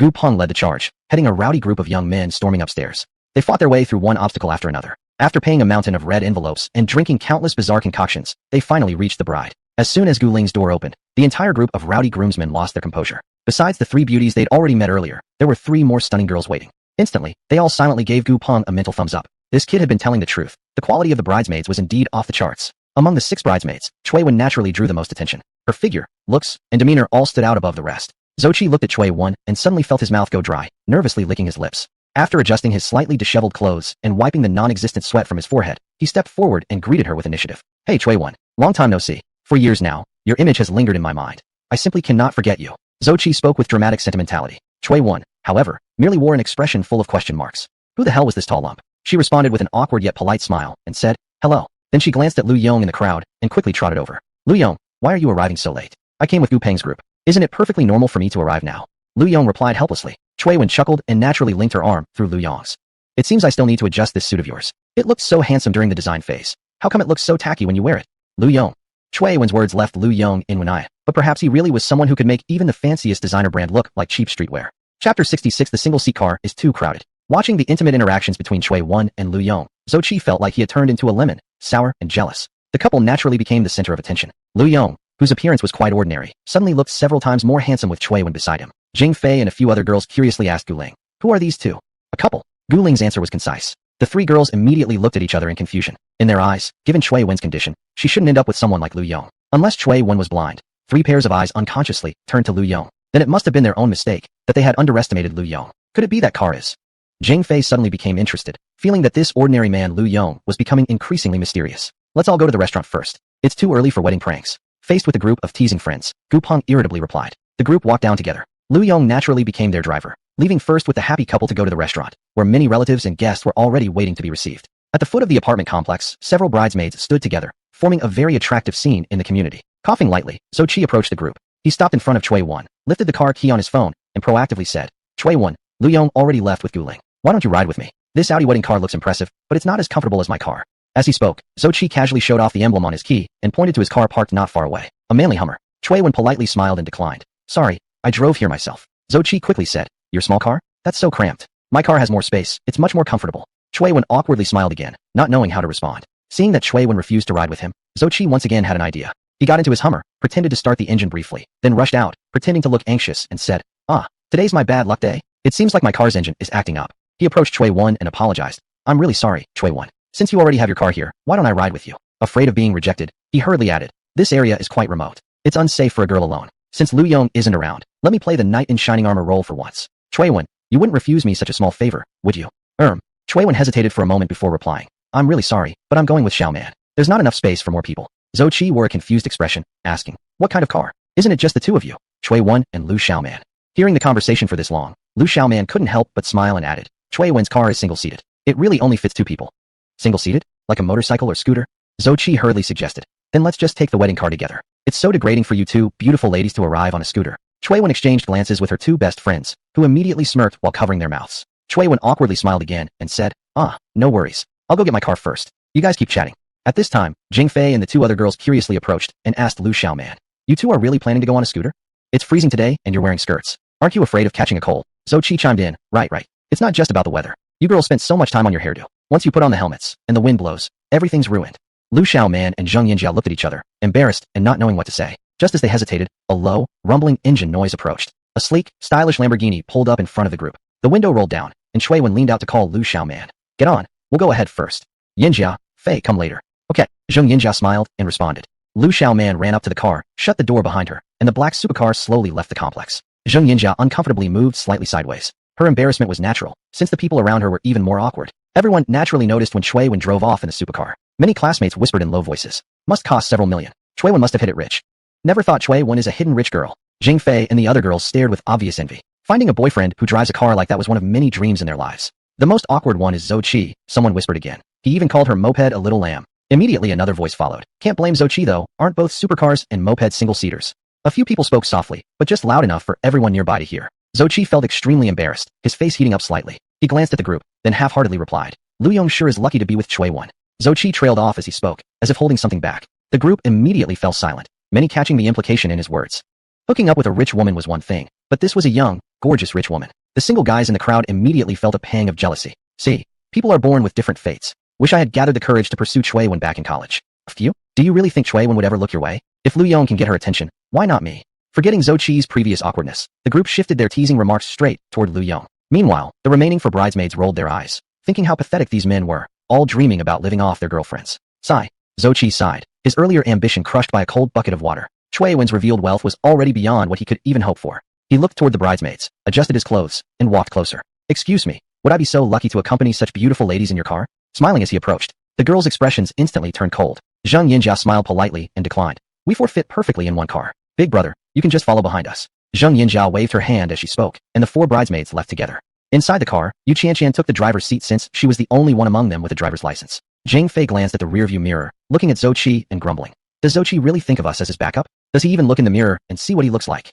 Chapter 67. Enemies meet. One by one, cars left the residential complex heading towards Shiwei-Xian. The four bridesmaids chatted along the way. Ganlin casually asked, Yinjia, how long have Cui Wen and Lu Yong known each other? Unlike Cui Wen's group, Jing Fei and Ganlin were Gu Ling's high school classmates, while Yu Qianqian was Gu Ling's colleague. None of the three knew much about their college days. Among today's attendees, Lu Yong and Cui Wen were the most intriguing couple. Zheng Yinjia replied. They've been together since college. It should be about 4 years now. 4 years. Jing Fei was visibly surprised. For today's youth, a relationship lasting longer than a year was already considered long-term. Curious, the others asked a few questions about their love story, such as who had made the first move. Since these weren't particularly private matters, Zheng Yinjia didn't hold back and briefly explained the story. TSK, so it's like a turtle locking eyes with a mung bean. Just clicked, huh? Such a thing as fate really is priceless and hard to come by. I wonder when my true Prince Charming will appear. He might be sleeping in another woman's bed right now. Get out. The women carried on their lighthearted chatter. Jing Fei hesitated, then suddenly asked, Yinjia, this might sound a bit, but I really have to ask. Was that car really Cui Wen's? Or did Lu Yong buy it for her? At this question from Jing Fei, Ganlin and Yu Qianqian in the car leaned in, ears wide open. They were equally curious. If Cui Wen had bought the car herself, they could only silently admire her and think Lu Yong was simply lucky. But if the car had originally belonged to Lu Yong, the situation would be completely different. Maybe that could be a path to follow. Zheng Yinjia glanced at the three bridesmaids. Internally, she sighed. Indeed, women were peculiar creatures, always caught up in strange competitive instincts with their own gender. She thought for a moment before tactfully replying. It probably belongs to both of them. Oh, Jing Fei nodded. At this answer, the three of them grew silent, each deep in thought. Zheng Yinjia looked down and began playing with her phone. Let them guess for themselves whether Cui Wen was a rich woman or Lu Yong a wealthy man. She had no interest in getting involved in this. As she scrolled through her photo album, she came across a picture of Cui Wen and the two of them posing together. Zheng Yinjia froze briefly. How unpredictable life was. Back in university, the three of them had been dorm mates, and even after graduation, they shared an apartment. Yet now, Lu Yong, who they always thought wasn't good enough for Cui Wen, suddenly became someone they couldn't even begin to reach. And Cui Wen, their former playful roommate, had become her and Lu Xiaoman's boss overnight. Recently, Cui Wen started her own studio.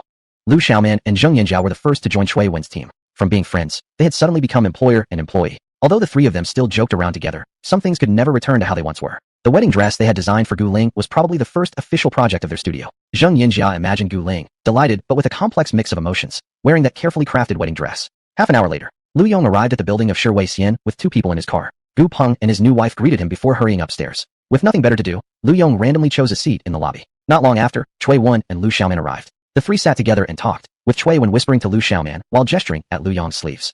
I mean, the clothes looked so high-end when we made them, but when Lu Yong puts them on, they just look weird. Huh. Lu Xiaoman chuckled awkwardly, unsure how to respond. Secretly, she wanted to say that Lu Yong was simply his usual self, having always preferred a low-key style. Somehow, this made him look even more refined. But then she remembered that now, Cui Wen was her boss, and Lu Yong was probably her boss's boss. That kind of comment might sound like flattery. Sitting beside them, she quietly stole glances at Lu Yong talking with Cui Wen. Suddenly, she found this man quite handsome in a unique, attractive way. Then she pinched her thigh hard. What is wrong with me? Was it just psychological suggestion? Fearing that the two might notice something, Lu Xiaoman quickly turned her head away. Before long, many familiar or unfamiliar faces appeared in the restaurant. Several university classmates cheerfully greeted them. After exchanging small talk, a particularly loud voice suddenly rang out from a distance. Hey classmates, long time no see. Why are you all gathered here? Gu Peng didn't even bother inviting us older classmates to his wedding. A group of people immediately turned to look in the direction of the voice. A handsome, celebrity-like man, surrounded by a group of people, approached. Lu Yong glanced over and felt a wave of bad luck coming his way. This good-looking guy was Yong, a rich second-generation kid, apparently extremely wealthy. He had also been the president of the student union during Lu Yong's graduating class. Unfortunately, this guy held a grudge against Lu Yong.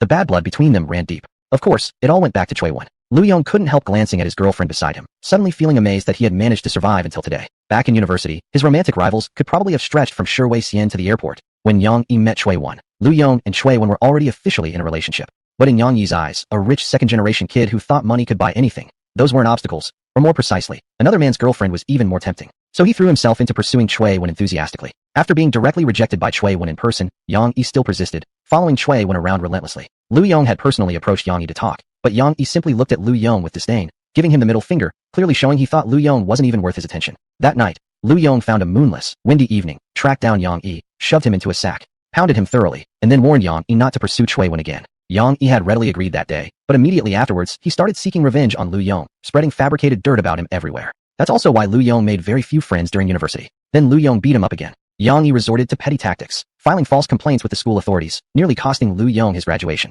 Their clashes repeated several times. Generally, it boiled down to Yong scheming behind his back, and Lu Yong beating him up in response. From then on, the feud was set. Of course, both sides tacitly kept things quiet. Lu Yong didn't want to trouble Chui Wen with it. Yang also feared that if things escalated, he'd lose any opportunity to chase after Chui Wen. After graduation, Lu Yong had thought they'd never cross paths again. Now, Lu Yong looked toward Yang, and at the same time, Yang was looking over. Their gazes met. Their eyes carried a chill. Enemies meeting face to face, their hatred flared instantly. Chapter 68. How much are you planning to gift? Yang looked at Lu Yong and Chui Wen. His heart was a mix of emotions, mostly anger and humiliation. He instinctively rubbed his chest. Back then, this guy Lu Yong had him put in a sack, never hitting his face, leaving him bruised and battered for quite a while. Coming from a wealthy family, Yang had also considered numerous underhanded methods to deal with Lu Yong to handle Chui Wen. Back then, he had at least 100 ways to make Chui Wen kneel obediently before him. But this madman Lu Yong had beaten him senseless and told him to take out all his anger on him instead. If anything ever happened to Chui Wen, Lu Yong's lowly life for Yang Yi's wouldn't be a bad trait. Back then, Lu Yong's eyes looked like those of a ferocious beast. At that moment, Yang Yi backed down. Therefore, back in college, he could only resort to minor disgraceful tactics against Lu Yong. But now the circumstances were different. Yang Yi rubbed his chest, leaned closer to the two of them, smirking inwardly. Back in college, the resources he could access from his family were limited, but it wasn't the case now. He had already entered the Yong Corporation, gradually stepping into the core of power. With the resources and strength he had now, someone like Lu Yong didn't even deserve to challenge him. Smiling happily, Yang Yi approached Lu Yong and Chui Wen, greeting them with a grin. Oh, isn't this Lu Yong and Chui Wen? Back then, you two were the famous golden couple at our Muda University. He laughed loudly, emphasizing two syllables intentionally. Everyone burst into laughter. Chui Wen's face immediately turned cold, as though seeing a disgusting fly. Those who knew the old grudge between Lu Yong and Yang Yi turned to look at Lu Yong. Zhou Qi sipped his tea, secretly laughing inwardly. He used to dislike Yang Yi, but today suddenly found him strangely likable. Glancing at Lu Yong, then at Chui Wen. A good-for-nothing mooching off a rich woman and a rich second-generation kid. This was going to be a good show. Would this useless fellow hide behind Chui Wen again today, waiting for her to speak up for him? Thinking about what was about to unfold, Zhou Qi was excited. He seized the opportunity to add fuel to the fire, saying, "Isn't this our President Yang? I remember you and Lu Yong were rivals back in college. Haha, what a pity. Now there's so much in love, I guess you've missed your chance." Yang Yi cast a glance at Zhou Qi, internally smirking coldly, another clown jumping around. He calmly replied, "This is between me and Lu Yong. I don't think an outsider like you should have anything to say here."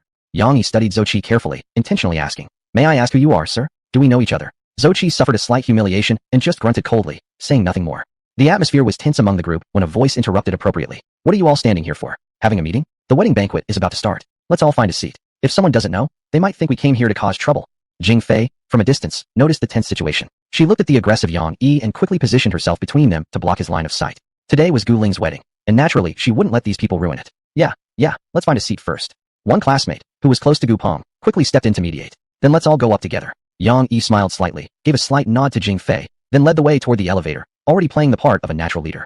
Groups of people slowly rose. They naturally split into two clear camps. One group surrounded Yang Yi. He had many followers back in college. Now that everyone had entered the real world, they understood better the significance of someone like Yang Yi, a rich second generation. Many slick individuals now eagerly declared themselves as his subordinates. Yang Yi responded neither warmly nor coldly, full of prestige.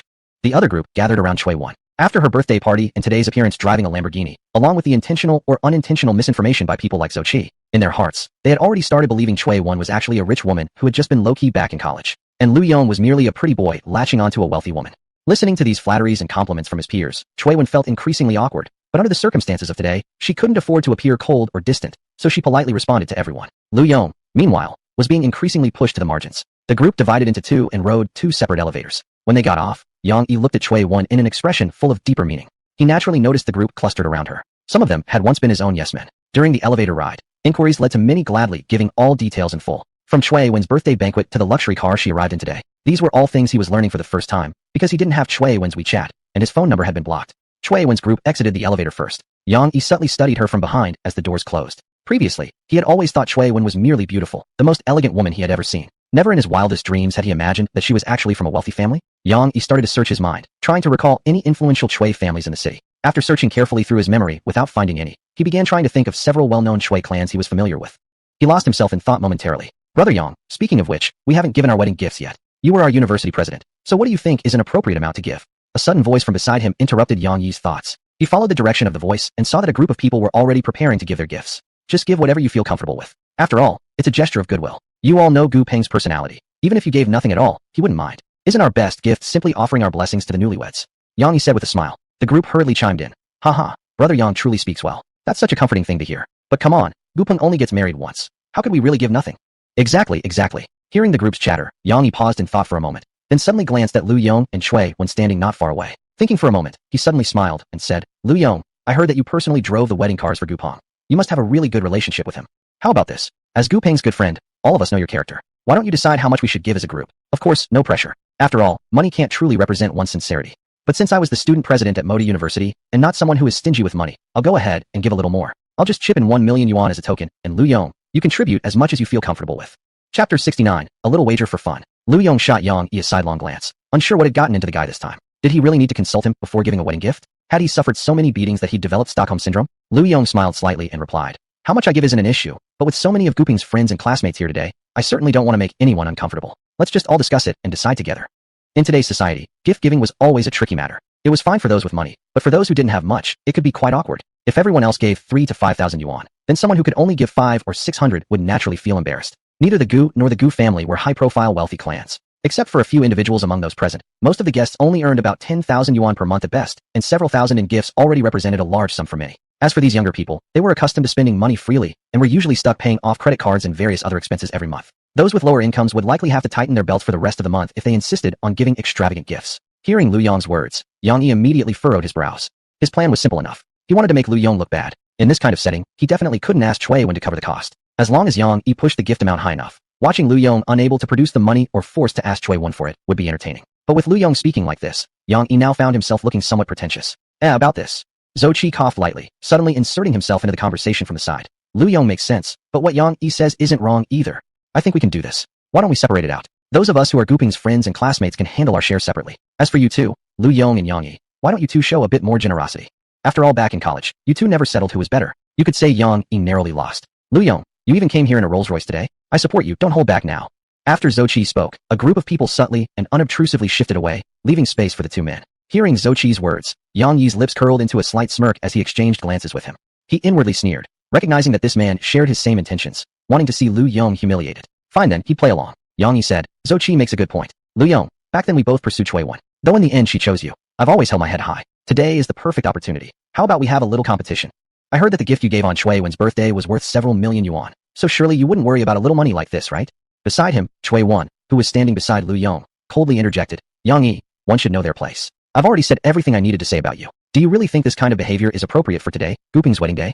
This performance of yours only makes you even more repulsive. Oh really? Yang Yi replied mockingly before shifting his gaze toward Lu Yong. Lu Yong, I guess now Chui Wen is the one calling the shots? Brother Lu, hear me out. If you can't handle being a kept man, then don't try. Yang Yi burst into laughter after saying this. What did he care whether Gu Peng's wedding went smoothly or not? The main reason he came to the wedding in the first place was because of Chui Wen. As for the possibility of being disliked by her, in his view, that wasn't even a problem. After all, she had always disliked him to begin with. And besides, being disliked meant at least she still remembered him. That was better than being completely forgotten. And often enough, there was a very thin line between love and hate. Today finally made him realize why, back in university, Chui Wen had chosen Lu Yong instead of him. Because Chui Wen turned out to be a hidden heiress. That meant his previous flaunting of wealth had completely missed the point. Lu Yong, that penniless guy, had taken the shortcut and somehow managed to win Chui Wen's favor. Starting from this moment, he would make Chui Wen see just how insignificant Lu Yong really was.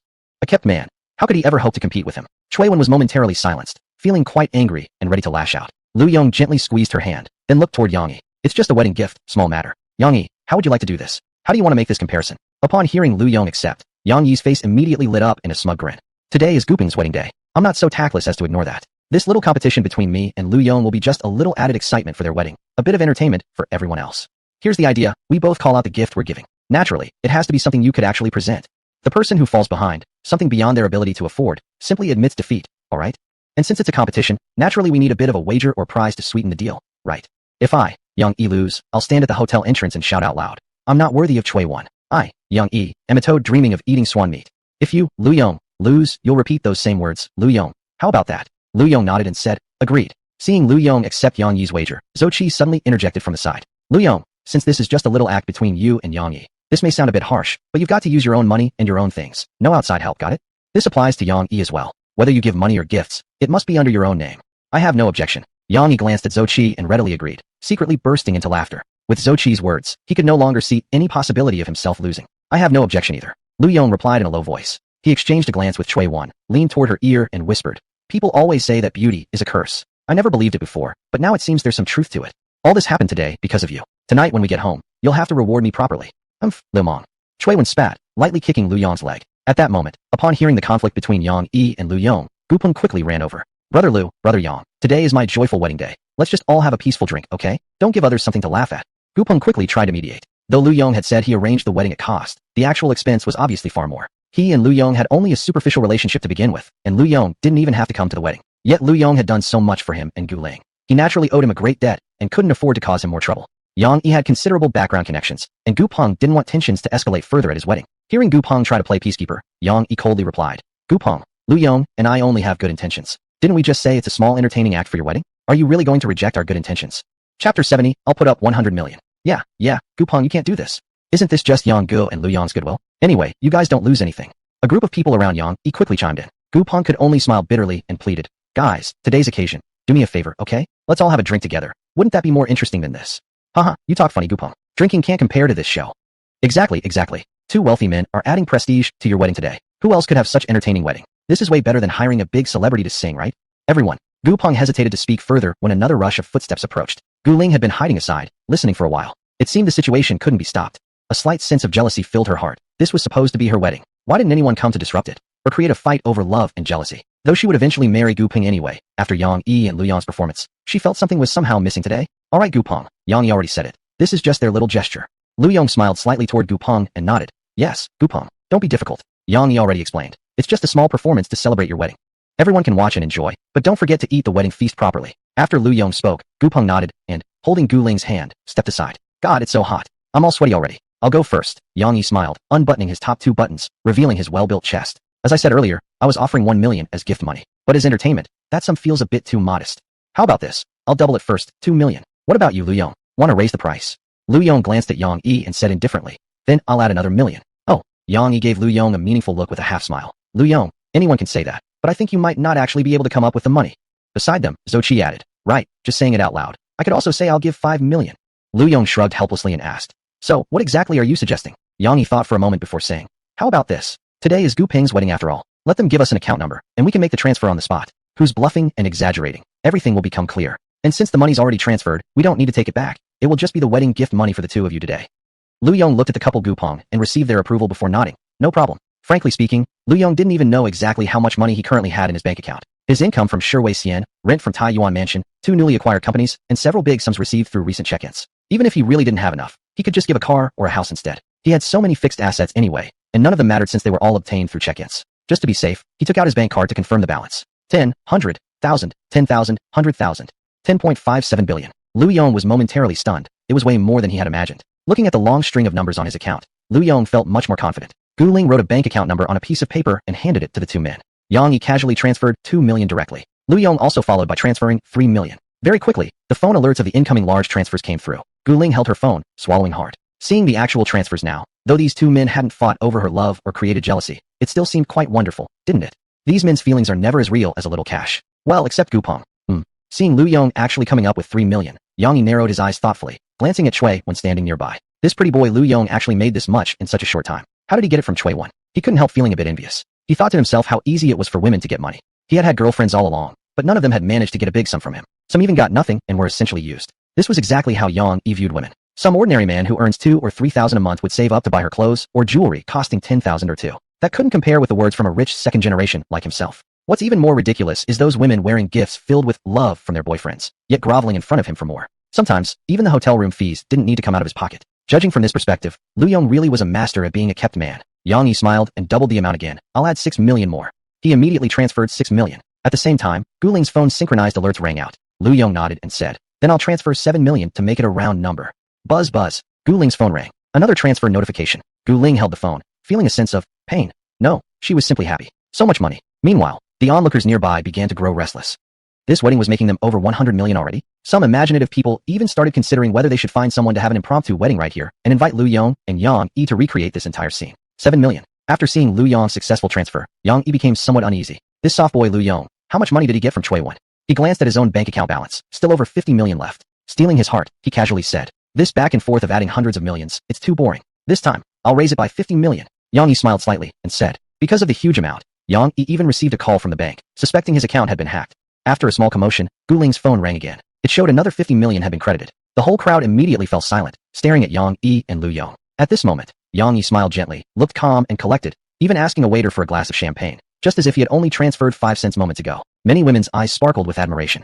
Yang Yi was already handsome enough by himself, but after transferring 50 million so casually, he became even more attractive. Many bystanders had already taken out their phones and started recording. This was nothing short of a century-level gambling match, and their style of gambling was so simple and brutal. Your turn, Lu Yong, Yang Yi said calmly. Everyone shifted their gaze toward Lu Yong, watching curiously. 90% of the crowd believed this entertainment act had come to an end. Lu Yong looked at Yang Yi. This guy is clearly rich, seemed to have handled 50 million easily. Should I also be cool and stylish just once? Lu Yong thought for a moment and said, I'll offer 100 million. Pooh. Hearing that, Yang Yi, who was sipping champagne, immediately spat out the wine in his mouth, staring at Lu Yong with an extremely undignified expression. Chapter 71. Lu Yong, you can still surrender. 100 million? Hiss. Everyone present was taken aback for a moment, drawing in a sharp breath. Yang Yi put down his wine glass, took out a handkerchief, wiped his mouth, and smiled lightly. This wine is a bit cold. I choked a little. At the same time, he stared without blinking at Lu Yong. Lu Yong could actually come up with 100 million? Impossible. After glancing at Lu Yong, he cast a deep look at Chui Wan. This pretty boy Lu Yong really has skills. So Chui Wan must be an heir to one of those powerful Chui clans. Otherwise he wouldn't give so much money to Lu Yong. If I could get Chui Wan on my side and gain his family's support, taking over the Yang group would be as easy as taking something from someone's hand. I can't lose this fight. Yang Yi stared fiercely at Lu Yong. Of course, what he hoped for most was that Lu Yong couldn't transfer this amount successfully, thus declaring Yang Yi the victor. Buzz buzz. Gu Ling's phone rang, sending despair into Yang Yi. Ding ling ling. At the same time the message tone indicating a successful bank deposit sounded, so did Gu Ling's phone. It was a call from the bank, with a large amount being deposited in such a short time. Unless Gu Ling was a fraudster, she had become a high-value client overnight. After finally managing to deal with the customer service call from the bank, Gu Ling felt somewhat dreamlike. She exchanged glances with Gu Peng, both of them looking rather stunned. Were they really now billionaires? Gu Ling had already begun thinking about buying a new house, a new car, and some new clothes. As for Gu Peng, he gazed deeply at Lu Yong. In his view, Lu Yong had taken on this issue voluntarily to ensure that his wedding wouldn't be disrupted. Though they hadn't known each other long, Gu Peng understood that outside this particular setting, with Lu Yong's current status, he wouldn't have paid any attention to someone like Yang Yi provoking him. Gu Peng felt he owed Lu Yong more and more. Just as Lu Yong could find a sense of familiarity in Gu Peng experienced the same towards Lu Yong. Both of them valued righteousness and friendship greatly. After Lu Yong completed the transfer, everyone's gazes turned toward Yang Yi. Inside, Yang Yi was already cursing. Chui Wan was blind, wasn't he? How could he give hundreds of millions to someone like Lu Yong? Damn it. If Lu Yong wrote a book about being a pretty boy, it would definitely be a national bestseller. No, wait. Lu Yong's appearance was far from that of a pretty boy. But then again, this made Lu Yong even more impressive. Now Yang Yi wore a smiling face, while his inner thoughts screamed with frustration. At this point, Yang Yi had no choice but to carry on. He could not afford to back down. He had already spent 60 million. If he surrendered now, he would lose not just face, but everything. Yet his account had already run out of money. After some consideration, Yang Yi spoke in a heavy, determined tone. I don't have that kind of 100 million in my account. So here's what. We initially said that besides the wedding gifts, other possessions under our names could serve as wagers, too. Yang Yi looked past Lu Yong at Chui Wan, trying to judge how much money this rich kid had given the gold digger Lu Yong. 100 million? 200 million? 500 million? He couldn't even dare to imagine higher numbers anymore. The Yang group currently had net assets of 500 billion, and with Yang Yi's status, the resources he could currently access were only around 1 billion. Would he really put his entire fortune on this ridiculous bet? Yang Yi's eyes flickered with indecision, but when he glanced at Chui Wan behind Lu Yong, his resolve was set. He could not let this woman look down on him. Was he, the legitimate heir of the Yang group, the great Yang Yi, inferior to some pretty boy? Yang Yi pulled out his phone and immediately made a call. Bring my documents proving my immovable property, along with the transfer documents. Get here now. Holy crap, betting this big. They're starting to bet fixed assets now. Murmurs filled the crowd. Gu Peng and Gu Ling exchanged glances. Gu Peng hurriedly said, Yang Yi, brother Lu, why don't we just call it quits? Please, let's just call it a draw. Do me a favor. A draw. Yang Yi snorted coldly, clearly not taking kindly. In my dictionary, there is only winning and losing. No draw. Yang Yi. Gu Peng tried to persuade again, but beside him, Gu Ling let out a cold huff and directly pulled Gu Peng back, whispering, they won't take kindness as kindness. What's the point trying to reason with this fool? Judging from his looks, he's determined to fight to the bitter end with Lu Yong anyway, and in the end, it's just free money to us. Let him lose all he wants. After hearing that, and seeing Yang Yi's twisted facial expression, Gu Peng remained silent. Since Yang Yi had spoken urgently on the phone, it was only about 10 minutes later that a female secretary arrived carrying a huge stack of documents. She handed the documents to Yang Yi while panting slightly, then curiously stayed aside. This tension in the air, were they going to fight? After checking one of the documents, Yang Yi directly walked toward Gu Ling and Gu Peng, coldly stating, these are the valuation reports of several fixed properties under my name, and here is the transfer agreement. These assets are worth about 500 million in total. You two just need to sign, and it'll all belong to you. After saying this, Yang Yi cast a cold glance at Lu Yong. When they heard the figure of 500 million, even Gu Ling, who was usually so carefree, was momentarily stunned. Though she had wanted to punch Yang Yi a couple of times for a while now, this amount was simply terrifying. After a moment of consideration, Gu Ling tried to persuade him. Yang Yi, why don't we just stop here? This has already gone too far. Why don't you, like Gu Peng suggested, just call it a draw? Sign the paper. This time, Yang Yi didn't even bother responding properly, just gave Gu Ling a dismissive glance. This has nothing to do with you two. I appreciate your kindness. You, Gu Ling let out a cold huff and shot Yang Yi a glare. This whole situation would bring nothing but benefit to her and Gu Peng. She rarely thought of others, and when she did, she still got rejected. Did this pig-headed Yang Yi really think she was worried about screwing him over? Gu Ling looked at Lu Yong and Chui Wan beside her. The main reason she was trying to help was actually to avoid screwing over Chui Wan and Lu Yong. After Yang Yi and Gu Ling signed the documents, several classmates majoring in law helped review the contract. Once everything was confirmed, everyone turned their gaze back to Lu Yong. This is 500 million yuan. For 90% of people, this was a sum they could not possibly earn in 2 lifetimes. People were already somewhat numb to the fact that both Lu Yong and Yang Yi were immensely wealthy. At this point, most of the spectators only felt jealousy and admiration for Gu Ling and Gu Peng. Why did such a fortunate thing never happen to them? Even if Lu Yong admitted defeat now, Gu Peng and Gu Ling's gains tonight alone would be enough to secure their comfort for life. Lu Yong, it's still not too late to surrender. Before the bet started, we clearly said only assets in our own names can be used. No outside help allowed. After Yang Yi finished speaking, he shot a pointed glance at Cui Wan. Cui Wan was slightly confused by Yang Yi's actions. Was there something wrong with his brain? Why did he keep looking at her every time he placed a new bet? Did he actually think she'd be seduced by his reckless spending? Not at all. She thought this behavior was simply idiotic. But the moment she thought that one of these foolish men was actually her boyfriend, and that the entire incident had happened because of her, she suddenly didn't think the situation was quite so ridiculous anymore. In fact, it felt kind of sweet. She would definitely tell Fong Xian about this when she got home today. She knew Fong Xian would be jealous, haha. Chapter 72. I'm not worthy of Cui Wan. Fine. After listening to Yang Yi's sharp-tongued words, Lu Yong replied in a calm, indifferent tone. Inside, he couldn't help but exclaim, wow, has Yang Yi really gone crazy? Has his affection and obsession for Cui Wan reached such a degree? Unexpectedly, a trace of respect surfaced in Lu Yong's heart, but he had no intention of backing down from this bet. After all, even if he lost everything, it would all come back within a month through Qingdao. There might even be profit. Without a shred of mental burden, Lu Yong glanced at his account balance and said, 500 million, right? Then I'll raise it by 800 million this time. As he spoke, Lu Yong began the transfer process on his phone. Yang Yi, however, was no longer calm. 800 million, just directly transfer it? Are you sure you have that much in your account? Lu Yong, don't play with me. Yang Yi was already losing his temper, having completely lost the composure he'd had earlier. Everyone watched silently as Lu Yong continued tapping on his phone. Tap tap tap tap. Suddenly, Lu Yong's fingers paused. He smiled awkwardly, looking somewhat embarrassed in front of everyone. Yang Yi exhaled in relief. The whole group also exhaled in relief. He probably doesn't have enough money. Smiling, Yang Yi thought he had finally won this round. He slightly lifted his chin, glancing toward Cui Wan. Did you see that, Cui Wan? Now this is what real manhood looks like. I'm willing to gamble 1 billion for you. Lu Yong is nothing but a good-for-nothing kept man, squandering your money. Coughing lightly with a self-satisfied look, Yang Yi smiled and said, Lu Yong, we understand if you don't have enough money. No. Lu Yong shook his head and pointed at the phone screen, which showed a call coming in from the bank. My account had a large amount of suspicious transactions and has been temporarily frozen. I just need to talk to the bank and it'll be fine. Yang Yi felt as if his throat had been instantly gripped, unable to say a word. He stared intensely at Lu Yong, staring at the phone in his hand, like a beached fish staring longingly at the water. All right, thank you. Lu Yong ended the call. Yang Yi had already closed his eyes, silently praying that Lu Yong didn't have enough funds. This was his last chance. As long as Lu Yong couldn't produce the money, and Cui Wan probably hadn't given him much in fixed assets either, then he could still win. While desperately hoping, a surge of regret rose in Yang Yi's heart. What the hell was I thinking? Why did I agree to this idiotic bet? But immediately he realized, it wasn't him that was at fault. It was Cui Wan. What kind of woman actually gives so much money to a good-for-nothing man she's keeping? If he lost today, it was all because he underestimated Lu Yong's ability as a kept man. Vibrate, vibrate. Gu Ling's phone buzzed, breaking the silence. Numbly, Gu Ling picked up the phone. Looking at the string of zeros on the screen nearly made her faint on the spot. According to the rules, she briefly showed Yang Yi the confirmation of the transfer. The latter paled, stepped back several steps lifelessly, and collapsed weakly into the chair behind him. His money, his house, everything was gone. Everything he had painstakingly built up in Yang Group had vanished. Only now did Yang Yi finally come to his senses. Was he an idiot? Even if he won this bet, would Cui Wan actually like him? Obviously not. He must have had his brain fried to ever associate winning this bet with Cui when developing feelings for him. Click click click. Besides the people filming the drama unfold, many others who hadn't started recording yet had already taken photos to memorialize the moment. A ridiculous billion-level gambling bet. Just imagining that he might appear on every news outlet tomorrow filled Yang Yi with even more frustration. At this moment, Lu Yong's terribly annoying voice rang out again. Yang Yi, it's your turn. Hearing that, Yang Yi lifted his head and stared fiercely at Lu Yong, his eyes bloodshot like a gambler who had lost everything. A kept man. A damn kept man. How on earth did he lose to a kept man? Calculating the assets he had left, Yang Yi sighed. Suddenly, he seemed to have aged overnight. He closed his eyes and exhaled weakly. You win, Lu Yong. I concede.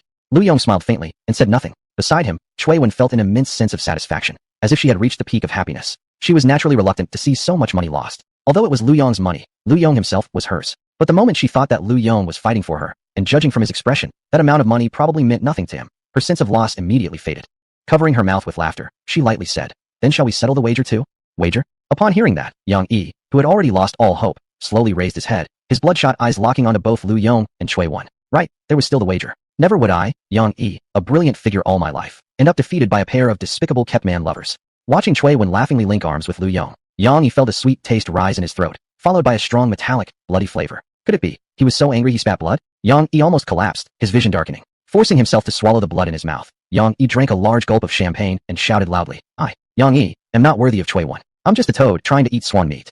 Yang Yi roared to the heavens, as if releasing his suppressed emotions. His black, shiny hair was in disarray, the buttons of his shirt carelessly undone, his eyes red, his face pale. Unfamiliar observers might mistake him for a man whose confession had just been rejected. Ding dong. Right after Yong finished shouting, the elevator door nearby opened with a soft chime. A woman with light makeup and delicate features looked over in surprise. Isn't this a wedding banquet? Who would confess in public like this? Could this be an elopement? Wait, why does this person look somewhat familiar?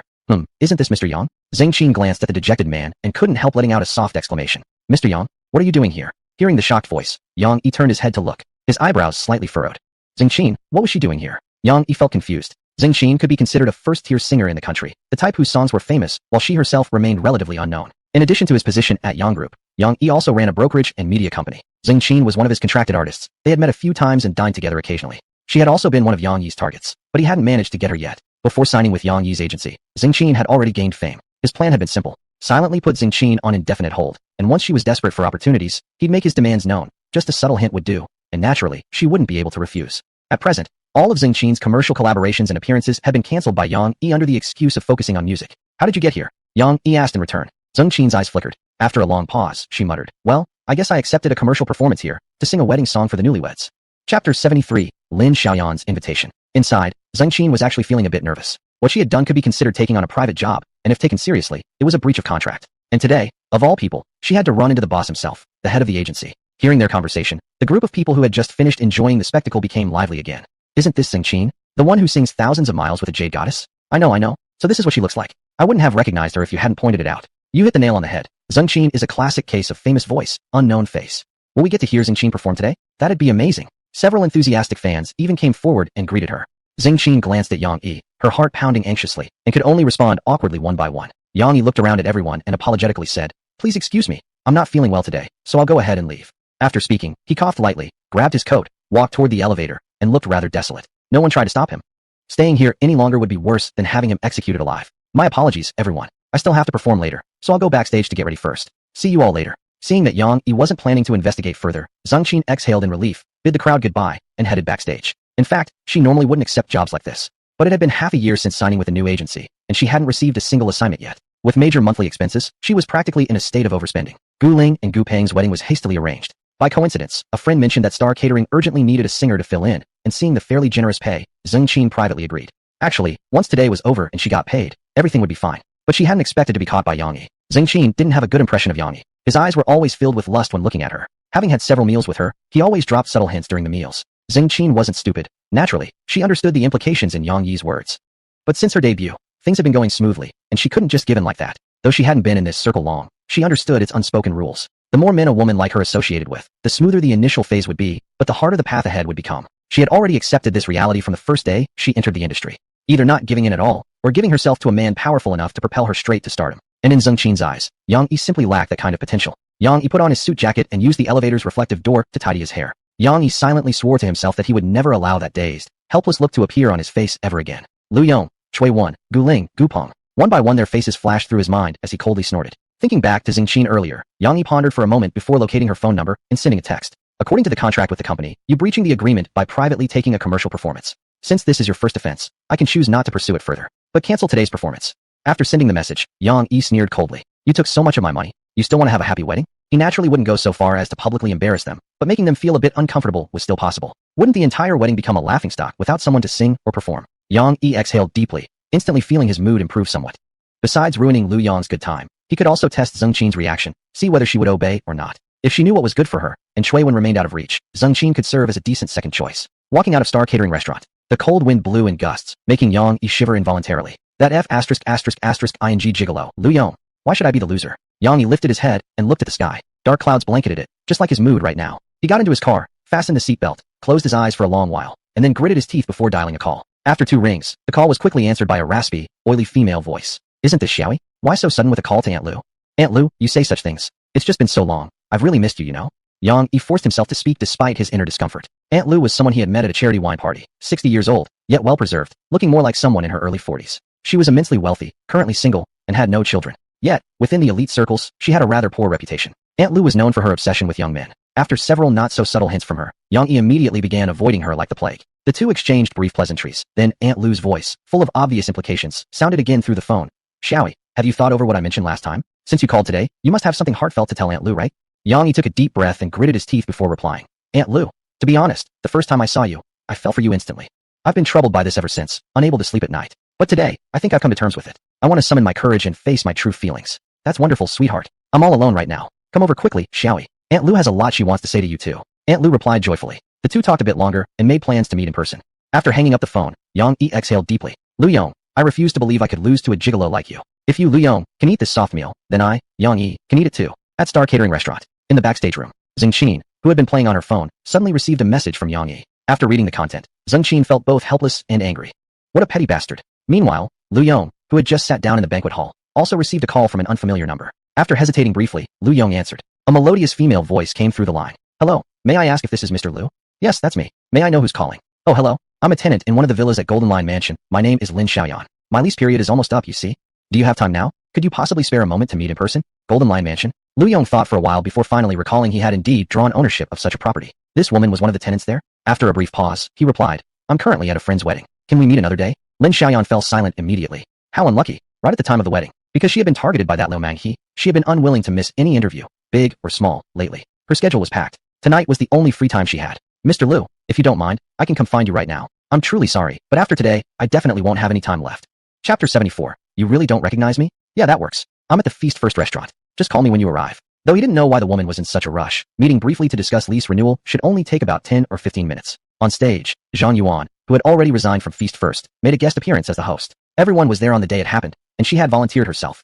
She wore a tailored suit dress today, simply pulling her long hair up into a neat bun. She didn't steal the bride's spotlight at all, but managed to accentuate her own beauty. Lu Yong couldn't help but sigh. Indeed, women, fashionable women, beautiful, fashionable women, were like three different creatures from three separate dimensions. After delivering a well-balanced opening speech, Zhang Yuan invited the newlyweds onto the stage. Now, please welcome our groom and bride. At the other end of the stage, the hall's main doors slowly opened. Gu Ling linked arms with Gu Peng as the two walked forward hand in hand. Two adorable children, one boy and one girl, led the way, each holding a flower basket and scattering petals in their hands. Gu Peng wore a sharply tailored black suit, his back straight and proud. Lu Yong normally didn't pay much attention to his physique, but seeing him today, he realized Gu Peng looked much better than himself. And earlier, Yang had also looked quite good. Had these guys all been going to the gym? How come they were all so fit? Maybe he should also buy a gym membership. After all, he had plenty of free time most days. While thinking, Lu Yong suddenly froze, his gaze gradually drawn to Gu Ling. Draped in flowing white wedding gown like cascading clouds adorned with countless blossoms, she walked slowly toward the stage holding a bouquet in her hands. Just like a fairy descending on a cloud. Wow, so beautiful. Sniff, sniff. That wedding dress is amazing. I want to wear one like this when I get married. Hearing the admiration from those around him, Cui Wen raised the corner of her mouth smugly. What do you think, Lu Yong? Isn't this wedding dress I designed beautiful? Very beautiful. Lu Yong nodded absent-mindedly, his eyes fixed on Gu Ling. Of course, men tend to stare a little longer when they see a beautiful woman. Gu Ling had never been unattractive to begin with, but dressed in this wedding gown, she had become several times more gorgeous. Seeing Lu Yong's expression, Cui Wen felt pleased, but also a little jealous. Sure enough, all men were shameless pigs. Cui Wen pinched a soft fold of Lu Yong's waist without emotion and asked, do you think Gu Ling herself is more beautiful, or is the wedding dress prettier? Both are beautiful. Lu Yong answered without hesitation. Cui Wen continued, then do you think Gu Ling is more beautiful than me? Hearing a trace of jealousy in her voice, Lu Yong finally caught on. So this girl was actually feeling jealous. What are you thinking? Of course you are prettier. Cui Wen nodded in satisfaction. Then after a moment's thought, she asked again, then how about comparing me with Fong Xin? Who do you think is prettier? Lu Yong. He felt this question was as dangerous as the classic, who would you save if my mom and I fell into water? They're both beautiful. That was the only answer he could give. You lecture. Cui Wen huffed coldly and turned her head away. Fong Xin wasn't even here. Couldn't he just comfort her a little? What a stupid guy. Gu Ling and Gu Peng finally arrived at the center of the stage. Behind them, the screen displayed a montage of their shared moments, the journey they had taken together over the years. Gu Peng's sincere confession touched many guests to tears. Once the groom had finished his speech, it was the bride's turn. Gu Ling gently rubbed her slightly reddened eyes, slowly raised the microphone. Many guests with red-rimmed eyes eagerly awaited her words, anticipating another moving confession.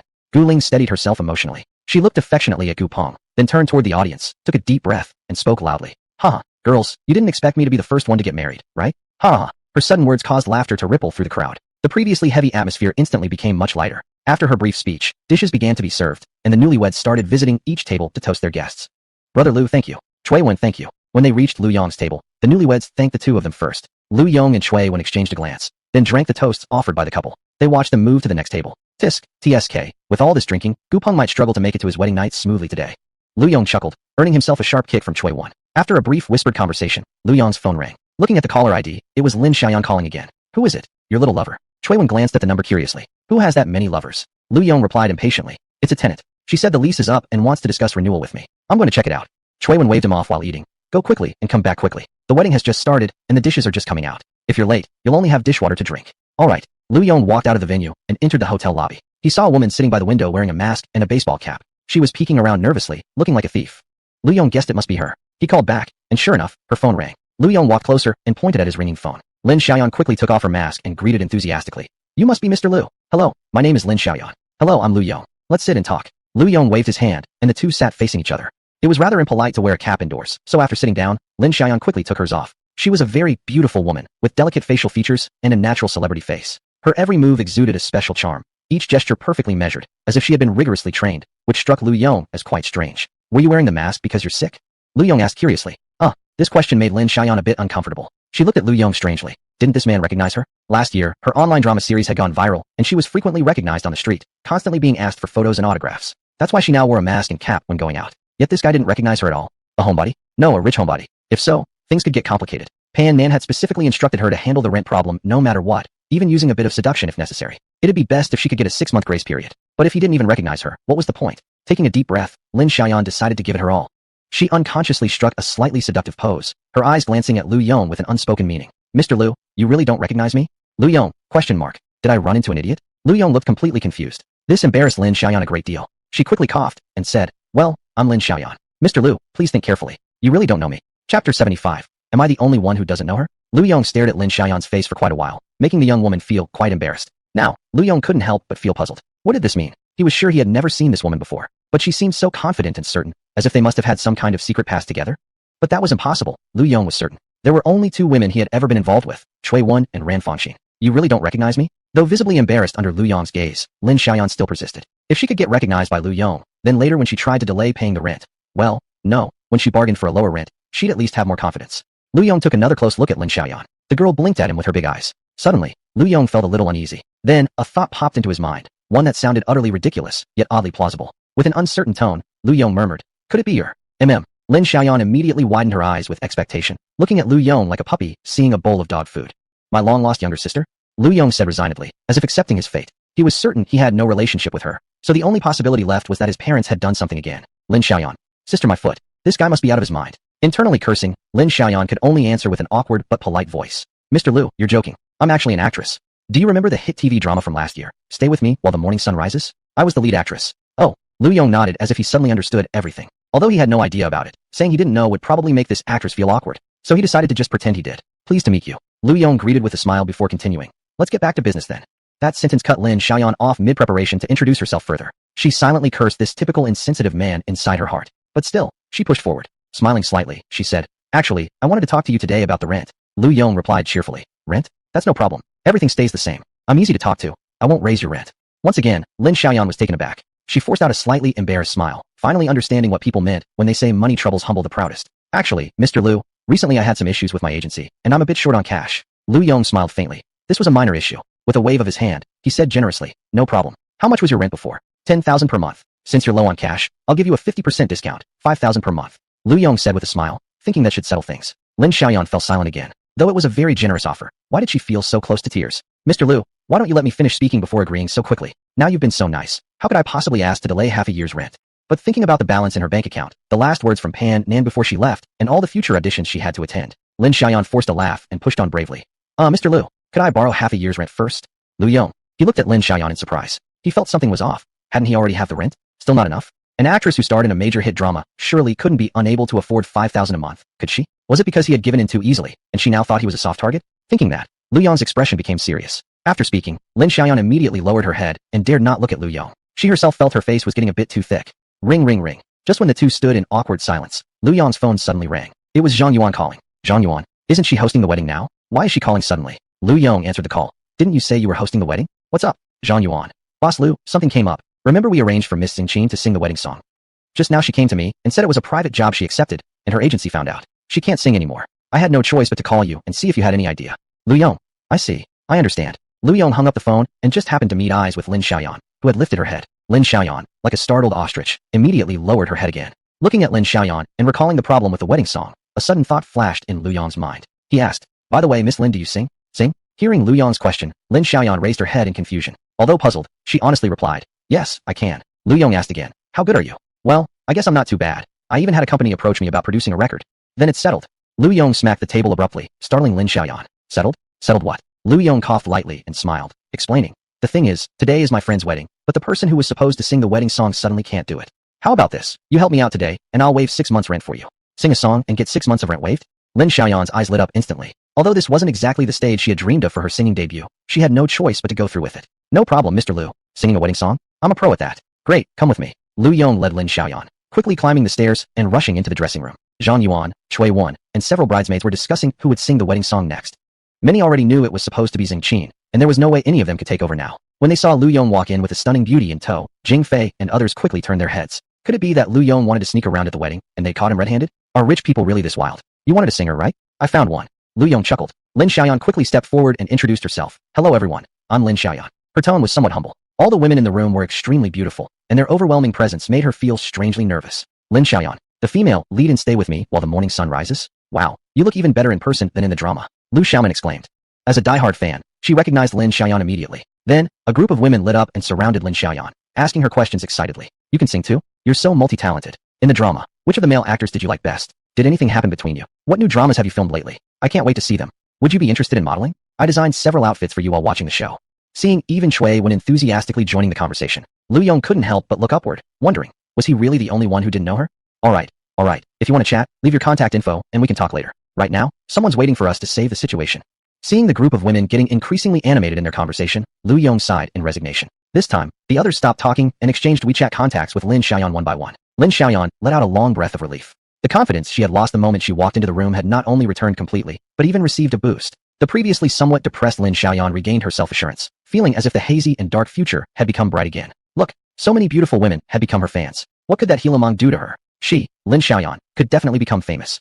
Don't delay the important matters. Let's change clothes first, Cui Wen urged, quickly adding WeChat. Now that they had contact info, the model wouldn't run away. Lin Xiaoyan could slowly model the clothes for her later. Finding a good model was indeed really difficult. Seeing that Lu Yong was still lingering around watching, Cui Wen pushed him out immediately. Those girls are changing clothes here. What are you standing around for? Haha. Lu Yong gave an embarrassed smile and quickly stepped out of the dressing room. Once Lu Yong was gone, the group of women quickly fetched the clothes and helped Lin Xiaoyan put them on. A blue long qipao, much simpler than Gu Ling's wedding dress, served perfectly as a compliment. After putting it on, Lin Xiaoyan turned around once, examining herself in the mirror. Cui Wen asked hastily, how does it feel? Is it a good fit? I made it according to Xing Qin's measurements. It's okay. Lin Xiaoyan pulled at her chest slightly and said embarrassedly, it's just a bit tight on top. Hearing that, the group of women subtly looked her over. They turned their heads simultaneously, a bit deflated. So big, bigger than all of theirs. Zhang Yuan sized her up, making a quick comparison. Probably about the same as mine. Cui Wen also took a glance naturally, secretly feeling a little delighted. Not bigger than hers. Just bear with it for now. It's only for one song. Get ready. You'll be performing soon. Pick a song you know how to sing. Okay. Lin Xiaoyan nodded. The banquet hall. Guests were enjoying delicious meals while the carefully prepared performances proceeded in order. Gu Ling supported Gu Peng, who was clearly already feeling tipsy. Zhang Yuan took the microphone and gracefully stepped onto the stage. I believe all our esteemed guests have been looking forward to this for a long time. Now comes the grand finale of tonight's banquet, the wedding song performance. Let's welcome the renowned actress, Miss Lin Xiaoyan. The song she will perform is A Glimpse Through Time. After Zhang Yuan's announcement, the venue fell silent briefly, then erupted into earlier applause. Wait, wasn't it supposed to be Xing Qin? Why did they switch performers? Lin Xiaoyan. The Lin Xiaoyan from With You Through Sunrise? I really like her. I think I prefer Lin Xiaoyan actually. We're much more familiar with her songs than with Xing Qin herself. Lin Xiaoyan, I love you. Please marry me. Don't even dream about it. An eruption of enthusiastic male fans couldn't contain themselves. The music started playing. The cheers gradually quieted. Lin Xiaoyan picked up the microphone and began singing softly. Her melody was beautiful and touching, filled with emotion, captivating the crowd, leaving everyone entranced. Lu Yong couldn't help but nod appreciatively. Indeed, she sang extremely well, much better than he had expected. So this girl was a double threat in both singing and acting? A glimpse through time. As the song reached its climax, Lin Xiaoyan's voice gradually grew brighter. Suddenly, an awkward moment occurred. This section of the song was at a relatively high pitch, and as Lin Xiaoyan inhaled more deeply, the tight upper part of the dress could not handle it. With a pop, two buttons fastened at her chest snapped open directly. Lin Xiaoyan's heart skipped a beat, and her face flushed instantly. But she maintained her composure very well, quickly covering her chest with her hand to avoid another wardrobe malfunction. Woof, woof, woof, woof. Finally, the song ended. Amid wolf whistles from the male audience, Lin Xiaoyan bowed and stepped off stage. With that, the wedding ceremony formally concluded.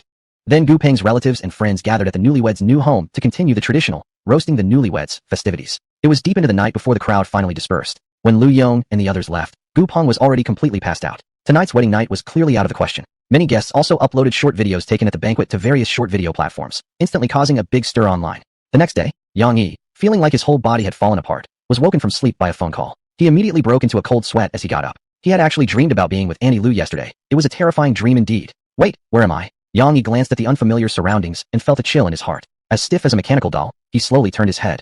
On the other side of the bed lay a woman with a blissful smile on her face. Auntie Lu. Memories surged like a tidal wave, and Yang Yi's face immediately turned a shade of bluish purple. Ding ling ling. The phone rang again. Seeing it was his father calling, Yang Yi quickly answered. Dad, what's wrong? What's wrong? You still have the nerve to ask me what's wrong? How could I have raised such a disgraceful, idiotic son like you? Don't you know you've made it to the news?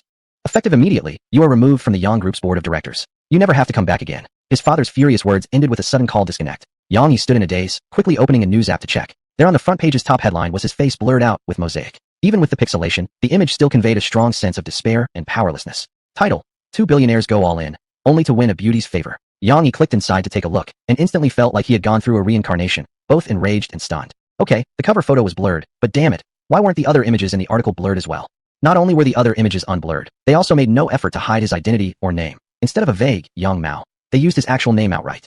Yong was furious and frightened, his heart filled with a deep chill. He had just gambled away all his assets, and now been disowned by the Yong family. Didn't that leave him with absolutely nothing? Just then, a warm hand gently patted his shoulder. Don't worry, Xiaoyi, you still have Auntie Lu, right? Yong quickly snapped back to his senses and gave a tender smile. At this point, the only one who could help him truly was Auntie Lu. Besides the gambling bet between Lu Yong and Lu Yong at the wedding banquet, another video also went viral, gaining millions of views. It was the video of Lin Xiaoyan singing. Right now, she was even more famous than at the peak of last year. Typically, talent-based videos rarely reach such a level of popularity.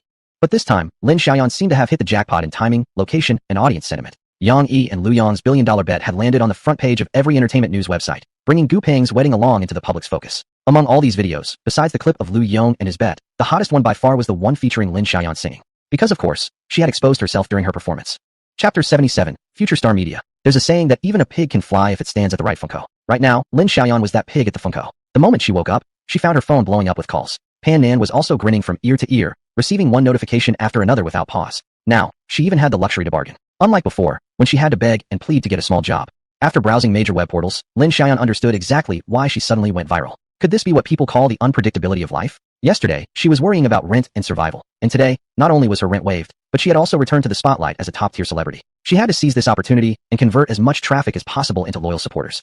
Every second counted. As soon as this thought crossed her mind, Lin Xiaoyan felt energized. Excitedly, she dialed her agent Pan Nan's number. Pan Nan, did you take on anything for today? Hurry up and pick me up. I'm ready to work hard. While some rejoiced, others were filled with worries. Zheng Qin was definitely not in a good mood. She lay in bed scrolling through her phone, getting more and more furious. If Yong hadn't interfered, wouldn't it be her name making the headlines now? Her singing skills were definitely much better than Lin Xiaoyan's. Zheng Qin increasingly felt cheated. She had mostly understood the 10 billion yuan bet from yesterday. The scene where Yong cried out to the heavens was vividly imprinted in her mind. According to news sources, Yong was removed from the board of Yong Group because of his idiotic behavior last night. All his assets were mysteriously gambled away overnight. So, does this mean Yong now has nothing left?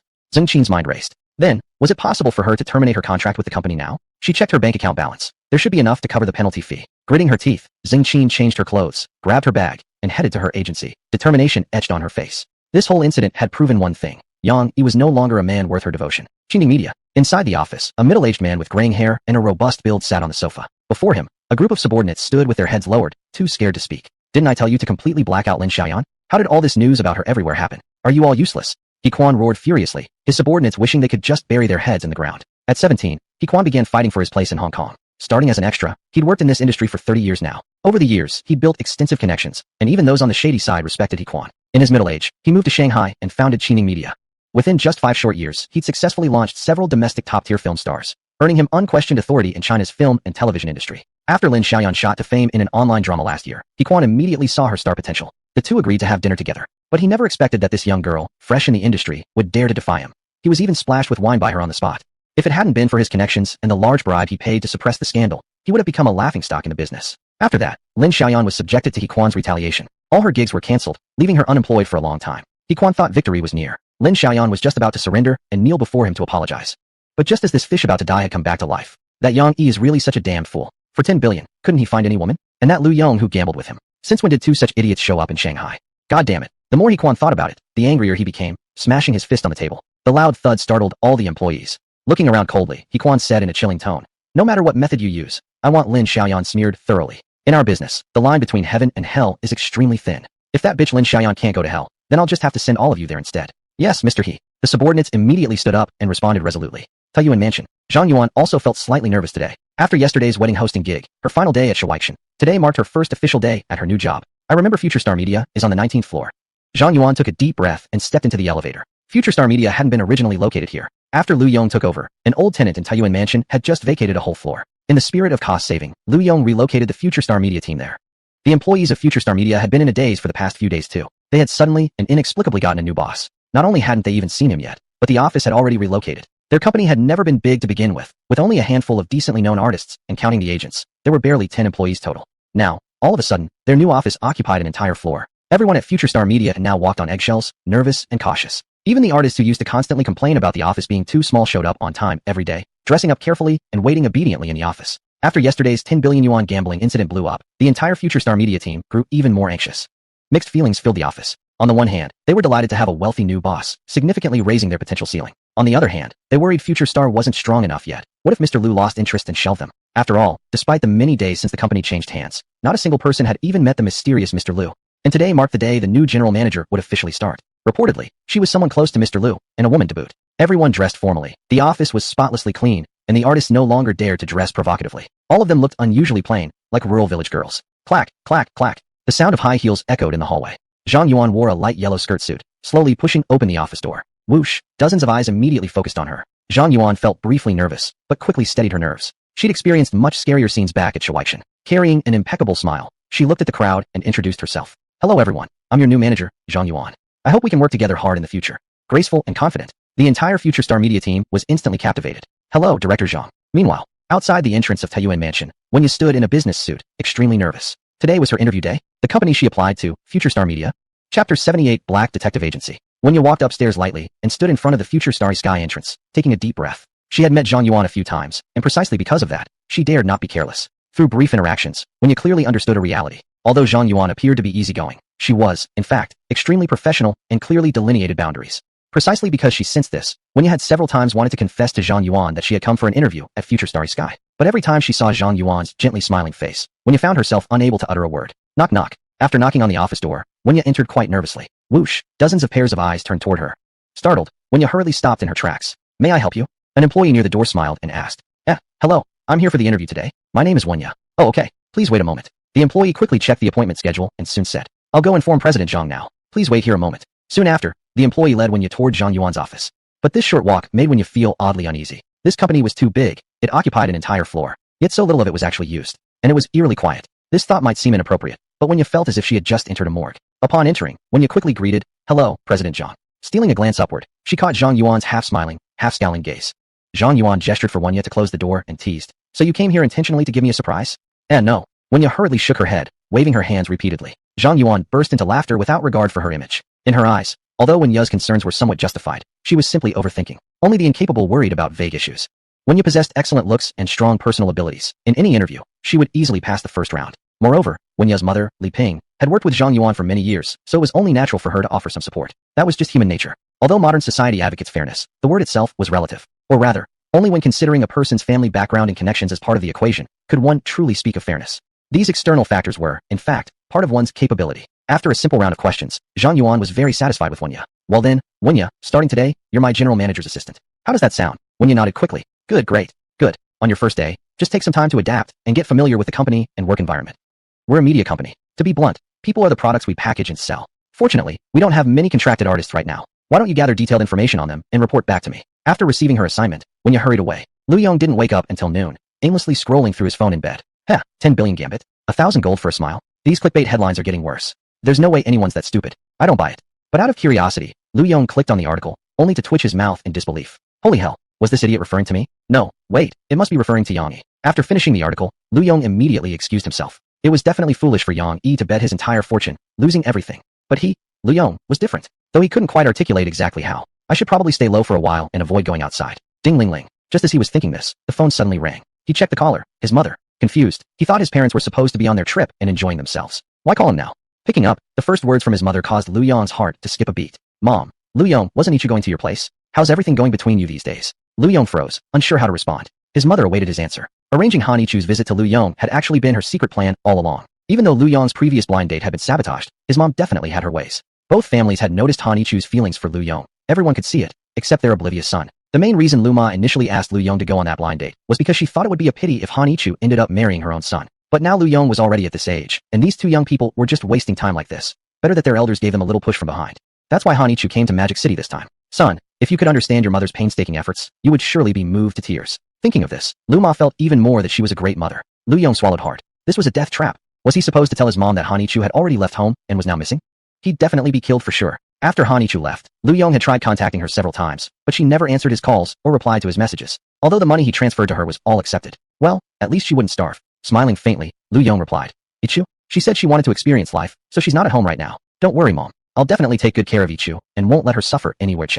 Lu Yong had made up his mind. He absolutely couldn't let his mom find out that a conflict had arisen between him and Hanichu. Regardless of how things started, his mom would definitely scold him first. Oh, okay then. You two should get along well. Your father and I will come back at the end of the year to see you too. Come on, make an effort. Hopefully next time we meet, you won't still be two separate people. After Lu Ma finished speaking, she hung up the phone directly. Lu Yong, however, stood there completely confused. Not two separate people? What did that mean? Did she want him and Ichu to each find their own boyfriends and girlfriends? Sigh. He still didn't know how to bring up the matter of Chui Wan and Ranfengxin with his mom. No way. I must find out where Ichu is. Thinking this, Lu Yong took out a flyer from the cabinet. It read in large bold print. Magic City's #1 gossip finder. Money delivered. Person delivered. Smaller text underneath. Black Man Detective Agency. You can trust us. This flyer had suddenly appeared in his home. One day when he returned, he found it stuck to his front door. Considering the high security level of Chiefing Courtyard, ordinary people had absolutely no chance of entering. Thus, Lu Yong instantly elevated his evaluation of the Black Man Detective Agency's capability by several levels.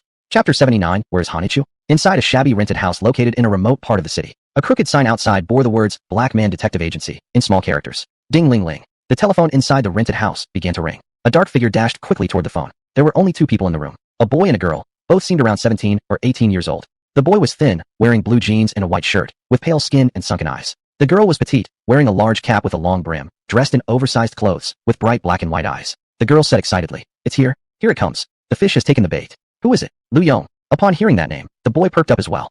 Regarding this guy Lu Yong, they had mixed feelings of both love and hate. They first heard of Lu Yong through a man named Gao Zhan, who had hired them to gather intelligence on him. After completing that task, the two didn't give the matter much attention afterward. However, in the following weeks, an increasing number of people came seeking information about Lu Yong. What they found was shocking when they finally started digging into the matter. Large amounts of untraceable funds and assets once led the pair to believe they had stumbled upon some international crime syndicate secrets. Thankfully, after a more thorough observation later on, they discovered Lu Yong wasn't actually involved in anything sinister. Yet this made the pair even more anxious.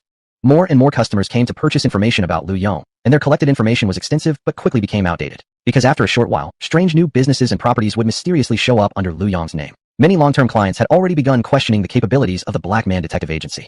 During this period, selling intelligence about Lu Yong brought them considerable income. But now, because of Lu Yong and piles of rapidly outdated intel, they were almost out of work. So they made a risky decision. They chose to confront Lu Yong directly. Since they couldn't collect accurate information about him online, they would approach him in real life, step by step. One stormy night, they cut off the power at Chiefing Courtyard, hacked the surveillance cameras, sneaked in and pasted an advertisement on Lu Yong's front door. They waited with great anticipation and finally got the call from Lu Yong. Using a voice changer, the girl answered the phone. Hello, this is the Black Man Detective Agency. How can we help you? Hearing the electronic voice, Lu Yong frowned. They're disguising their voice? Why does it feel like I'm contacting some criminals? Still, it showed a degree of professionalism. Lu Yong got straight to the point and said, I'd like to hire you to investigate someone. She's called Hanichu. Can I have her phone number? 181. After Lu Yong read out the phone number, there was a rustling noise from the other end.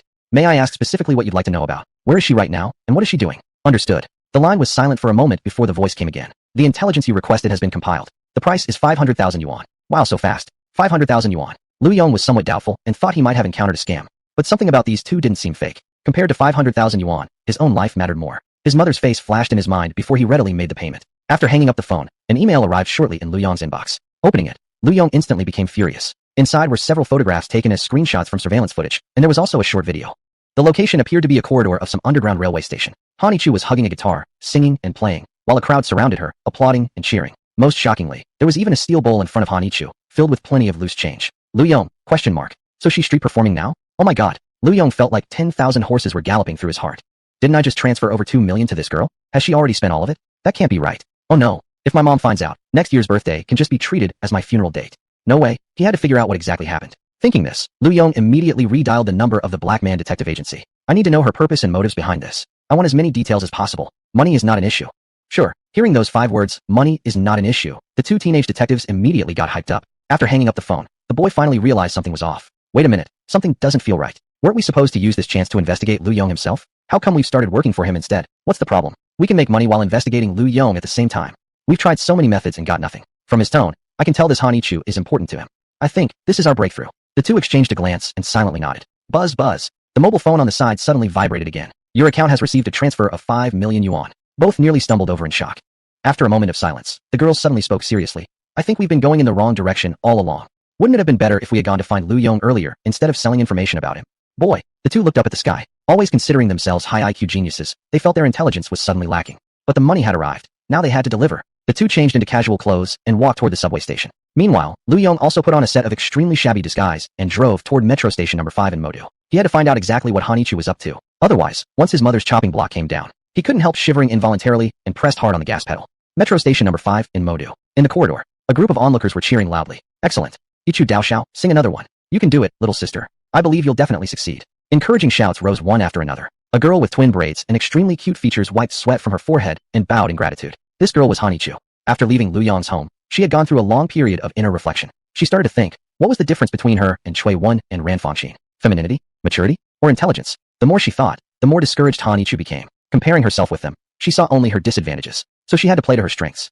Therefore, Hanichu picked up the one thing she loved, and the only thing she was good at, singing and dancing. She enjoyed photography to a large extent because of these two hobbies. Chapter 80, Smear. She enjoyed the feeling of being in the spotlight, facing Yong and the two invincible women by his side. She believed this was her only chance to win, earning success through her own efforts, stepping into the limelight, making Yong realize that Hanichu was no longer a little girl, but a charming, capable woman. The money Yong had given her, she chose to accept it only to prevent him from worrying. Thank you, everyone. Hanichu bowed deeply, lifting her head to wave at the crowd. Her appearance was already captivating, and with her innate acting talent and a voice gifted by heaven, in a short time, she had already gathered a group of devoted followers. I definitely won't disappoint everyone's expectations. One day, I will stand in the spotlight and become an idol adored by thousands.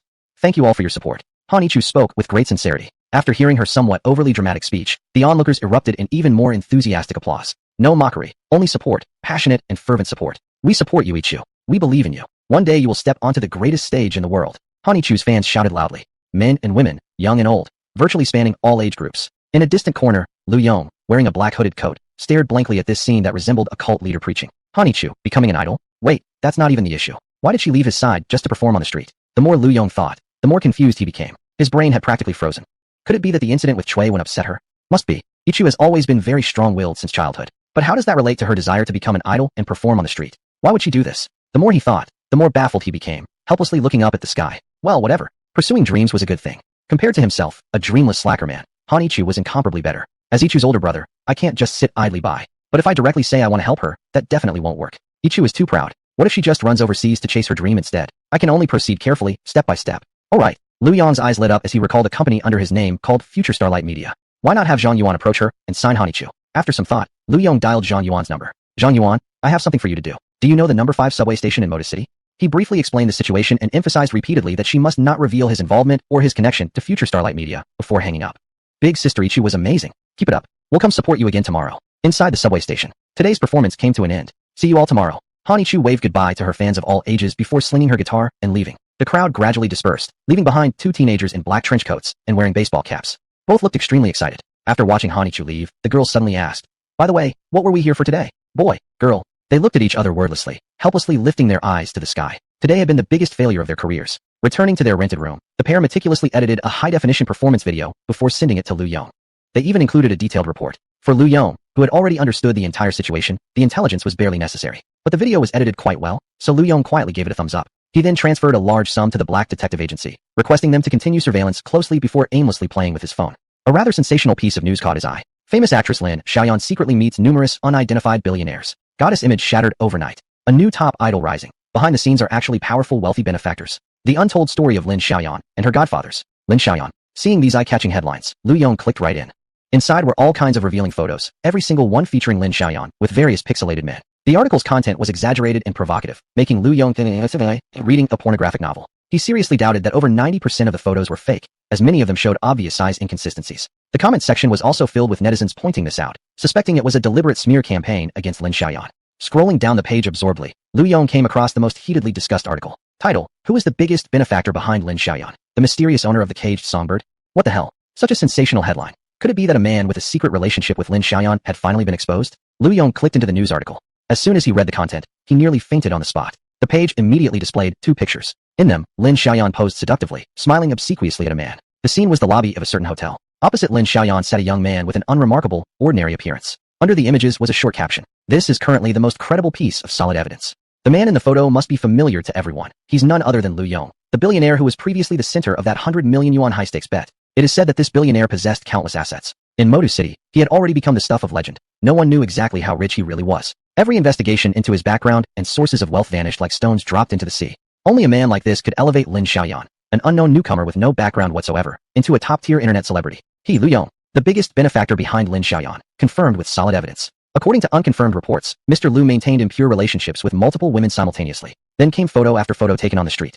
Lu Yong instantly recognized them. They were all women around him. Cui Wen, Ran Fengxin, Zhang Yuan. Even people like Jing Fei, whom he'd only met once, appeared on the list. At the end of this long string of images was a passionate statement. Lu Yong, a man with a human face but a beast's heart, cheating on multiple relationships at once. I believe Lin Xiaoyan must have had no choice but to give in to this man. And what kind of suffering have these beautiful women endured at the hands of Lu Yong? After finishing the article, Lu Yong felt a question mark slowly appear above his head. My sweet melon. He had only wanted to be a bystander enjoying the drama, yet somehow it had landed directly on him. An article meant to smear Lin Xiaoyan ultimately turned into one aimed at him. Lu Yong. Fine, he didn't mind being smeared, it wouldn't affect him anyway. But now even the women around him, those with only superficial relationships with him, had been dragged into the mud. That was not quite right. Lu Yong was furious. Chapter 81. Lu Yong's anger has severe consequences. He picked up the phone and dialed the number of the Black Detective Agency. Hello, how may I assist you? When they saw it was Lu Yong calling, both detectives at the Black Detective Agency felt slightly puzzled. Hadn't the matter concerning Han Yichu already been completed? Lu Yong's gloomy tone quickly cleared up their confusion. Help me find out who is behind the smear campaign against me and Lin Xiaoyan online. I want you to locate this person for me. Okay, no problem. They had taken many similar cases and were very familiar with such requests. Just as the two were preparing to start working, a notification startled them. An incoming bank transfer. Your account has received 10 million yuan. 10 million. They looked at each other in disbelief, gasping slightly. I swear, the day we met Lu Yong earned us more than our entire past year combined. Don't say that. The more you say, the more heartache I feel. We should have approached him earlier. Alright, let's focus and get the job done. Lu Yong sounds furious. I think this case might turn into a big deal. Yeah, and after this one, we might have enough funds for a while. The young boy and girl exchanged glances, letting out a long breath. Their eyes turned toward a photo resting on the cabinet. It showed a kind, elderly woman and a group of smiling children. Behind one of the children stood an old house with a worn-out sign that read Hope Orphanage in large characters. Both of them were orphans, raised in that very orphanage. This orphanage was quite special. It took in children with congenital disabilities. They were either suffering from serious illnesses, incurable conditions, or had physical or intellectual impairments. There were 36 of them in total. Among them, the boy and girl were biological siblings, the most normal of the bunch. They were the offspring of a close relative's marriage. Their parents abandoned them at the orphanage gate shortly after birth, fearing that the children might have health issues. Now 15 years old, the boy was named Ling Chu, and the girl, Ling Ling. The two had shown exceptional talent from an early age. By 5 or 6 years old, their intelligence already neared that of an adult. At 12, they had self-taught university-level textbooks across various majors. It was during that year that the orphanage director, Grandma Lu, fell gravely ill. Over the years, Grandma Lu had practically spent all her resources raising these children. The entire orphanage had rested on her shoulders alone. With her illness, the lives of many children needing costly treatments suddenly became uncertain. It was then that the two siblings stepped up. They began earning money using their skills, sustaining the operation of the orphanage. After finishing this case for Mr. Lu, the payment should allow us to take a short break. Exactly, but we can't slack off. Last month, 2 more children were abandoned. Why do these people even bother having kids if they can't raise them? Ling Ling muttered in annoyance. Ling Chu remained silent, his face solemn. They both simultaneously thought of their own parents who had abandoned them. In the past, they had hated their parents with all their hearts. Their excellent skills in information gathering were honed over years of searching for their birth parents. Forget about it. Let's get to work. With today's huge earnings, I think we can have a nice treat tonight. Maybe we can grab some big chicken legs. And I want soda and chips. They exchanged smiles. No matter how tough life gets, it always finds a way to go on. The pair worked efficiently and quickly sent the gathered intelligence on the Muho Black Hands to the email address Lu Yong had provided. Sitting anxiously by the computer, Lu Yong clicked open the email and started reading carefully. The angrier he became, the darker his face grew. It wasn't a single individual behind these actions, but 2 people. One was an old acquaintance, Yong. After leaving Yong Group, Yong had somehow switched companies and now served as the general manager of Alo Group. Most of the smear campaigns against Lu Yong had been directly ordered by him. As for the attacks against Lin Xiaoyan, though they were posted across various YouTube channels and major portals, all evidence ultimately pointed to a single company, Wade in Media, headed by a man named He Quan. Later in the incident, the 2 companies seemed to have recognized each other as potential allies. From there, they joined forces, intensifying their attacks on Lu Yong and Lin Xiaoyan. And their methods were becoming even more extreme, now involving those close to Lu Yong. The email also revealed that He Quan and Yong had hired many notoriously infamous paparazzi, those scumbags who secretly filmed people around the clock, to monitor Lu Yong and those around him. After finishing the email, Lu Yong felt a fire burning in his chest. Attacking the people around him was a line he would never forgive. King bastards, both of them. Lu Yong let out a cold snort and made several calls to those close to him. After informing them to meet at the Shangshan restaurant, Lu Yong began thinking about his next move. Oh right, I haven't collected today's check-in reward yet. Yesterday he had checked in again and received another house, which was useless to Liao Sheng, but now he needed a large sum of cash. Now that I think about it, I've only received cash rewards a few times. I hope this time it'll be decent. Today's check-in reward, 100 billion yuan. Huh. Lu Yong froze, and the phone in his hand clattered to the floor. Could this system actually understand what he was saying? 100 billion this time. That was equal to the total value of everything he had drawn before. Could it be that most of what I drew before were just consolation prizes, and this is the real big prize? Suddenly coming into a huge sum of cash, Lu Yong suddenly felt like changing his plan. Even if he just exchanged this 100 billion for cash and set it all on fire, he could suffocate those 2 bastards to death. At Shangshan restaurant, inside a secluded private room, a group of people sat with serious expressions. Lu Yong, Chui Wan, Ran Fengxin, Zhang Yuan, Zhao Shuhan, Gu Peng, Gu Ling. Everyone who had been in close contact with him recently was present. There was also one special guest, the visibly dejected Lin Xiaoyan. These past couple days, she had truly experienced the feeling of a roller coaster ride, plummeting from heaven to hell. Her originally packed schedule had suddenly disappeared overnight. Those once fanatically supportive fans of hers had now transformed into the forefront of the condemnation. Even worse, some people had followed her and threatened her, and there had been non-stop harassing calls. In just one day, she felt like her mind was about to break down. Luckily, she was now living in a villa district, so her personal safety hadn't been compromised. Coincidentally, the situation on Lu Yong's side was worse than he had imagined. Because of the mysterious smear campaign, many troublemakers had recently appeared at Shangshan restaurant, holding banners and shouting downstairs. The previously reserved banquet bookings had also been cancelled one after another. For safety reasons, Shangshan was now forced to close its doors. What was most infuriating was that several women who had been quite close to Lu Yong had all received varying degrees of harassment. Lu Yong sat there with a gloomy expression, saying nothing. He was extremely angry, and the consequences would be severe. Chapter 82. A small discussion at the tavern. You're saying that there are now paparazzi monitoring us around the clock? Lu Yong briefly explained their current situation to everyone, and the more the group listened, the angrier they became. As for He Quan and Yang Yi, they were practically seething with hatred. What's wrong with that bastard Yang Yi? Has he gone mad? How could he stoop so low? Chui Wan was especially furious.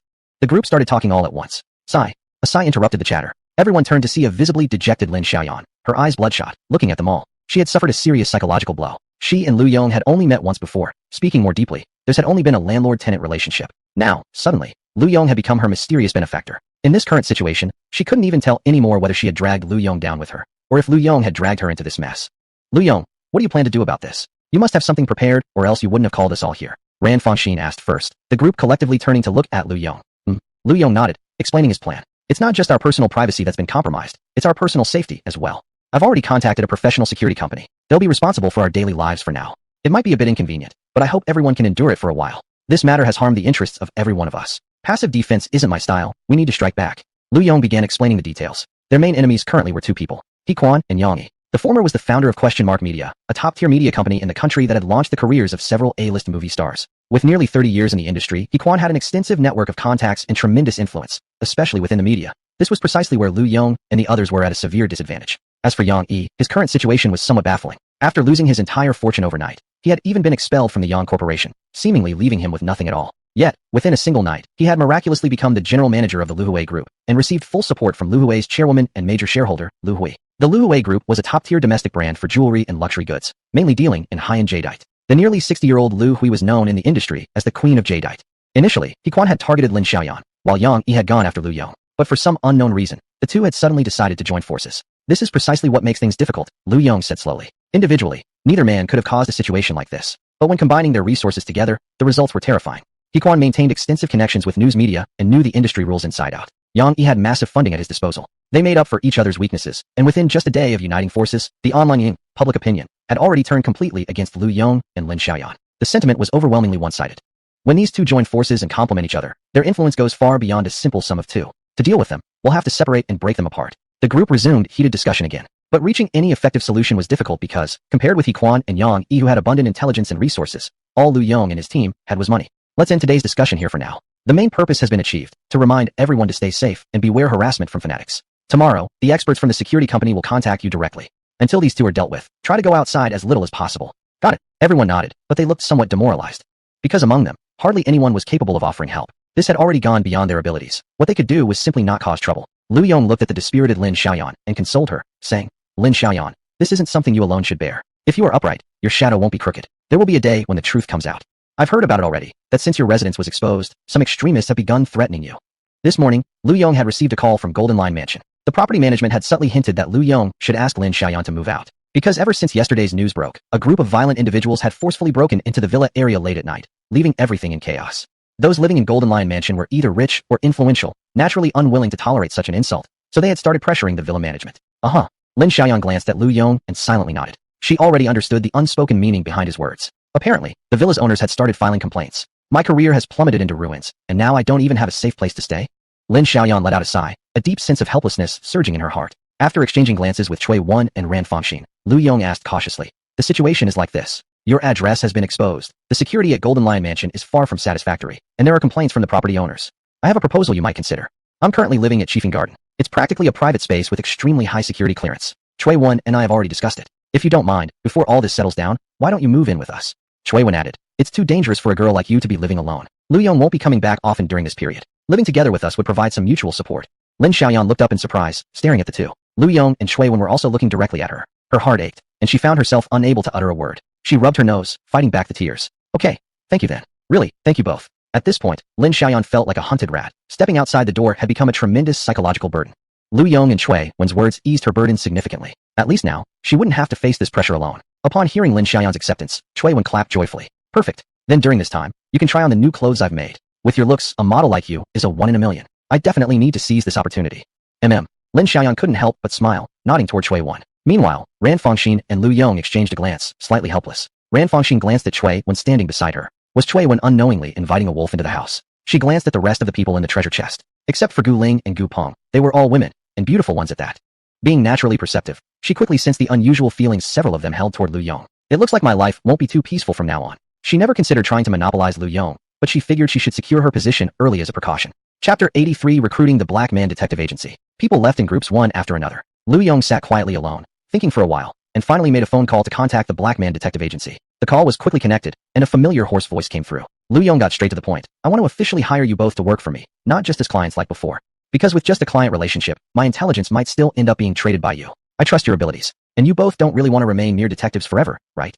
I will offer you sufficient compensation. I hope you will consider this carefully. After finishing his words, Lu Yong fell silent and waited patiently for a response. Can we talk it over for a bit? After a brief silence, Ling Ling spoke softly. The call disconnected. Two young teenagers sat in silence. Ling Chu asked, what do you think? Ling Ling hesitated for a moment before replying. I'm somewhat tempted. What we're doing now is already on the edge of a line. And you know, over the past few years, we've moved around quite a bit. The information we've sold includes a lot of highly sensitive material. Many people are already after us. It doesn't matter much if we get caught, but there's the orphanage and Grandma LV. Ling Ling trailed off there, falling silent again. This was also the reason they wanted to finish this job for Lu Yong and then retire. They had already made too many enemies. Though they were confident they had covered their tracks well enough to avoid any danger of getting caught, their current situation could not afford even a slight possibility. If something happened, it wouldn't just affect them. Over 30 children would suffer along with them. Ling Chu said, we need money. I think Lu Yong could be a great shield. The fact that many of his details remain beyond our reach proves that. His ability to evade our intelligence gathering proves that he probably has someone powerful behind him, someone of comparable strength to ours. I think this phone call was not only a recruitment offer, but also a kind of threat. If we can't be used by him, then we might be considered potential threats. Ling Chu didn't finish everything he wanted to say, but Ling Ling already understood his thoughts. Right now, they only had two choices, either accept Lu Yong's offer and work exclusively for him, or refuse, but by choosing that path, they might soon face Lu Yong's retaliation. The two of them even suspected that Lu Yong had already discovered their location. A person who could repeatedly evade their investigations likely had the ability to track them down. Ugh, stop overthinking. Ling Ling shook his head. I think working a 9 to 5 job isn't so bad. From what we've observed about Lu Yong recently, he's not a bad person. And with such a protective umbrella, we won't have to live in constant fear anymore. Even if anything ever happened to us, the orphanage would have someone to rely on, right? After carefully weighing the pros and cons, the two decided to accept Lu Yong's request. Ling Chu called Lu Yong back. Mr. Lu, we've decided to accept your offer. But we have two conditions. First, we need an upfront and sufficient payment. Secondly, for safety reasons, we won't be meeting you in person. If possible, we prefer to maintain this way of communication permanently. Maintaining remote contact permanently? Lu Yong thought about it briefly and quickly agreed. What he valued most about the Black Man Detective Agency was their abilities. Whether he met them in person didn't matter much to him. Or rather, maintaining some mystery between both parties would be beneficial for both sides. If the distance became too close, given their ability to gather information, the assets he had obtained from the system would be hard to explain. Alright, no problem. I will pay you 30 million every month as your commission. I now need you to do something for me. Completely investigate He Quan and Yang Yi. Find out their networks of contacts, especially those that could pose a threat to me. After a brief exchange of words, Ling Chu and the other party ended the call. Looking at the 30 million now showing in their account, both of them stared in disbelief for a moment. Ling Chu, how many zeros is that? Did I read it right?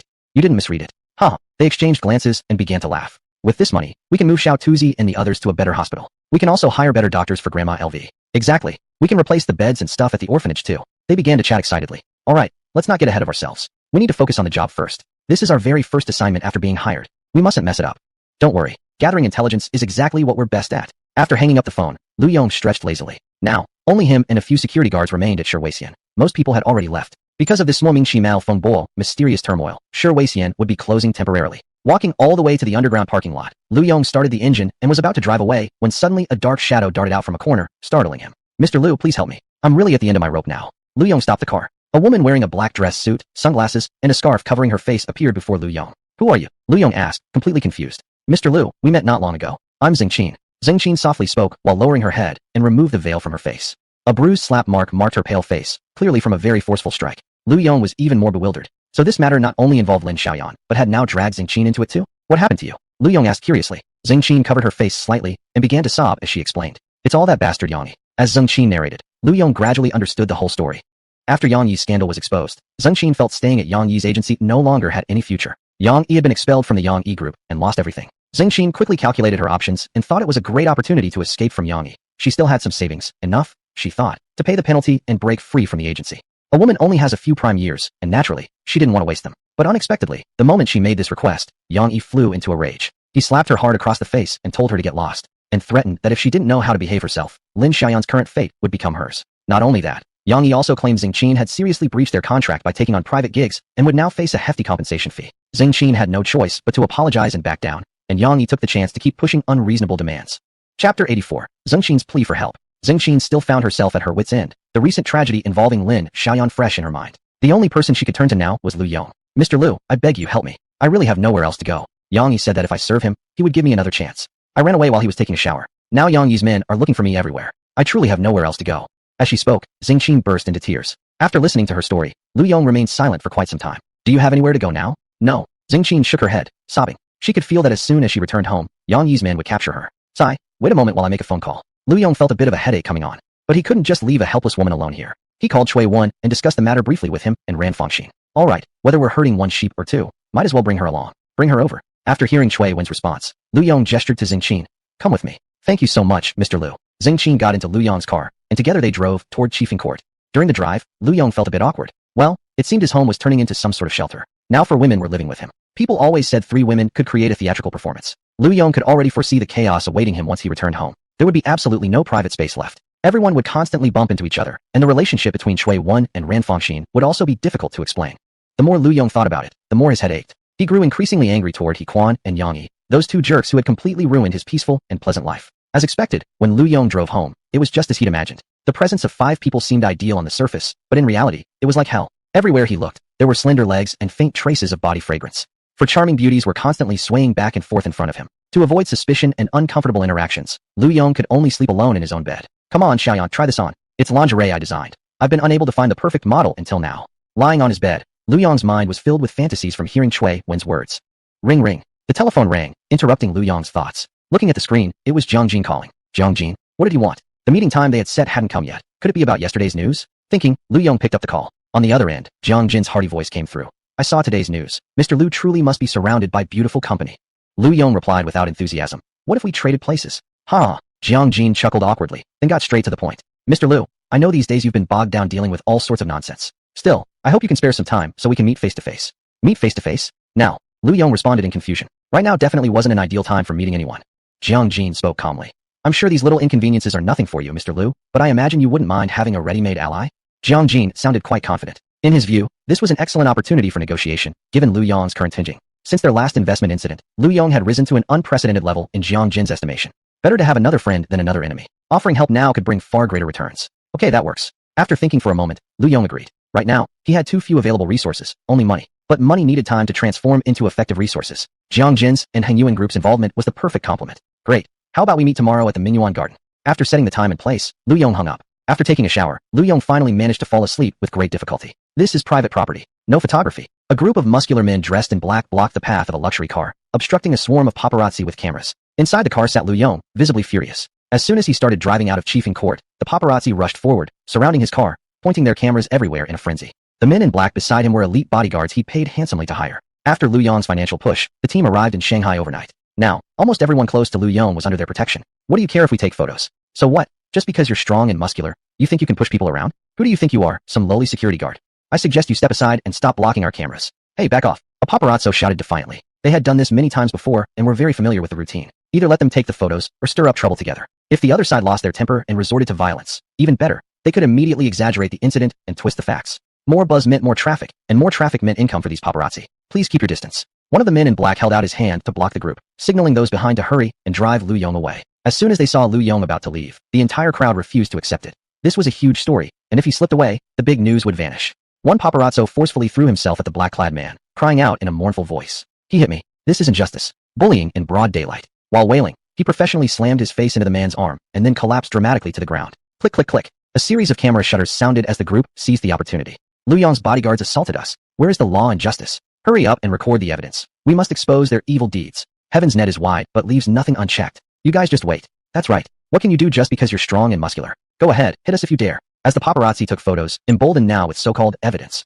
Prepare to clear the scene. The leader of the black-clad men whispered into his earpiece. Suddenly, a group of men in black clothes emerged from all directions, surrounding the swarm of paparazzi. Hey, what are you doing? Give me back my camera. This is robbery. Hey, help. Help. They're hitting us. They're killing us. Don't come over here, damn it. You actually hit us. The previously aggressive group of paparazzi immediately crumbled. The black-clothed men rushed forward, forcefully confiscating their cameras and cell phones. A few particularly rowdy ones got into physical confrontations with the black-clad men. But how could a bunch of paparazzi stand a chance against these well-trained professionals? After a few pitiful cries, the group of paparazzi sat dazed on the ground, eyes vacant, looking like a pile of beggars. Chapter 85, Paparazzi Boss Zwawei. Inside a lavish office, Zwawei was furious. Before him stood a group of paparazzi, beaten and bruised. In this society governed by law, Lu Yong's men dare to act so recklessly. Have they really taken me for someone made of clay? Does Lu Yong even know who I am? Daring to beat up my people. I'm so angry I could die.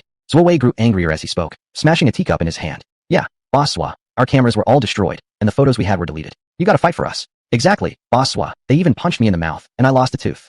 Boss Zwa, we're all counting on you. That's right, Boss Zwa, we've got to show that Lu guy who's boss. The group of paparazzi continued to vent, urging Zwawei to seek justice for them. Of course, they're all my brothers. I would never sit idle, Zwawei declared, speaking with great authority. Hearing this, the group of paparazzi cheered enthusiastically. Speaking of Zwawei, he was undeniably a major figure in China's journalism industry. Though naturally, his reputation wasn't particularly good. Many popular A-list stars had been brought down from the heights of fame to become public pariahs due to his reports. In the recent smear campaign against Lu Yong and Lin Xiaoyan, many of the genuine, explosive photos had come directly from Zwawei. You all rest assured. For now, go back and treat your wounds. Some of you should see a doctor. I will definitely give you a proper response. He spoke sincerely, calming the group down. After bidding him farewell, the paparazzi left one by one. Sigh. Once everyone had left, Zwawei let out a deep sigh. The team of paparazzi he maintained was both his most powerful weapon and his heaviest burden. Every year, he found himself involved in countless lawsuits due to their antics. But precisely because he was loyal and stood up for his people, his team was willing to risk being beaten for exclusive photos on the front lines. However, in recent years, things had grown increasingly difficult. Several high-profile scoops had brought him great fame, but also plenty of enemies. He had even received numerous death threats. Many nights, he had awoken from nightmares and cold sweat. At times, he had considered abandoning this profession altogether. Yet, all that he now possessed had been built upon other scandals. And precisely because he held so much damaging information, those plotting against him hesitated to act rashly. Besides, this whole group of paparazzi relied on him for their livelihood. If he suddenly decided to clean up his act and quit, he wouldn't even need to worry about old enemies. These paparazzi themselves might turn on him without hesitation. But this time, things aren't so simple. Having mingled in various circles for decades, no one understood better than he did just how much influence someone like Lu Yong possessed. One misstep, and it would be a downfall with no return. We'll have to plan carefully. That Hequan fellow is also to blame. What was he thinking? It's one thing to target Lin Xiaoyan, a small-time actress. But how did he end up dragging Lu Yong into this, a figure of such stature? The more Zwawei learned about Lu Yong, the more uneasy he felt. Other than having many women around him, nothing shady could be found about the man. As for having many relationships with today's elite, it was practically not even newsworthy. Trying to pressure Lu Yong based on that, Zwawei thought it was outright ridiculous. But by now, there was no turning back. Over the years, Hequan had become one of the few people still willing to do business with him. Effectively, Hequan was his key financial backer, and this man Yang Yi, who was also funding the operation, spent money generously too. After careful consideration, Zwawei decided to wade into this mess. I can only hope Lu Yong focuses his response on Hequan and Yang Yi. Still, we need to rein in the paparazzi a bit after today. After all, doctored images can easily be fabricated with photo editing tools. And if all else fails, find a few men with a build and appearance similar to Lu Yong's, shoot some footage, and blur the faces. It can be convincing enough. As Zwawei was pondering solutions, his phone suddenly vibrated. Looking at the screen, it was an unknown number. He hesitated as soon as he saw an unfamiliar caller ID, mainly because he'd received far too many death threats before, and ignoring it might provoke even harsher actions. After some hesitation, Zwawei answered the call. A voice came through that startled him completely. Are you Zwawei? This is Lu Yong. Lu Yong, how did he get my number? Why is he calling me? Is it to threaten me? In an instant, Zwawei's mind turned into a jumbled mess. He immediately denied. Sorry, wrong number. As he was about to hang up, Lu Yong's next sentence froze his fingers midair. I know you're Zwawei, the most famous paparazzi leader in China. I won't beat around the bush either. Everyone already knows exactly what kind of person you are.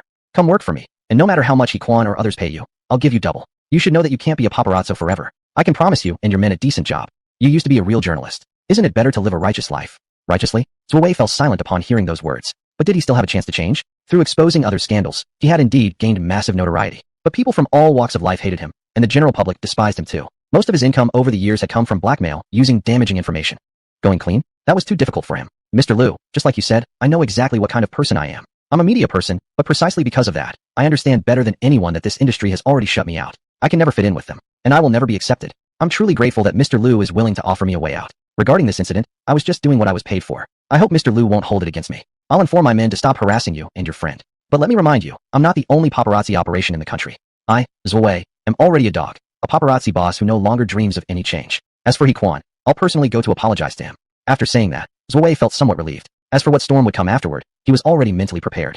He understood better than anyone that Quan was a petty and narrow-minded man. But the reason why so many paparazzi were willing to follow him to this day was precisely because of loyalty and righteousness. The other end of the line remained silent. Lu Yong had not spoken. He hadn't expected Zhou Wei to actually have principles, which caught him off guard. He thought for a moment, then said solemnly, I don't need your involvement in this matter. Just stay neutral. I'll give you 50 million. Bring your people and come work under me. Chapter 86. Better off being a dog surnamed Lu. Zhou Wei felt momentarily dazed by Lu Yong's words. Mr. Lu, may I ask what this is all about? I, Zhou Wei, don't think I deserve such high regard from you. Lu Yong replied bluntly. You shouldn't underestimate yourself. I think you're worth it. You must have realized through this recent incident that I don't have my own media channels, which puts me in a completely disadvantageous position in this public opinion war. This incident affecting me personally doesn't bother me, but it also impacted people around me. I don't want anything like that happening again. This is my offer. I hope you'll give it serious consideration. He hung up the phone. Zhou Wei fell silent by himself. Dong dong dong. Someone knocked on the door. A young man with a battered, bruised face peeked in, holding 2 baskets of steamed buns.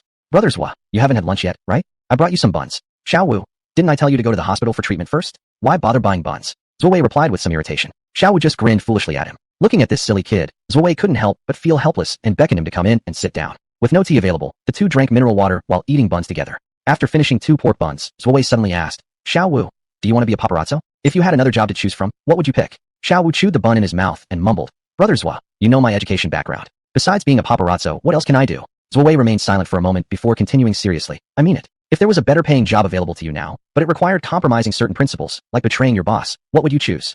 Xiao Wu swallowed his food, took a big sip of water, and smiled at Zhou Wei saying, Brother Zhua, you don't need to worry about us. We're all just drifting guys, and you gave us a way to make a living. Brother Zhua, if you find a better path forward, just go for it. Actually, everyone knows you'd be much better off without us holding you back. Xiao Wu grinned again. Zhou Wei grabbed another bun and threw it to Xiao Wu, responding with mock irritation. Eat your bun and stop talking nonsense. We've been together for so many years now. You're paparazzi, and I'm the leader of paparazzi. Without you guys, I'm nothing, and I can't do without you either. Get lost. He kicked Xiao Wu's backside playfully, the latter running off laughing. Watching Xiao Wu's retreating figure, Zhou Wei's eyes slightly stung. These kids had followed him for years now, each of them single-handedly managing their own affairs. He couldn't live in the light of day himself, but these boys could. As for Quan, compared to this group of brothers, he was already expendable. Letting out a long sigh, Zhou Wei dialed Lu Yong's number, telling him he accepted the latter's proposal. Moreover, he hoped Lu Yong could accept all his paparazzi under his umbrella, including those who had caused trouble today, and hoped Lu would hold no grudges. Lu Yong agreed cheerfully. After ending the call, Zhou Wei leaned back in his executive chair, feeling much lighter. Vibrate. Zhou Wei's phone suddenly buzzed with a message from the bank. Glancing at the message content, Zhou Wei was completely stunned. Your account has received 50 million yuan. 50 million? Just like that? No contract even signed. He stayed stunned for quite some time, his feelings toward Lu Yong suddenly becoming complex. He let out a long breath, his gaze no longer lost. Well, since we're all just dogs anyway, being a dog surnamed Lu isn't bad. As he thought this, he stopped being conflicted, pushed open the office door, and roared. You all listen up. From now on, our enemies and friends have switched sides.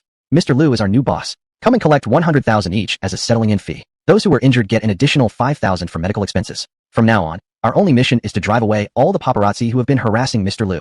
Sure thing, Brother Zhua. A bunch of colorful young men loudly echoed in agreement, rushing to collect money from Zhou Wei. You kid, where were you injured? Seeing a fresh-faced guy also coming to collect the medical fee, Zhou Wei said with some irritation. The guy chuckled sheepishly and raised a little finger. Brother Zhua, my fingernail broke. Get lost. Zhou Wei gave him a playful kick, as everyone burst into laughter. In the Shi Weixian office, Lu Yong and his group were methodically making call after call. This was the first step of their counterattack. Detailed documents lay before them, listing people who had close ties with Quan, Yong Yi, and Lu Hui's group. They were making phone calls one by one, attempting to turn these individuals to their side. Zhou Wei was a prime example. Under Lu Yong's overwhelming financial pressure, quite a few people had already switched sides. Back-to-back calls continued nonstop. When the last call ended, night had already fallen. Lu Yong rubbed his wrist and asked, how's the situation looking? Ran Fangxin stretched and replied with a smile, not bad. Most of them have agreed. Let's compile all the information together. The group busied themselves sorting everything out. Not long after, a detailed report appeared before Lu Yong. As he flipped through the document, Lu Yong gently massaged his temples. His head was beginning to ache. Beside him, Ran Fangxin addressed the group. Right now, part of the enemy has become our allies. Even those unwilling to join us at this moment will likely shift to a neutral stance. But there's a small group we're concerned about. These individuals are at the core of Quan and Yong Yi's operation. Without dealing with them, defeating Quan and Yong Yi would be impossible.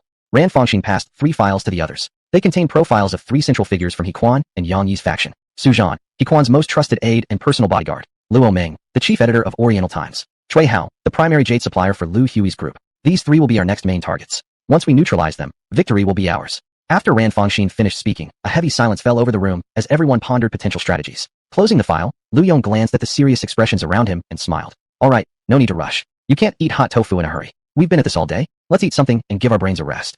You can think about how to handle these 3 when you get home. We've got plenty of time.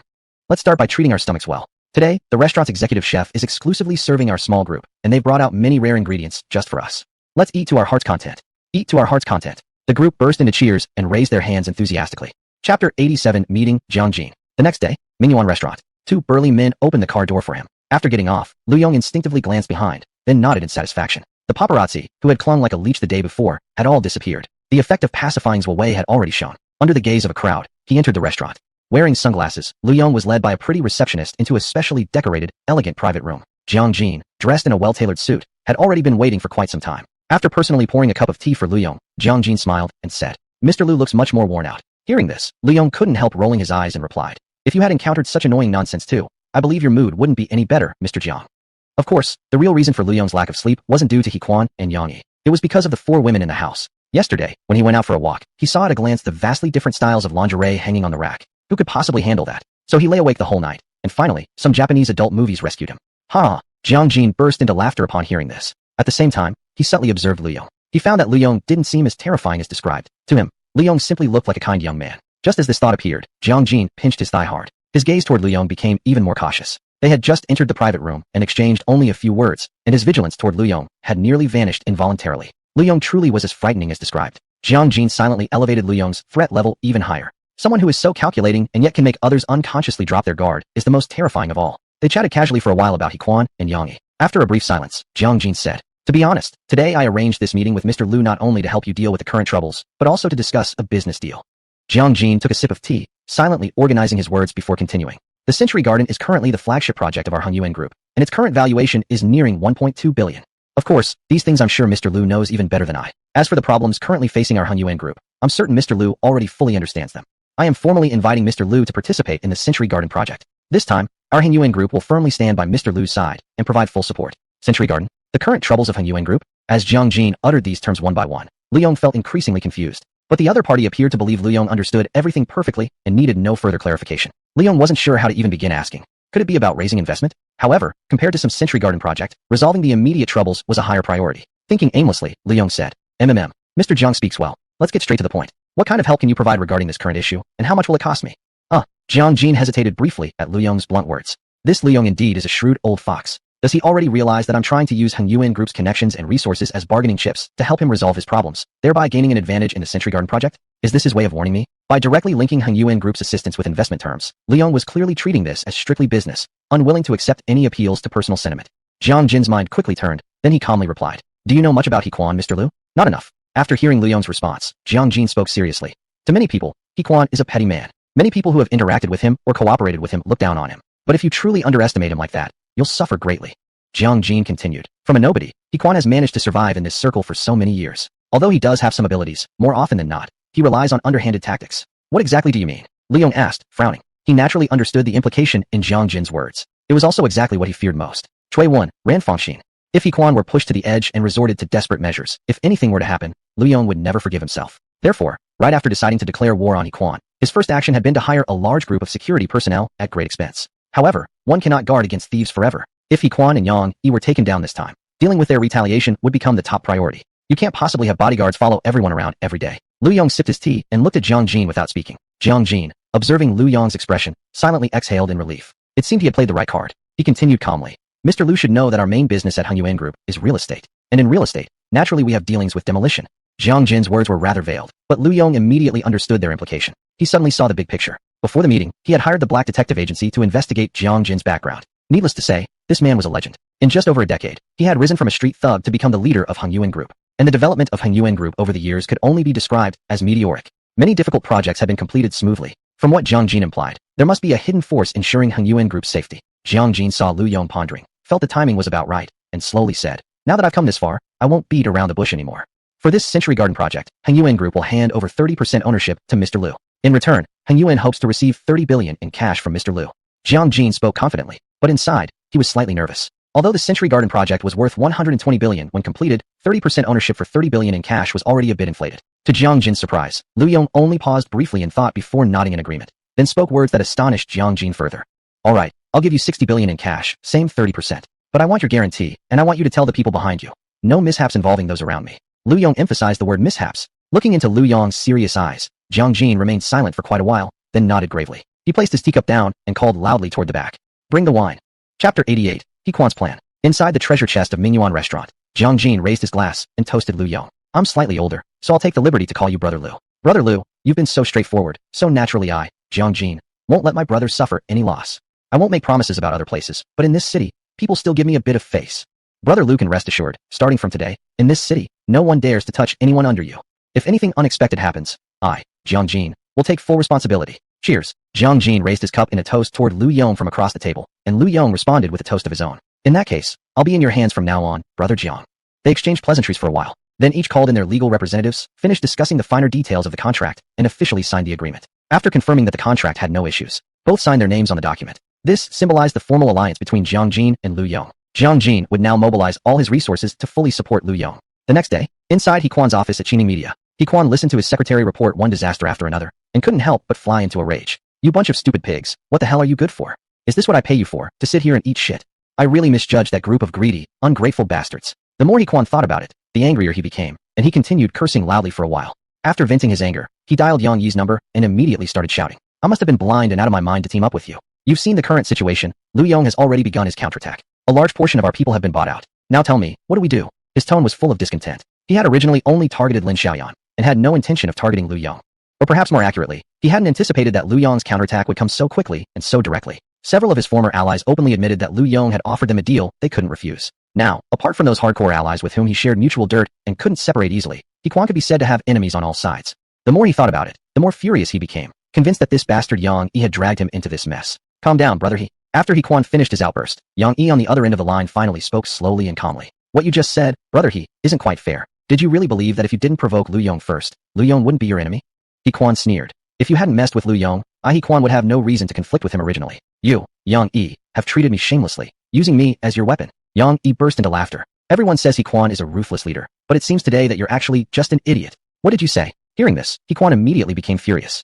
But Yang Yi continued speaking slowly. Brother He, just think about it. What kind of relationship exists between Lin Xiaoyan and Lu Yong? She first lived in a villa owned by Lu Yong. Then she personally performed at his event. Even if you, brother He, personally asked, Lin Xiaoyan wouldn't give you such a favor. What does that mean? That cheap woman Lin Xiaoyan is actually Lu Yong's mistress.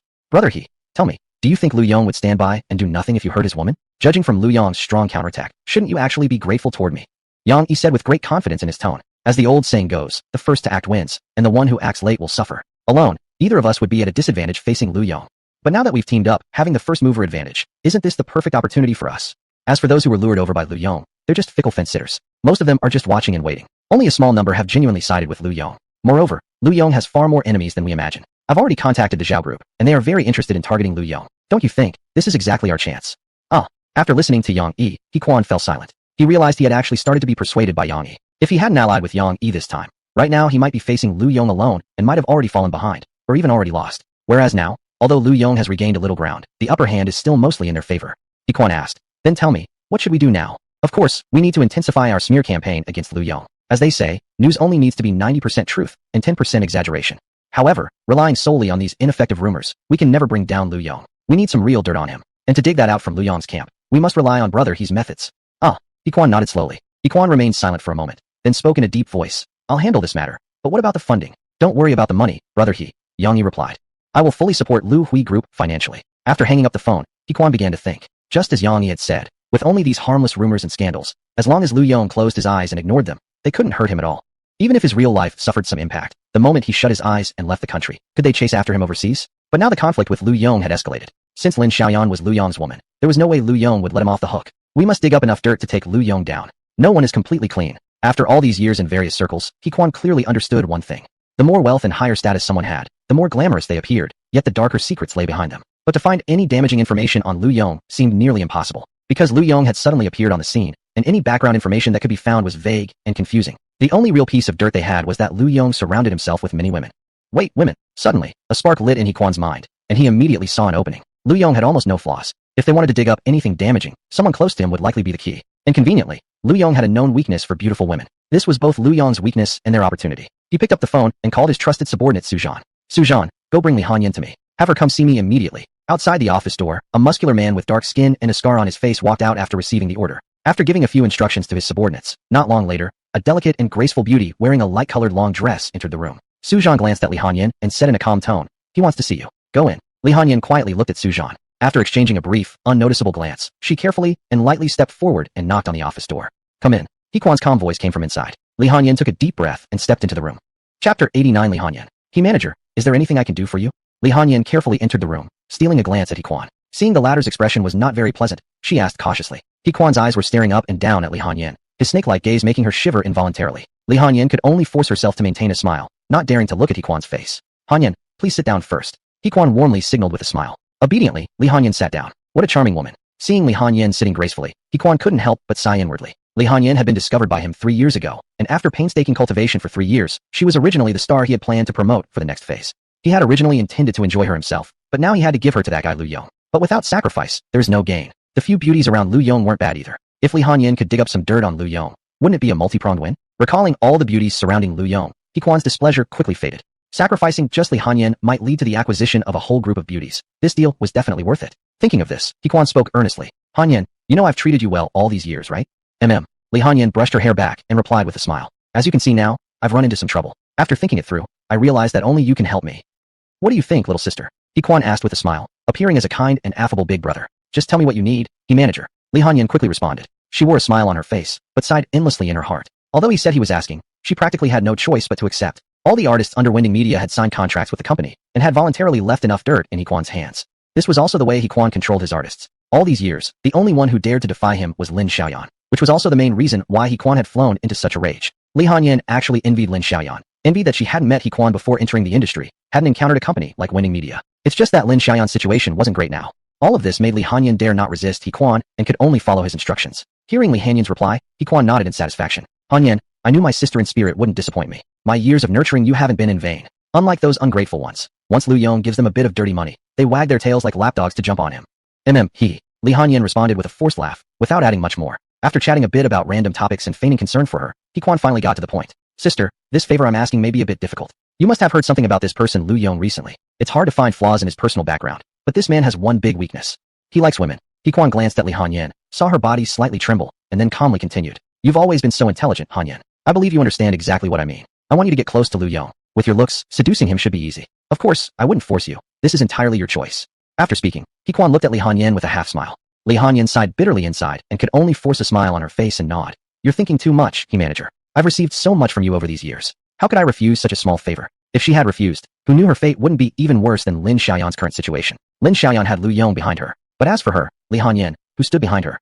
Li Hanyan recalled a certain man, but that man would never go against He Quan for her, right? Good. He Quan laughed happily, then called Su Zhan into the room, ordering him to help Li Hanyan get close to Lu Yong. Yes, brother he. Su Zhan hesitated for a moment as various thoughts flickered in his mind, before finally agreeing heavily. Su Zhan led Li Hanyan out of the office. They entered a black car, which slowly drove out of the underground parking lot of Winding Media building. After driving a long way, Li Hanyan's soft sobbing sound gradually began. Tears dropped continuously from the corners of her eyes. Hanyan, what's wrong with you? Su Zhan was startled by Li Hanyan's sudden crying and hurriedly asked. Li Hanyan sobbed intermittently, whispering through tears. Are you just going to let that bastard He Quan throw me into the fire pit?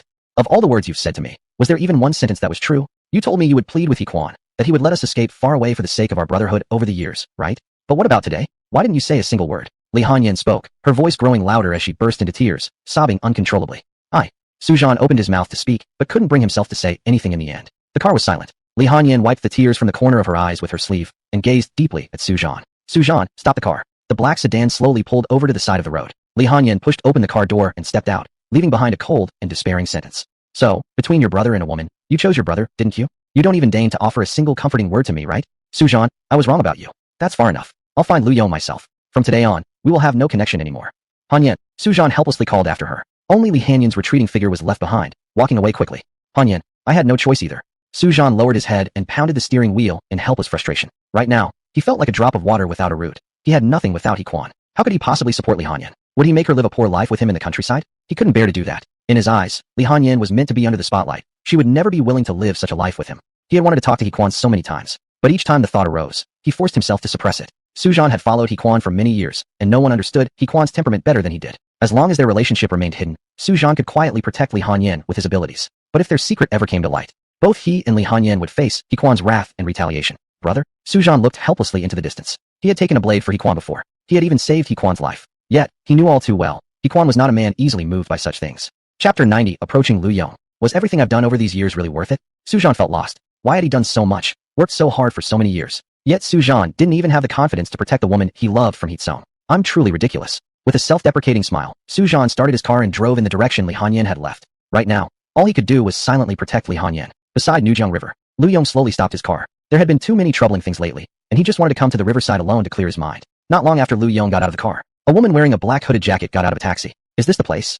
Yes, we received information that Lu Yong came alone to the riverside of Nujiang, somewhere along this stretch. You should be able to see him soon. This is your chance. Hope you won't disappoint us. I know. The call ended. Li Hanyan exhaled deeply and started walking along the riverside. After walking a short distance, she immediately spotted Lu Yong's parked car in the distance, an ultra-sporty model with a distinctive design. Phew. Li Hanyan took a long breath, finalized her plan, and began walking toward Lu Yong. TCH, it's a bit cold by the riverbank. Wish I'd worn more if I'd known. Rubbing his arms, Lu Yong couldn't help but grumble. The mountains beside the river were beautiful this season, the afterglow of sunset casting soothing light across everything. This river had witnessed countless stories throughout history, yet in recent years, with the development of human technology and life, that once wild, raging river was gone forever. Now along Nujiang, one flourishing city after another has risen, giving birth to a bustling economic zone. Among them, Shanghai sparkled like the most dazzling pearl in this prosperous region. After this current trouble is resolved, I'll reward Shui Wan and Fong Xine, then find a place to relax for a few days together. Lu Yong thought, a smile creeping onto his face. Ouch! A faint, pitiful cry suddenly sounded from behind. Lu Yong immediately turned in the direction of the voice and saw a slender, elegantly built beauty wearing thin clothing cry out in pain as she fell to the ground, her head tilting sideways as she lost consciousness. What a coincidence, falling right next to me. Muttering to himself, Lu Yong still approached cautiously. After being targeted by too many staged incidents reported in recent news, naturally he was wary. Could this be another scam? Kneeling beside Li Hanyan, Lu Yong checked her breathing. Then he touched her forehead. Breathing normal, temperature normal. Hey miss, wake up. He shook Li Hanyan gently, but found she didn't respond at all, just like asleep. Did she suddenly faint? Should I call an ambulance first? He dialed 120 and looked at Li Hanyan's face with uncertainty. The ambulance was on its way, but Lu Yong remained puzzled about her condition. Should he attempt some first aid in case of emergency? His first thought naturally was CPR, but kissing a total stranger? He just couldn't bring himself to do it. Lu Yong muttered to himself, looking at Li Hanyan with hesitation. This is really a bit of a problem. Not because she was unattractive. He couldn't bring himself to kiss her precisely because she was too attractive. Meanwhile, inside, Li Hanyan's heart was in turmoil. How could this man be so dense? Seeing someone collapsed and unconscious, and he just stood around making a call. Could he at least try helping me a little? Li Hanyan was now feeling confused. Was it because she was so uncharismatic? No attraction to Lu Yong at all? A normal man encountering a beauty like her collapsed on the ground. Shouldn't this be a golden opportunity for the classic hero saves the beauty? Wasn't he even moved? Unless Lu Yong was actually gay? No, that didn't make sense. He had so many women around him. Definitely not. Then was it something wrong with herself? Li Hanyan, pretending to be unconscious, was in shock. She had never doubted her own looks since childhood. At this moment, footsteps approached. She could feel someone coming near. Silently, she breathed easier, feeling like a huge weight lifted off her heart. So, her charm wasn't fading after all. Half conscious, she felt someone leaning closer, moving near her, and then leaning in to perform mouth-to-mouth. Li Hanyan's heart twisted in complex emotions, but thinking that completing the mission justified it, she relaxed slightly despite her inner discomfort. Only, Lu Yong felt somewhat odd. His movements were very gentle, and he smelled faintly of perfume. After several rounds of CPR, Li Hanyan let out a soft moan and slowly opened her eyes. Sir, thank why? Li Hanyan hadn't finished her sentence when she suddenly felt something was off. She stared in astonishment at the person in front of her. A girl wearing a baseball cap and with a small, delicate frame was looking at her shyly. Wait, how did Lu Yong turn into a woman? But Li Hanyan quickly spotted Lu Yong standing nearby and instantly realized the truth. It wasn't Lu Yong who had rescued her. That guy Lu Yong must have asked a passerby to help her instead. Thank you, little miss. Li Hanyan hurriedly forced a smile as she spoke. Her face burned with embarrassment. How could it turn out like this? She felt like this was seriously unheard of. Was Lu Yong actually gay? I've called an ambulance, Mississippi. It should arrive soon. Do you think you should go to the hospital for a checkup? A voice came from beside her. What a guy with zero romantic sense. Li Hanyan inwardly grumbled before quickly smiling and saying, Thank you, sir. Thank you, miss. I just suffer from congenital anemia a bit. It's nothing serious. After thanking them, Li Hanyan got up from the slightly chilly ground and patted the dust off her clothes. I'll probably be fine after a nap at home. I've been fainting occasionally since childhood, but I'm used to it by now. Thank you both for your help today. Li Hanyan bowed her head slightly to express her gratitude, and then quickly jogged away. Lu Yong and the passerby girl exchanged puzzled glances as they watched Li Hanyan leave. Is there actually a condition that causes sudden fainting spells? The girl muttered in confusion. She thought for a moment and decided that since she hadn't lost out on anything today, it wasn't worth dwelling over. As for Lu Yong, he felt that he had saved someone without getting caught up in an emotionally complicated situation. This was practically the perfect outcome. After jogging a short distance, Li Hanyan let out a hysterical shout toward the riverside. Now things were getting difficult. Her planned strategy had failed completely, and now Lu Yong had seen her face. At such a crucial moment, any rash attempt to approach him again would definitely raise suspicion. Chapter 91 Saving Someone from Drowning. Lu Yong is definitely gay. Li Hanyan muttered to herself, then angrily kicked a small stone on the ground. The pebble tumbled and bounced down the path, finally landing in the distant grass. Li Hanyan felt as if the pebble's fate was the same as her own. Any external influence would plunge her into an irreversible situation. What should I do now? Li Hanyan felt increasingly lost. Without a way to get close to Lu Yong, her mission assigned by He Quan had failed. She could already picture He Quan's furious face when he found out. What will become of me? Will He Quan send me to some nightclub? Or become a mistress to some rich businessman? Is my life going to end like this? Li Hanyan wandered to the riverside and quietly sat on a stone, gazing into the distance. What the future held, she could no longer foresee. What Li Hanyan didn't know was that not far behind her, a man had been quietly following her. Su Zhan, wrapped in a long coat, was hiding behind a large tree. He knew Li Hanyan did not want to see him right now, and he himself didn't know how to face her either. They had met 3 years ago. Back then, Li Hanyan had only been an ordinary student who came to work at the nightclub. He managed to earn money for her living expenses. That was when they first met. When Su Zhan first saw the girl, he was deeply captivated. At that time, she had been harassed by a few of the Mog, and Su Zhan stepped in to help her out. After that, the two got to know each other better and started calling each other brother and sister. But now, looking back, Su Zhan sincerely wished he had never met Li Hanyan, wished that everything that had happened back then had never occurred. Because as the two of them grew closer, inevitably, Li Hanyan came under He Quan's notice. He Quan highly appreciated Li Hanyan, grooming her to be the future pillar of his media empire. Gradually, Li Hanyan and Su Zhan had less and less open communication. They both harbored feelings for each other, but stopped right there. Memories flickered through Su Zhan's mind until suddenly a scream startled him, causing him to flinch. He saw that Li Hanyan, who had been sitting on the riverbank, had suddenly fallen entirely into the water. Hanyan, Su Zhan cried out in alarm, rushing forward quickly. In the icy river water, Li Hanyan was thrashing about with her arms. Cough, cough. Help. Li Hanyan waved desperately, looking toward the shore. She seemed to have seen Su Zhan. But how was that possible? Could it be fate? Thinking about this, Li Hanyan felt even more despair. The icy river water had already numbed her limbs, and her consciousness was gradually fading. Her falling into the water had been an accident. Sitting on the stone too long by the riverbank, when she suddenly stood up, her legs had gone numb. Wearing high heels, she had simply lost her balance and fell into the river. Help! Someone fell into the water. Help! Su Zhan sprinted toward the riverbank, shouting frantically. He wanted to jump into the water to save Li Hanyan, but he couldn't. After being on the streets for so many years, Su Zhan had endured knife attacks, seen bloodshed. He had experienced all kinds of chaos and survived. But this strong man had one weakness. He couldn't swim. Even if he jumped into the water now, he would only add one more corpse to the river. Help! Someone's drowning. While shouting for help, Su Zhan rushed to the riverbank, took off his coat, and threw it into the water, holding onto the sleeves. This was the only method he could think of, but only after throwing the coat did he realize that although Li Hanyan seemed close, the distance between them was actually enormous. Hanyan, swim this way, Hanyan.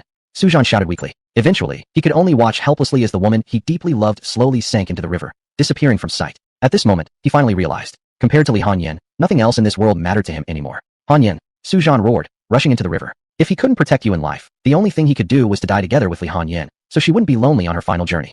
If there is a next life, I will surely protect you well and never let anyone hurt you again. Su Zhan rushed to the riverside, just about to jump. Suddenly, a firm hand grabbed him from behind. Don't make trouble. Do you want to die with her? Before Su Zhan could react, he saw the person who had just spoken to him jump into the river without hesitation.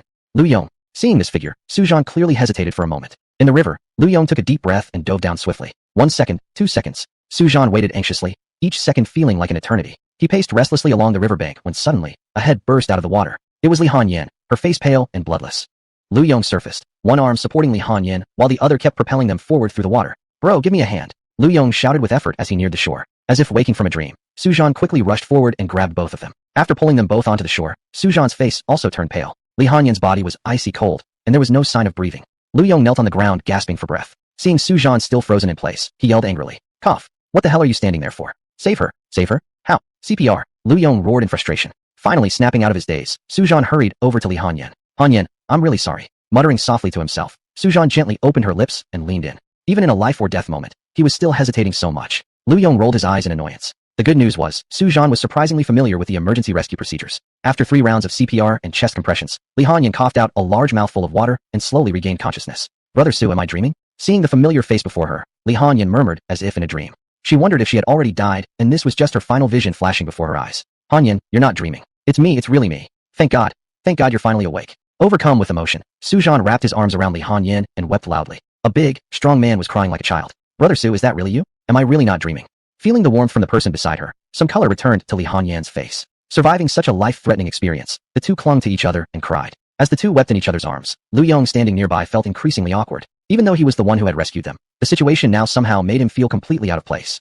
Chapter 92. Su Zhan faces his true self. Yong examined the two carefully, and gradually his brows knitted tightly together. There was something oddly familiar about this man. Had he seen him somewhere before? Wait, just now, the woman called him Elder Su. Surnamed Su. Su Zhan. Yong suddenly realized where he had seen this face before. As an enemy of He Quan. Naturally, Yong had thoroughly investigated information on He Quan's 2 capable subordinates, Su Zhan and Luo Meng. He had seen Su Zhan's photo more than once. But because this was the first time seeing him in person, and the lighting in the evening wasn't very good, it had taken him until now to recognize him. Could there be a conspiracy? Yong was somewhat suspicious. That the woman had fainted beside him the first time couldn't be considered coincidence. But the second time falling into the water, with Su Zhan happening to appear again, this couldn't be called coincidence. But using falling into water as a way to approach him, and the woman obviously couldn't even swim, wouldn't the cost be too great? A cold wind blew past, and the drenched Yong couldn't help but shiver. Forget it. This wasn't the time to be thinking about these things. Let's find a place to change clothes and take a shower first. This riverbank is so cold. If we just sit here like this, even a healthy person would catch a chill. If you two have anything on your minds, you can settle down first and talk about it in a warm place.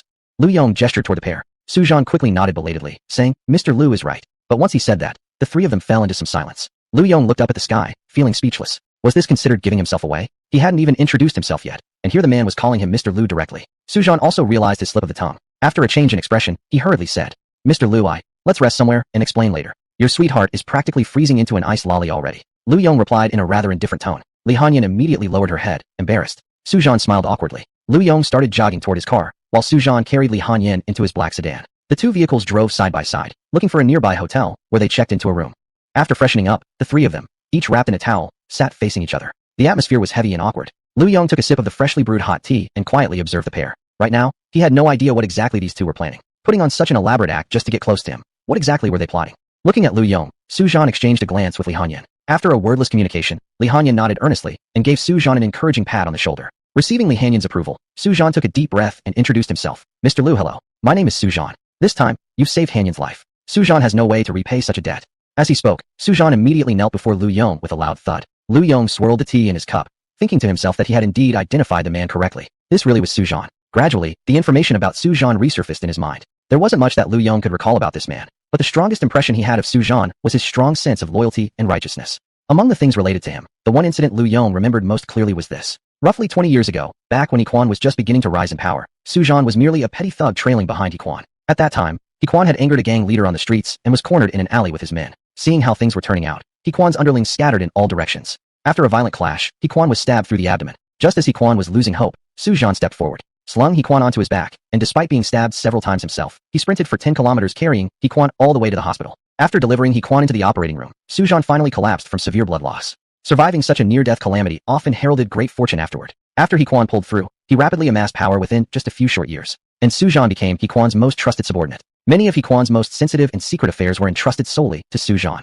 Therefore, cracking through this defense line of Su-Jean would be equivalent to directly toppling Yiquan himself. Su-Jean took a deep breath, held Li Hanyan's hand beside him, and solemnly said, Mr. Lu, you may not know me, but surely you know Yiquan. I am Yiquan's subordinate. This time, just as Su-Jean was about to continue and confess everything, Lu Yong directly waved to stop him. Lu Yong clearly understood. What Su-Jean wanted to say was that he was a subordinate of Yiquan sent specifically to get close to him.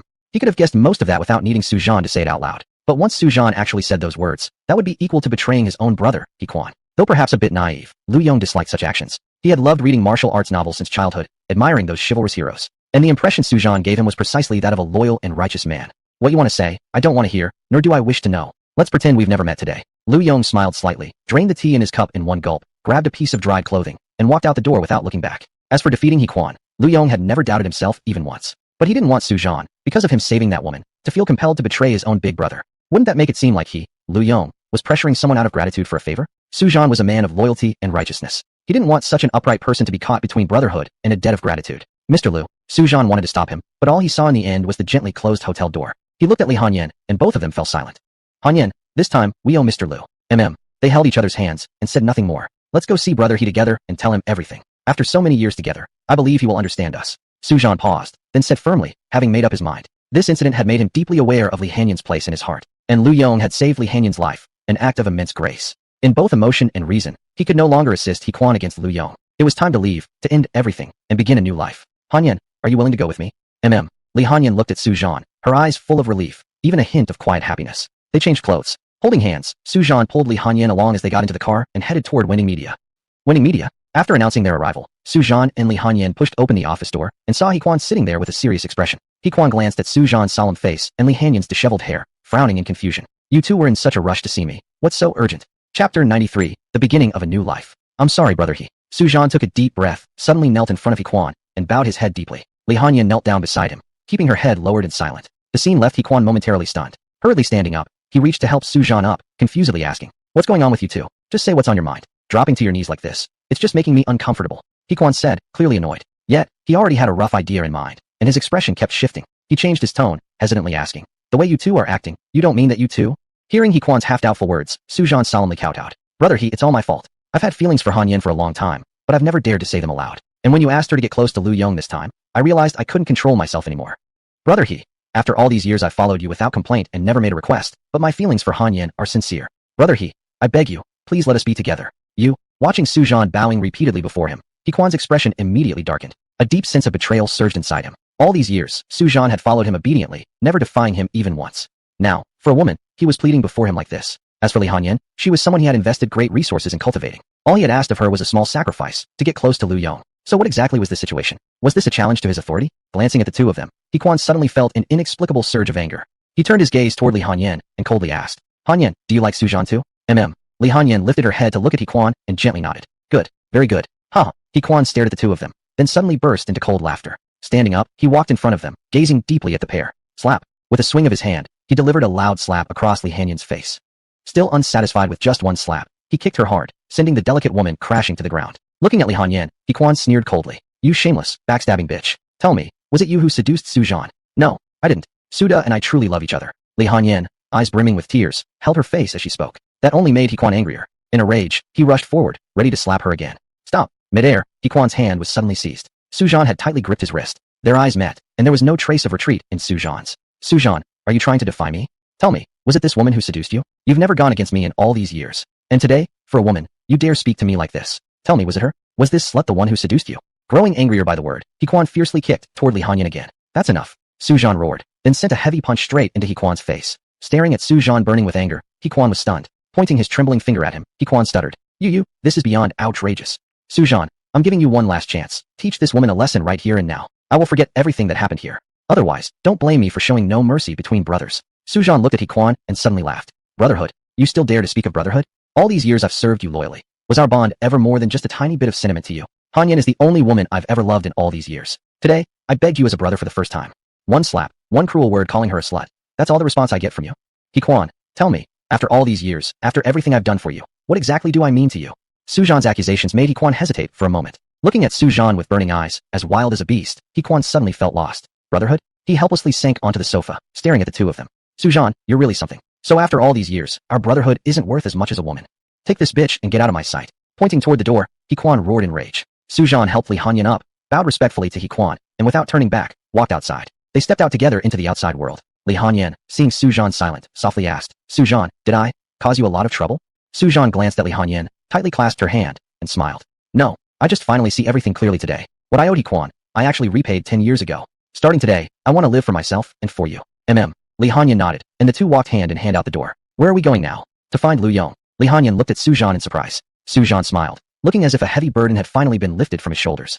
The next morning, Lu Yong was awakened early by a phone call, and the caller greatly surprised him. It was Su Zhan. After instructing the guard to open the gate for Su Zhan, Lu Yong welcomed him into the house. Chui Wen and a few other women, having heard the noise, all came out of the bedroom together. Not long after, Lu Yong saw the two dusty travelers. As soon as he saw Lu Yong, Su Zhan got straight to the point. Mr. Lu, I never had the chance to properly thank you last time for saving Hanyan's life. Thank you very much. Li Hanyan also bowed her head in gratitude. Lu Yong felt somewhat confused, but still stretched out his hand to welcome them inside, only to be politely declined by Su Zhan. He took out a document folder from his chest and handed it to Lu Yong. Mr. Lu, this is what you want. It will definitely be of great help to you. Hanyan and I are going on a long trip. Hope we meet again someday. With a smile, Su Zhan took Li Hanyan's hand and left. Lu Yong and several others looked at each other, all puzzled. Chui Wen leaned over curiously and asked, What's in the folder? I don't know either. Lu Yong glanced at the receding figures of Su Zhan and the others, and softly said. After watching their figures disappear into the distance, he opened the folder. Inside were thick stacks of documents and quite a few photos. This is... Seeing the contents, Chui Wen and the others couldn't help but widen their eyes in shock, letting out exclamations filled with surprised delight. Inside the folder were pages and pages of detailed records, exposing large amounts of dark secrets and hidden information about He Quan. At the entrance of Chiefing Courtyard, Su Zhan held Li Hanyan's hand, and the two walked out through the gate. Su Zhan looked up at the sky and let out an excited cry. The burden that had weighed on his heart for so many years was finally lifted. He looked at Li Hanyan beside him and softly asked, Hanyan, starting today, you might have to come with me to a remote countryside and live the life of an old village wife. Li Hanyan chuckled softly, saying in a quiet voice, Actually, I've been waiting for this day for a long time. Chapter 94. Farewell to Lu Yong once again. In Chiefing Courtyard, Lu Yong sat together with the four women, and for a moment, all of them felt a bit sentimental. Who would have thought saving a person by the riverside would lead to such an unexpected delight? Hearing their reflections, Zheng Qin spoke with some doubt. Are all these scandals about He Quan really true? Could it possibly be that? Her words trailed off, but everyone understood her meaning. Could it be a staged betrayal by Su Zhan and He Quan? After all, Su Zhan had followed He Quan for many years. Such a defection was unexpectedly pleasant, but its authenticity definitely required further consideration. I don't think there's a major problem. Ran Fangxin, who had been carefully examining the sword records, responded, saying, the documents involve a wide time range and span a long period, along with many photos and even concealed account records. If these materials were all fabricated, then the price He Quan paid would have been far too high. I think there's a 90% chance these are genuine. Beside her, Lin Xiaoyan curiously asked, then why does Su Zhan want to help us? Clearly, this question puzzled all four women. and they simultaneously turned their big eyes toward Lu Yong. Well, probably because of love. Lu Yong replied with a smile, receiving 4 sets of eye rolls in return. Who really knows the truth? Yet the old saying stands true. Even heroes struggle to resist beauty. Thinking for a moment, Lu Yong continued. Carefully verify these documents. Highlight any involving Su Zhan, and eliminate intelligence that might greatly harm him. Su Zhan's file had been of great help to Lu Yong, and he couldn't possibly stab someone else in the back. Su Zhan leaving He Quan's faction is great news for us. In the camps of He Quan and Yang Yi, the 3 most important individuals to watch are Su Zhan, Luo Ming, and Cui Hao. With Su Zhan gone, it's like cutting off one of He Quan's arms. If we manage to deal with the remaining 2, this battle will be entirely our victory. So, contact Zhang Yuan and the others, explain the specifics, and we'll all act separately. After a brief discussion, the 5 departed chiefing courtyard one by one. One after another, luxurious cars drove out. The security guard, watching these vehicles come and go, couldn't help but exclaim, Mr. Lu is indeed an extraordinary man. Today, a burly man had shown up, and he initially thought it might be a complicated love triangle, even preparing to jump in and protect Lu Yong if things got rough. Yet he had never expected that Mr. Lu could dissolve conflict so effortlessly. Such skill was truly admirable. If only he himself could possess just a fraction of Lu Yong's capability, he wouldn't be bossed around so much at home by his wife. At the same time, at the Oriental Daily, someone else was deep in thought. Chen Mengxian sat staring blankly at the photo displayed on her computer screen. How could it be him? Lu Yong. Chen Mengxian seemed lost in thought, memories surging through her like tides, and a soft, resentful feeling stirred in her heart. From the moment Lu Yong appeared on the news, she had recognized the guy, that man who had been kind enough to help her out after she hit his car. Ever since that day, her engagement had broken apart with her fiancé, and they had gone their separate ways. To raise the money for car repair compensation, she had gone to extraordinary lengths. But when she finally had the money and nervously dialed the number he had given her, she was completely stunned. The number was disconnected. Her feelings at that moment were indescribable, a mixture of anger and amusement, but mainly gratitude. Without having to pay back, her previously tight finances greatly improved. Still, she felt a pang of guilt. And so, that man's image had quietly rooted itself deep within her heart. By the time Chen Mengxian came to terms with it, she realized how deeply Lu Yong had affected her. She felt as though she had returned to her student days, crushing on a boy from the same class, only to feel heartbroken without ever having the chance to confess. She had thought she would never see Lu Yong again. Unexpectedly, the man appeared before her in this surprising manner. The reports from the Oriental Times on Lu Yong made her extremely upset. Having worked in this industry, she had access to many inside stories and naturally knew that most of these so-called scandals were ridiculous nonsense. The only thing making her slightly unhappy and deeply disappointed was that this guy Lu Yong turned out to be a notorious playboy. In Chen Mengxian's imagination, Lu Yong had been the perfect image of a devoted, wealthy, and young gentleman, the ideal candidate for a future husband. But seeing how many unique and beautiful women surrounded him, Chen Mengxian felt a strange mixture of emotions.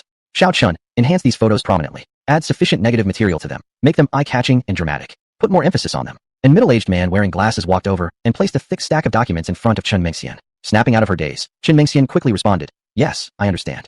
Hurry up and get it done, then send it out immediately.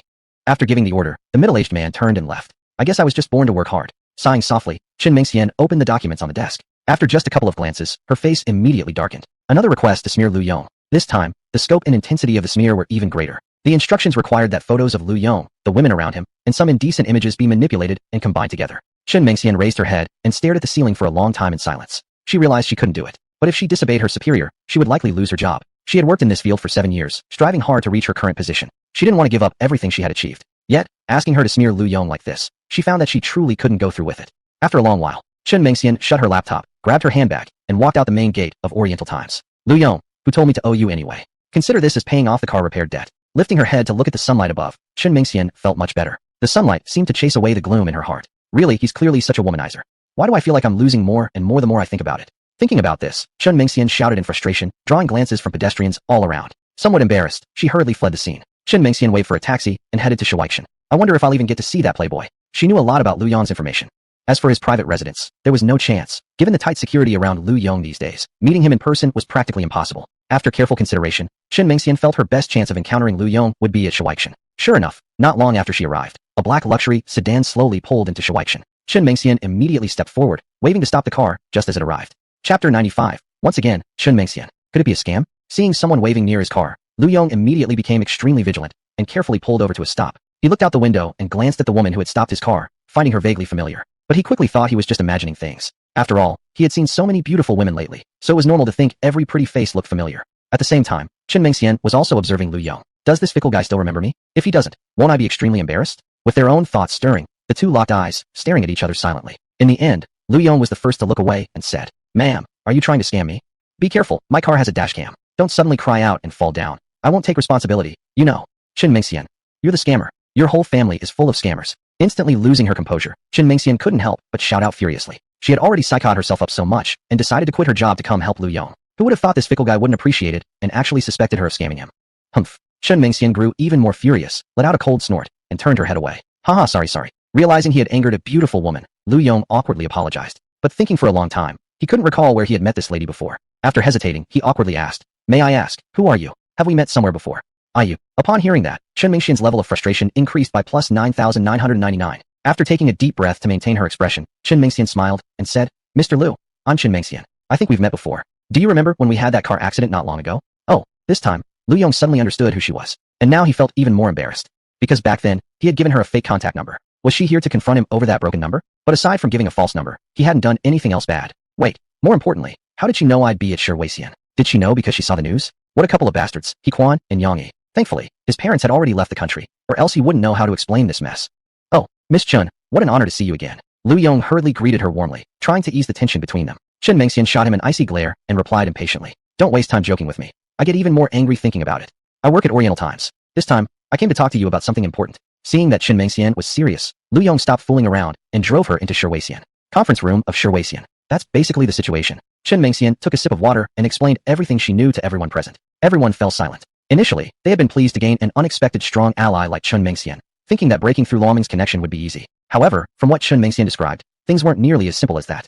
Luoming was 32 years old. He is the son-in-law of the former editor-in-chief of the Oriental Times. At only 32, he was truly a young man of great promise. He now enjoyed a happy marriage and had a 3-year-old daughter. Since becoming the editor-in-chief of the Oriental Times, Luoming had quickly demonstrated his extraordinary abilities. Under his leadership, the newspaper had developed rapidly in recent years and had quickly become one of the country's largest mainstream media outlets. He was also Quan's most powerful mouthpiece. In fact, without Luoming's and the Oriental Times' involvement in the smear campaign against Lu Yong and Lin Xiaoyan, its impact and threat level would be at least one grade lower. But why would someone like him choose to work for Quan? Zhang Yuan said doubtfully. Her words voiced the confusion of everyone in the room.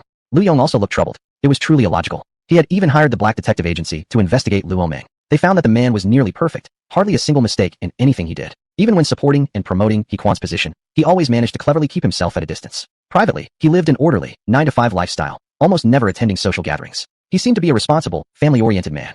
Such a person was nearly flawless. But strangely enough, why would such a person serve Quan? The more they thought about it, the more suspicious the situation seemed. Could it be that Quan has some leverage or evidence against Luoming? Zhang Yuan suggested uncertainly. The most likely possibility is that Quan and Luoming are not long-lost brothers. Miss Chen, do you have any idea? Lu Yong thought for a moment, but still couldn't figure it out. So he turned to ask Chen Mingxian. Chen Mingxian had worked at the Oriental Times for 7 years, and, in terms of seniority, was even slightly older than Luoming. As for Luoming, if even Chen Mingxian didn't know anything, then no one else would.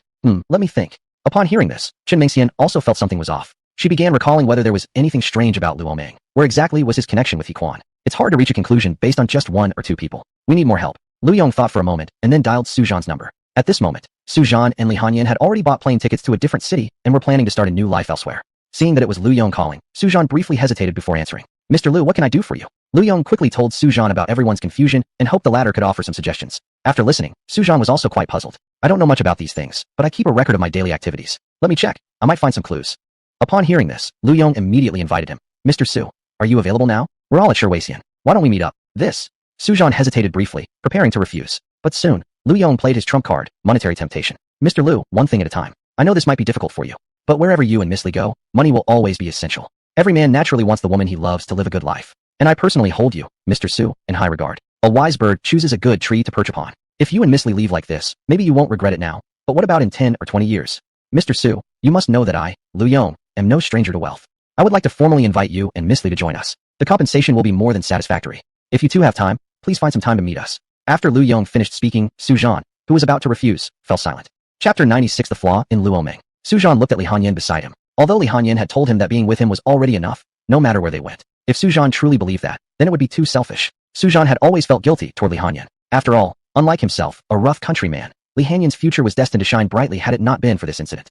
She was the rising star that Quan had heavily invested in building up. And if Hanyan hadn't longed for life under the spotlight, why would she have joined Winding Media back then? Yesterday, while they were together, Su Zhan had already noticed something. When Hanyan saw various celebrities appearing on television, there was always a certain distraction in her eyes.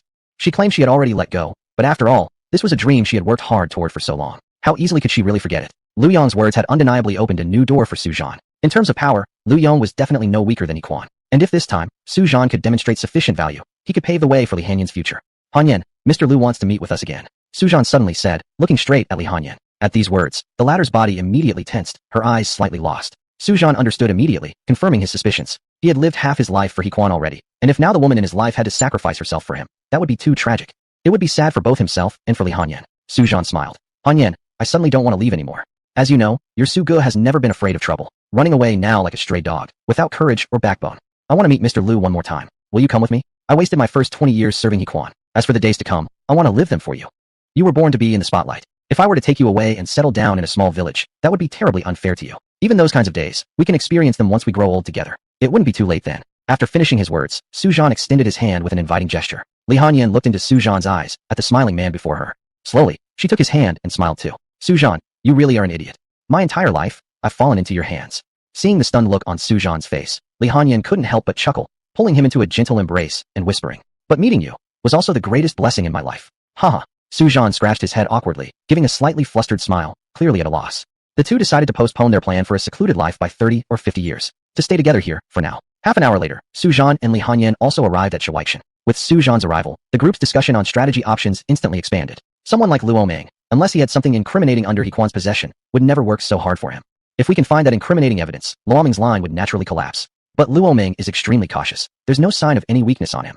There's no such thing as a perfectly sealed wall. Judging from Hequan's way of doing things, the only two things he could use to threaten Luo Meng are either money or women. They continued their discussion, quickly identifying a broad direction. Lu Yong immediately called the Black Detective Agency and asked them to gather information about Luo Meng's financial records and personal relationships. Money and women? At these words, Chen Mengxian felt as if she caught a glimpse of something. Suddenly, a thought flashed in her mind, and realization dawned on her face. I get it now. Startled by Chen Mengxian's sudden exclamation, the group paused their tasks and turned their eyes toward her. Chen hastily explained, there's something extremely odd about Luo Meng. Initially, I hadn't thought much about it, just assumed routine leave. But when I look back now, it seems very suspicious. Every month on the 10th, Luo Meng would take exactly 3 days off without fail. It's been consistent for a full 3 years. As soon as Cui Wen heard this, his eyes immediately lit up. 3 years? Isn't that around the exact time when Luo Meng got married and became the chief editor? Everyone became instantly excited, sensing they had found a breakthrough. Lu Yong quickly sent this piece of information to the Black Detective Agency and asked them to investigate Luo Meng's movement records for every 10th of the month. For Lingqiu and Linglingi, who had been stuck and clueless while investigating Luo Meng, this new information immediately got them moving. After checking Luo Meng's tracks on the 10th of every month, a pair of young eyes instantly lit up. Soon, the intelligence report was sent into Lu Yong's hands. Upon seeing the intelligence report, Lu Yong was overjoyed and immediately shared the information with the group. Every month on the 10th, Luo Meng goes to a small village in Nanshan City, called Shangshui Village. Shangshui Village? Can we dig up anything else? The group was initially excited, but their enthusiasm cooled down quickly. Knowing only a location name wasn't really a breakthrough. At the same time the name was mentioned, Su Zhan's expression became serious as he opened his notebook and began searching. After going through tons of materials, Su Zhan looked up with an even grimmer expression. I think I understand now. At the beginning of every month, Hequan would ask me to transfer a sum of money somewhere. I always assumed it was for some woman he kept outside, so I never thought much about it. But just now, when you mentioned Nanshan City and Shangshui Village, something clicked. I recognized the name immediately. Su Zhan then shared the details from his notebook with everyone. The address to which he had been making transfers turned out to be in Nanshan City, Shangshui Village, and the account holder was a woman named Liu Yan. Everyone exchanged glances, barely able to contain their excitement. Old Su, Miss Chun, if we successfully take down Luo Meng, you two will certainly be the ones who deserve the most credit. Chen Mengxian smiled and shook her head. Without everyone else's help, I wouldn't have thought of it either. It was just a bit of good luck. Su Zhan, however, was more pragmatic. He said immediately, we shouldn't waste time. I'm leaving for Nanshan right away to personally investigate the situation. Since most of Lu Yong's people were female, and the journey ahead was too dangerous, Su Zhan was clearly the most suitable choice. Moreover, as a new member of Lu Yong's team, he needed to prove his worth. Then I'm counting on you. Once this is all over, I think we might have a wedding to celebrate as well. Lu Yong joked with a smile, prompting the group to burst into laughter. Li Hanyan blushed and lowered her head with a faint curse. Su Zhan scratched his head and laughed heartily. Chen Mengxian also teased Su Zhan a bit before smiling and saying, I'll go with Su Zhan. With how intimidating your appearance is, Su Gu, you probably wouldn't even be able to get in the door. If this woman truly has a connection with Luo Meng, then someone who understands him well would be essential. And that makes me the perfect choice. Chapter 97, Xiaoshui Village. After hearing what Chen Mengxian said, everyone turned to look at Su Zhan's face once again and burst into laughter. Lu Yong glanced at Chen Mengxian and smiled. Then I'll leave this to the two of you. Su Zhan nodded with a smile. Chen Mengxian secretly breathed a sigh of relief in her heart. It seemed that Lu Yong didn't treat her like an outsider. As long as they could take care of Luo Meng and use that as a breakthrough, then the side of Hequan wouldn't require any more worrying. Now it was time to focus their efforts on another enemy, the one they truly needed to handle, Yang Yi. More accurately, Yang Yi and his financial backer, the Lu Hui Group. The matter regarding Hequan is temporarily settled. It's now in Su Zhan and Chen Mengxian's hands. Those who now have time should concentrate on dealing with Yang. After giving orders, the group scattered and got to work. Hequan was now a cornered rat. The next day, Su Zhan and Chen Mengxian boarded a flight to Nanshan City. After a 3-hour flight, they landed and switched to a long-distance bus heading for Xiaoshui Village. By the time they arrived at their destination, the sky had already darkened. They found a nearby hotel to stay in. Early the next morning, the intelligence gathered by the Black Detective Agency was sent over, giving the pair Luo Meng's residence and some basic personal details. Luo Meng, 28 years old this year, lived alone and had a 4-year-old son. Xiaoshui Village wasn't big at all. Only several hundred people lived there. Though Luo Meng lived alone in the village, her life wasn't bad. In the southern part of the village, she had built a two-story house where she ran a small supermarket, living a decent enough life. After spending a night in a rural hotel with less than ideal conditions, Chen Mingxian stepped out of the hotel's main gate while rubbing her stiff neck and carrying dark circles under her eyes. Born into privilege and pampered since childhood, she'd been kept awake the whole night by the hard windowsill and the creaking windows that groaned noisily all through the night. She quickly applied some light makeup before heading out with Sujan. Right now, she couldn't even be bothered to look in the mirror. If she didn't see it, naturally, there wouldn't be any troubles. Compared to Chen Mingxian, Sujan was the complete opposite, full of energy and showing no sign of fatigue. It's not a good idea to approach directly. Let's ask around the village first, Sujan said, smiling. Chen Mingxian nodded slowly. Looking at her worn-out, dazed expression, Sujan couldn't help bursting into laughter. Side by side, the two walked southward toward the village. Under a large banyan tree with a wide, thick canopy, an elderly man with white hair sat leisurely puffing on a pipe. As the pair approached the old man, Chen Mingxian smiled and asked, "Grandpa, do you know where Li Lian lives?" Of course, these kinds of inquiries would naturally be left for Chen Mingxian to do. Otherwise, with Sujan's rugged and imposing appearance, as soon as he opened his mouth, he might be mentally labeled as some kind of debt collector. The old man took a good look at the pair, focusing a bit longer on Sujan. This young guy doesn't look like a nice person. Then he turned to Chen Mingxian and thought to himself that the young lady was pretty enough, though her face seemed a bit too pale. The old man didn't answer immediately. He tapped the stem of his pipe to shake off the ash, asking in a slow and calm tone, "Li Lian? Yes, I know that girl. She doesn't interact much with the villagers normally. So who might you two be?" Seeing the questioning gaze from the old man, Chen Mingxian smiled again and said, "We are colleagues of the child's father. We were asked by him to come and visit mother and child." Her sentence was a bit awkward, but it was the only way she could explain. Although they suspected Li Lian had some kind of secret relationship with Luo Meng, and even further wondered if the child might actually be his. They had no evidence yet, and if the child turned out not to belong to Luo Meng, it could easily result in a misunderstanding and unwanted wariness. Upon hearing her words, much of the old man's suspicion was eased. The old man had seen Luo Meng a few times in the past several years, and although the man didn't come back often, he appeared to be a decent enough looking person. These two who came looking for Li Lian dressed in clothes that clearly marked them as city dwellers. Anyway, the village was so small that if they meant any harm, all Li Lian needed to do was shout for help. Pointing toward the south of the tree, the old man said, "So you're colleagues of that young Luo Meng guy? See that two-story building over there? The one with a small store downstairs. That's where Li Lian lives." "Thank you, Grandpa." Chen Mingxian and Sujan hurriedly thanked the old man and headed together toward Li Lian's house. As soon as they turned around and got out of the old man's sight, both of their eyes lit up with excitement. Luo Meng and Li Lian are married and already have a child? Then what about that wife of his back in MDS? Could it be bigamy? Chen Mingxian looked at Sujan with a puzzled expression. Sujan shook his head, saying, "There's clearly more to this story. Only Luo Meng himself probably truly understands all the twists and turns. My feeling is that Li Lian probably only knows part of what's going on in MDS with Luo Meng." The two quickly synchronized their stories and decided what to say once they met Li Lian, then knocked on the glass door of the small store.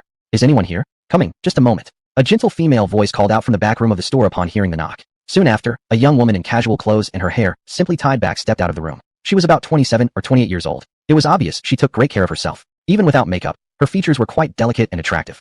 Such a woman in this small mountain village was truly one of a kind. Li Lian looked at the two people in the shop and hesitated, asking in suspicion, "May I ask who you are?" The size of Sheshui village was small. Everyone recognized each other. Chen Mingxian and Su Zhan, dressed like urban dwellers, clearly stood out. Chen Mingxian smiled and introduced herself. "You must be Ms. Li Lian." "Hello, I'm Chen Mingxian, and this older brother beside me is Su Zhan. We're both colleagues of Luo Meng."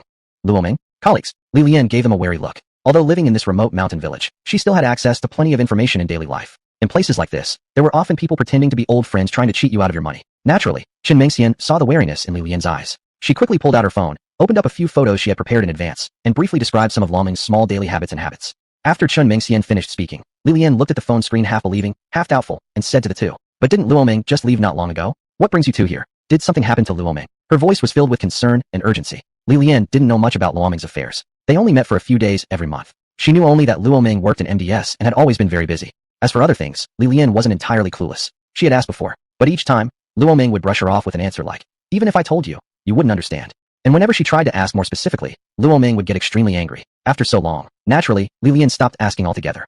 Chapter 98, Luo Meng's Past. Although Luo Meng only came back home for a few days each month, every time he returned, he brought lots of gifts, and he truly cared for his family. One could say that aside from not spending enough time with his wife and son, he had no other shortcomings. Li Lian herself came from an ordinary background, so in other people's eyes, she had already been very lucky to marry Luo Meng. Actually, there had long been many suspicions in her heart about Luo Meng. Yet, fearing that pushing the man away might cause more problems, she chose to bury those concerns deep inside. Looking at the tall and strong Su Zhan and the rarely seen beauty in the village, Chen Mingxian, Li Lian felt increasingly uneasy. Could it be that Luo Meng had always been involved in some shady business, and now his deeds had finally been exposed? "Oh my, look at my memory. Don't just stand outside. Come in and sit down." Li Lian quickly invited the two guests into the house. Behind the small convenience store was the living room, where a large color television stood. The floor and sofa were quite luxurious, nothing one would expect to find in such a remote mountain village. After Chen Mingxian and Su Zhan had taken their seats, Li Lian brewed tea for them, and then cautiously began inquiring about Luo Meng. Of course, such a small trick was easily seen through by Su Zhan and Chen Mingxian. Chun Mengxian smiled slightly and calmly replied, Sisterly, you're overthinking. You know how Luo Ming is. He wouldn't do anything illegal. Then why exactly are you two here today? Chun Mengxian smiled again and said, Don't worry, Sisterly. This is actually good news. Luo Ming has worked at our company for many years with excellent performance. Recently, our leader learned that Luo Ming lives quite far away, so he specially sent us two over to visit and check in on your family life. If you need any help, we can assist in resolving it. You could say it's an employee benefit, and Sue and I are directly in charge of this task. Oh, I see. So that's the case. A breath she hadn't realized she was holding was finally released, but a question lingered in her mind. Then why didn't Luo Ming come along with you? Chun Mengxian answered, Luo Ming's work is demanding, right? He can only come back a few days a month. Sisterly, surely you figured it out. Our unit really can't function without him. Just so happens we're at Luo Ming's house. I'll give him a quick call, surprise him a little.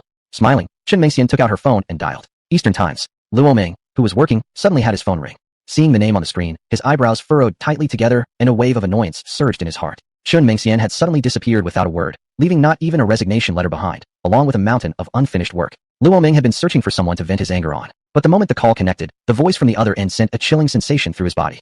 Is that Luo Ming? We're in Xiaoshui village now, and Sister Li's right beside us. Would you like to say hello to each other?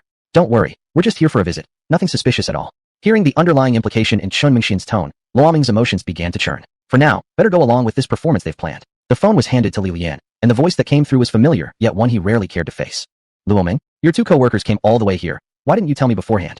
Forcing calm into his voice, Luo Ming replied with a faint smile. I wanted to surprise you, that's all. When did they arrive? Just now. Okay, then hand the phone back to them. I'd like to talk to them briefly. All right. With no suspicion in her mind, Li Lian returned the phone to Chun Mengxian, and all her remaining doubts faded away. Taking the phone, Chun Mengxian stepped outside the house, and between the two of them, the pretense dropped, the words turning blunt. Chun Mengxian, what do you want and what are you doing coming here? Do you think playing this kind of card against me will work? Whether it works or not, who knows? But I guess, Mr. Luo Ming certainly wouldn't want Ms. Li Lian to find out that you actually have a wife and daughter in Modu, would you? That sentence hit Luo Ming's weakest point directly. Luo Ming fell into complete silence. After a long pause, his hoarse voice finally came through. Then tell me, what exactly do you want? If I'm not mistaken, you're working for Mr. Yong these days, right? What an impressive man he must be, quietly luring away even a veteran staff member from the Eastern Times. Chun Mengxian thought bitterly that she hadn't actually been poached by Yong, but she had absolutely no intention of explaining this. It's not only me, Su Zhan is here too. If before Luo Ming still had any thoughts of bargaining, this sentence from Chun Mengxian was like a thunderclap directly overhead. When Luo Ming fell silent again, a flicker of satisfaction passed through Chun Mengxian's heart. Back at the Eastern Times, she had endured more than her share of his cold treatment. Was this considered settling a long-standing score? Chun Mengxian spoke again in her usual unhurried tone. Luo Ming, we haven't done anything unnecessary or said anything inappropriate. I suppose you didn't tell them about this place either. Your wife and daughter in Modu probably don't even know about Li Lian's existence, right? There aren't many people who know about this, and we'll keep your secret, for a while anyway. Of course, we can't promise we'll stay quiet forever. Interested in meeting up to talk in person? All right, Luo Ming replied. After hanging up, he collapsed weakly onto his chair as if all his strength had drained away. Has my life really come to its end like this? That He Quan guy surely couldn't be trusted. Luo Ming sighed. In his heart, he never wanted to associate with someone like He Quan. This guy was exactly the type who would betray others in a heartbeat if enough profit was involved. As the group led by Lu Yong suspected, Luo Ming's cooperation with He Quan was precisely because he had some compromising evidence held over him. Luo Ming, with his family background, reaching such a position at this age seemed utterly inconceivable to outsiders. But he seized an opportunity. 6 years ago, he had already married Li Lian. They were childhood sweethearts. Back in high school, Luo Ming had managed to get into university while Li Lian had dropped out due to her family's financial situation. After he graduated, the two met again. No longer children, they both confirmed the feelings they held for each other. Under the arrangement of their elders, they officially married and became husband and wife. At that time, Luo Ming was still young and inexperienced, full of bright hopes for the future. After a short but blissful honeymoon with Li Lian, he traveled alone to Modu, only to suffer a major setback soon after. In just 3 months, he failed dozens of job interviews. The travel money he had brought ran almost completely dry, and his stubborn pride prevented him from returning home in disgrace. Fortunately, fate did not completely abandon him. Just as he was losing hope, he barely got accepted by the Eastern Times as a temporary staff member. It was around that time he met his second wife, Yu Shuer. Yu Shuer had also just joined the Eastern Times then, but naturally, her starting point was worlds apart from Luo Ming's. She was the daughter of the founder and editor-in-chief of the Eastern Times at that time. Chapter 99, Zhang Qin's Move. Both of them were newly hired employees, assigned to the same office. At that time, Luo Ming was diligent and ambitious, possessing a natural drive and the tenacity of a wolf. Combined with his good looks, he could truly be described as a man of talent. Working closely day after day, Yu Shuer gradually fell in love with this man who seemed so different in her eyes. As a modern city girl who had received liberal upbringing from her parents, Yu Shuer took the initiative to pursue Luo Ming. Facing Yu Shuer's confession, Luo Ming, who was already married at the time, fell silent. In the end, he chose not to reveal the truth of his marriage to her, because through this woman, he saw a path forward, a bright road that could change his life. Not long after, the two officially became a couple. With Yu Shuer's help, and being no slouch himself, Luo Ming quickly gained the approval of Yu Shuer's father, climbing the ranks rapidly within just 1 year. 3 years ago, after marrying Yu Shuer, Luo Ming officially took over as the editor-in-chief of Oriental Times. Perhaps due to inner guilt and the heavy burden of two families weighing on his shoulders, Luo Ming began working obsessively, desperately trying to manage both sides well. In just 3 years, the Oriental Times became a first-tier media outlet nationwide. If it hadn't been for his encounter with He, Luo Ming would have considered his life perfect. Perhaps, at some point in the future, he'd confess everything to both of his wives. The next day, Luo Ming came alone to the excellent restaurant, Delicious First. In an elegant private room, he met Lu Yong for the first time, the man he had secretly conspired against countless times under his instruction. Lu Yong picked up a cup of tea, took a sip gently, and looked at Luo Ming. Mr. Luo, I think becoming friends with me is a much better choice than remaining my enemy, don't you agree? Looking at the smiling Lu Yong, Luo Ming could only respond with a bitter smile. He had no choice. On the second floor of Delicious First, Lu Yong watched as Luo Ming drove away. They had reached an agreement. Lu Yong would help Luo Ming keep his secrets, and could even offer assistance, ensuring that Li Lian settled securely in Metropolis. He also promised Luo Ming a sufficient amount of money, so that even if he quit Oriental Times, Luo Ming could live comfortably. Naturally, regarding Luo Ming's relationship problems with his two wives, Lu Yong had no interest in interfering or digging deeper. As the price for obtaining all of this, Lu Yong acquired a vast amount of intelligence from Luo Ming. Unlike Su Zhan, Luo Ming was in contact with both Yong and He regularly, thus possessing a massive volume of first-hand information. Additionally, Luo Ming and Lu Yong had agreed that when Lu Yong launched his final offensive, the Oriental Times, which wielded significant influence, would stand wholeheartedly on Lu Yong's side. Now, Lu Yong already held enough ammunition at his disposal, but to completely destroy He and Yong utterly, there was still something missing. The powerful benefactors behind these two, the Lu Hui Group. A two-story building on the outskirts of the city, Zheng Qin pressed the doorbell once again. She had come here for the third day in a row. Lu Yong's counterattack against He and Yong was proceeding methodically, and as a member of the team, she naturally was eager to make a contribution. A few days ago, the astronomical compensation amount demanded by Yang Yi's agency had reached her hands. An impossible sum for her to ever repay. Lu Yong helped her resolve the debt and paid off the penalty fees. Her contractual obligations were now transferred to Future Sky Media, one of Lu Yong's subsidiaries. Now that Lu Yong had become her new boss, Zheng Qin was determined to prove her worth. She never wanted to be shelved again, and the woman inside this house was her target. The homeowner's name was Lu Ming, a woman who once had a tangled relationship with Yang. She had attempted suicide 3 times for him. Zheng Qin hoped to find a breakthrough through this woman, to send Yang straight to hell, avenging a deep grievance. After pressing the doorbell for a while, no one answered the door. Sigh. Zheng Qin sighed, and sat down on a bench in front of the street. Except for seeing Lu Ming briefly on the first day, she had returned empty-handed for the following days. Obviously, Lu Ming was deliberately avoiding her. 3 visits to the thatched cottage. Today I'm going to wait you out. Zheng Qin silently resolved herself, determined to engage in a battle of endurance with Lu Ming. From morning to noon, from noon into the afternoon, Zheng Qin demonstrated extraordinary mental strength and perseverance. Except for brief breaks to use the restroom and eat, she hardly left that bench. She kept her gaze fixed on the small house ahead. Zheng Qin knew, the inhabitant of this house could definitely see her from within. Behind the curtains on the second-floor window of the small house, a slim figure stood sideways by the window. What's the point of this? Lu Ming glanced at Zheng Qin at the other end of the street and couldn't help sighing. As for Yang, she had long wished never to think of him again. Just thinking about how she had once loved this scumbag and devoted herself to him made Lu Ming feel a wave of nausea. She met Yang when she was only 17. At that time, Yang was the future heir of the Yong group, surrounded by countless halos. Combined with his good looks and natural charm, he became the dream lover of countless girls his age. Lu Ming was one of them, but the nightmare began quietly. That year, at Yang birthday party, many of their classmates at the time were invited to his house. They were all partying wildly, and Lu Ming was forced to drink quite a bit, feeling a bit dizzy. Then that bastard Yang took her inside and did something despicable and unforgivable. Lu Ming grew up in a relatively traditional and conservative family, and was quite a reserved girl. Such a thing had happened, and naturally Yang was unforgivable. She argued fiercely with Yang and finally gave him 2 choices, either marry her, or she would go to the police. Yang didn't want to make a big fuss at the time, so he naturally chose the former. He spoke sweet words to her, comforting her. Lu Ming was still quite young back then, and naturally believed Yang completely, so she accepted the situation. Besides, Yang often gave her little surprises that made her happy. With time passing, Lu Ming naturally became deeply devoted to him. But this was only the beginning of Lu Ming's descent into hell. Once Yang got tired of the novelty, he naturally threw Lu Ming aside like trash. Lu Ming wouldn't accept it easily, and thus frequent quarrels erupted between them. Lu Ming was abused by Yang many times, and once suffered serious injuries so bad that she was hospitalized, nearly losing her life. Fearing the incident would escalate and affect his status in the family, Yang switched to a gentle approach again, soothing and deceiving Lu Ming. Still clinging to a glimmer of illusion in her heart about Yang, Lu Ming chose to forgive him again. Then came endless cycles of pain, again and again. Heartbroken and hopeless, Lu Ming even attempted suicide, hoping to see if there was the slightest space in that man's heart that belonged to her. The result not only disappointed her, it crushed her completely. In the end, she chose to leave. Now she lived alone in this quiet place. Chapter 100. Reaching the highest point together with the song. Boom, boom. At some point, the sky had turned pitch black, heavy clouds hanging low, and a storm was about to break. Achoo. Zheng Qin sat on a bench and sneezed. She now felt a little regretful for not checking the weather forecast before leaving home. She should have worn more clothes. The weather changes faster than a face in a mask-changing performance. Zheng Qin muttered, discontent. Cold wind blew through her hair. She could already feel the humidity in the air. It was about to rain. Another gust of cold wind passed by, and she couldn't help shivering. Maybe she should go home today and come back tomorrow? Zheng Qin hesitated. She stared at the small building in front of her, feeling as though Lu Ming had also decided to play a waiting game with her. In the past few days, just like how Zheng Qin stubbornly camped in front of the door, Lu Ming had not stepped out either. No way, I can't leave now. This is all about who can endure longer. Come on, Zheng Qin, you can do it. While cheering herself on, Xingqin hugged her knees and swayed back and forth on the bench. That made her feel slightly warmer and less cold. Swish. Without warning, droplets of rain poured down, falling on Xingqin's hair, face, soaking through her clothes before flowing onto the ground, gathering into a small stream rushing into the distance. Why am I doing this? Is it worth it? Her thoughts floated with the sound of raindrops striking the ground. Why? Perhaps for that intangible and ethereal dream. Xingqin gave herself a bitter smile. Truth be told, she didn't have to do this. After signing with Lu Yong's company, given Mr. Lu's deep pockets, she would probably be well fed and clothed without lifting a finger. But she wasn't willing to accept that. She refused to end her life that way, lying in a dark, narrow, suffocating coffin, buried underground until her body decayed. She had been in the entertainment industry for quite some time, already 6 full years. That once youthful and vibrant girl had now become a spinster, and soon enough, a woman with a worn-out face. In 6 years, she had switched 4 different management companies. Lu Yong's was her 5th. Whenever people mentioned Xingqin, the most common impression was, oh, that singer whose songs are famous, but who herself is not.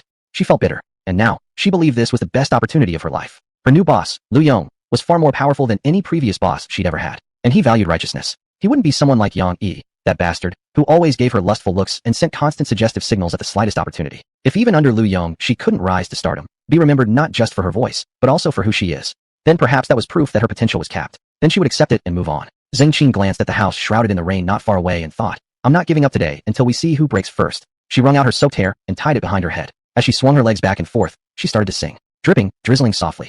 The melodious singing rose in the rain, accompanied by the falling raindrops, the flowing water, and the wind. It formed a naturally harmonious symphony. The song passed through the rain and soared into the skies, falling into someone's heart. Only while singing did Xingqin feel the most relaxed and happy. She loved music and therefore didn't want to betray it. Music had given her everything, but music was only a part of her. She wanted people to know that Xingqin was not only a good singer, but also a good person. The secluded street had originally been empty, which made her singing sound even more desolate. The rain had been falling for quite a while now. Xingqin didn't know how long she had been singing. Her voice had become a bit hoarse. Suddenly, the song in the rain paused. The sound of rain hitting an umbrella abruptly appeared. Xingqin raised her head. A slim figure stood before her, holding an umbrella. Do you hate Yong? Lu Meng said softly, almost like talking to herself. Xingqin smiled. Of course I do, but not that much. Looking into Xingqin's eyes, Lu Meng said, if it weren't hatred, you wouldn't have gone this far. What are you trying to achieve? I can help you get what you want, but I need a reason to help you, a reason to uncover my own scars.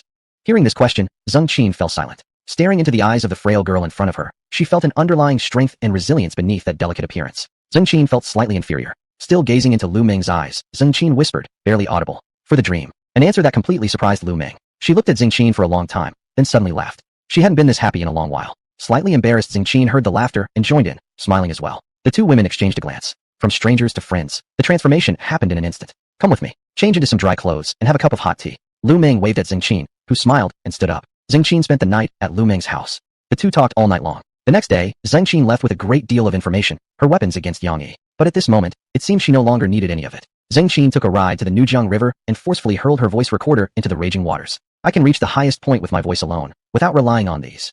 If not in 1 year, then 5. If not in 5, then 10. Until the day I die. Standing by the riverbank, Xingqin shouted loudly. The meeting room of Shuaishan. A group of people gathered, discussing strategies. Their final target, Cui Hao, the largest jade supplier to Luhui Group. He controlled over 80% of Luhui's supply chain. Control Cui Hao, and you control the lifeline of Luhui Group. And once Luhui collapsed, Yang Yi and He Quan would lose their financial support, like 2 fish without water. Then, by revealing the dirt Lu Yong possessed, those 2 could be completely destroyed in one fell swoop. Now, the group had reached the final phase of their discussion. Lu Yong spoke seriously to Lin Xiaoyan. Xiaoyan, the final step of this plan is in your hands. Don't worry. Lin Xiaoyan exhaled deeply and replied with determination. Cui Hao, a man even more difficult to handle than Luo Meng. Single, unmarried, with clean personal finances, no complicated relationships, flawlessly spotless. Like a turtle with no openings, leaving you with no way in. After going through countless pieces of information and seeking breakthroughs from multiple angles, the group finally discovered what barely qualified as a weakness. Cui Hao was a fan of Lin Xiaoyan. While organizing the data, the group had unexpectedly discovered that Cui Hao, no matter how busy his schedule, always made it to every fan meeting of Lin Xiaoyan's, never missing one. The group decided to use this as their breakthrough point and formulated a plan. A beauty trap, led by Lin Xiaoyan.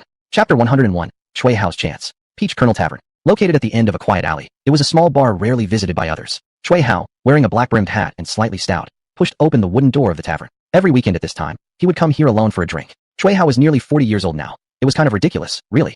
Despite his career success, marriage had become his biggest dilemma. With constant pressure from his parents to marry, he had already started feeling somewhat mentally drained. Add in his heavy workload and non-stop travel across the country, leaving him almost no time to rest. This weekly drinking session had become incredibly precious to him. Not going home until I'm thoroughly drunk tonight.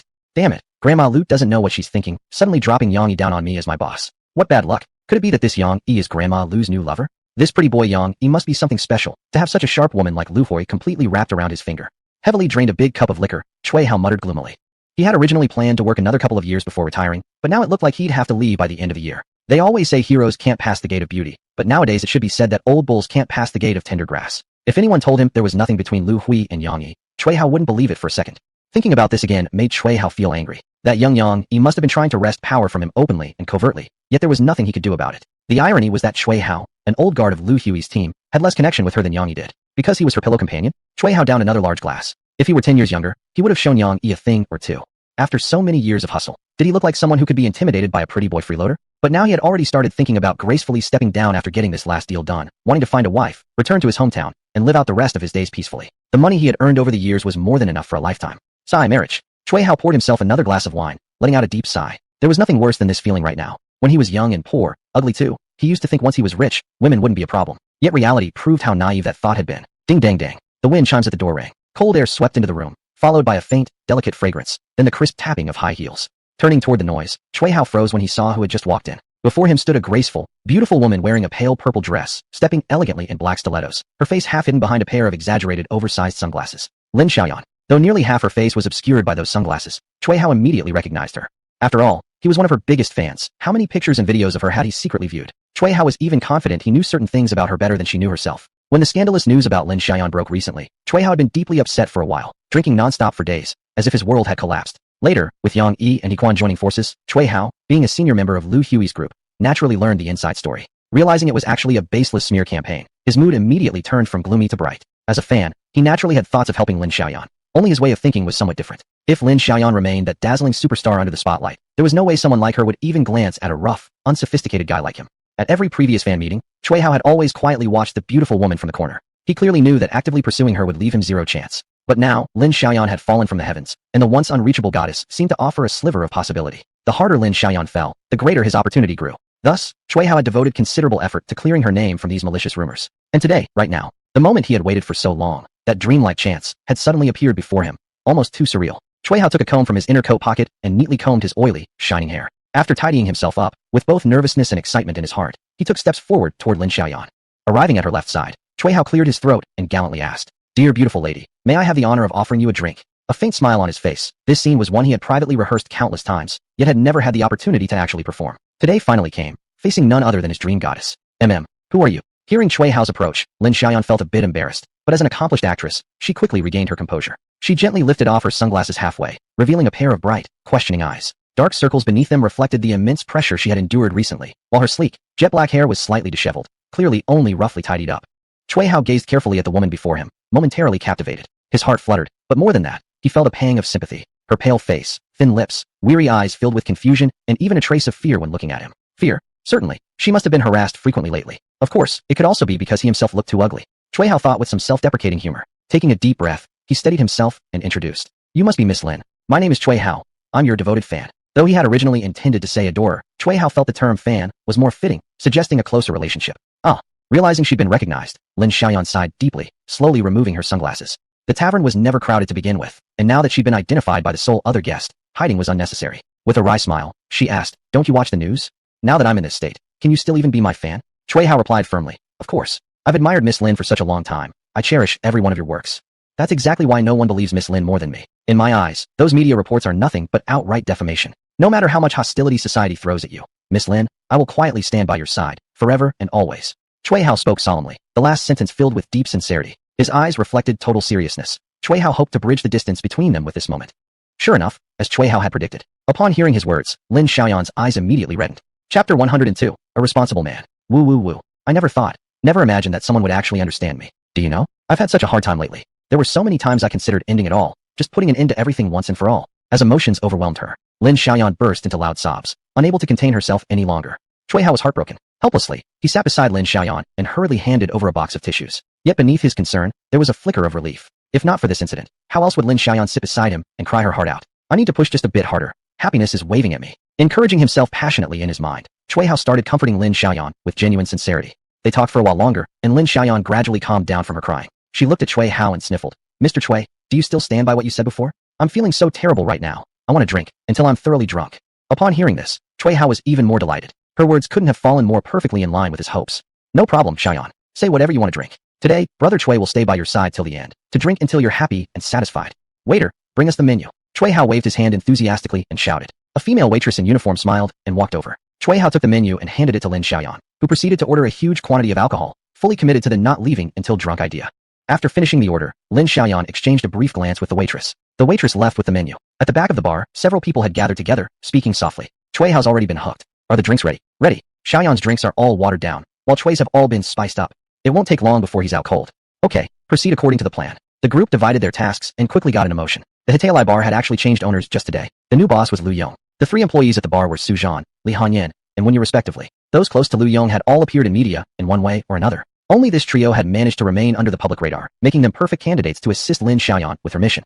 Before long, Wenyu arrived with the drinks. Lin Xiaoyan not only was a great actress, but also had a real talent for encouraging drinking. Just a few words from her had Chui Hao completely smitten. After 3 cups filled with special ingredients, Chui Hao belched loudly and mumbled drunkenly. Miss Lin, I don't know what it is today. This liquor seems to get me drunk far too quickly.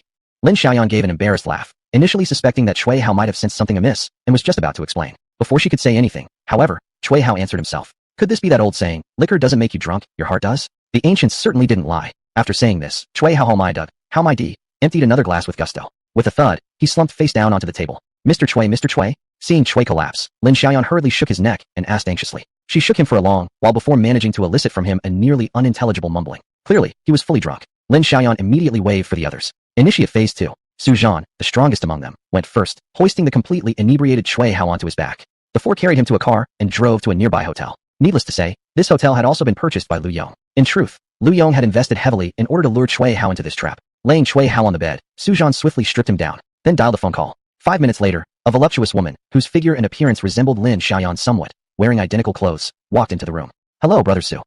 Su Zhan looked at her, giving a solemn instruction. You know what to do, I assume. After this mission, we'll give you enough money to quit this job for good.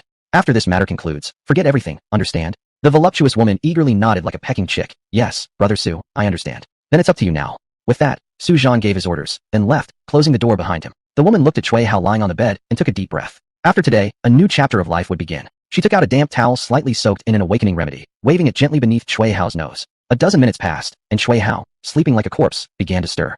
The voluptuous woman, seeing the time was right, climbed onto the bed. After finishing her task, she took a small bottle and dropped some pre-prepared blood onto the bedsheet. Once everything was completed, the woman indulged herself in a refreshing shower, then changed into a new set of clothing. Leaving behind a note handwritten personally by Lin Xiaoyan on the bedside table, the woman shut the door behind her and left. An uneventful night followed. The next day, Chui Hao woke up from a dream. He covered his head and groaned softly. He had drunk too much last night, and now his head throbbed painfully. Last night, did I have a beautiful dream? Chui Hao muttered uncertainly. A dream full of tender and passionate scenes. He didn't even want to wake up from it. If only that dream were real.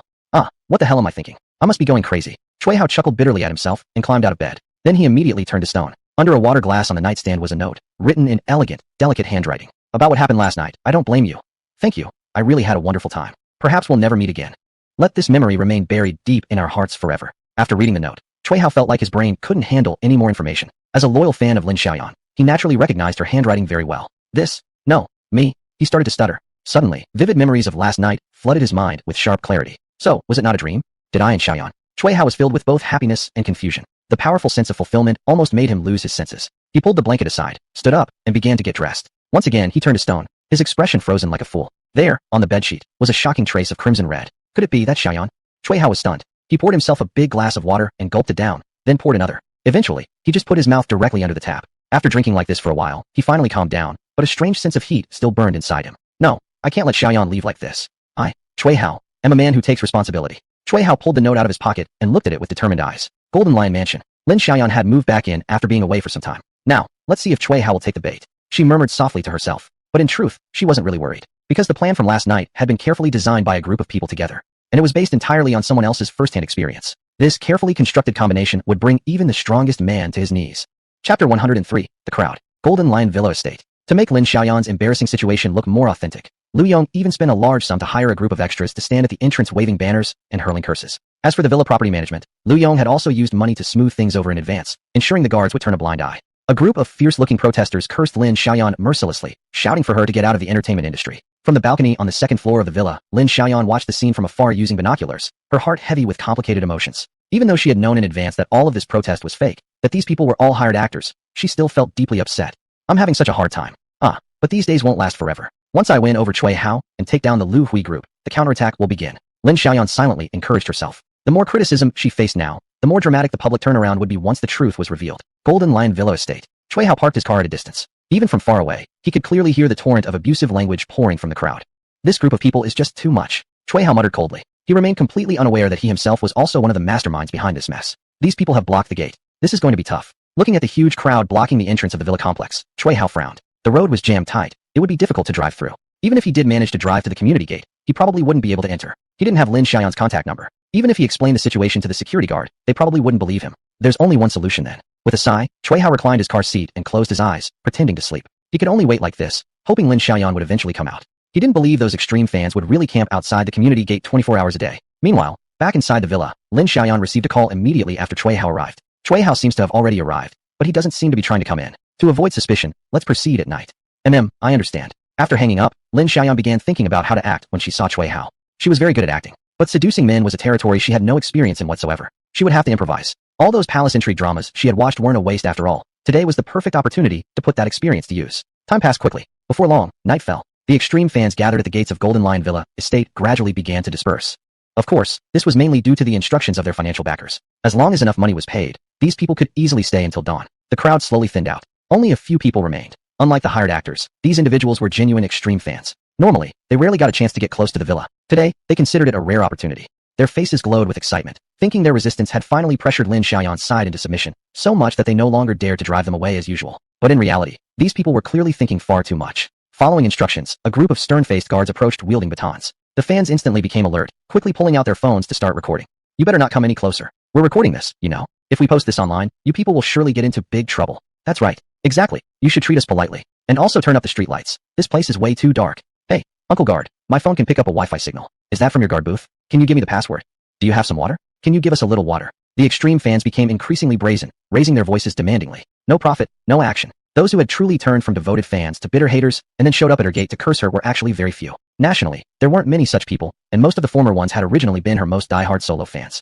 But none of the people present fell into that category. Like the hired actors brought in by Yong, these people too were paid by others to be here. They simply stood outside all day cursing a few words and could earn huge sums of money, far more profitable than having a job. Of course, there was danger involved, such as being forcibly removed by security, and one could easily get injured during such an encounter. But to them, that was actually good news. Clip the video to exclude the context leading up to the incident, and they could sell the footage to various media outlets for quite a lot. Add in compensation for injuries and medicine fees, and they would make a tidy sum. Especially after learning that the backer behind Lin Xiaoyan, Yong, was an extremely wealthy and generous man, these individuals became even more emboldened in their provocations. The only downside was that so many of their allies had already left. Otherwise, with this many people gathered here, who would dare to challenge them? That group who left earlier really lacks foresight. I don't think they're suited for this line of work at all. Yeah, let's provoke them a bit, and see if we can push these guards to act. That's how we make money fast. Two veteran troublemakers whispered to each other. They signaled the others and started shouting at the guards. A bunch of rats droppings. Sujan, watching from a distance, couldn't help but curse. He really shouldn't have allowed this group to enter together. Now it had become problematic. The guards were now reluctant to act. After all, this was their livelihood, and one couldn't expect them to risk their lives for others.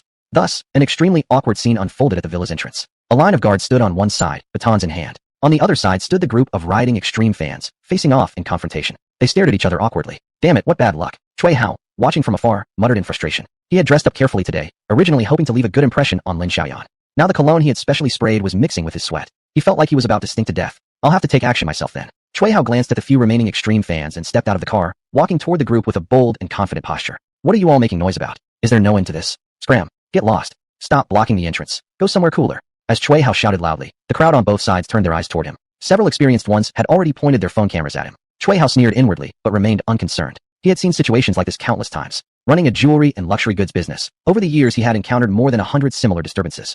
At first, he had been somewhat fearful, but gradually he grew accustomed. He had figured it out. People who were willing to cause trouble came purely for profit. Without financial incentive, who in their right mind would come to cause trouble? I'll give each of you 10,000 yuan right now. Disappear from my sight immediately. Chapter 104, The Woman's Secret Weapon. A group of extreme fans froze for a moment. What was going on? This wasn't how it was supposed to go. Normally, wouldn't they start causing trouble, and then someone would show up to mediate when the other side couldn't handle the pressure? What was happening now? Did he just offer money right from the start? Was this whole hired mob business really this easy nowadays? Do you think we're that kind of people? Take your stinking money and get lost. We won't be blinded by greed. We're righteous individuals gathered here for justice. A woman like Lin Xiaoyan doesn't deserve to live in the sunlight, right? Expel Lin Xiaoyan. Make Lin Xiaoyan apologize to the entire nation. The agitators began shouting loudly. Compared to a group of silent guards armed with batons, Chui Hao was clearly a much better target for their protest. They were professional troublemakers. If they simply accepted the money and left without causing any commotion, that would be too unprofessional. Scram. 20,000 each. All of you get lost. Chui Hao shouted angrily. facing a mob alone, yet showing no signs of backing down in terms of pressure. Do you even consider what we stand for? One troublemaker immediately refused. Didn't they have any self-respect? Even if they were hired agitators, they still had their dignity to maintain. 30,000. Chui Hao roared again. The entire group instantly fell silent, exchanging glances, and already many were getting restless. One extremist sneered, "We're here for justice." 40,000. Take it or leave it. If not, just scram. I'm leaving. Chui Hao spat on the ground impatiently. One of the hired agitators wanted to say something else, feeling it was simply too undignified to accept money like this. But a cold snort from Chui Hao stopped his words mid-thought. The agitator smiled awkwardly and said nothing more. If they annoyed this guy too much, there would be no money at all. Dignity? That meant nothing. Seeing the group of extremists instantly fall apart, Chui Hao smirked coldly, revealing a victorious smile across his face. Want to mess with me? After transferring the money to the agitators, the entrance of Jinshi Haoyuan finally became quiet. Strangely enough, Chui Hao also received a few business cards. Looking at the guards, Chui Hao said with a smile, "Well, gentlemen, could you help me contact Miss Lin Xiaoyan? Please tell her Chui Hao is here to see her." The guards exchanged glances, then nodded. This man clearly had deep pockets, and they couldn't possibly provoke someone like him. Moreover, judging from the situation, he wasn't here to seek revenge against Lin Xiaoyan, so there was no need to block him. One guard jogged to the security room and dialed the landline at Lin Xiaoyan's villa. "Yes, I know him. Let him in." After receiving Lin Xiaoyan's response, Chui Hao drove his car slowly into Jinshi Haoyuan. At the entrance of Lin Xiaoyan's villa, Chui Hao held a slightly wilted bouquet of roses, anxiously pressing the doorbell. He wondered what Xiaoyan thought about yesterday's events. Was it too sudden of him to show up directly like this? What should he say when he saw Xiaoyan later? For Chui Hao, every second felt like a year. Luckily, the sound of footsteps coming from the door soon relieved his anxiety. The gate slowly opened. Chui Hao straightened up and quickly revealed a smile he had practiced the whole day. But when he saw Lin Xiaoyan's tired face, his heart sank, and his mood couldn't be happy at all. "Xiaoyan, you've suffered." Concerned, Chui Hao's words blurted out without going through his head. Hearing this, Lin Xiaoyan immediately couldn't hold back her emotions anymore, and tears poured out in large drops. Sobbing, she asked through her sobs, "How did you find me here? I don't want to see you. Please leave, okay?" Well, as she cried, her words became incoherent, and she was deeply hurt. Witnessing this scene, Chui Hao was completely thrown into chaos. His mind was a mess, and he cursed Hequan and Yong inwardly with every curse imaginable. Those damn bastards. Those animals. They made my dear Xiaoyan suffer this much. Regaining his composure, Chui Hao immediately stepped up and reassured her. "Xiaoyan, don't worry. You've got your brother Chui. I promise, no one will ever dare to bully you again." As Chui Hao's firm voice settled, Lin Xiaoyan gradually stopped crying. In her pair of beautiful eyes, at first confused, then appeared a rare glimpse of trust. Looking into these eyes that seemed to speak volumes, Chui Hao felt his heart melting. "Let's go inside and talk. If the paparazzi see us, it might not be good." Lin Xiaoyan rubbed her red eyes and softly said, as gentle as a young bride. Okay." Chui Hao hurriedly agreed, feeling extremely happy in this very moment. In the living room, Lin Xiaoyan took out a bottle of wine, and the two began chatting aimlessly with intermittent pauses. Chui Hao used every trick in the book, pouring out all the conversations he had ever known in his life, and finally managed to bring a smile to Lin Xiaoyan's face. After taking a small sip of wine and sensing the right moment, Chui Hao cautiously said, "Xiaoyan, I know this sounds like taking advantage of your current situation, but I really like you. Xiaoyan, as long as you agree to marry me, I'll fulfill any condition you ask." "Brother Chui." Lin Xiaoyan was a little taken aback, but she didn't refuse directly. Chui Hao's spirits lifted instantly. Not refusing directly meant there was still a chance. He quickly pressed forward. "Xiaoyan, you must remember what happened yesterday. That beautiful memory will forever stay in my heart. I'm a responsible man, Xiaoyan. Marry me. I swear, I will treat you right for the rest of my life." With that, Chui Hao got down on one knee and presented the engagement ring he had cherished for a long time. It was a ring set with a precious emerald gemstone. A rare treasure Chui Hao had acquired years ago, originally intended to be a family heirloom. But to win Lin Xiaoyan's affection, he had truly spared no expense. A heavy silence fell between them. They locked eyes without speaking. After a long pause, Lin Xiaoyan finally spoke, sounding resolute. "Brother Chui, I can accept your proposal. You know what kind of woman I am. But there's one thing I must do first. I hope you can help me." Hearing the serious tone in Lin Xiaoyan's voice, Chui Hao responded with equal seriousness. "What is it? Just say the word. Anything you ask, I'll make it happen. No excuses." Lin Xiaoyan fixed her gaze on Chui Hao and said solemnly, "I want revenge. I want those who framed me, especially Hequan and Yong, to be disgraced and ruined. I want them to taste the pain I've felt. Xiaoyan this." Upon hearing Lin Xiaoyan's demand, Chui Hao hesitated instantly. Noticing Chui Hao's wavering attitude, Lin Xiaoyan, resorting to the ultimate weapon women often use against men, delivered the killing blow. "Chui Hao, do you really love me?" These words struck deep into Chui Hao's heart. He looked at Lin Xiaoyan, at those sorrow-filled eyes, and nodded slowly. Chapter 105. The Dirt on Lu Hui Group. Chui Hao nodded heavily. In just a brief moment, he had already figured everything out. Originally, he had already planned to leave Lu Hui Group and distance himself from it, letting Yang Yi, that stubborn hothead, take the blame for everything. Thinking carefully, Lin Xiaoyan's words described exactly what he had intended to do. It was just happening a bit earlier than planned. Chui Hao then asked, "Xiaoyan, what do you plan to do?" Lin Xiaoyan let out a sigh of relief and answered methodically. "To take down Hequan and Yang Yi, we proceed in 2 steps. First, gather enough dirt on them. Second, cut off their ability to fight back.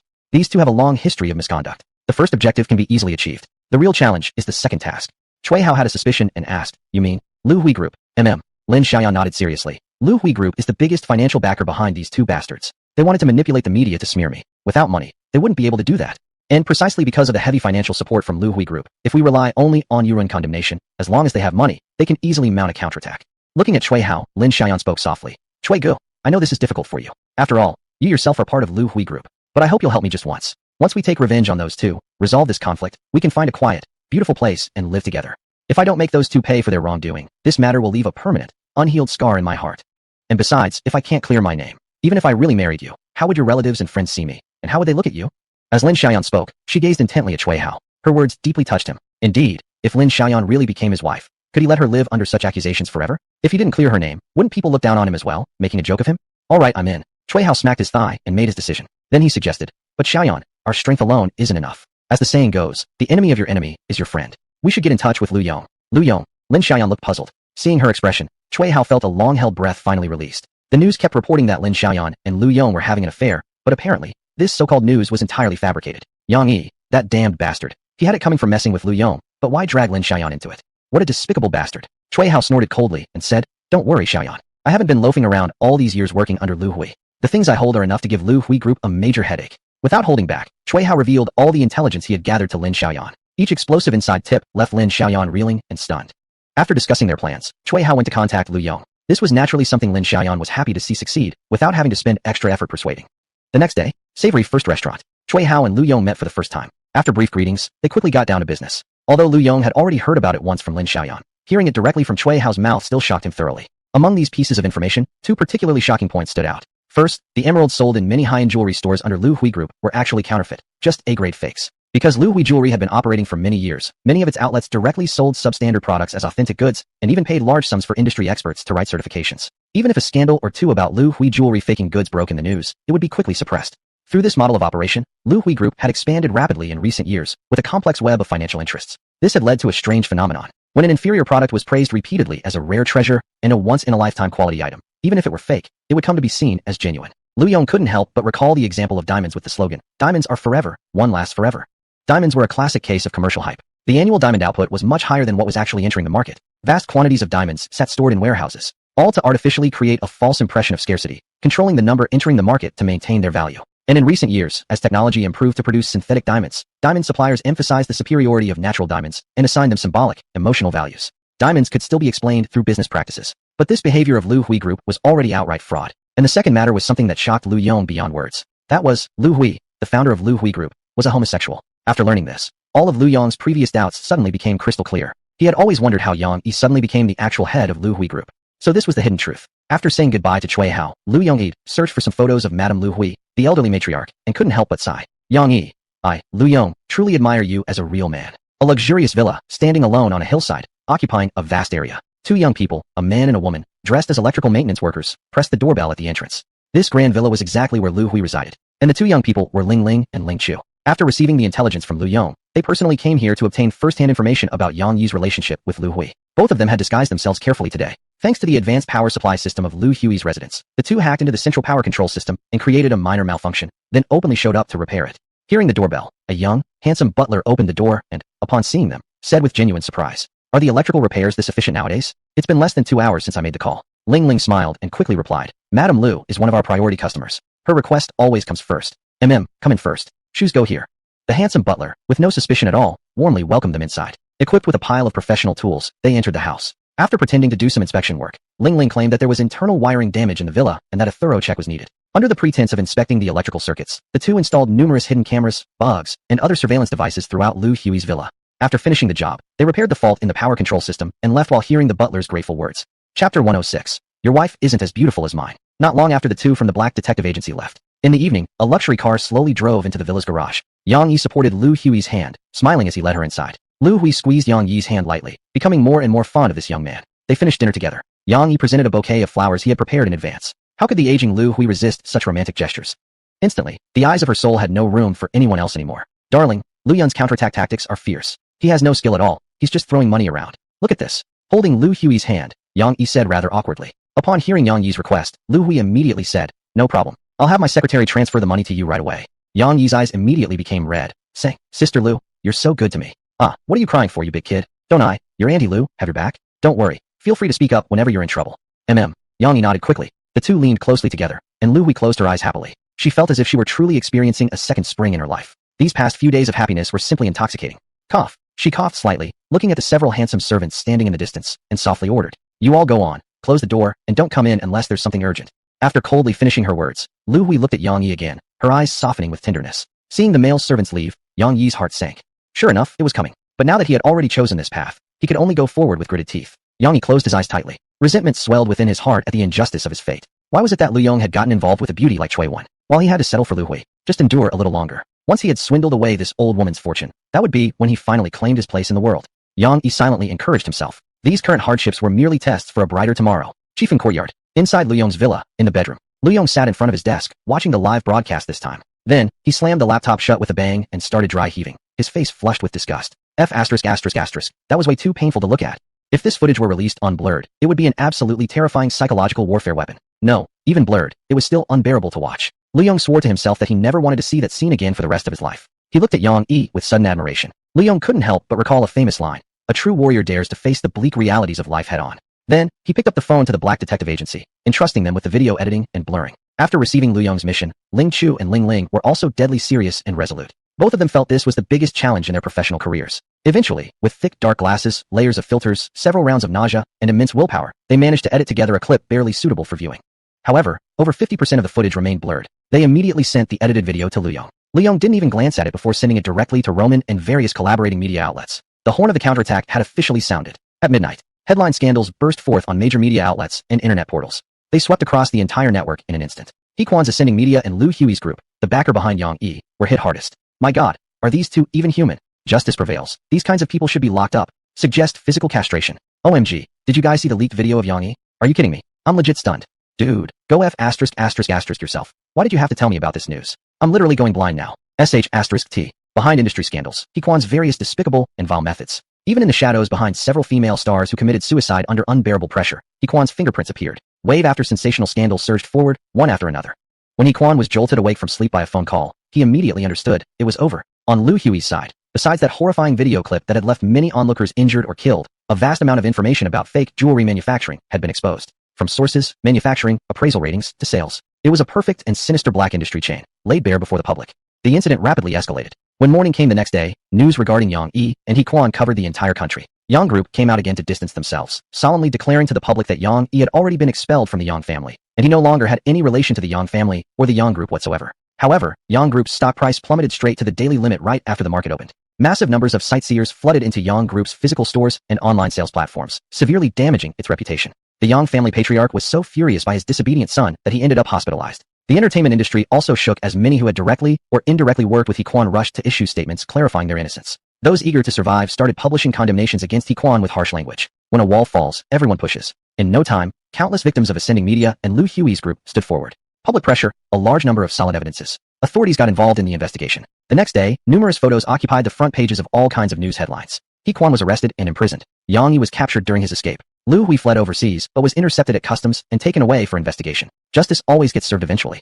Su Zhan provided substantial evidence. After turning himself in with a good attitude, and considering he personally had never done anything severely immoral, he received a light sentence of 1 year in prison. Lu Yong made a promise with him, saying that once he was released from prison, he would help him and Li Hanyan hold a grand wedding. Cui Hao was suddenly hit by a pot from the sky. Being clever and cautious, Cui Hao had completely distanced himself from all the affairs of Lu Hui's group, but the problem lay in that very ring of his, treated as a family heirloom. After appraisal, the ring was determined to be an ancient cultural relic and a tomb artifact. Cui Hao was therefore sentenced to 3 years in prison. Upon learning about this, Lin Xiaoyan was speechless for a long time, realizing that someone had actually proposed to her with a ring taken off a dead body. As the main criminals were captured, the false accusations against Lu Yong and Lin Xiaoyan cleared up automatically. Lin Xiaoyan thus skyrocketed into becoming the country's top female celebrity. Renowned directors, screenwriters, producers, and other industry figures began enthusiastically inviting her to collaborate. Lin Xiaoyan politely declined all of them, then publicly announced the next day that she would join Lu Yong's Future Star Media.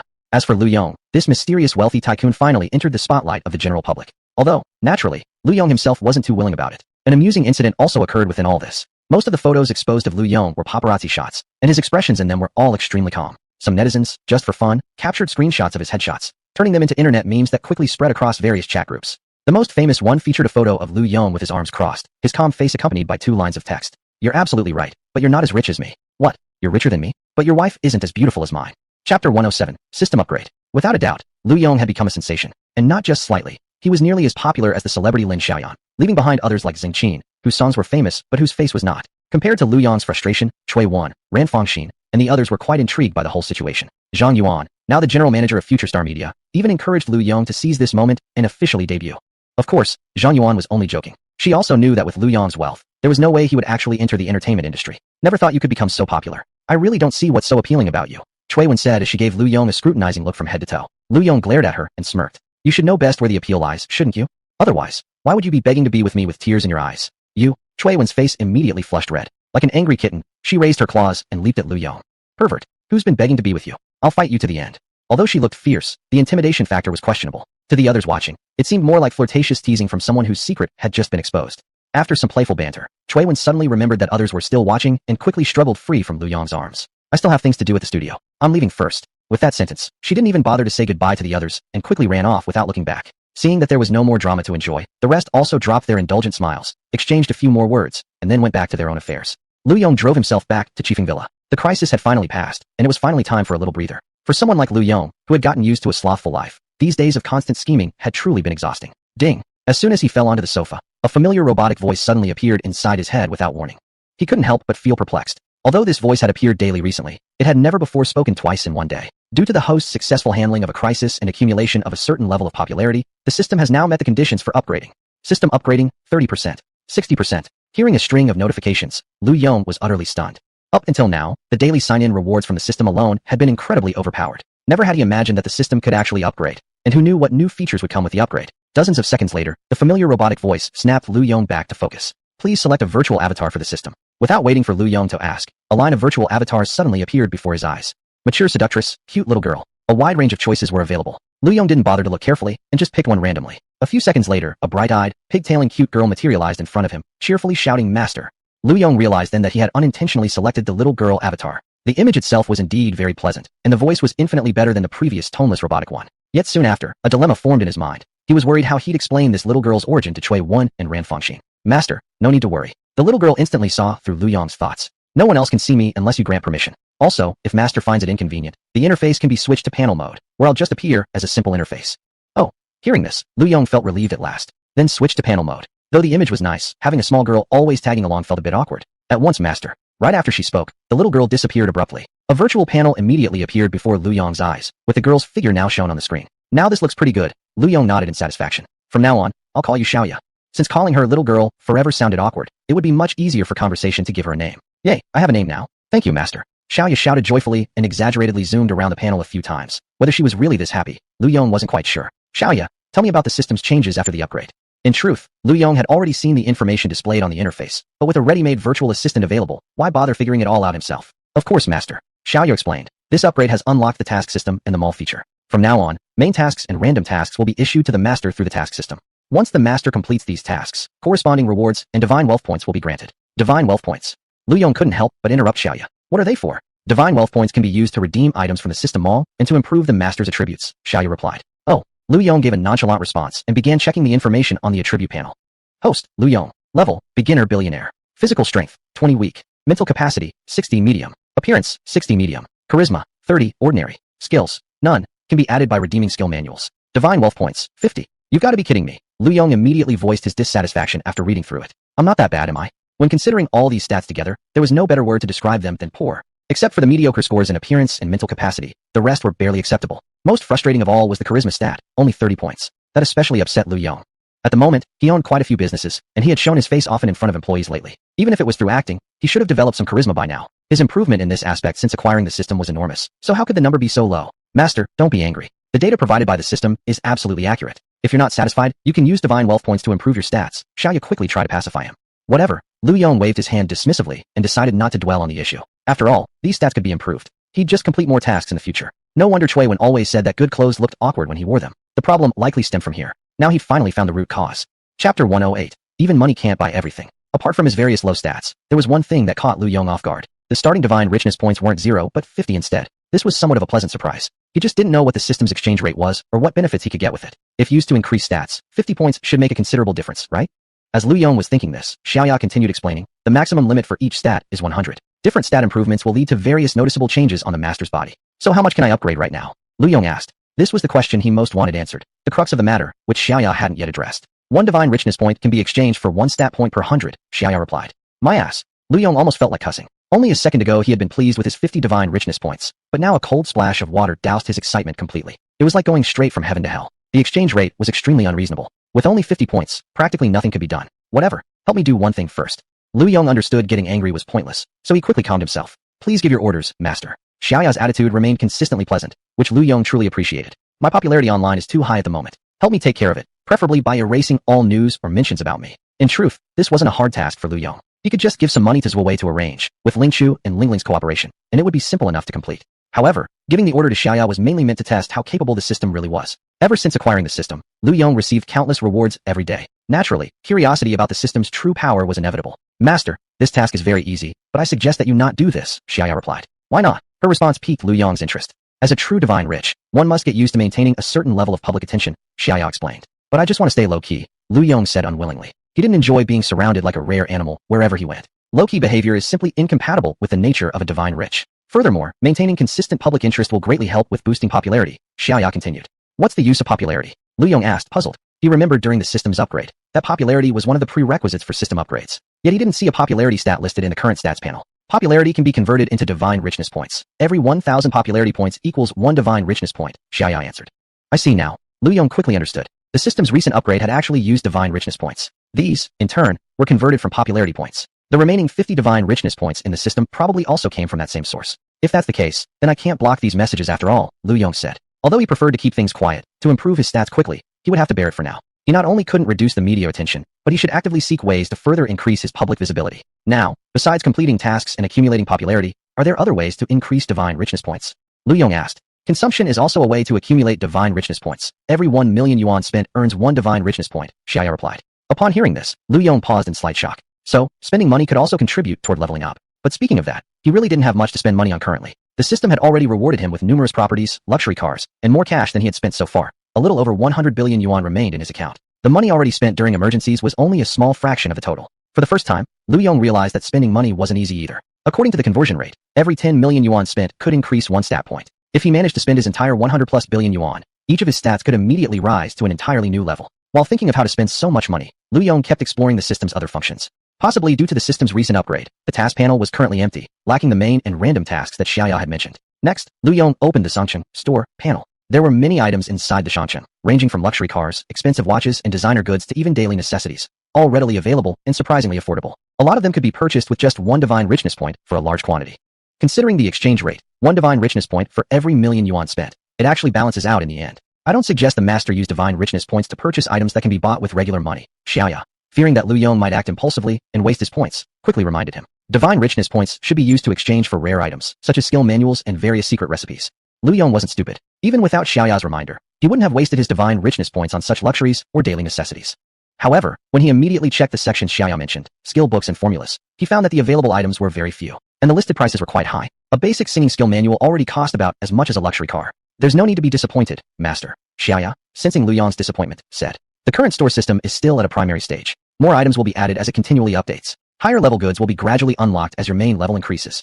I understand. Lu Yong closed the panel. He had basically grasped all the changes after the system's upgrade. Now he needed to think about how to quickly obtain more divine richness points. At the moment, no tasks had appeared, meaning he could only acquire divine richness points through building popularity or spending money. Additionally, continuously spending without earning was not sustainable. This wouldn't last long. To obtain enough divine richness points, he first needed more money. The system kept offering rewards, but most were in the form of real estate. There was no telling when he might receive another cash reward. Therefore, Lu Yong had to make plans for how to quickly earn massive amounts of cash. Spending and earning money weren't contradictory at all. In fact, they could complement each other. The money invested could be converted into divine richness points, and the money earned from that investment could then be reinvested again, ultimately forming a continuous cycle. Chapter 109, New Goals. If it weren't for the sudden system upgrade that brought changes, Lu Yong might have continued being a lazy, inactive person indefinitely. That's just his personality. His dream used to be owning a house around 100 square meters, having a child with Chui Wan, and living a happy life together. After acquiring the system, 2 of those 3 dreams had already been achieved, well beyond his expectations, which caused him to lose any motivation to strive further, except for the child part.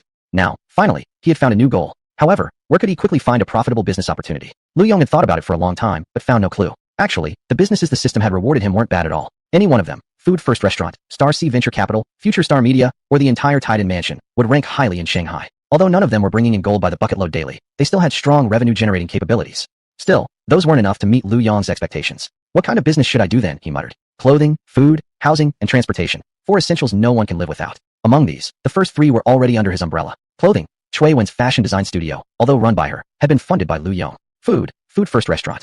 Housing, Real estate investments under Jiang Jin's projects. Transportation, however, still lacked a good entry point. Thus, continuing from these four essentials would obviously no longer be the best option. What industry is currently hot? To make money quickly, targeting currently booming industries was undoubtedly a wise move. Many people lacked funds, making it impossible for them to enter profitable fields even if they understood them. But Lu Yong was different. He didn't lack funds. He only lacked suitable projects. Live streaming. Suddenly, an idea popped into Lu Yong's mind. Live streaming and short videos were the top choices for entertainment today, truly a good option. Future Star Media already owned a live streaming platform under its name, though it hadn't been taken seriously, so it had remained lukewarm and couldn't compare to hot platforms like Douxia and Kuaido. Lu Yong remembered that while browsing the system mall earlier, there was an item called the most advanced live streaming platform priced at 10 divine luxury points. Since it was system-made, it must have been of excellent quality. If he could redeem and implement it on his own live streaming platform, it might easily surpass all the others. But he didn't immediately redeem it. He planned to first understand the situation by visiting some popular platforms. No choice. He needed divine luxury points so badly that 10 points now felt like quite a lot. He certainly didn't want to waste them casually. Previously, Lu Yong had watched live streams and short videos too, though only a little. Back then, most of his time was used for part-time jobs, so he couldn't claim to be very familiar with the industry. He quickly downloaded the Douxia app, registered an account, and logged in. After casually visiting a few live streaming rooms, Lu Yong couldn't help but click his tongue. Those otaku men and women watching live streams truly spared no expense, dishing out gifts as if money were free, possibly eating instant noodles alone in front of their phones while sending gifts worth hundreds or even thousands to streamers. No one could figure out how their minds worked. Of course, many among them were rich individuals with ulterior motives, gifting things for certain goals, but they were only a minority. How many real rich people could there really be? The majority were people from average family backgrounds. Nevertheless, Lu Yong's resolve to operate his own live streaming platform grew stronger. As Lu Yong was about to exit the app to discuss things with Zhang Yuan, his hand suddenly stopped. His attention had been caught by an avatar on the singing and dancing channel. Isn't this little girl Hanichu? He knew Hanichu had been streaming all along, though he'd never watched, nor did he know she was on the Douxia platform. From the viewership numbers, Hanichu was pretty popular. Earlier, Lu Yong had assigned Zhang Yuan to make contact with Hanichu, but he never checked back after Yang Yi and Hequan's matter occurred. Since he had encountered it now, naturally he had to click in and take a look. On the screen, Hanichu was singing, her sweet voice intoxicating. Undeniably, the girl had considerable talent in this field. With some packaging and promotion, she definitely wouldn't be inferior to Lin Xiaoyan in the future. Fans inside the live room kept sending gifts as Hanichu kept thanking them between songs. But there were always despicable people who emerged at inappropriate times, shattering something beautiful, pretending to be pure. She's just a two-faced girl trying to seduce other people's husbands. How disgusting. A message like this had appeared in the live chat. At first, only a few of them showed up, but soon it became an overwhelming flood, with the exact same sentence nearly taking over all the comments. Lu Yong frowned. This kind of coordinated effort was clearly organized and premeditated. He had no idea whom Hanichu could have possibly offended. Lu Yong clearly knew this was deliberate defamation. He understood Hanichu far too well to believe she would ever engage in something as low as seducing another woman's husband. Though Hanichu often acted mischievous, like a little witch, she was visibly frightened by this situation, tearfully staring at the screen, not knowing what to do. It was the first time Lu Yong had seen her in such a vulnerable state, and he couldn't help but feel shame. He immediately pulled out his phone and called Hanichu. However, she didn't answer. From the screen, Lu Yong saw Hanichu take out her phone, glance at it, and immediately hang up. On his end, he instantly heard a busy tone. Maybe she didn't want Lu Yong to worry about her. But since Lu Yong had already seen everything, he couldn't just stand by. He began typing live comments in defense of Hanichu, telling the trolls to shut up. Unfortunately, his effort alone was too weak. His comments disappeared into the void like a stone dropped into deep water, unnoticed by anyone. Damn it. Lu Yong got angry and muttered a curse under his breath. Then he opened the recharge page and deposited 10 million. Just shut up for your master. A premium rocket, worth 2,000 coins each, shot up the screen with a dazzling effect and accompanying special fonts. The live chat went briefly blank, apparently shocked by Lu Yong's grand rocket. Unfortunately, this moment didn't last long. A dozen seconds later, the barrage of insults resumed. This time, it wasn't just aimed at Hanichu. Lu Yong had taken a large share of the hate. You little apprentice think you can play hero for this two-faced girl? Don't you even know your own weight?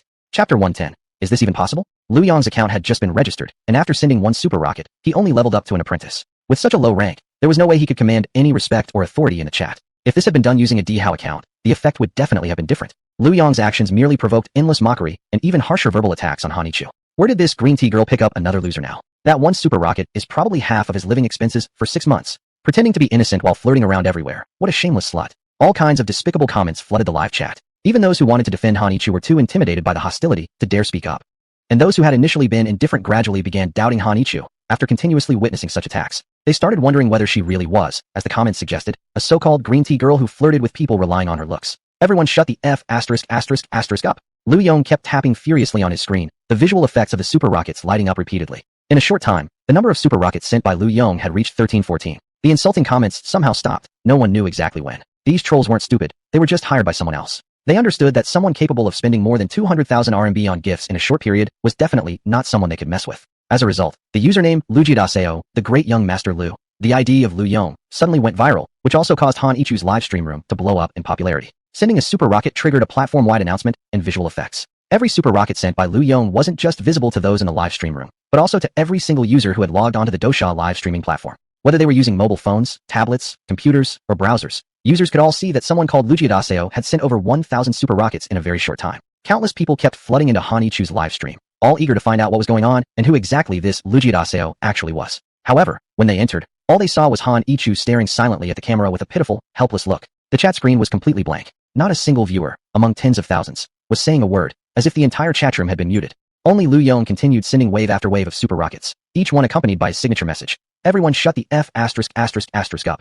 The entire situation looked bizarre. The technical staff at Dosha probably noticed some unusual data traffic and immediately began checking and running system tests. However, the results indicated there was absolutely no abnormality. Eventually, someone new to the stream, unwilling to believe what was happening, cautiously typed a message. "Hey guys, I'm new here. Can someone explain what's going on?" He was only testing whether everyone was muted or not, never expecting his message would actually be sent through. The comment acted like a fuse that ignited a bomb. Immediately afterward, the chat exploded. Inquiry after inquiry poured in like an avalanche, while many viewers who had witnessed the entire event began giving explanations. People quickly understood the whole story and started showering Yong with praise. Gu is legendary, flying into a rage for the sake of a woman he loves. Nobody present thought Yong was foolish. It was just that they didn't have the capability. If they did, they'd have done exactly the same thing had someone they cared for been hurt. The count finally stopped when the super rockets reached 2,000. It wasn't that Yong couldn't afford to send more. His finger just hurt from clicking too much. Otherwise, he definitely would have used up every penny he had recharged. It wasn't like the balance had any other use. Yong couldn't help but internally complain. Dosha's interface design was extremely unreasonable. Having to click repeatedly to send gifts was inconvenient. When he launched his own platform in the future, this feature definitely needed improvement. "Thank you, Brother Lu," Han Ichu said gratefully to Yong. Without needing to ask, she already guessed that Lujiadaseo was none other than Yong himself. There was simply no one else who would do something like this for her. "Now, immediately go home and tell me everything that happened." Yong sent another super rocket along with an extremely domineering message. Previously, he had been reluctant to force Han Ichu to do anything. But the current situation was different now. He needed to hear the details in person. Otherwise, if his mother ever found out Han Ichu had been bullied like this and he hadn't done anything, she'd absolutely skin him alive. Just thinking about it sent chills down Yong's spine. "Okay," Han Ichu softly responded. The live chat erupted once again. "WTF. Gu told Han Xiaomiao to go home immediately. There's definitely some insider story here. So domineering. And I love it. Shut up, you big-footed tough guy. Stop pretending to be a cute little girl, please." The live chat buzzed with chatter in all directions, but the overwhelming majority was speculation about the relationship between Lujiadaseo and Han Xiaomiao. But their questions would definitely remain unanswered. As the screen dimmed, Han Ichu had already left the live stream. Seeing that Han Ichu had ended the broadcast, Yong also exited, leaving behind a legend for hundreds of thousands to discuss. After leaving the live stream, Yong called Han Ichu again. This time, Han Ichu didn't reject the call. It was answered after 2 rings. "Gij, I'm already in the car. I'll be there soon," Han Ichu said. "Okay, be careful." Hearing that Han Ichu was already on her way, Yong didn't say much more. He gave a quick reminder and then hung up. It seemed like Han Ichu would still need some time to return. Originally, Yong had intended to call Zhang Yuan to discuss the live streaming platform, but considering it wouldn't be a short conversation, he worried they wouldn't finish before Han Ichu came back.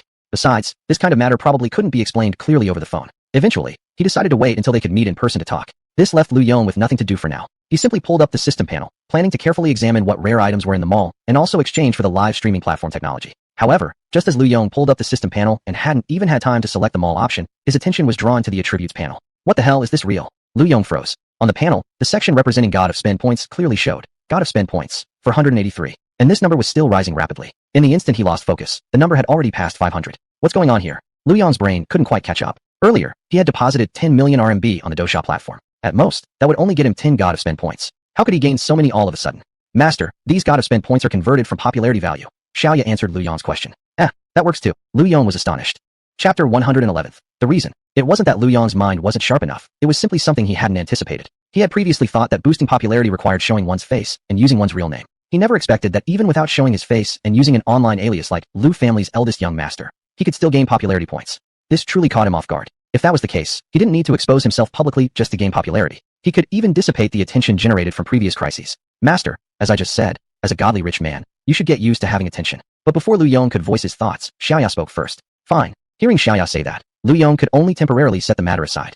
Although this went against his preference for a low profile, it didn't really affect him much, and the popularity gained in the process wasn't useless either. Still, he harbored some doubts. He couldn't help wondering whether Xiaoya simply couldn't fulfill his request, and was saying that on purpose. As these thoughts passed through his mind, several dozen more godly rich points had accumulated. At this point, Yong already had 581 godly rich points. If he converted that number into cash at the exchange rate, it would certainly be a considerable sum. Yong didn't ask whether godly rich points could be converted into cash. Even if it were possible, he wouldn't actually do it. Godly rich points clearly held far more value than mere money. Without hesitation, Yong used 500 godly rich points to exchange for 5 attribute points, and after a moment of thought, added them all to physical stamina. Among all the attributes, stamina was the lowest, a mere 20 points. The word weak, written in parentheses, particularly annoyed him. As soon as the attribute points were allocated, Yong felt a stream of warmth spread from within his body outward. But due to the small number of points added, the sensation didn't last long, only about 10 or so seconds. The physical stamina value on the panel now displayed 25 points, but inside the parentheses remained that same irritating word, weak. Lu Yong stared at it, feeling a surge of frustration. He didn't know by what standard this weakness was being judged. He wouldn't claim to be extraordinarily fit, but he was definitely stronger than most people. Back in school, although he never joined any official sports teams, he often played soccer and basketball with his classmates. Moreover, when he worked part-time before, he'd taken on many physically demanding jobs. From any perspective, he shouldn't be classified as weak. Just as Lu Yong was about to confront Xiaoyao over this, Han Yichu walked in at that exact moment, and Lu Yong had no choice but to close the interface. Talk. What exactly happened? Lu Yong got straight to the point. It's nothing serious. Don't be so tense, Han Yichu said as she hooked her arm into his with a coquettish tone. Lu Yong actually felt a bit uncomfortable with this unfamiliar side of her. He had grown used to her mischievous and playful personality. His gut told him that if she was acting like this, something bad was surely going on. Without revealing his irritation, Lu Yong quietly pulled his arm away, then spoke with a stern expression. Do you think I'm stupid? You've been insulted like that, yet you still say nothing happened. Really, it's fine, Han Yichu hurried to explain. A few streamers are just jealous because my popularity is too high. They believe I'm blocking their way to profits, so they've banded together to attack me. Is the platform just letting this happen without intervening? Lu Yong said in surprise. Wherever people exist, conflicts arise. It was normal for Han Yichu to be targeted due to her high popularity, but it was inexcusable for the platform itself to remain inactive. Though Lu Yong didn't know much about such matters, he understood the importance of treating a popular streamer like Han Yichu well. The platform's indifference was hard to swallow. He suspected there was some hidden reason. Sure enough, Han Yichu's next words explained Lu Yong's confusion. The mastermind behind this is the girlfriend of a Dosha executive, so no one dares to get involved. Lu Yong scoffed lightly and said, looks like Dosha isn't all that impressive after all. As the largest and hottest live streaming platform in China, Lu Yong had originally considered Dosha to be his next major competitor, but now it seemed he had worried too much. To allow an executive's girlfriend to organize smear campaigns against top-performing streamers, Dosha's success would surely go no further. Alright, leave this matter to me, Lu Yong said, and don't go running around again when you come back. Last time, when his mother had called to ask about things, Lu Yong made up an excuse to brush her off, and he definitely didn't want to repeat that.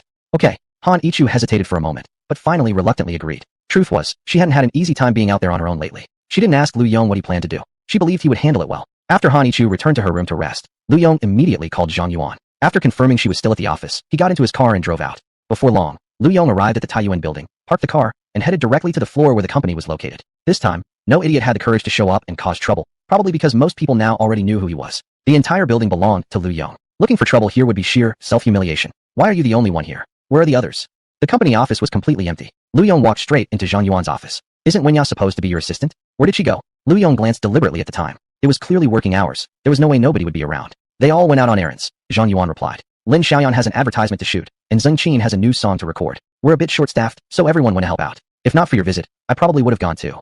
I see. Lu Yong nodded. If you're short on hands, keep hiring. Whether through headhunters or job portals, use every available means. Also, double the salaries. I don't believe we can attract talents this way. That won't work, Zhang Yuan said in surprise. Our company's current salary levels are already among the highest in the industry. If we double them, how can we maintain profitability? Zhang Yuan thought Lu Yong was just acting recklessly. Since Lu Yong had entrusted her with the position of general manager, she was determined to prove herself, at the very least continuing to generate steady profits for him. Following Lu Yong's suggestion, she thought, would not only prevent profit generation but might even lead to losses. Don't worry about the money. If it's not enough, just let me know directly. Lu Yong waved his hand dismissively and said in a rather domineering tone. Zhang Yuan had no idea what Lu Yong was thinking. As far as Lu Yong was concerned, money spent could be converted into godly rich points. That was far more valuable than simple cash. Chapter 112 Provocation. Even just a few hours ago, Lu Yong wouldn't have acted like this newly rich guy obsessed only with spending money. But things were different now. Lu Yong wished he could spend all the more than 10 billion yuan in his account right away. Of course, if the money could create even greater value, he would be more than happy to do so. Alright then, Zhang Yuan finally gave in. Lu Yong was the sole shareholder of the company. Zhang Yuan could offer suggestions, but whether or not to accept them was Lu Yong's decision. Besides, the money belonged to him. How he chose to spend it was his own freedom. I came here to talk to you about the live streaming platform. Lu Yong got to the point. Our company's live streaming platform has been limping along in a half-dead state, barely operational. I want to really develop it.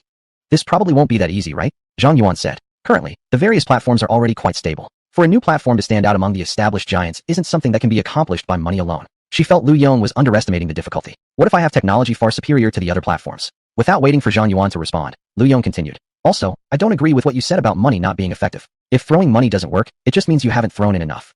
Seeing the shock in Zhang Yuan's eyes, Lu Yong went on. First, the promotion issue. If I allocate a few billion and simply give cash to anyone who downloads the app, I don't believe there'd be nobody who would refuse free money.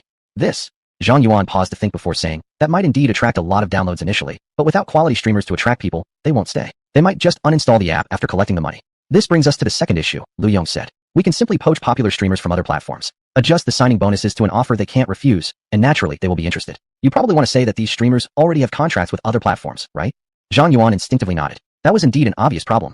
So what if they have contracts? I'll pay their penalty fees for breaking the contracts. Isn't that solving the issue? With things laid out this clearly, what else could Zhang Yuan say? Irresistible benefits and penalty fees paid for them. Even someone unreasonable would know the right choice. Looking at it this way, perhaps the live streaming platform could actually become a success. Zhang Yuan's eyes gradually lit up. Even though Lu Yong looked like a flashy rich guy right now, it was genuinely captivating. She already had a soft spot for him to begin with, and at this moment, she was deeply attracted. It took her quite a while before Lu Yong finally snapped her out of her thoughts. Hey, did you hear anything I just said? Lu Yong said helplessly. Huh. Zhang Yuan blushed slightly, as if she had been caught red-handed doing something wrong. She didn't even know where to put her hands. It's already pretty late today. Tomorrow, gather everyone responsible for operating the live streaming platform. I'll treat them to dinner. Let's book a table at Shi Wei-Xian. He wanted to keep the profits within the family. There was no reason to go to other restaurants when he already owned a great one. Oh okay. Zhang Yuan still hadn't fully recovered. Lu Yong gave her a helpless glance, deciding not to press further as he simply said goodbye and left, not even asking if she needed a ride home. He wasn't stupid. He had already noticed Zhang Yuan's little secret feelings towards him. He had just managed to sort things out with the two women back home, and he certainly wasn't going to recklessly stir things up again. Otherwise, Shui Wen would absolutely devour him whole. Oh no. Lu Yong smacked his forehead. Suddenly, he remembered that Shui Wen hadn't gotten along well with Han Ichu previously, and he wasn't at home now. Shui Wen was probably already home by now. If the two of them met, there was no telling what trouble might ensue. Realizing this, Lu Yong immediately sped up. Previously, when Shui Wen had been too caught up in work to come home, Lu Yong had been dissatisfied. But now he actually hoped Shui Wen was still busy working and hadn't made it home yet. Where are you now? Lu Yong called Shui Wen to find out what was happening. Why are you calling me now? Do you miss me? Shui Wen answered. I'm almost home. Don't worry, I won't be buried in work again like I used to. Shui Wen had made peace with herself. Before, she had feared being left behind by Lu Yong's pace, which was why she had worked so hard to prove herself. However, after being persuaded by Ran Fengxin, she had finally seen reason. No matter how hard she worked, the outcome would remain the same anyway, while she was neglecting Lu Yong's feelings. Alright, I'm driving now. Talk later, Shui Wen said. Okay, then drive slowly. Don't rush, Lu Yong said and hung up the phone. What was coming would inevitably arrive. It seemed there was no way to avoid it now. At this moment, he only wished to get home before Shui Wen arrived. If he were present, he should be able to control the situation. But often, when a person was already in a hurry, things tended to go wrong anyway. Lu Yong was rushing urgently when a silver sports car roared past him, brushing dangerously close to his car. Fortunately, his nerves were strong and he wasn't startled by the other driver. Otherwise, if his hands had shaken slightly, he could have faced a deadly crash. Damn it, how does this guy drive? Lu Yong cursed under his breath. He was already driving quite fast trying to get home sooner. Driving nearly 100 in the city was already a very high speed. And for the other driver to overtake him, his speed must have been over 100. Besides some muttered complaints, Lu Yong hadn't considered chasing the other driver or doing anything about it. He assumed the incident was over, but apparently, the other driver didn't share that view. Suddenly, the silver car slowed down dramatically, swerving side to side to block Lu Yong's path. At high speed, such behavior was extremely dangerous. This wasn't just provocation anymore. Frowning, Lu Yong slowed down slightly and pressed the horn a few times. Receiving Lu Yong's response, the other driver maintained a speed that kept him roughly parallel with Lu Yong's car and gestured for Lu Yong to roll down his window. Curious about what the other man wanted, Lu Yong rolled down his window, wanting to hear what he had to say. Bro, nice car, the man provocatively said. Too bad your driving skills suck. Wanna race around?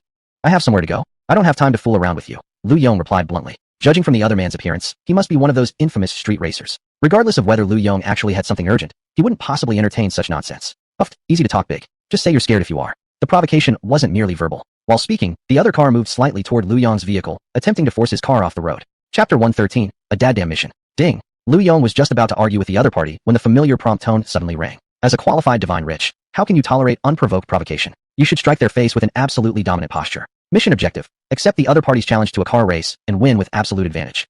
Mission reward, spending bonus. This reward grants the host a cash bonus equivalent to each spending, starting at double the amount. This mission cannot be cancelled. Failing the mission will randomly deduct 10 attribute points from the host. F***K. Lu Yong couldn't help but curse. The system had finally issued the first mission after the upgrade, yet it was such an utterly frustrating one. Lu Yong's driving skills were sufficient for regular daily driving, but when it came to street racing, he was far from capable. Plus, the opponent was a habitual racer, making this mission even more difficult. The mission reward was, indeed, tempting. Earning double cash for every spending meant his money would multiply the more he spent. Just thinking about it was exciting. But completing this mission wouldn't be easy. It could even be considered nearly impossible. What made it worse was that it couldn't be cancelled. Worse still, failure would incur a penalty, deducting 10 random attribute points. It had taken him so much effort just to gain 5 attribute points, and now he was losing 10. If the system deducted points from spirit or appearance, his relatively higher stats, that would be manageable. But if it deducted from physical, the lowest stat, no one could imagine the consequences. Even those two relatively higher stats, he wouldn't want to lose either. Just imagining it. If his appearance dropped by 10 points, his appearance would undoubtedly decline. His looks were only average in the first place, not particularly eye-catching.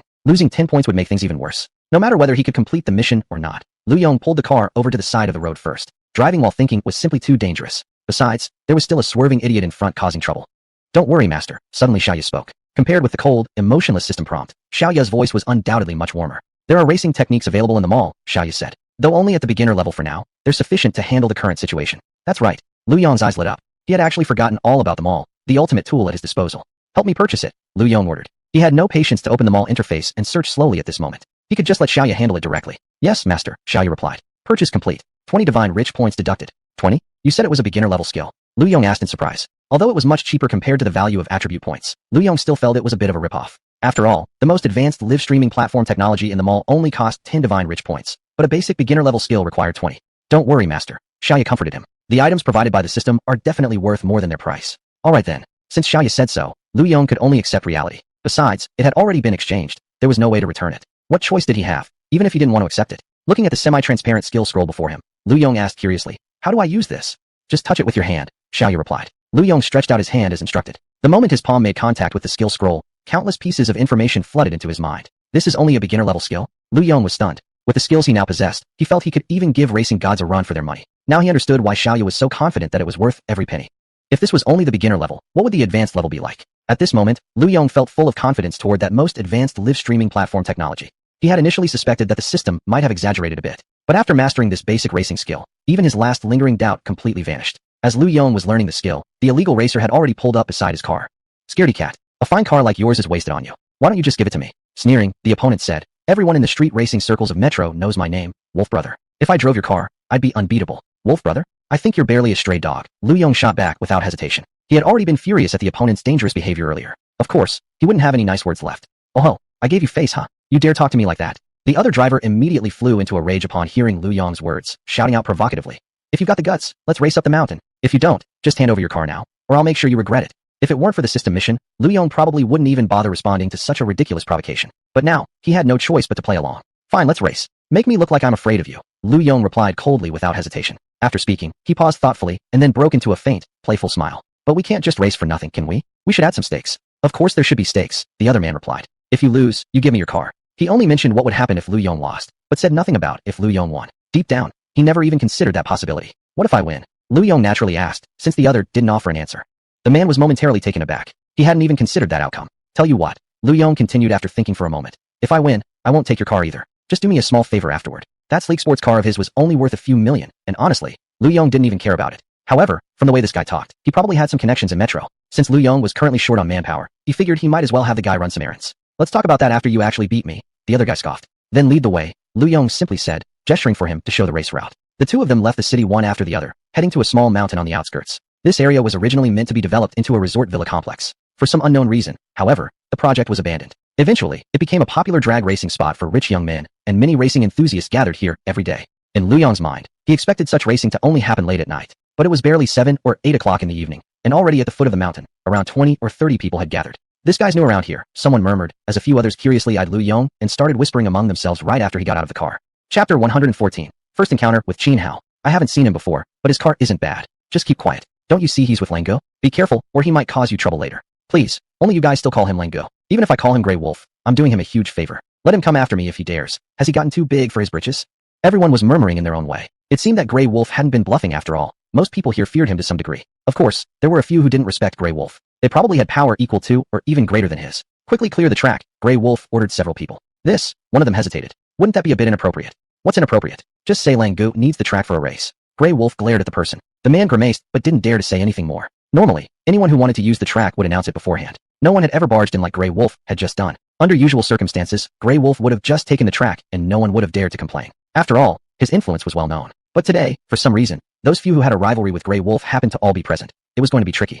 Get moving already. Seeing that they hadn't moved, Grey Wolf began to show his impatience. Has my voice stopped carrying weight now? Oh wow, such authority. One might think a high-ranking official was here giving instructions. At this point, someone else spoke up, and the few people who had received Grey Wolf's command couldn't help but shrink their necks.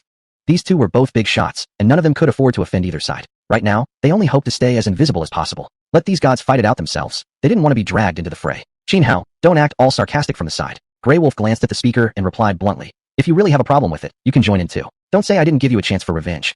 What are you so smug about? Seeing Grey Wolf bringing up past issues, Qin Hao's face darkened. If it hadn't been for that unexpected incident last time, do you really think you could have beaten me?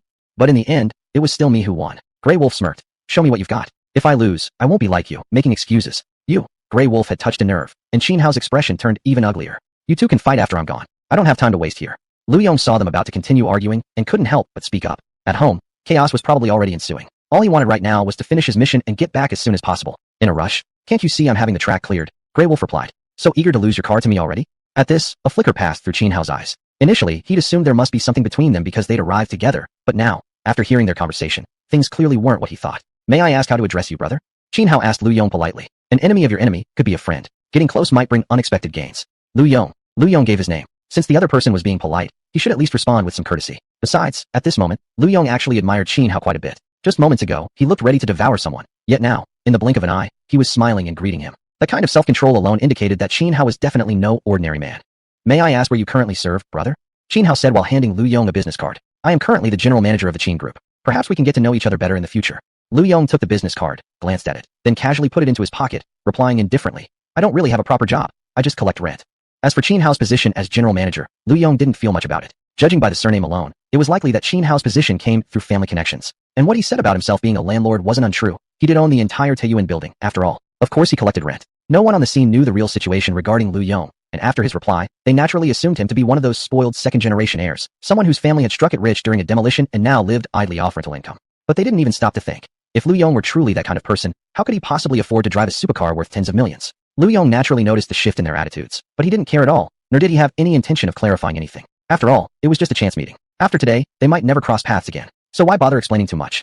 Save the networking until after the race, Grey Wolf said impatiently. While Lu Yong was talking with Qin Hao, the people who had been racing on the track had already come down. Upon hearing what was happening, they naturally wouldn't dare to occupy the track anymore. In effect, the track was cleared. As we discussed earlier, if you lose, this car becomes mine, Grey Wolf emphasized again.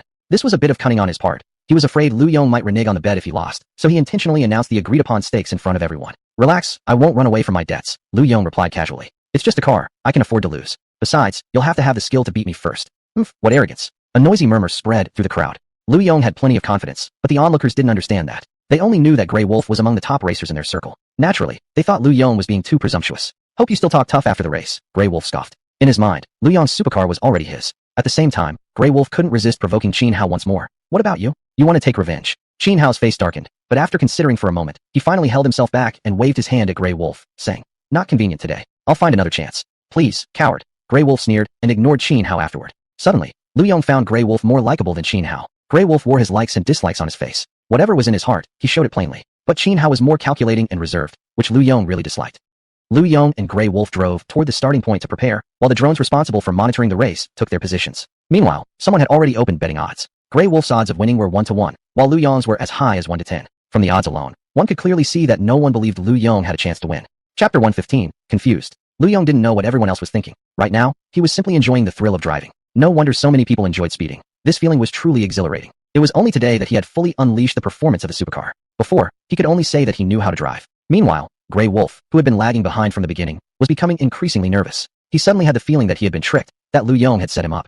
Earlier, Lu Yong's lack of racing experience had clearly been an act. The reason he fell behind was no longer simply an issue of car performance. The car Grey Wolf was driving had been modified. Although superficially, it wasn't as good as Lu Yong's, the actual performance gap wasn't that large. Even for this mountain track, which he already knew very well, he still had to drive carefully and cautiously. Any small mistake could lead to a deadly crash. Yet Lu Yong, who was driving here for the first time, seemed to treat it like nothing special. He didn't even slow down when entering turns, and sometimes even sped up, clearly a seasoned driver. There was no doubt that Lu Yong had won, and by a decisive margin, more than 5 minutes ahead. When Grey Wolf finally returned, Lu Yong had already claimed his mission reward and was watching Grey Wolf with a smiling face. The spectators' expressions contrasted sharply with Lu Yong's. Their faces were long and sorrowful, except for the bookmaker who was practically beaming. Everyone had bet on Grey Wolf winning. Now that such a major upset had happened, the bookmaker was making a fortune, and was even tempted to run over and give Lu Yong a big hug. Remember our previous agreement. I'll find you later, Lu Yong said, then drove off. If it weren't for waiting for Grey Wolf's return, he would have left already. Grey Wolf sat in his car, stunned and disoriented, his mind unable to calm for a long time. I remember now. Suddenly, someone shouted, earning a round of disapproving looks. Don't stare at me like that. The person continued. Don't you think he looks very familiar? Now that you mention it, maybe he does look a bit like someone. Another person used. Don't keep us in suspense. Just spit it out already. Someone else snapped impatiently. The words may have been harsh, but they clearly revealed curiosity about Lu Yong's identity. Do you remember the recent rumor about Lin Xiaoyan? Don't you think he looks exactly like that guy? Whoa. Many people couldn't help but inhale sharply in astonishment. Not just similar. Wasn't that the very person himself? Before anyone pointed it out, no one had even considered it. But once someone mentioned it, things became instantly clear. Most people treated online gossip as just casual entertainment. They wouldn't recognize even the people involved if they stood right in front of them. However, once someone pointed it out, everything changed. If that's true, then were Qingding Media and Lu Hui Group destroyed by him? Someone gasped. I think so. Someone beside him replied, unsure. Everyone inhaled sharply again. They had just mistaken such a terrifying person as an idle second-generation heir living without purpose. Thinking about it now was simply overwhelming. Though the families present had some degree of capital, compared to Qingding Media and Lu Hui Group, they were far behind. Only Qin Hao's family business and Grey Wolf's company could rival them. Amid the stunned reactions, Qin Hao's eyes gleamed with even more excitement, and a smile curved his lips. Lu Yong's good mood from receiving the reward instantly vanished the moment he stepped through the door. Cui Wen and Han Yichu were staring at each other in silence, while Ran Fangxin helplessly watched from the side. When she saw Lu Yong come in, she shot him several pleading looks. Lu Yong quietly sighed. The atmosphere in the living room was unbearably heavy. What's going on here? Lu Yong clearly spoke just to break the silence. Unfortunately, it wasn't an effective opening. Cui Wen and Han Yichu each shot him a glance before returning to their staring contest. Let's eat first, Ran Fangxin promptly responded, slightly easing the awkwardness. The food will get cold otherwise. Yeah, let's talk after dinner, Lu Yong chimed in. He now had a massive headache. Secretly, he even asked Xiaoya whether there was any way to resolve the current situation, but Xiaoya simply told him that she couldn't help. The system, which usually seemed omnipotent, could only back down helplessly when faced with such emotional issues. Humph. Han Yichu gave Cui Wen a sharp glare, then quickly ran to Lu Yong's side and affectionately hooked her arm through his. Brother Lu, why did you come back so late? I've been waiting for you anxiously. It was provocation, no doubt about it. Lu Yong could clearly see that Cui Wen was practically seething with rage, and sweat immediately dampened his back. At this moment, Cui Wen was far more terrifying than that gang of street racers from earlier. Lu Yong tried to free himself from Han Yichu's grip, but couldn't. He had no idea how such a small girl could possess so much strength. Humph. Cui Wen let out a similarly icy snort, then stood and walked toward the dining room. Lu Yong felt certain there was something going on that he didn't yet understand. Previously, even though Cui Wen and Han Yichu had had some minor disagreements, it had never escalated to this level of hostility. Something must have happened during the time he was away. He needed to find an opportunity to ask Ran Fangxin what was going on. Only by identifying the root cause could the problem be truly resolved. Seeing that Cui Wen had completely ignored her, Han Yichu seemed to lose interest and finally released Lu Yong's arm. This brought Lu Yong an immense sense of relief. He thought to himself that the system's evaluation was truly accurate. His physical strength really was a weakness. Throughout the meal, the two feuding girls continued to act up in a variety of ways. Despite the table being filled with dishes, they constantly tried to grab the same dish at once, causing chaos across the table. Enough! Lu Yong finally couldn't stand it anymore and shouted at both of them. Are you two done making trouble? This was an issue that sooner or later had to be addressed. It couldn't be avoided. If they continued like this, living together long-term would become unbearable. Brother Lu is being mean to me. Han Yichu pouted, on the verge of tears. Had it been anyone else, they might have believed her. But Lu Yong knew her well enough not to fall for it. Stop playing your games, Lu Yong said. If you have something to say it directly. To Lu Yong's surprise, right after he had spoken in such a stern tone, Cui Wen suddenly burst into laughter. Moments later, Ran Fangxin followed suit. Lu Yong was completely confused. What exactly was going on here? Chapter 116, Unexpected. I can't do it anymore. I really can't act it out, Cui Wen said with a smile. How could you do this? You revealed yourself so quickly. Han Yichu pouted slightly, seeming a bit unhappy. Lu Gu, you really disappointed me. What's going on? Lu Yong looked confused as he glanced at all of them. Why do I feel like I've been tricked? It's not really tricking anyone. Ran Fangxin unveiled the truth. Before you came back, the three of us made a bet on who you would side with if a conflict happened. You people really. You can play games with something like this. Lu Yong said in annoyance. You made me worry half to death. The truth was already very clear. Cui Wen bet that Lu Yong would side with her while Han Yichu had sworn that Lu Yong would definitely support her. In the end, Lu Yong stayed perfectly neutral. Well, it was a good thing that he stayed neutral, or who knew what the final outcome would have been. You didn't really think we actually had a falling out, did you? Han Yichu stuck her tongue out and said mischievously. Actually, Cui Wen and I made up a long time ago. A couple of days ago she even specially went to the subway station to persuade me to come back. Do you think I'd listen so obediently otherwise? Alright, you're really something, Lu Yong said helplessly. So you're saying you kept this all from me? And here I was, working so hard and worrying endlessly about your situation. Saying that he'd been bunbo daochu bunbo, making trips everywhere, was indeed somewhat exaggerated. He had only gone to Taiyuan Mansion and even took a detour on his way back to go drag racing. But if he didn't exaggerate it a bit, how else could he show his current frustration? Sure enough, after Lu Yong spoke, a slight look of guilt appeared on Han Yichu's face. What are you planning to do next? Ran Fangxin asked curiously. She and Cui Wen had already heard about the entire story from Han Yichu. Lu Yong told them his plan. This is going to cost a lot of money, won't it? Ran Fangxin worked in investment banking, so naturally she approached the issue from a different perspective. According to Lu Yong's plan, there was indeed a high chance of bankrupting Do Sha. That way, their revenge would be fully taken. But if it was only to settle the score for Han Yichu, the cost really was far too high. After hearing Lu Yong's explanation, Ran Fangxin quickly did a rough mental calculation, estimating that the plan would require at least hundreds of billions of investment. Even if they succeeded in replacing Do Sha as the #1 live streaming platform, recouping the money would be extremely difficult. From an investment standpoint, this absolutely was not a good plan. It was even fair to call it a terrible idea. Of course, without knowing Lu Yong's true hand, Ran Fangxin's point of view was completely understandable. The issue, however, was that Lu Yong actually hoped he could spend even more. At the beginning, when he first considered building a live streaming platform, he had indeed aimed at making quick profits. But after receiving rewards from the system, whether or not he could profit had ceased to be important. Now he just needed to find ways to spend money. Every yuan he spent would immediately double and return to him. Plus he would gain the corresponding divine rich points. It was simply too good. Of course, there was no way for Lu Yong to openly say that out loud. He could only use the excuse he had previously prepared. Isn't this just how the internet industry works? Spending money is normal enough. As long as I can become #1, I can eventually make the money back. With enough traffic, who's worried about making money? The logic makes sense, but Ran Fangxin wanted to argue, but after thinking for a while, couldn't find a suitable way to phrase her objection, so she let it go for now. Just don't go live these few days. Wait until the new live streaming platform launches. Lu Yong said to Han Yichu. Tomorrow, first go to Do Sha to resolve the contract issue. Let Li Yuru go with you. That's not necessary. I can handle it myself. Han Yichu refused his suggestion. After all, Ending the contract would only involve paying the agreed-upon compensation. No need to bring anyone else. Alright then. If you have any issues, just give me a call. Lu Yong considered and didn't insist further. This matter was settled. Later, the few of them finally finished their dinner in a harmonious atmosphere. However, a small unexpected problem arose when it was time to sleep. The three women insisted on sleeping together, claiming it was time for heart-to-heart conversation, leaving Lu Yong all alone in his room. No matter how Lu Yong thought about it, he still couldn't believe it. There was yet another woman added to the household, yet now he had to sleep alone. It really was quite frustrating. Out of boredom, Lu Yong opened the system mall, eager to carefully study what good items were inside. He had indeed been impressed by the basic racing skill from earlier, and so he was now filled with curiosity regarding the other basic blueprints and basic skills. The divine rich points were still increasing, but not as rapidly as they had in the afternoon. Now they only climbed a little after long intervals, meaning the excitement had mostly faded away. To improve his attributes quickly, he would have to look for another opportunity to raise the Rudu again. Lu Yong currently had more than 300 divine rich points, but instead of hurrying to exchange them for attribute points, he decided to first acquire some useful skills. 300 points would only get him 3 attribute points. Even after adding them, the difference wouldn't be noticeable. It was better to spend them on something more practical first. This one looks good, and this one too. Lu Yong flipped through the various skills and blueprints available in the mall, almost getting dazzled from so many choices. The previously overlooked basic items now looked like endless treasures in his eyes. This only costs 10 divine rich points. I'll take it first. The first thing Lu Yong exchanged for was a basic martial skill. He felt he should obtain some method to deal with emergencies. Just like the previous encounter with Grey Wolf, if not for the opponent choosing not to escalate things physically, Lu Yong would have certainly suffered badly. Furthermore, as his wealth increased, it was only a matter of time before he encountered people with ill intentions. Therefore, acquiring some martial skills was necessary. Since he already had the experience of learning racing skills before, he was somewhat familiar with the process and reached for the skill book directly. However, Xiaoya suddenly appeared, stopping his action. What's going on? Lu Yong asked in confusion. Master, your current stamina level is only 25 points, which makes it unsuitable for you to learn this skill, Xiaoya answered. Oh, I didn't know such a condition existed. Lu Yong didn't expect there to be such a limitation. So what happens if I learn it now? If you insist on learning the skill under these conditions, it could very likely cause irreversible damage to your body, Xiaoya answered solemnly, clearly not joking. What the hell? Lu Yong felt frustrated. He thought he could just exchange and immediately learn it. Never did he imagine that it could actually harm his body. Of course, this limitation stemmed directly from his low stamina score. Chapter 117, A Long and Arduous Journey. How high does my stamina need to be before I can learn it? Lu Yong felt an itching curiosity. It felt just like staring at a table full of delicious food without being allowed to eat. If he didn't resolve this soon, he wouldn't even have the heart to do anything else. As long as your stamina reaches 30 points or above, you can learn it, Xiaoya replied. That didn't sound like much at all. Lu Yong's current stamina level was 25. He only needed to increase it by another 5 points. However, those 5 attribute points required at least 500 divine VIP points, while Lu Yong now only had around 300. He needed to gain nearly 200 more before he could proceed. To top that off, Lu Yong wanted to redeem a few more practical skills, which would require even more divine VIP points. Maybe I should go back to Dosha and farm some gifts.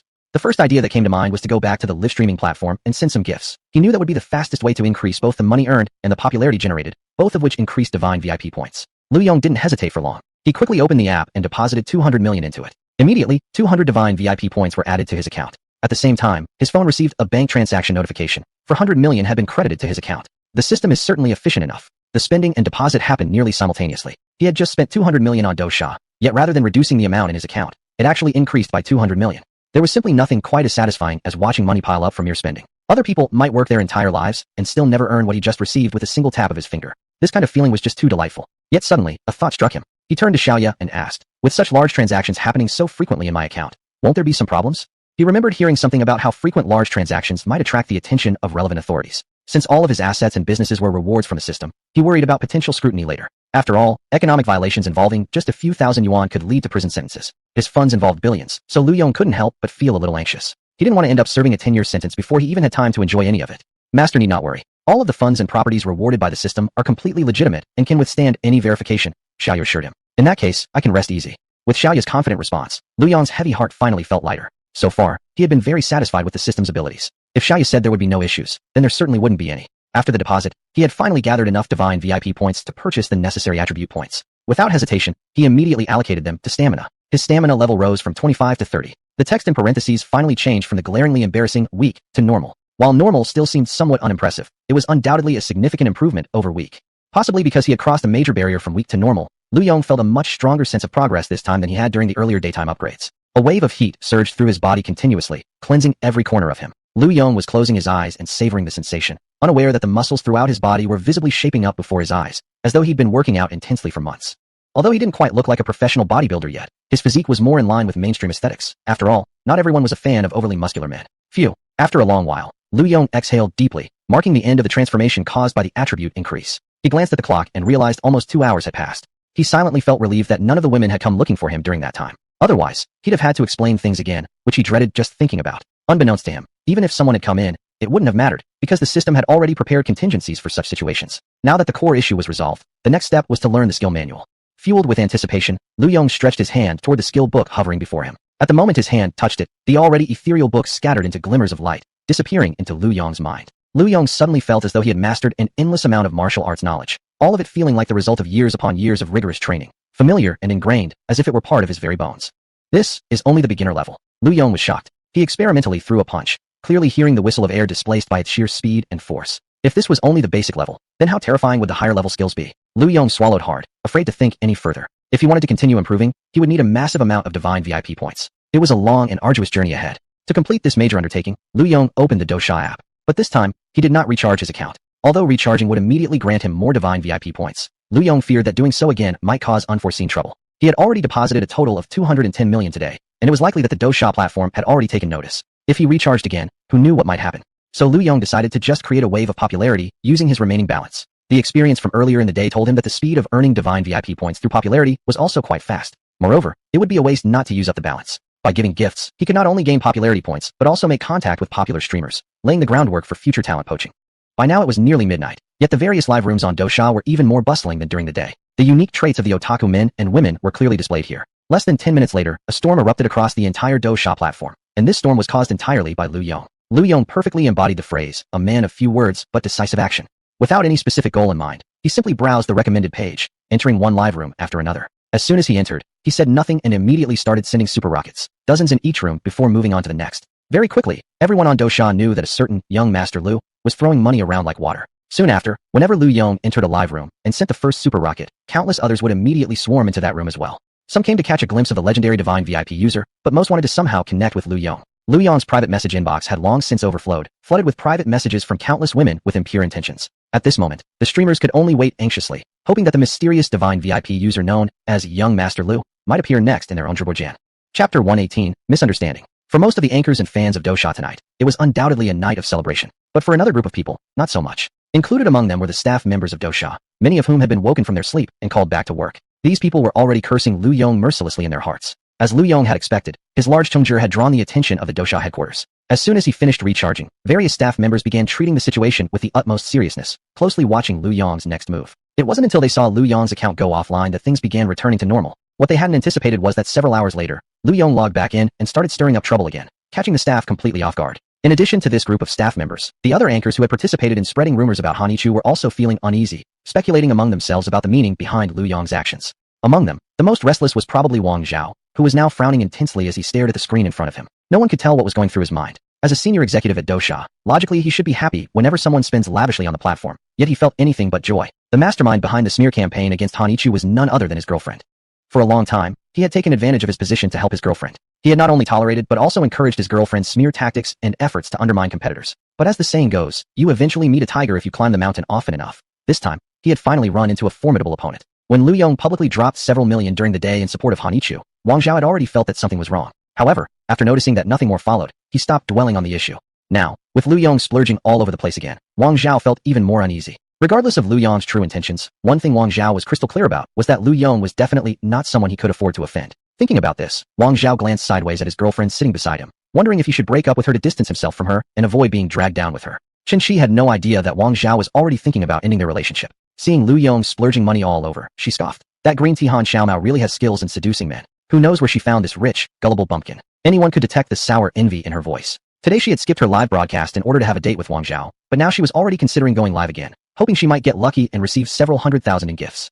However, since Wang Zhao was sitting right there, she couldn't bring herself to take action yet, although she was already brainstorming possible excuses to hurry back home and start a broadcast. Seeing that Wang Zhao did not respond, Chen Shi added, in my opinion, the relationship between the young master of the Lu family and that green tea girl Han Xiaomao is nothing special. Otherwise, he wouldn't have stopped right after giving her gifts during the day. Because today she had left Hanichu's live stream early out of fear of being targeted by Lu Yong, she missed witnessing Lu Yong asking Hanichu to go home, or else she would definitely not be talking like this now. Chen Shi continued, the young master of the Lu family spending so recklessly in the dead of night proves he's free and idle because he is with Han Xiaomao. Whether Chen Shi's reasoning was correct or not was beside the point. It did, however, ease Wang Zhao's concerns and convinced him against the idea of breaking up with her. What Wang Zhao did not know was that it was precisely because of Chen Shi's analysis that he missed his last chance to change things. Seems like my super VIP points aren't increasing very fast, said Lu Yong, feeling depressed. After several actions, tens of millions worth of gifts had already been sent, but his super VIP points had not gone up much. The effect was much worse compared to what happened during the day. He couldn't figure out where the problem was. Maybe it's because I just send gifts without chatting? Lu Yong analyzed. Then maybe I should change my strategy. With this in mind, Lu Yong randomly entered a live streaming room, and instead of immediately sending gifts as he had done before, he decided to chat with the anchor first. This was a gaming live stream. On the screen, a young and pretty girl was playing a game. When she saw Lu Yong come in, she got visibly distracted and was immediately killed by her opponent. Beautiful girl, you play this game pretty well. Lu Yong apparently hadn't even noticed what was happening in the game. He praised her without much thought. Unexpectedly, the message feed immediately exploded. VIP user is so funny. Ha ha ha, please take my knees and go. All sorts of comments instantly filled the screen. Lin Xinyan gave an exasperated roll of her eyes. She felt extremely annoyed inside. Didn't people say this VIP member was harsh but silent? Why was he different with me? You could chat all you wanted, but why mock me like that? Did you really think that was okay? Although Lin Xinyan was a girl and already very good looking, her success in streaming wasn't based on her appearance, but rather on her exceptional gaming skills. She never expected that one of the rare times she messed up in front of the camera would be witnessed by the godly rich man, and even worse, she was openly mocked by him. It was simply humiliating.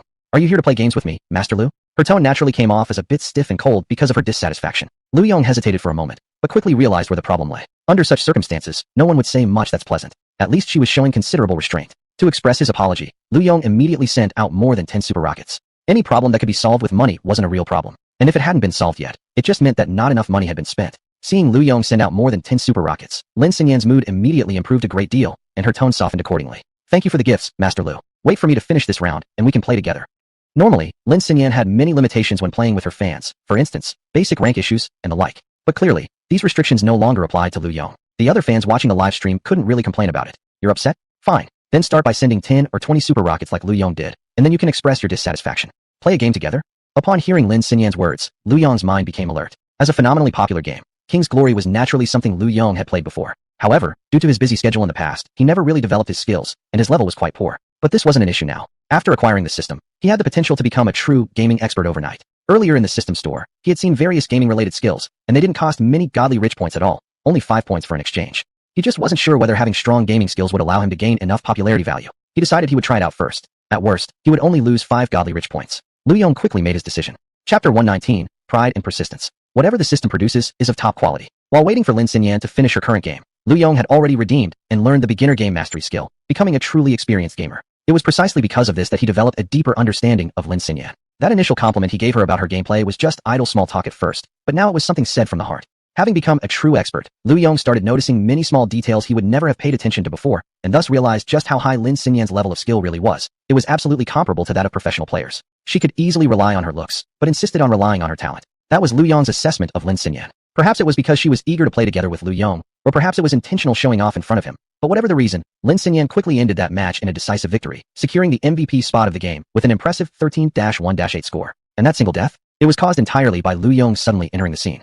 After logging in with an alternate account and adding Lu Yong as a friend in-game, Lin Xinyan directly pulled him into her private room. Using an alternate account wasn't a lack of respect towards Lu Yong, it was simply unavoidable. She would have preferred to use her main account, but their ranks were just too far apart for them to queue together for ranked matches.